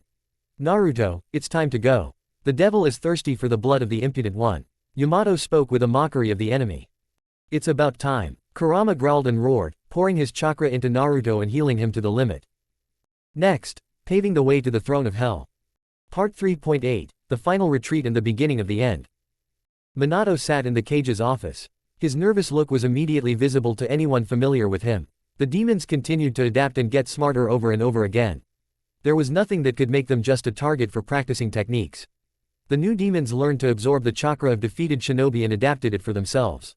Some of them learned to use primitive techniques and enhancements, and some managed to think of a real and functioning henge, taking the appearance of either defeated or missing people. Both civilians and shinobi. Each time new formations. Each time new skills and techniques on the enemy's side. He adapted too quickly, so much so that the hardened old shinobi were unable to do anything new against the enemy. The Alliance, on the other hand, felt much better in this regard. Partially Naruto's demonic energy helped them suppress demons' techniques and successfully recognize them under the reincarnation technique. However, they were not particularly hardy. They did not have chakra like the Uzumaki. They did not have dojutsu like the Uchiha or Hyuga clans. Shikaku Nara suggested that they be put in place as enemy suppressors and the main striking force, while the shinobi of other villages would ensure them and treat them with their own medics. But here, too, Minato refuted and suggested another option. They would act together. The Devil's Alliance would work on suppression, wasting less energy on the battle itself during a clash, while the Uchiha and Hyuga clans, together with Inuzuka, would identify the disguised enemy. Shikaku completely agreed and the losses were significantly reduced. At this rate, Konoha and the Devil's Alliance suffer the least losses compared to other large villages, except for Suna. After all, they also united with the Alliance. Minato-sensei. Any news from Naruto? Obito asked, standing next to Kakashi. According to the latest reports from Hana-chan, they were able to stabilize his condition and began urgently training in their new skills. As far as I also understood, she wrote about cleansing the demon country from enemy forces by activating the pentagram in the Temple of the Three Sons of the Renegade Demon. In short, demons have been completely blocked from entering the country. Minato answered with slight relief. So we have a chance to send these creatures back to the underworld. Kakashi confirmed. Exactly. However, everything depends on our endurance. I have reduced the losses from both Konoha and the Alliance as best I could. Namikaze said wearily. Still, wouldn't it be better to try sending a shinobi through the portal and scout out the situation on the other side? Asked the new elder, entering the office without knocking. Do you need to remind me who we are dealing with? Minato answered almost growling, without raising his gaze to her. I understand and am perfectly aware of the risks. However, we need to gather more information about our enemy. The advisor responded calmly. Categorically refused. There were cases of unauthorized deeds for reconnaissance purposes. They returned as mutated walking corpses, without a drop of chakra and spraying an unknown infection when detonating themselves. Kakashi butted in, seeing how his teacher wanted to tear the old fool to pieces. Have you tried using the Yamanaka clan's techniques to extract information? The old woman asked, and Hitaki had already buried her. They simply blew themselves up immediately when they lost control of the biological bomb. The Yamanaka subsequently died. Obito butted in. I didn't ask for ref. Cough. Before the old woman could speak out about Obito, Minato simply lifted her by the neck. You, elders, so sit and advise, and don't send and reproach your subordinates and the Hokage for their supposed softness. Get out, wretchedness, or I'll throw you on this reconnaissance mission beyond this world. Minato said hoarsely and almost growling and threw her to the door, which she hastily used. Continue to fight off the demons. When we are ready and find a way to close the portals, we will certainly go on the offensive. Ikas told Nam and waved his hand, giving the order to vacate the office. The country of demons. This island is sealed from outside penetration. Kagaya reported. Excellent. Thank you, my love. Naruto answered, making the goddess blush slightly. Of course, we understand everything, but it's time for us to go back to Konoha. Henna, offended, butted in and with a loud, headed for the exit. Ha ha ha, she doesn't hide the fact that she's offended by you, Naruto. The goddess said and followed the girl. How ambiguous you all are. Sparta stated the fact. That's why they love us. Kagaya teased. When everyone left the temple, some were left with unusual impressions. Sasuke felt a little scared when he seemed to be looking at a blue devil, but also looking closely, he was convinced that the soul in the statue was pleased and approved of his desire and motivation. Then Sasuke was able to feel respect for someone who, even after death, can be close to the living. Enormous power that even death itself cannot restrain. Kagaya was surprised. When she was a dictator in the enormous power of the Jubi, she never noticed this place. However, judging by the state of this place, the building and the statues were even older than her. An ancient sanctuary of devils and immense power. It was here that Naruto received his power. Was able to reincarnate. The red statue of the devil looked at her and frightened the goddess, because it was an otherworldly look from the gray limit. From the world of the dead. At first he looked at her with surprise, but then he was overcome with pride and pointed at Naruto with his eyes, as if to say that Sparta was damn lucky.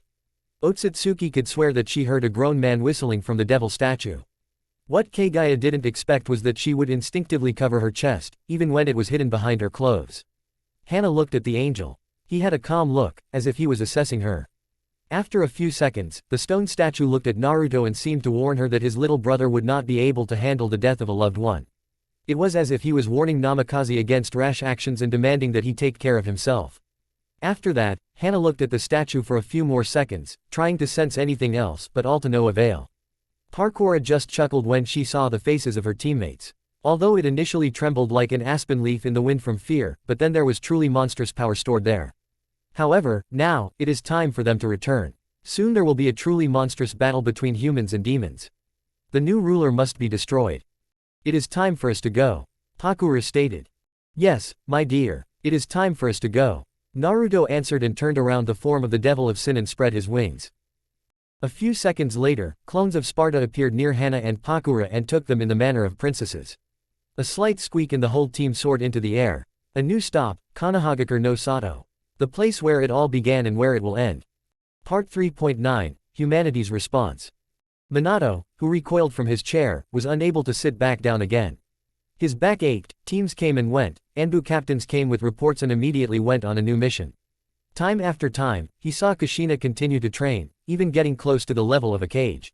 Now, the yellow lightning will never be able to escape from his wife if he senses danger with a near-fatal outcome. The last report from Naruto was simply fantastic. For some reason, Minato had a feeling that the last report on Sasuke and Naruto's abilities was too shocking. If this is true, then this war will very soon end in favor of humans and shinobi, or a draw. The demons could imitate the abilities of the shinobi, but they were no match for the Alliance shinobi. Time after time, they were sent back to hell, either in pieces or as minced meat. The only thing to worry about is the new creatures that will soon learn to use medical ninja techniques. There have already been a couple of cases where demons have learned to heal each other. This is the main problem. If they share this knowledge between each other, then it will no longer matter how much they are cut up.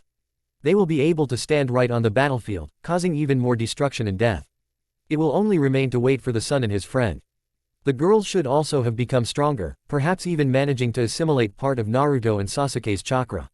Sasuke has very flexible chakra and can assimilate absolutely any energy, surpassing even the sage of the six paths in this. Naruto can cause a mutation of the body, while under the control of his son. If this is all true. Minato-sensei. Obito asked when he appeared to report to his cage. Yes, Obito. How was your battle? Minato asked. Everything went great. The coast is clear and the Alliance forces are actively suppressing the enemy forces. However, Uchiha stumbled over the last part. What? The cage became wary. I saw it on one demon. A one-volume Sharingan. What? Minato got ruffled. I know it sounds like nonsense, but I clearly saw the Sharingan in the eyes of one of the speed demons. Fortunately, he was very inexperienced in handling it. Obito answered with a depressed look. It can't be. They were able to kill the Uchiha. Obito asked. That's the thing, none of the Uchiha died in battle. Obito answered. KSO. Then where did come from? Minato asked himself. I have no idea. The only thing that comes to mind is only Danzo, or we should wait for Naruto's version. It is clear that nothing is clear. As for demons, we do not understand anything, except that the Alliance shinobi have the ability to destroy these creatures once and for all. I see. What are your orders? Obito asked. Rest. I will send you out later, after the doctors have examined you. Minato answered and waved his hand, giving a sign of execution. Minato continued to think about his next moves on the map, but there was a knock on the door of the office. Although Minato was very tired, he did not lose his vigilance. For some reason, the chakra behind the door was not familiar to him. Another factor was that the chakra gave off a similarity to the chakra of the Alliance shinobi. Having prepared a kunai haraishin, Minato said, "Come in." The door opened and a figure in a cloak that hid his face and body entered. From the small folds, one could tell that the figure was leaning on a cane. "State your name," Minato ordered with icy eyes. "And you do not change, Namikaze." Such a familiar and disgusting voice for Minato answered.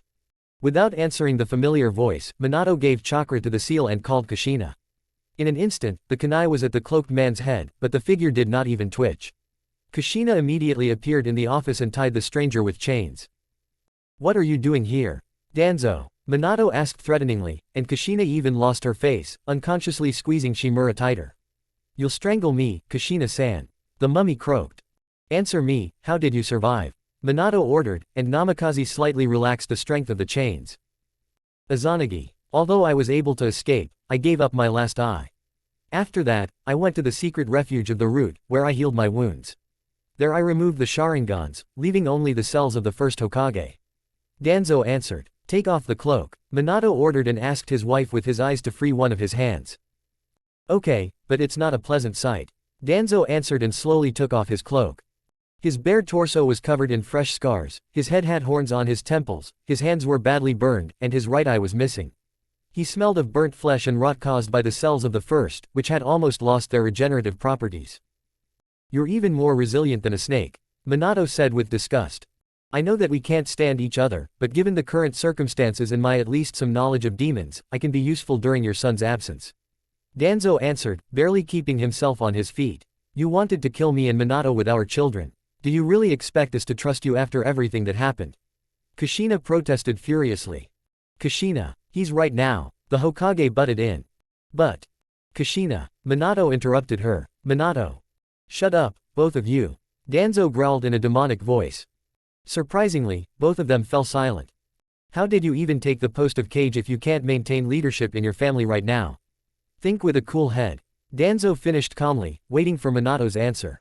"Kushina, think about it now. We have almost nothing about demons and how to effectively counter them. His knowledge can help us increase the power of the villages, shinobi, relying less on the alliance," Minato said calmly. Kushina pressed her lips together and tried to do everything she could to avoid killing the mummy right then and there. In the end, she only nodded to Minato, but didn't dispel the chains. "Okay, let Yamanaka come here to verify my information," Danzo said, and Minato created a clone and sent him after the head of the said clan. Battlefield, western border of the Land of Fire were losing numbers. "Where are the reinforcements? We have a wounded man. Everyone retreat. I repeat, everyone retreat." Tsunade Senju was now giving orders on the battlefield, fighting off demons with Sharingan eyes. It was unclear where these creatures got this genome from, but things were starting to smell strongly of death. "Tsunade-sama, our shinobi are retreating, but the enemy is pursuing us with their own forces," the shinobi reported. "Continue retreating to the cliff. We'll have an advantage there." Tsunade gave the command and moved after her subordinates. "Portal, ahead," Hyuga suddenly shouted. "What does this mean?" the shinobi cursed. "Everyone form a ring," Tsunade growled. The shinobi stood heavily in a couple of minutes, protecting their commander-in-chief. Tsunade herself stood in the center, healing all her subordinates who could be saved. "Tsunade-sama, we can't defeat them. Our forces are running out," the Junin reported. "I know. Stand to the end. These creatures must not break through." Tsunade gave the order. "Hi." The remaining shinobi answered and continued to cut the creatures with a battle cry. Half an hour. Just half an hour and their forces were destroyed. Only Tsunade and a couple of experienced Junin of the Leaf in the Alliance remained. Tsunade herself began to age, losing strength more and more. "Tsunade-sama." The Junin turned to his commander. "I know. Prepare explosive seals." Senju gave the order and pulled out an explosive scroll herself. "For humanity. For the future," said the Junin of the Alliance, to the agreement of the others. "I don't think you'll need this," said a loud voice from the sky, which Senju recognized. "Huh? How long were you going to scratch your ass, huh? Naruto." Tsunade roared into the sky. When she finished her tirade, an unknown body with purple lightning fell from the sky, raising a column of dust. Before Tsunade and her shinobi had time to recover, the creatures began to scream in agony. The air around them smelled of blood and rotting corpses, the characteristic demon smell of a dismembered body. Devil Savior. We are saved, shouted the Alliance Junin, and with renewed vigor continued to defend Tsunade and his allies. Damn you, Naruto. You could have at least slowed down at the end, shouted a young voice. When the dust settled, Tsunade saw Uchiha Sasuke with new eyes, and Sparta continued to tear demons and ghouls apart with the speed of lightning. The Alliance Junin began to glow slightly with a purple light and grew small horns and claws enveloping the tips of his fingers. The son of the fourth Hokage is incredible. Even after receiving the power of an unknown devil, he still remained true to his human hypostasis, said the Leaf Junin with reverence. Yes, incredible Gaki, the most unpredictable devil ninja of the Leaf Village. Tsunade answered and began to absorb natural energy, restoring her chakra reserves. I will help you, said a melodious voice, and snow-white hands began to heal the Leaf Shinobi. Thank you, Kagaya-san. Senju thanked, receiving a nod from the rabbit goddess. The demons were almost gone, and only one portal remained, when Naruto took control of it, filling it with his own devilish energy. Tsunade looked closely at her godson's new appearance. Long horns, 9 spiky tails, a swirl of red on his chest, purple was breaking through from the pattern on his body, and there were 2 rows of razor-sharp teeth in his mouth. The new appearance inspired true terror in the enemy, and made allies either cheer up or feel their insignificance. You've become even uglier, Gaki, Tsunade said, and Naruto dispelled his form, catching Senju on slightly red cheeks. But your face says otherwise, Sparta replied. Shut up, brat, there is no woman who will not look at you with interest, Tsunade snapped. Now, girls, no need to waste time on this stupid squabble. Now we need to send a message to Konoha and other villages about the beginning of the counterattack. Sasuke interrupted, calling a hawk and starting to write a message. You're right, boy. Ask Konoha to guard this portal. We will go with you straight there, Tsunade asked. Are you sure? Naruto asked. On the other side, nature itself will thirst for blood, Kagaya added in a cold voice. And who said that all shinobi will go there? Only the most trusted and strongest shinobi from each village will go to the other side, Tsunade answered. Of course, I understand everything, but only those I choose will go there. They must withstand my energy and be prepared for the fact that even small insects can be a serious enemy, Naruto said seriously. I understand. I will not argue. It is not for me to decide how you are going to solve a global problem anyway. I'm tired and ready to fall asleep right now, Senju said, and lay down on her back in her Jonin vest on the bloody ground. When the Kage and their shinobi arrive here, only the village heads will go ahead. Their escort will remain on the other side of the portal, right at the exit from the underworld, at most, Naruto said, and began to create a seal unknown to many on the ground nearby. I hope that this will be the last battle in our world, Tsunade said into the air and closed her eyes. Next, the beginning of the end. Part 3.10, the beginning of the end. I hope this will be the last battle in our world. Tsunade exhaled into the air. Don't worry, Tsunade-san. If Milord is here after awakening, then doubts will be unnecessary, the Alliance shinobi answered, smiling a confident smile. When did you manage to become, Milord, Gaki? Throwing a playful glance and a grin at Naruto. And you yourself are a princess. Why? Sparta answered in the same manner. Everyone alive? Minato Namikaze asked after his famous outburst. Yes, only the exhaustion of the Junin and one shinobi of the Alliance, Sasuke answered and nervously adjusted his Junin vest. Excellent. Then I will immediately inform all teams about the beginning of the counterattack and the transfer of all available forces to the enemy's last portal, Minato said, and with a smile on his face, he disappeared again in a flash. Gaki. Yes, Tsunade-san, Naruto asked in a serious voice. Are you sure that only the chosen shinobi will be able to stand on the other side of the universe? Tsunade asked with the same seriousness, getting up from the soft grass but slightly scorched grass. Quite. I have wandered the world for a long time, looking for a way to achieve peace. Yes, Konoha will continue to stand. However, there will be no peace if the enemy wins or we do not begin negotiations on a peace agreement afterwards, Sparta answered, and again intercepted control of the portal. You constantly pour your power into this hole. Is someone trying to close it? Asked the slime princess. Yes, and this is chakra, the former Uzumaki thought. What's wrong with it? Tsunade was wary, because if it was chakra that opened portals, then he was at least the missing ninja. Sasuke. She looks like yours. Naruto finished the thought and looked seriously at his friend. In what sense? Uchiha asked with a little shock. And in such a way, brat, that it could be Uchiha, Tsunade answered for Naruto. Or someone who uses the power of the Sharingan. It can't be Danzo. Definitely not, Naruto said, slightly cooling his friend's ardor. So there is only one way to find out for sure. Let's knock on the front door. Sparta finished for the Uchiha. An hour later, the southern lands of the Land of Fire. Everyone was on guard. The Queen of Slimes received reports of the enemy retreating from their positions, but now she was wary of something else. Naruto. She turned to Sparta with a frown. Yes, Tsunade. The ash-haired man answered, turning his head slightly to his right shoulder. Are you sure that Danzo died at your hands? Senju asked. I personally saw his death. Are you saying that he is behind everything? Sparta suggested. Anything is possible. The Sharingan was in his skull before it crumbled, however. There is a technique that allows you to save your skin, a valuable eye. Is it related to the Mangekyo Sharingan? No. This technique could also be used on a regular Sharingan with 3 tomo. In exchange for rewriting reality, they gave the ability to see with their eye. The ability to erase the line between reality and illusion, changing one reality to another. Sasuke intervened, aware of the topic of conversation from the stories of his father. Yes, my grandfather, Hashirama Senju, could assume that Madara could live a little longer after using this technique. And yet he stood over his corpse for more than a minute. Tsunade added. During this time, the brain could lose all the functions necessary to maintain consciousness. Unless, Itachi said that the ability to encode someone else's eyes, provided that the mastery is superior to the eyes of our clan. The Uchiha with the Rinnegan suggested. In short, then. You can use the technique, but set an activation interval for it. Naruto was interrupted by a familiar voice. Danzo. Tsunade growled, seeing him chained in golden chains by Kushina. And we only remembered about you. Naruto butted in with growling notes of rage. I can imagine, but now I didn't come for revenge or to somehow interfere with your war. Danzo assured, bowing his even more ugly face. So I believed you. Tsunade pounced, intending to kill the old man, but was stopped by Sparta's hand. What are you doing, godson? He will bring nothing but problems. Senju tried to reason, but the ash-haired man remained unbowed. You say you didn't come for this. What's the catch? Naruto asked and winked at Sasuke, who was on guard. A banal thing. I don't want to fall under the control of someone more powerful than Mundus. Danzo answered, wrinkling his face in disgust at the name of the now-dead ruler.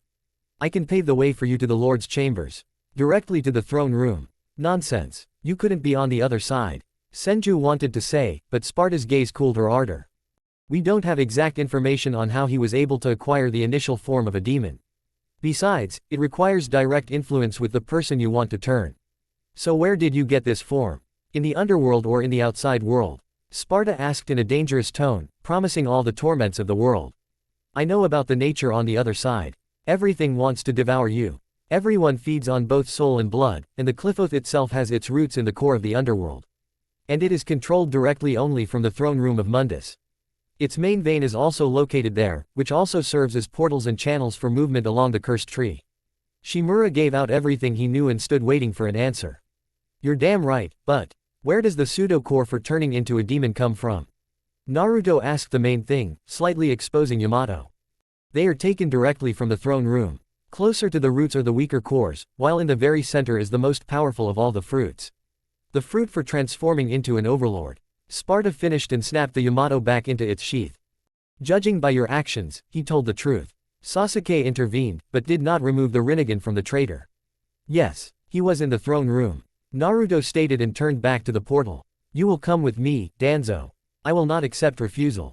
The devil said and continued to support the portal. How soon will it be ready for a counteroffensive? Minato ordered in a stern tone. Hokage-sama, reinforcements have arrived. Anbu Cat reported. The shinobi you named will arrive soon, Hokage-sama. Anbu Cat reported. Excellent, let them gather for the most unusual and difficult battle in their lives. Also send messengers to the other villages with a request to send reinforcements to help us fight off the demons. Namikaze gave the order and waved his hand, giving a sign of execution. Hi, Hokage-sama, and then the Anbu disappeared. 6 hours after giving the order. Let them pass. Minato answered, sitting by a small fire with shinobi tents around. Hi, Hokage-sama, and then disappeared away. Warn Naruto about the arrival of reinforcements, I will organize the rest. Minato said and wanted to leave. Hokage-sama, permission to address. Asked a familiar Junin with a scar on the bridge of his nose. Junin Iruka, what is it? Asked Namikaze. Permission to enter the counterattack squad. Yumino asked, under the surprised gaze of most of the shinobi around. Do you understand that this could be your last fight, Iruka? You could die a terrible death. Minato warned with serious eyes and voice. I understand, Hokage-sama. And yet I am indebted to Naruto-kun for my negligent attitude during his training in Konoha.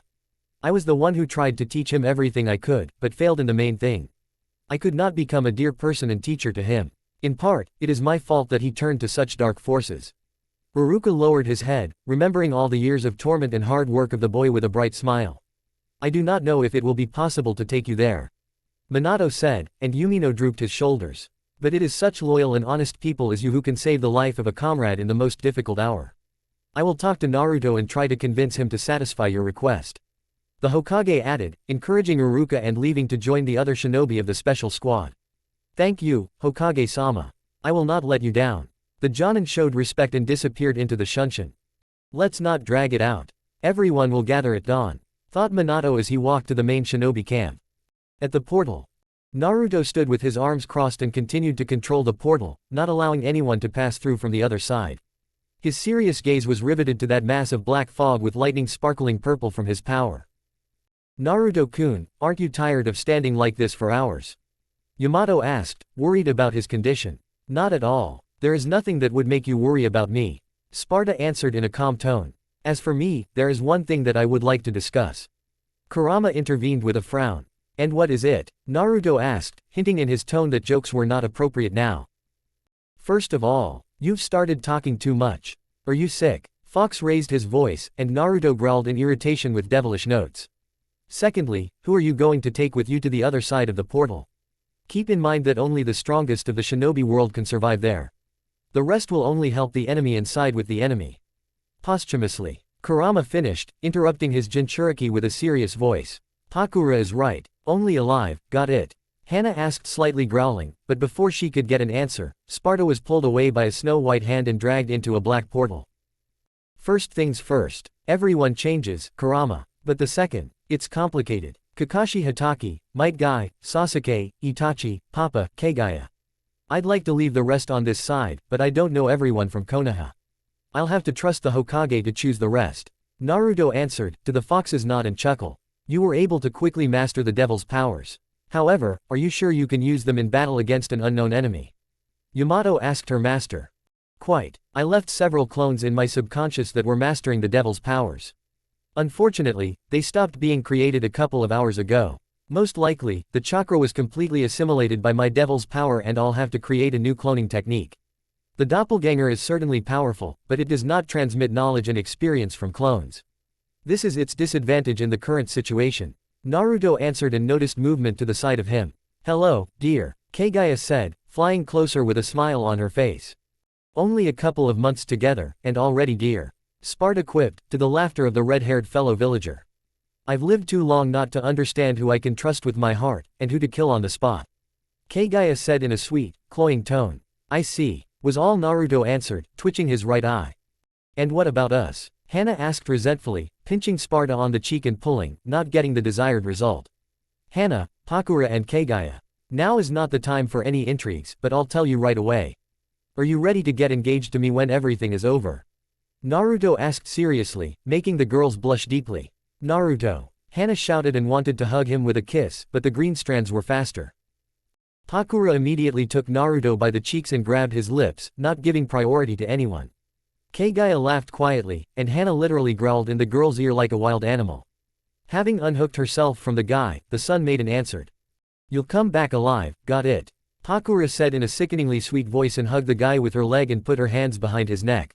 My turn, Pakura. Henna snapped and teleported him to her with the help of Hiraishin, surprising those present and kissing him in exactly the same way, but in a wilder manner.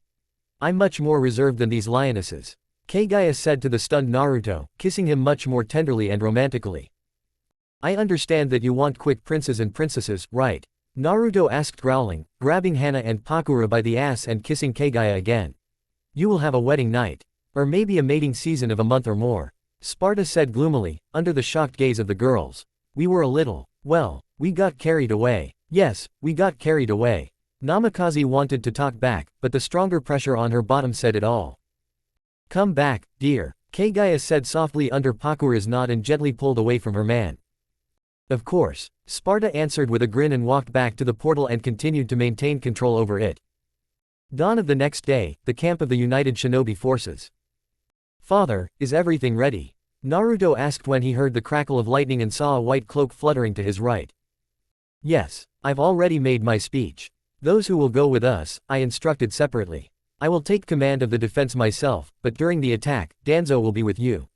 I'm surprised that when Yamanaka checked him for a lie, everything he said was confirmed in a short time. He even told everything he knew about the area on the other side. He didn't resist, which is surprising. The blonde elder answered and explained, and gestured with his hand for everyone to prepare for the invasion. Are you ready, father? Sparta asked with excitement in his voice. Do you underestimate me? Namikaze asked mockingly, receiving a smile from Naruto. Is everyone ready? There may be no turning back. Once we get there, everything will depend only on you. Naruto growled at the entire crowd, examining the shinobi from different villages who had shinobi written on their armbands. Yes, sir, the ninja shouted in chorus. Who are we? Sparta growled. Shinobi. What are we fighting for? For peace. What will we do for it? Everything. What is your fear? Defeat is our fear. Everyone, line up. Hi. When everyone lined up according to plan, everyone drew their weapons. Thousands of shinobi. Everyone had a serious and nervous look, but with determination on their faces. Sparta raised his hand up. Everyone got ready. Minato pulled out his three-pronged kunai and was preparing to fly in as one of the first. To all forces of the United Ninja Army. The devil growled, waited 3 seconds, and then, forward. All the shinobi growled a battle cry and, following the devil in yellow lightning, began the invasion. Let the final battle of the crusade begin, Kagaya said, and the girl looked at Mama with admiration and jumped impatiently with excitement. Mama, Mama, and what happened next? Tell me, tell me. The little girl jumped up and down in front of the goddess, making her laugh a little. And then tomorrow. The woman interrupted her daughter. Well, Matilda. It's time for you to sleep. You just came back from a picnic and almost fell asleep on your daddy's back. Kagaya said softly and put the girl to bed. Promise that you will tell me tomorrow what happened next. The daughter asked, and the woman also answered softly. I promise, my little star. Kagaya answered and kissed her on her little forehead. You promised, Mom, said the girl and closed her eyes, plunging into the kingdom of Morpheus. And I will keep my promise, Setsuko, said Kagaya. Good night. Good night, Mommy. The almost sleepy girl answered and finally went into her dreams. Part 3.11, Fight your way through. A house on the outskirts of the demon country.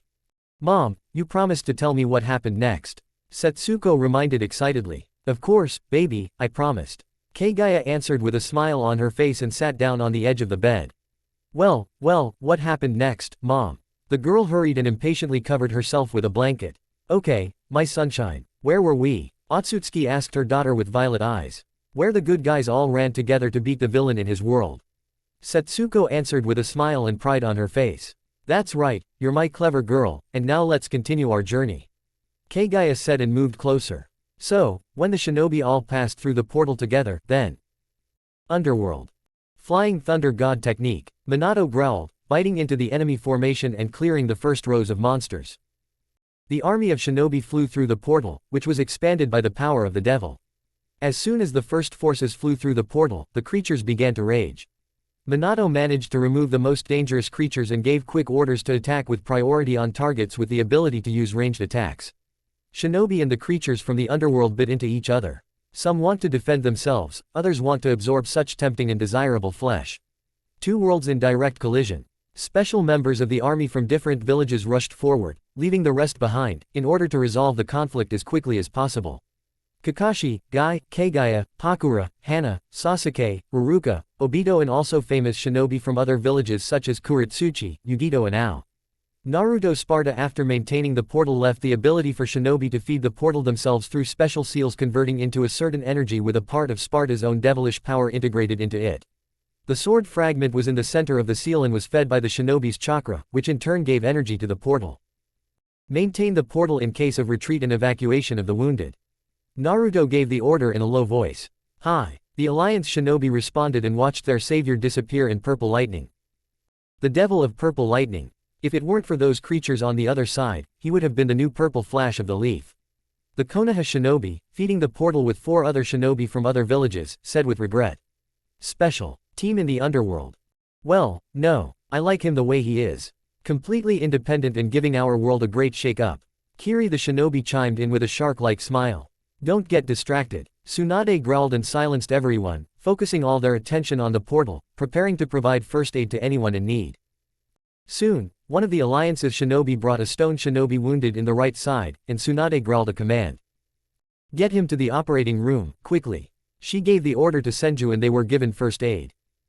We were able to get through and hide on these rocks. There are tree roots in that direction, under which you can most likely climb unnoticed. Kakashi suggested with his Sharingan open. Quite. Kagaya confirmed, opening her third eye on her forehead in the form of Rinne Sharingan, scaring the hell out of Hitaki and Uchiha. It's even stronger than the Rinnegan, Sasuke said, sweating profusely. Not much. Otsutsuki answered and deactivated the eye on her forehead. That's not the point now. Naruto butted in after a flash of lightning a meter away from them.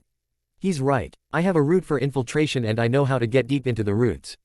Kakashi said, looking at Sasuke to let him speak. There is a passageway up in the roots that acts like an elevator. Unfortunately, we'll have to bathe in blood and rip off a couple of heads of a dog before we can get through. The Uchiha said, stopping feeding chakra to the Rinnegan. I see. Henna, how much chakra do you have now? Sparta asked. If you mean a one-time teleportation to the roots, then it's enough for 2 there and back. The distance is not small. Namikaze noted, frowning slightly at the huge white tree. I see. Then save your strength. Now you will all pass through to Kagaya's dimension and get ready to leave when we get there. Naruto suggested, and everyone agreed. Your power of youth is burning like never before, Naruto-kun. Guy shouted. He's always like this. Well, Kagaya asked and received an affirmative nod from Kakashi and Obito. Then go ahead, otherwise my ears will wither from this. Kagaya said and opened a hole in the space where everyone had passed with her hand. Kagaya, when we reach the roots, release them immediately and we will begin a quiet penetration. Naruto gave the order and, turning into a devil, soared into the air. Spreading his wings and pushing off the ground, 2 powerful individuals cut through the space towards the remains of the cliff of the throne room of the Lord. A man with ash blonde hair and gray robes sat on a throne made of bones in the middle of a huge space. The hall was empty, the man was slightly hunched over and was slightly irritated if the fingers of his right hand on the armrest showed this especially clearly, leaving sunken marks from his nails. Damn, I didn't think that among the shinobi there was someone who could master the power of demons like me. The man said in a soft voice. XO, Madara, I may not be able to cope if I can't master the powers of the great tree in time. You basically did not take into account that I only wanted to remove all the biju from the world arena, and not use them in these creatures against our home, as you said, to test the waters. A baritone voice answered from the right of the throne, being bound in translucent red shackles, the fasteners going into the darkness of the ceiling. Sorry, I couldn't control their numbers and frequency of exit to our world. Answered the man on the throne.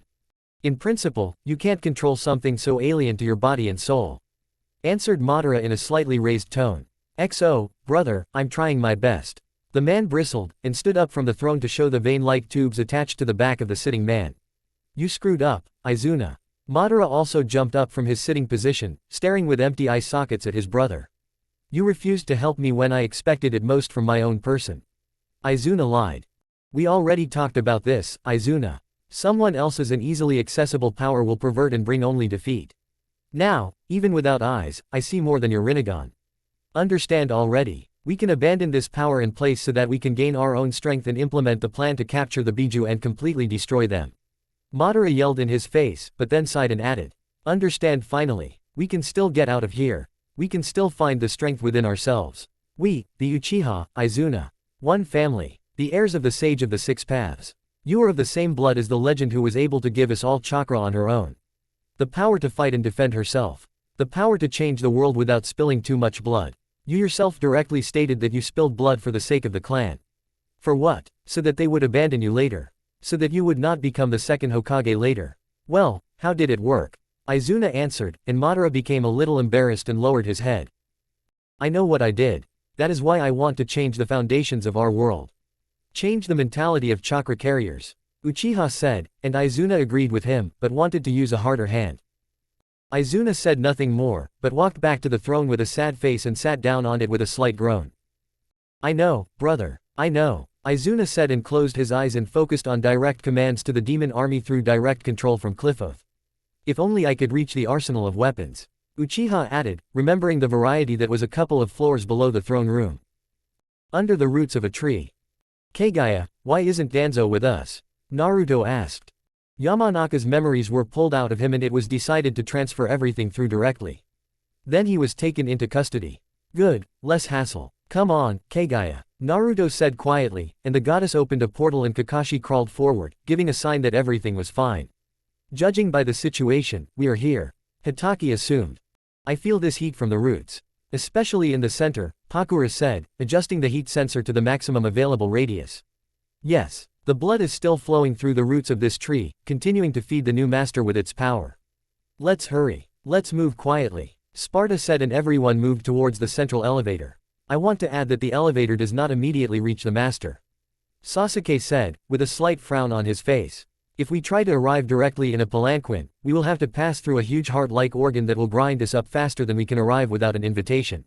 Then we'll have to walk a bit up the stairs. We'll just have time to get ourselves together, Henna said, preparing her Harai shinobi. Now a bit of silence, we'll soon arrive at the enemy's first line of defense. Obito butted in and activated his Mangekyo. Let's show the youth how war veterans fight, Kakashi Tem. The Uchiha addressed his comrade. Don't fall behind me, Dobi. Hitaki answered mockingly and rushed forward with his friend. If that's the case, then to hell with our cover. Let our power of youth burn brightly. Guy butted in and looked at the ash-haired man, hinting at the gate ahead of the group. Kakashi's eyes flashed and he fired a fireball at the gate, smashing it into tiny pieces of flesh and bone. Obito wasn't even surprised and didn't slow down, starting to walk through the creatures like a ghost. The Reikiri in Kakashi's hand shone brighter than ever, even Sasuke narrowed his eyes from the light. A left dodge, a lightning strike. Shunshin behind three opponents and spinning left to right through the spines of particularly fast individuals. Obito threw a black spike from his hand, piercing the forehead of one of the demons. A backflip and a landing on his hands. A kick of the legs and a crunch of the necks of two fly-like creatures. A sweep from the Uchiha and a subsequent kick of the bodies towards another running crowd with scythes. Folded seals and the spoken technique. Kaden, Gokaku no Jutsu. A flash of fire and the entire left half of the Uchiha was destroyed, looking mockingly at Kakashi. You managed 3 seconds later than me, Dobi. Kakashi said mockingly. You're shoving these 3 seconds at me, but you yourself spent more chakra than me. Obito snapped back with the same mockery. Now, girls, don't quarrel. Henna butted in, and at their slightly frowning look, she added. There are still many toys to beat up ahead. Namikaze grinned and teleported forward. Catch up with her, Kakashi. Obito shouted and used Kamui, along with Hitaki. Why are we standing there? Sparta asked, and the others bristled and used mobility techniques. Henna saw another gate of bones and flesh. Jumping higher and throwing her right hand to the side, she gathered chakra and created a huge ball of pure chakra. Rasengan. The gate was destroyed, and the Kunai Hiraishin had already flown forward, piercing several creatures. Flashes on another floor and a couple of creatures were folded in half. However, a couple of fiery flashes and the subsequent explosion made Namikaze stop and puff out his cheeks. Pakura. Those were my dummies, Henna said with feigned offense. Leave some for me, Hana-chan. Pakura replied mockingly and created new balls of explosive heat on her index finger. A pair of super-fast creatures tried to kill the maiden, but soon as Shunshin to their left and a flash of light left only a couple of dust particles. Dodge in the air from the scythes and a slight movement of the hand. New balls were released at the enemy and the explosion blew away a dozen weak demons. The next floor is mine. Kagaya mockingly flew past and disappeared into the space between the next gate. Don't lag behind. While all the strong creatures are on the battlefield, we can pass without much resistance. Sasuke growled and used a Metojikuro. Kagaya flew across a small bridge, using ash bones on them along the way. Furies, impulses and canes fell very quickly from her special abilities and skills in flight, without even allowing themselves to be touched. Seeing the gate to the third floor, the goddess used the powers of Renegan and demolished them with a blow of gravity, stunning the especially stupid creatures right behind them. In an instant, small rifts appeared in space near each lower demon, from which Kagaya released a new supply of bones, which she released from behind her back, opening a wider rift as the original point of teleportation. The entire hall was strewn with the ashes of fallen enemies, and Otsutsuki was once again convinced of her restored combat skills. Baruka flew in next and quickly gathered his opponents into a pile, after which he burned them with a fire technique through the same fishing line. Fast, simple and effective. Not bad, Yumino. Kagaya noted him, noticing the efficiency and polish of the basics of the shinobi craft. Thank you, Otsutsuki-sama. Baruka answered with a smile. Alas, my dear, but the next floor is mine. Naruto rushed with these words and knocked down the next door to the upper floor. Idiot, don't push ahead. Baruka growled after him and moved tailwise along with Sasuke. He's at it again, Uchiha muttered.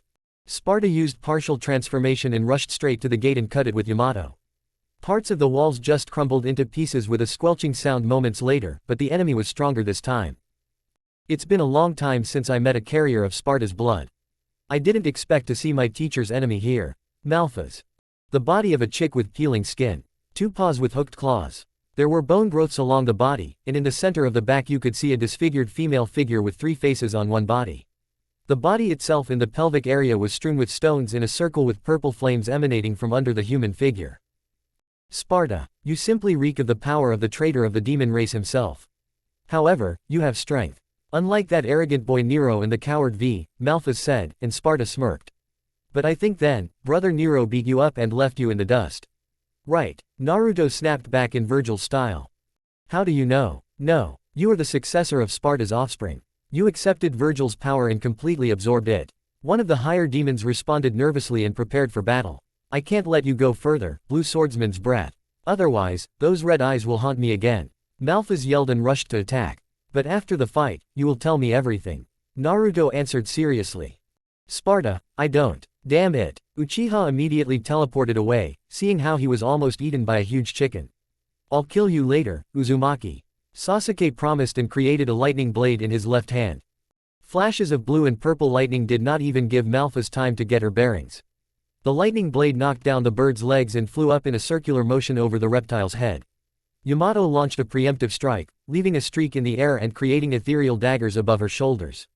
Rising into the air with an upward strike, Sparta produced a series of slashing spheres right at the demon's humanoid body. Unable to bear such pressure, Malphas released a wave of purple energy around herself in an attempt to throw the 2 annoying bastards away from her. She succeeded, and then she took out from her spatial pocket. This beast, this belongs to Nero. Naruto responded coldly, seeing the double-barreled revolver in Malphas's hand. Surprised. I understand. Now feel the power of this artifact. The demon growled and began to rain bullets from the received weapon. If this were the Scarlet Queen, I would have unleashed all my wrath on you. Sparta growled and began to attack with greater pressure. The rest of the team arrived in time, watching the battle with one of the higher demons of the floor. Malphas did not allow anyone to get close to her, and when teleporting close to her, she pushed the presumptuous violators away from her and jumped to the side. When Sasuke noticed that the demon began to change the cartridges in the drum, he came up with a plan. If I can get closer to her, then I will change places with you. This will help one of us to pass the repulsion wave and catch her replenishing ammunition. Sasuke suggested, and Naruto approved with a nod. As Sasuke prepared to find the perfect moment to teleport, he noticed his friend fighting from a distance, sending more ranged attacks at the enemy. Malphas dodged without much trouble, obviously receiving help from the side, which Naruto guessed. In the past, she was too slow. When Sasuke saw her in the air, how she again extended the drum and wanted to load new bullets, the Uchiha immediately moved closer to her with his shunshin. She jumps back again and wants to throw the enemy away from her, but as soon as she released a wave, she felt a presence behind her. Sasuke's Amenitagikara changed one of her stones on her body along with Naruto, and now he was in the perfect position to end this farce with one blow. A piercing swing and Yamato's blade is sticking out of her throat. Sasuke cuts off the demon's hand with his Chidori blade and takes the revolver. Agony is heard from Malphas' throat. You dared to touch something that doesn't belong to you, scum. Naruto said coldly and showed his devil form for a second. For such outrageous treatment of my brother's valuable thing, I will punish you severely. Sparta finished and released the fox's chakra into the demon's body. The demon's screams were heard throughout the cliff-oath. Kurama was burning her entire body from the inside, and her spirit was making her suffer in front of the group. The body slowly crumbled to dust and burst with blisters from such aggressive energy. Wait, what are you doing? Naruto interrupted her and looked at her coldly. Shame. The devil said and crushed her last head into pieces with a kick. I'm glad I was able to change my mind about further plans. Obito said and swallowed a little. That's right, Obito-sensei. Henna added, and Naruto came closer to the next gate. Let's go. Sparta gave the command and everyone moved in front of the destroyed gate. Unlike the cliff oath that Dante, Nero and V had encountered, these corridors were monotonous. No entourage, no labyrinths, no traps, as if an amateur had worked. I agree. Although I remember little from those battles, what I see now is simply a disgrace. No aesthetics. Urizen was better in this regard, although he did not put in much effort. Yamato expressed her thoughts on the blonde. As if someone very ossified worked here. Strictly adhering to a certain fighting style or simply not giving a damn about everything. Kurama added. Quite. Someone older or less educated. There is nothing visible that could indicate anyone familiar. Naruto said, continuing on his way. Soon there will be a new floor. It seems to me that there will be larger and stronger guests there. Kurama bristled, sensing the negativity on the other side of the door. The fox is right, Naruto. Be careful. This is the last floor before the bloody elevator. Yamato warned and fell silent. Got it. The blonde replied and turned to the group. There will be strong opponents further on. Everyone get ready. Okay. It won't work to conduct reconnaissance, because there won't be any bypass routes. Therefore, Iruka said and looked meaningfully at Obito. What? Do you want reconnaissance in force using Kamui? Obito guessed, making a sour face. Of course. After all, only you can be intangible for a certain period of time. Hitaki answered and gave the sign to get ready. As soon as you break in there, Naruto will scatter us among the opponents. Right now, only Naruto has the knowledge, and the description from Kagaya-san and Sasuke's eyes may not help us. Kakashi added and gave Obito the sign to begin. Obito passed through the gate and immediately attracted the attention of the demons waiting there. A multi-winged amphibian figure with a fin at the bottom and a semblance of a human head immediately fired many projectiles at the Uchiha, who was not even affected. Enormous plant-like tentacles with flytraps at their ends and a bubble-shaped figure of a man on one of the chutes tried to devour the unknown intruder, but Obito again passed through without feeling any blow. A scaly horse with a rider engulfed in blue flames tried to pierce the red-eyed man with his semblance of either a sword or a spear. The Uchiha again did not feel the impact and began to scan each enemy. One dominated the ability to fly, one was fast on the ground and the third was downright dangerous because of its flytraps and sharp shoots instead of hands on a humanoid semblance of a body. Well, you are freaks. Obito said and distracted them right, giving the rest of the group the opportunity to break down the gate and quickly determine a plan of action. Kagaya, Sasuke, Henna, you will have a flying enemy, Artemis. Me, Iruka and Pakura, we will have a rider, the Elder Knight. Guy, Kakashi and Obito will take the overgrown plant, Nidhogg. Disperse, Naruto commanded. Hi. Everyone responded and entered the battle. With Artemis. Kagaya decided to test her enemy's abilities and sent several ash bones scattering in front of her. Artemis was able to dodge half, but the other half could not penetrate the thick armor. Clicking her tongue, she began to use cracks to limit her maneuverability and frequency of attacks. Henna was able to throw the Thunder God's kunai and attach them to the ceiling from where she began to throw a series of explosive seals. A slight concussion of the enemy gave a bonus to susceptibility for armor effects. Sasuke tried to find an opportunity to cast an illusion. A slight loss of altitude and slight dysfunction showed that she had resistance to genjutsu, but not strong. Quickly gathering and telling each other the information, they began to think over a plan. With Nidhogg. Obito tried to scan the enemy for eyes, but immediately realized that they were missing and decided to use Kamui to cut off the humanoid part from the main mass. Kakashi, realizing what he wanted to do, tried to use the eye as well, and Guy opened the gate for insurance. The appendage did not give in, but quickly began a counterattack, causing everyone to retreat in a hurry. The appendages were fast and had to act the old-fashioned way, finding the enemy's weak points and using them to their advantage. With the knight. Iruka started with explosive seals to block the enemy's view of his team. Pakura did not hesitate and immediately heated up the smoke with her heat ball, prolonging the knight's blindness. Naruto did not waste time and prepared Yamato for a quick strike at the rider. As soon as the enemy dispersed the smoke and looked with anger at his offenders, he immediately felt emptiness under his butt, convincing his brain to study the force of gravity. The horse tried to fight back, but the line was quickly twisted around the animal's hooves and knocked over on its side. Pakura immediately charged a ball of heat and hit the horse's muzzle with it, causing it to twitch for a couple of seconds and then simply go limp. Naruto tested the knight's swordsmanship. Constant teleportations from two opponents did not allow Iruka to understand how to approach the fight. However, it was worth noticing the gap in the knight's speed, then having prepared the fire technique, he set and released it at the moment of the enemy's mistake. Kaden, Phoenix colors. There were a couple of explosions right under the knight's feet, knocking him off balance. Sparta immediately struck the swordsman's hand and cut off the hand holding the blade and immediately cut off the former rider's head with the second one. Well done, Iruka-sensei. Naruto said and moved towards Artemis. Help Team Kakashi, they are short in numbers. Sparta immediately gave the command, and he himself rushed to Artemis. With Artemis. Sparta used his full transformation, engaging in aerial combat with the flying amphibian. Kagaya continued her onslaught, but now in close aerial combat. Henna, using the enemy's confusion, immediately teleported and placed the Hiraishin mark on the enemy's back, after which she disappeared and unfurled a summoning scroll. A clone of the girl appeared from it and immediately dissipated, and orange pigmentation appeared around the eyes of the fourth daughter and her eyes changed to resemble those of a toad. Sasuke used a Minatajkira for insurance and for good reason. Kagaya could have suffered if he had not swapped her places with a piece of the gate near him. He himself, when possible, used the Chidori blade and, throwing a piece of the wall with the help of chakra, was able to approach the enemy and strike 2 of the enemy's 6 wings. When he managed to cut off 2 wings, he immediately switched back with Kagaya and went to back up again. Henna gathered chakra and created a rasengan of normal size, but with the addition of wind element. Sensing the Hiraishin's mark, she teleported behind the badly injured Artemis and slammed her into the back with her technique. Rasenshuriken. A cry of pain from the demon and she flew away.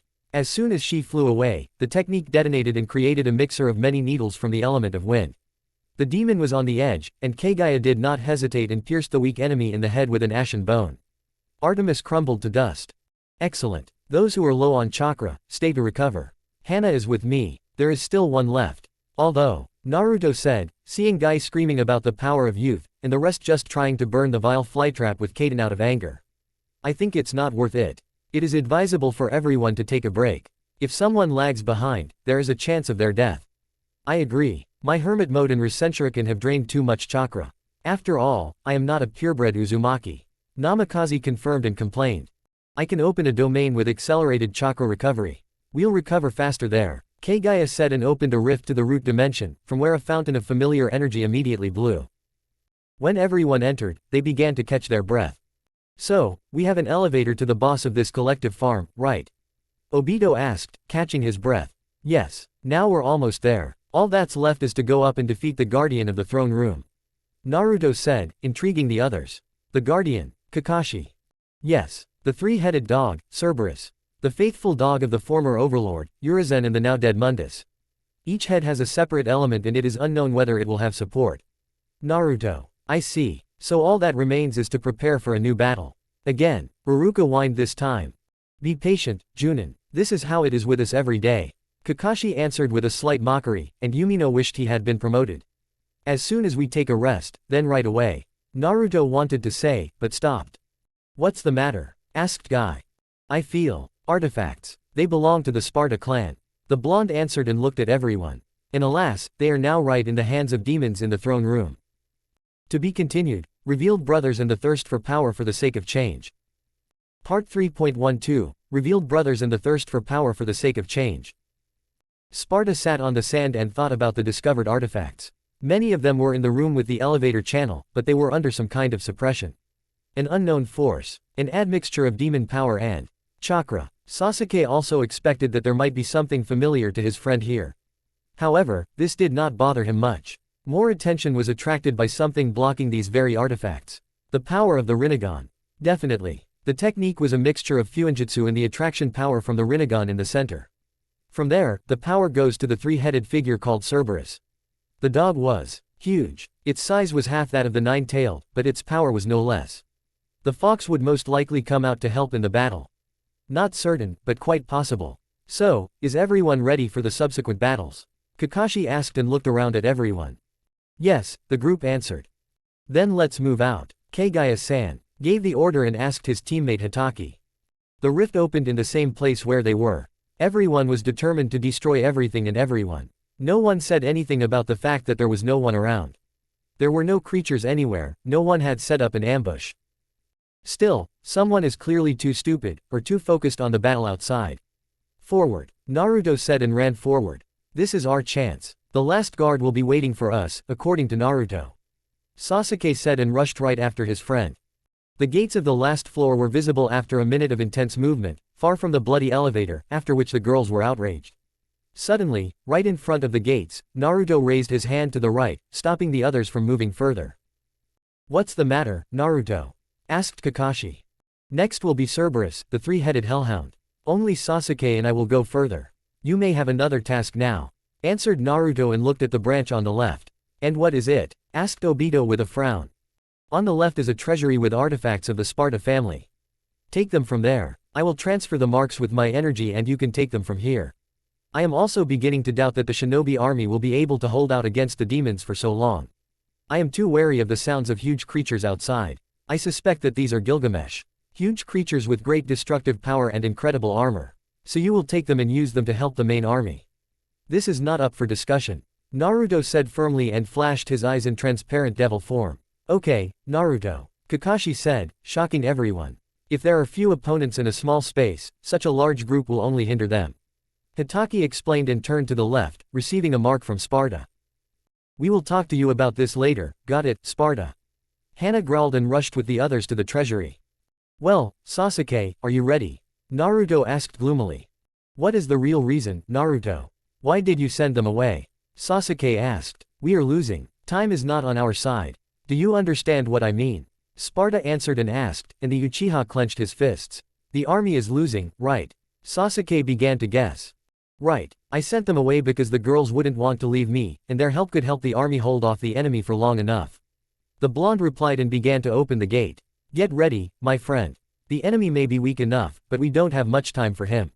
He's outplaying us with simple but effective tactics. Reduce the time to complete the task. Naruto said and opened the gate. Mom, were they able to defeat the bad dog? The girl asked. Yes, listen to what happened next. Kagaya answered. Yes. Setsuko, already tired, responded cheerfully.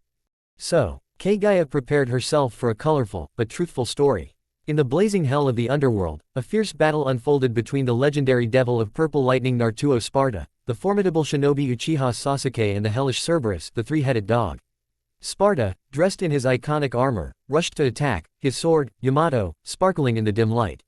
Sasuke, engulfed in the flames of Amaterasu, gracefully danced around Cerberus, bringing down a barrage of Chidori blows on him. Cerberus roared furiously, his three mouths spewing fire, ice and electricity. He rushed at Sparta, but the demon hunter easily dodged, his speed like lightning. Sasuke used the Kirin technique, summoning a huge electric dragon from the sky. The dragon fell upon Cerberus, causing massive damage. But the hellhound was unstoppable. It broke out of the firestorm and charged at Sasuke. Naruto Sparta intercepted Cerberus with his sword, blocking its attacks. He used the trickster style, creating illusions and deceiving the dog. Sasuke, taking advantage of Cerberus' distraction, fired the Kagutsuchi flame at it, burning it with hellish fire. Cerberus howled in pain, its three heads twitching and writhing. Sparta delivered the finishing blow using his devil trigger. He transformed into a huge blue demon with incredible strength. His sword pierced Cerberus' heart, and the hellhound crumbled to dust with a roar. Together, Sparta and Sasuke stood victorious over their fallen enemy. Their alliance proved to be unbreakable, and their skill in battle was unrivaled. The goddess finished the colorful battle of two legends of the shinobi world. Wow, how cool! Setsuko squealed and asked with her eyes for more. Now, my girl. The climax is about to begin, my sunshine. Kagaya calmed down, a little tired of such a long story, in which she herself took part. Let's continue. When Cerberus fell. Here it is. The throne room and the main stage. The passage, Naruto said, but he was immediately interrupted. Wait, Sparta, Obito shouted, jumping over the dog's corpse. Take this, Obito said and held out 2 pistols, ebony and ivory, the twins who showed their grace and power during the battle against Mundus. It was they, on the verge of Dante and Virgil's lives, who interrupted all the plans of the deceased Lord of Hell. Even then, Naruto muttered and sank into memories. Dante and Virgil had each lost an arm. Barely conscious, they looked at Mundus, kneeling and growling in frustration. Suddenly Dante threw one of his pistols to his brother, and he, not at a loss and succumbing to nostalgia, grabbed the pistol and spun it in his hand. A second and the barrels were pressed against each other and aimed at the forehead of the master. The two brothers ended the great and suicidal battle with the words, "Jackpot." Dante's favorite words sounded and a shot ended the memories. Thank you, Obito, Naruto said and took the twins, securing them to the back of his belt under his cloak. Well, that guitar pervert was a little too convincing. The Uchiha flinched in fear and went into Kamui. Well, let's go, brother, Naruto said, shocking the Uchiha. Yeah, let's get started. Sasuke replied with a smile and kicked the doors along with his adopted brother. The doors were knocked down, revealing an empty throne room with only one person in it. The figure was distinct, but Naruto noticed the chained man. His black hair, long and thick, fell loosely around his shoulders, giving him an imposing and almost godlike appearance. His eyes, saturated with a deep red color, were the symbol of an activated Rinnegan, radiating insight and confidence that would make any opponent waver. He still wore his traditional black clothes with red accents, but now they looked much more majestic, as if reflecting his new divine nature. Every element of his attire emphasized his status as one of the most powerful shinobi. The aura emanating from Madara was overwhelming. He seemed to radiate power that could outshine everything around him, even when chained. His movements, although constrained, were smooth and confident. Each movement spoke of his confidence and control over the situation. Madara's appearance made him not only a strong shinobi, but also a true symbol of strength and wisdom in the ninja world. So, brother, they are here, even though there are only two, but the brunette is clearly an Uchiha, and with Choku Tomo Rinnegan. The odds are already even. Madara said in his deep baritone. I know, brother, and I also know that there is no way for us to lose. We have the power of the entire underworld on our side. I have returned your eyes and I hope that we can come to an agreement, Madara-ni-san. Izuna replied and stood up from his throne, tearing the large veins from his back. Izuna Uchiha had transformed into a majestic and imposing figure that exuded an aura of power and confidence. His black hair, previously short and neat, had become longer and more casual, falling loosely to his shoulders and creating a dynamic effect. Izuna's gaze had become piercing and deep, and his eyes, activated by the Rinnegan, glowed a deep red, giving him an aura of divinity and wisdom. He wore the traditional attire of the Uchiha clan, but now he looked more majestic and symbolic. White fabrics were complemented by gold and red accents that emphasized his status as a wielder of incredible strength. Every element of his attire, from his armor to his cloak, was carefully crafted to reflect his new position in the shinobi world. The aura emanating from Izuna was powerful and magnetic, as if he himself had become a source of power that could inspire fear. His movements were graceful and confident, each step radiating control and determination. Izuna had become more than just a shinobi, he had become the embodiment of strength and wisdom, a symbol of hope for his people and a threat to their enemies. There was an energy in his presence that could outshine even the darkest corners of the ninja world. So much for the head of the Uchiha clan. Bound in chains and unable to even stand up to the younger one. Sasuke taunted in his usual Uchiha manner. Bite your tongue, brat. The Rinnegan in your eyes are still green and cannot compete with mine. Madara replied and activated his eyes to his own Rinnegan. That's better. Sasuke smiled and prepared for battle, but something disturbed his hand. Take it, Sasuke. You will know when to use this beauty. Sasuke took one of the twins by the hilt and secured it to his belt behind his back. A wave of energy came from the gun, supporting the Uchiha's confidence in the future. Thank you, Naruto. Can I keep it? Asked Sasuke. I'll rip your arms off if you take them, got it? Naruto answered mockingly and smiled at his enemies. Madara looked at Sasuke provocatively and led him away, which Sasuke did not mind. One-on-one, bastard. Naruto said and punched his palm with his fist, causing sparks of purple lightning to run along his hands. It's time to end this farce. Sparta flashed his eye and unfastened Yamato from his belt. Finally, Dad and his little brother against the bad guys. Tell Mom. The girl jumped impatiently, admiring the story about her father. Okay. Promise that you'll go to bed when I'm done, okay? Kagaya asked, and the girl sat down abruptly in front of her mother and silently asked her to continue. Then listen carefully. This will not be just a battle. It really has a deep meaning. So. Sasuke vs. Madara. In the dark light of the throne room, as the sky turned crimson, two shinobi met on the battlefield, the Kami no shinobi, Uchiha Madara and the young, ambitious Uchiha Sasuke. Both bore a family name that was synonymous with strength and pride, but their paths had diverged and now they would fight each other. Madara freed himself from his chains and stood to the left of his brother, his black hair flowing in the rare wind, his eyes filled with determination, the violet color of the Rinnegan glowing. He did not possess the power of the Sage of the Six Paths, but that did not make him any less dangerous. His experience, skill, and strategic mind were his greatest weapons. Sasuke, on the other hand, was determined, his own Rinnegan burning bright, ready for battle. Sasuke attacked first, instantly activating his techniques. He rushed forward, using his skills to create illusions and deceive his opponent. Madara, however, was no simpleton. He reacted quickly, dodging the attacks with his incredible speed and agility. Every move was calculated, every step a well-thought-out strategy. The battle raged like a storm. A phrase uttered in the younger Uchiha's mind in a feminine voice. Crazy. Sasuke, feeling the excitement, used his fire techniques, creating deadly fireballs that flew towards Madara. But the older Uchiha dodged the attacks, using his own skills to counterattack. He used his favorite techniques, Koton, fire destruction and others, to try to suppress Sasuke, but Sasuke was ready. Sasuke used his own skills to dispel the illusions and continue the fight. Naruto vs. Izuna. The air was filled with tension, as if all hell was waiting for the outcome of this grand battle. Izuna, who possessed the power of the Sage of Six Paths mixed with the power of Cliff stood to the right of his brother Madara, radiating an aura of unholy power and confidence. His long, snow-white hair fluttered in the rare wind, and his eyes, glowing with the deep red of the Rinnegan, reflected the determination, strength, and arrogance that he gained from the fruit of Cliff. Naruto, clad in armor filled with mysterious energy, looked at Izuna with respect and caution. He knew that the enemy was not just a shinobi from the distant past, but an embodiment of power, capable of changing the course of the battle with a single technique or move. As the battle began, Yamato's phrase rang in Sparta's mind. Dismal. Izuna took the first step forward, his body filled with chakra, and he activated his abilities. Glowing signs began to glow around him, symbolizing his connection to the divine power. He raised his hand and huge pillars of stone rose from the ground, rushing towards Naruto. This was not just an attack, this was a manifestation of his power, which he controlled with ease. Sparta, without wasting a second, responded using his own techniques.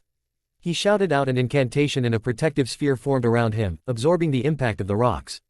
But Izuna was not going to stop. He used his techniques to manipulate the environment, creating deadly illusions that confused Virgil.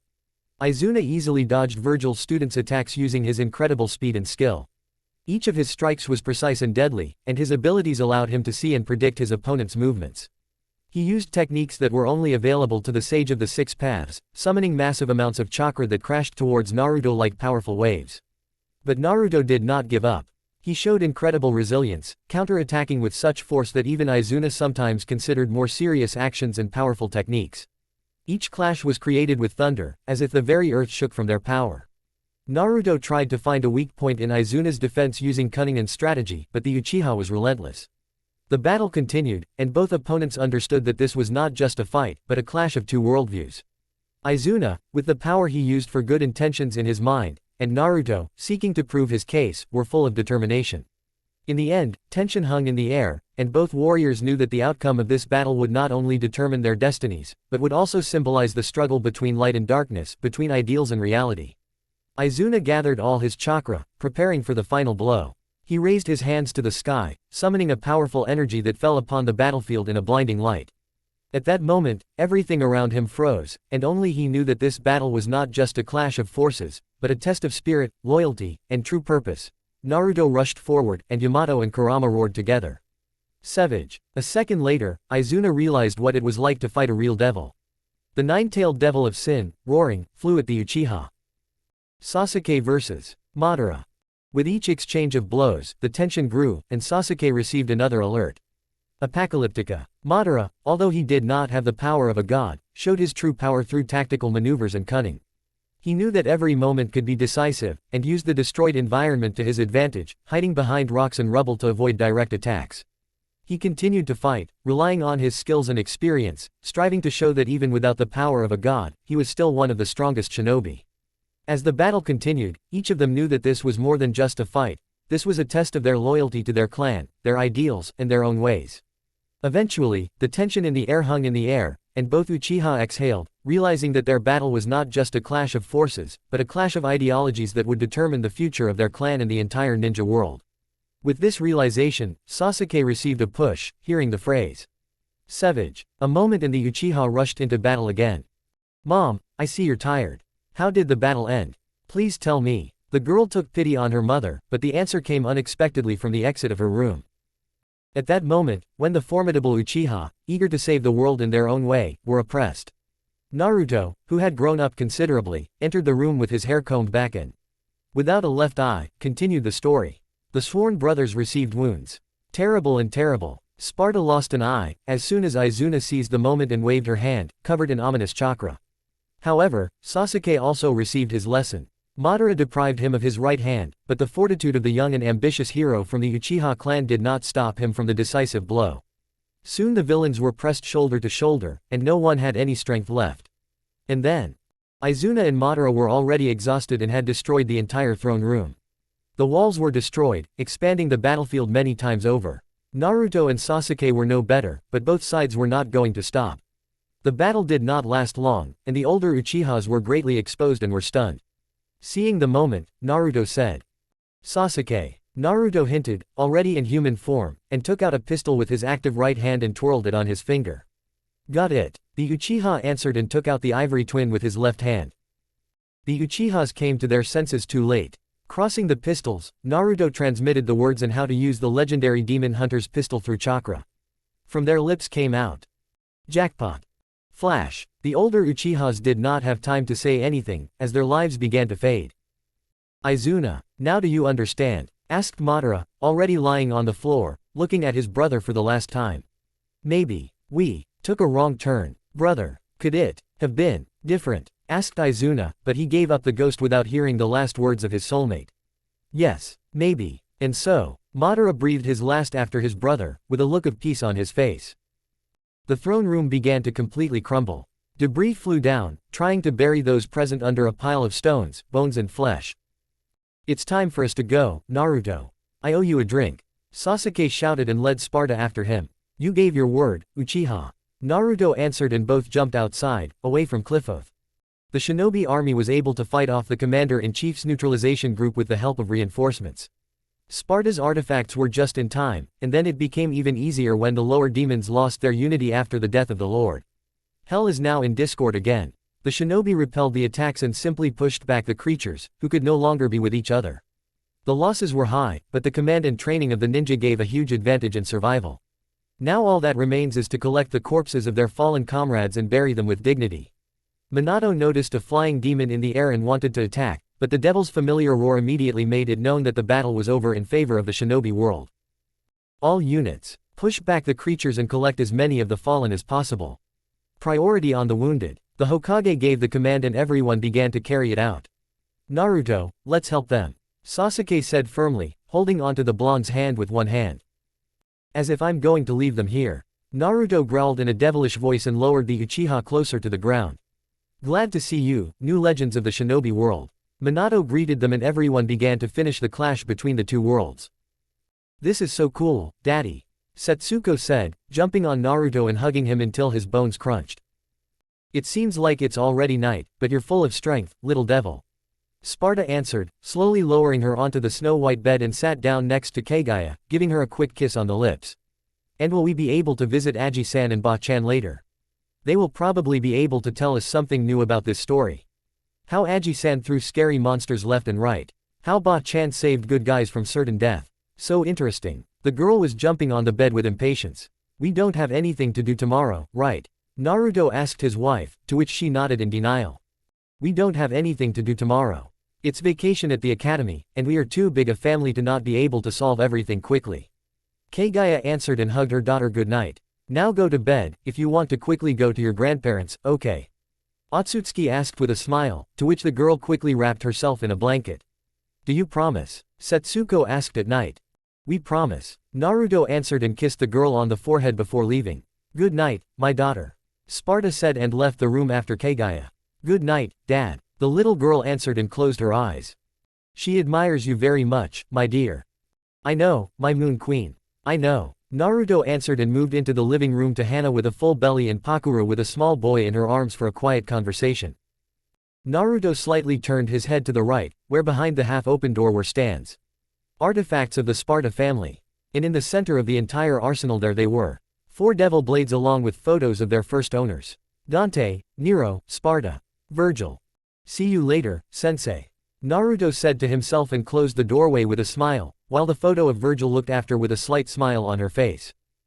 Epilogue. After the storm died down. Naruto came out with several women from the rift, right in front of the Konoha gates.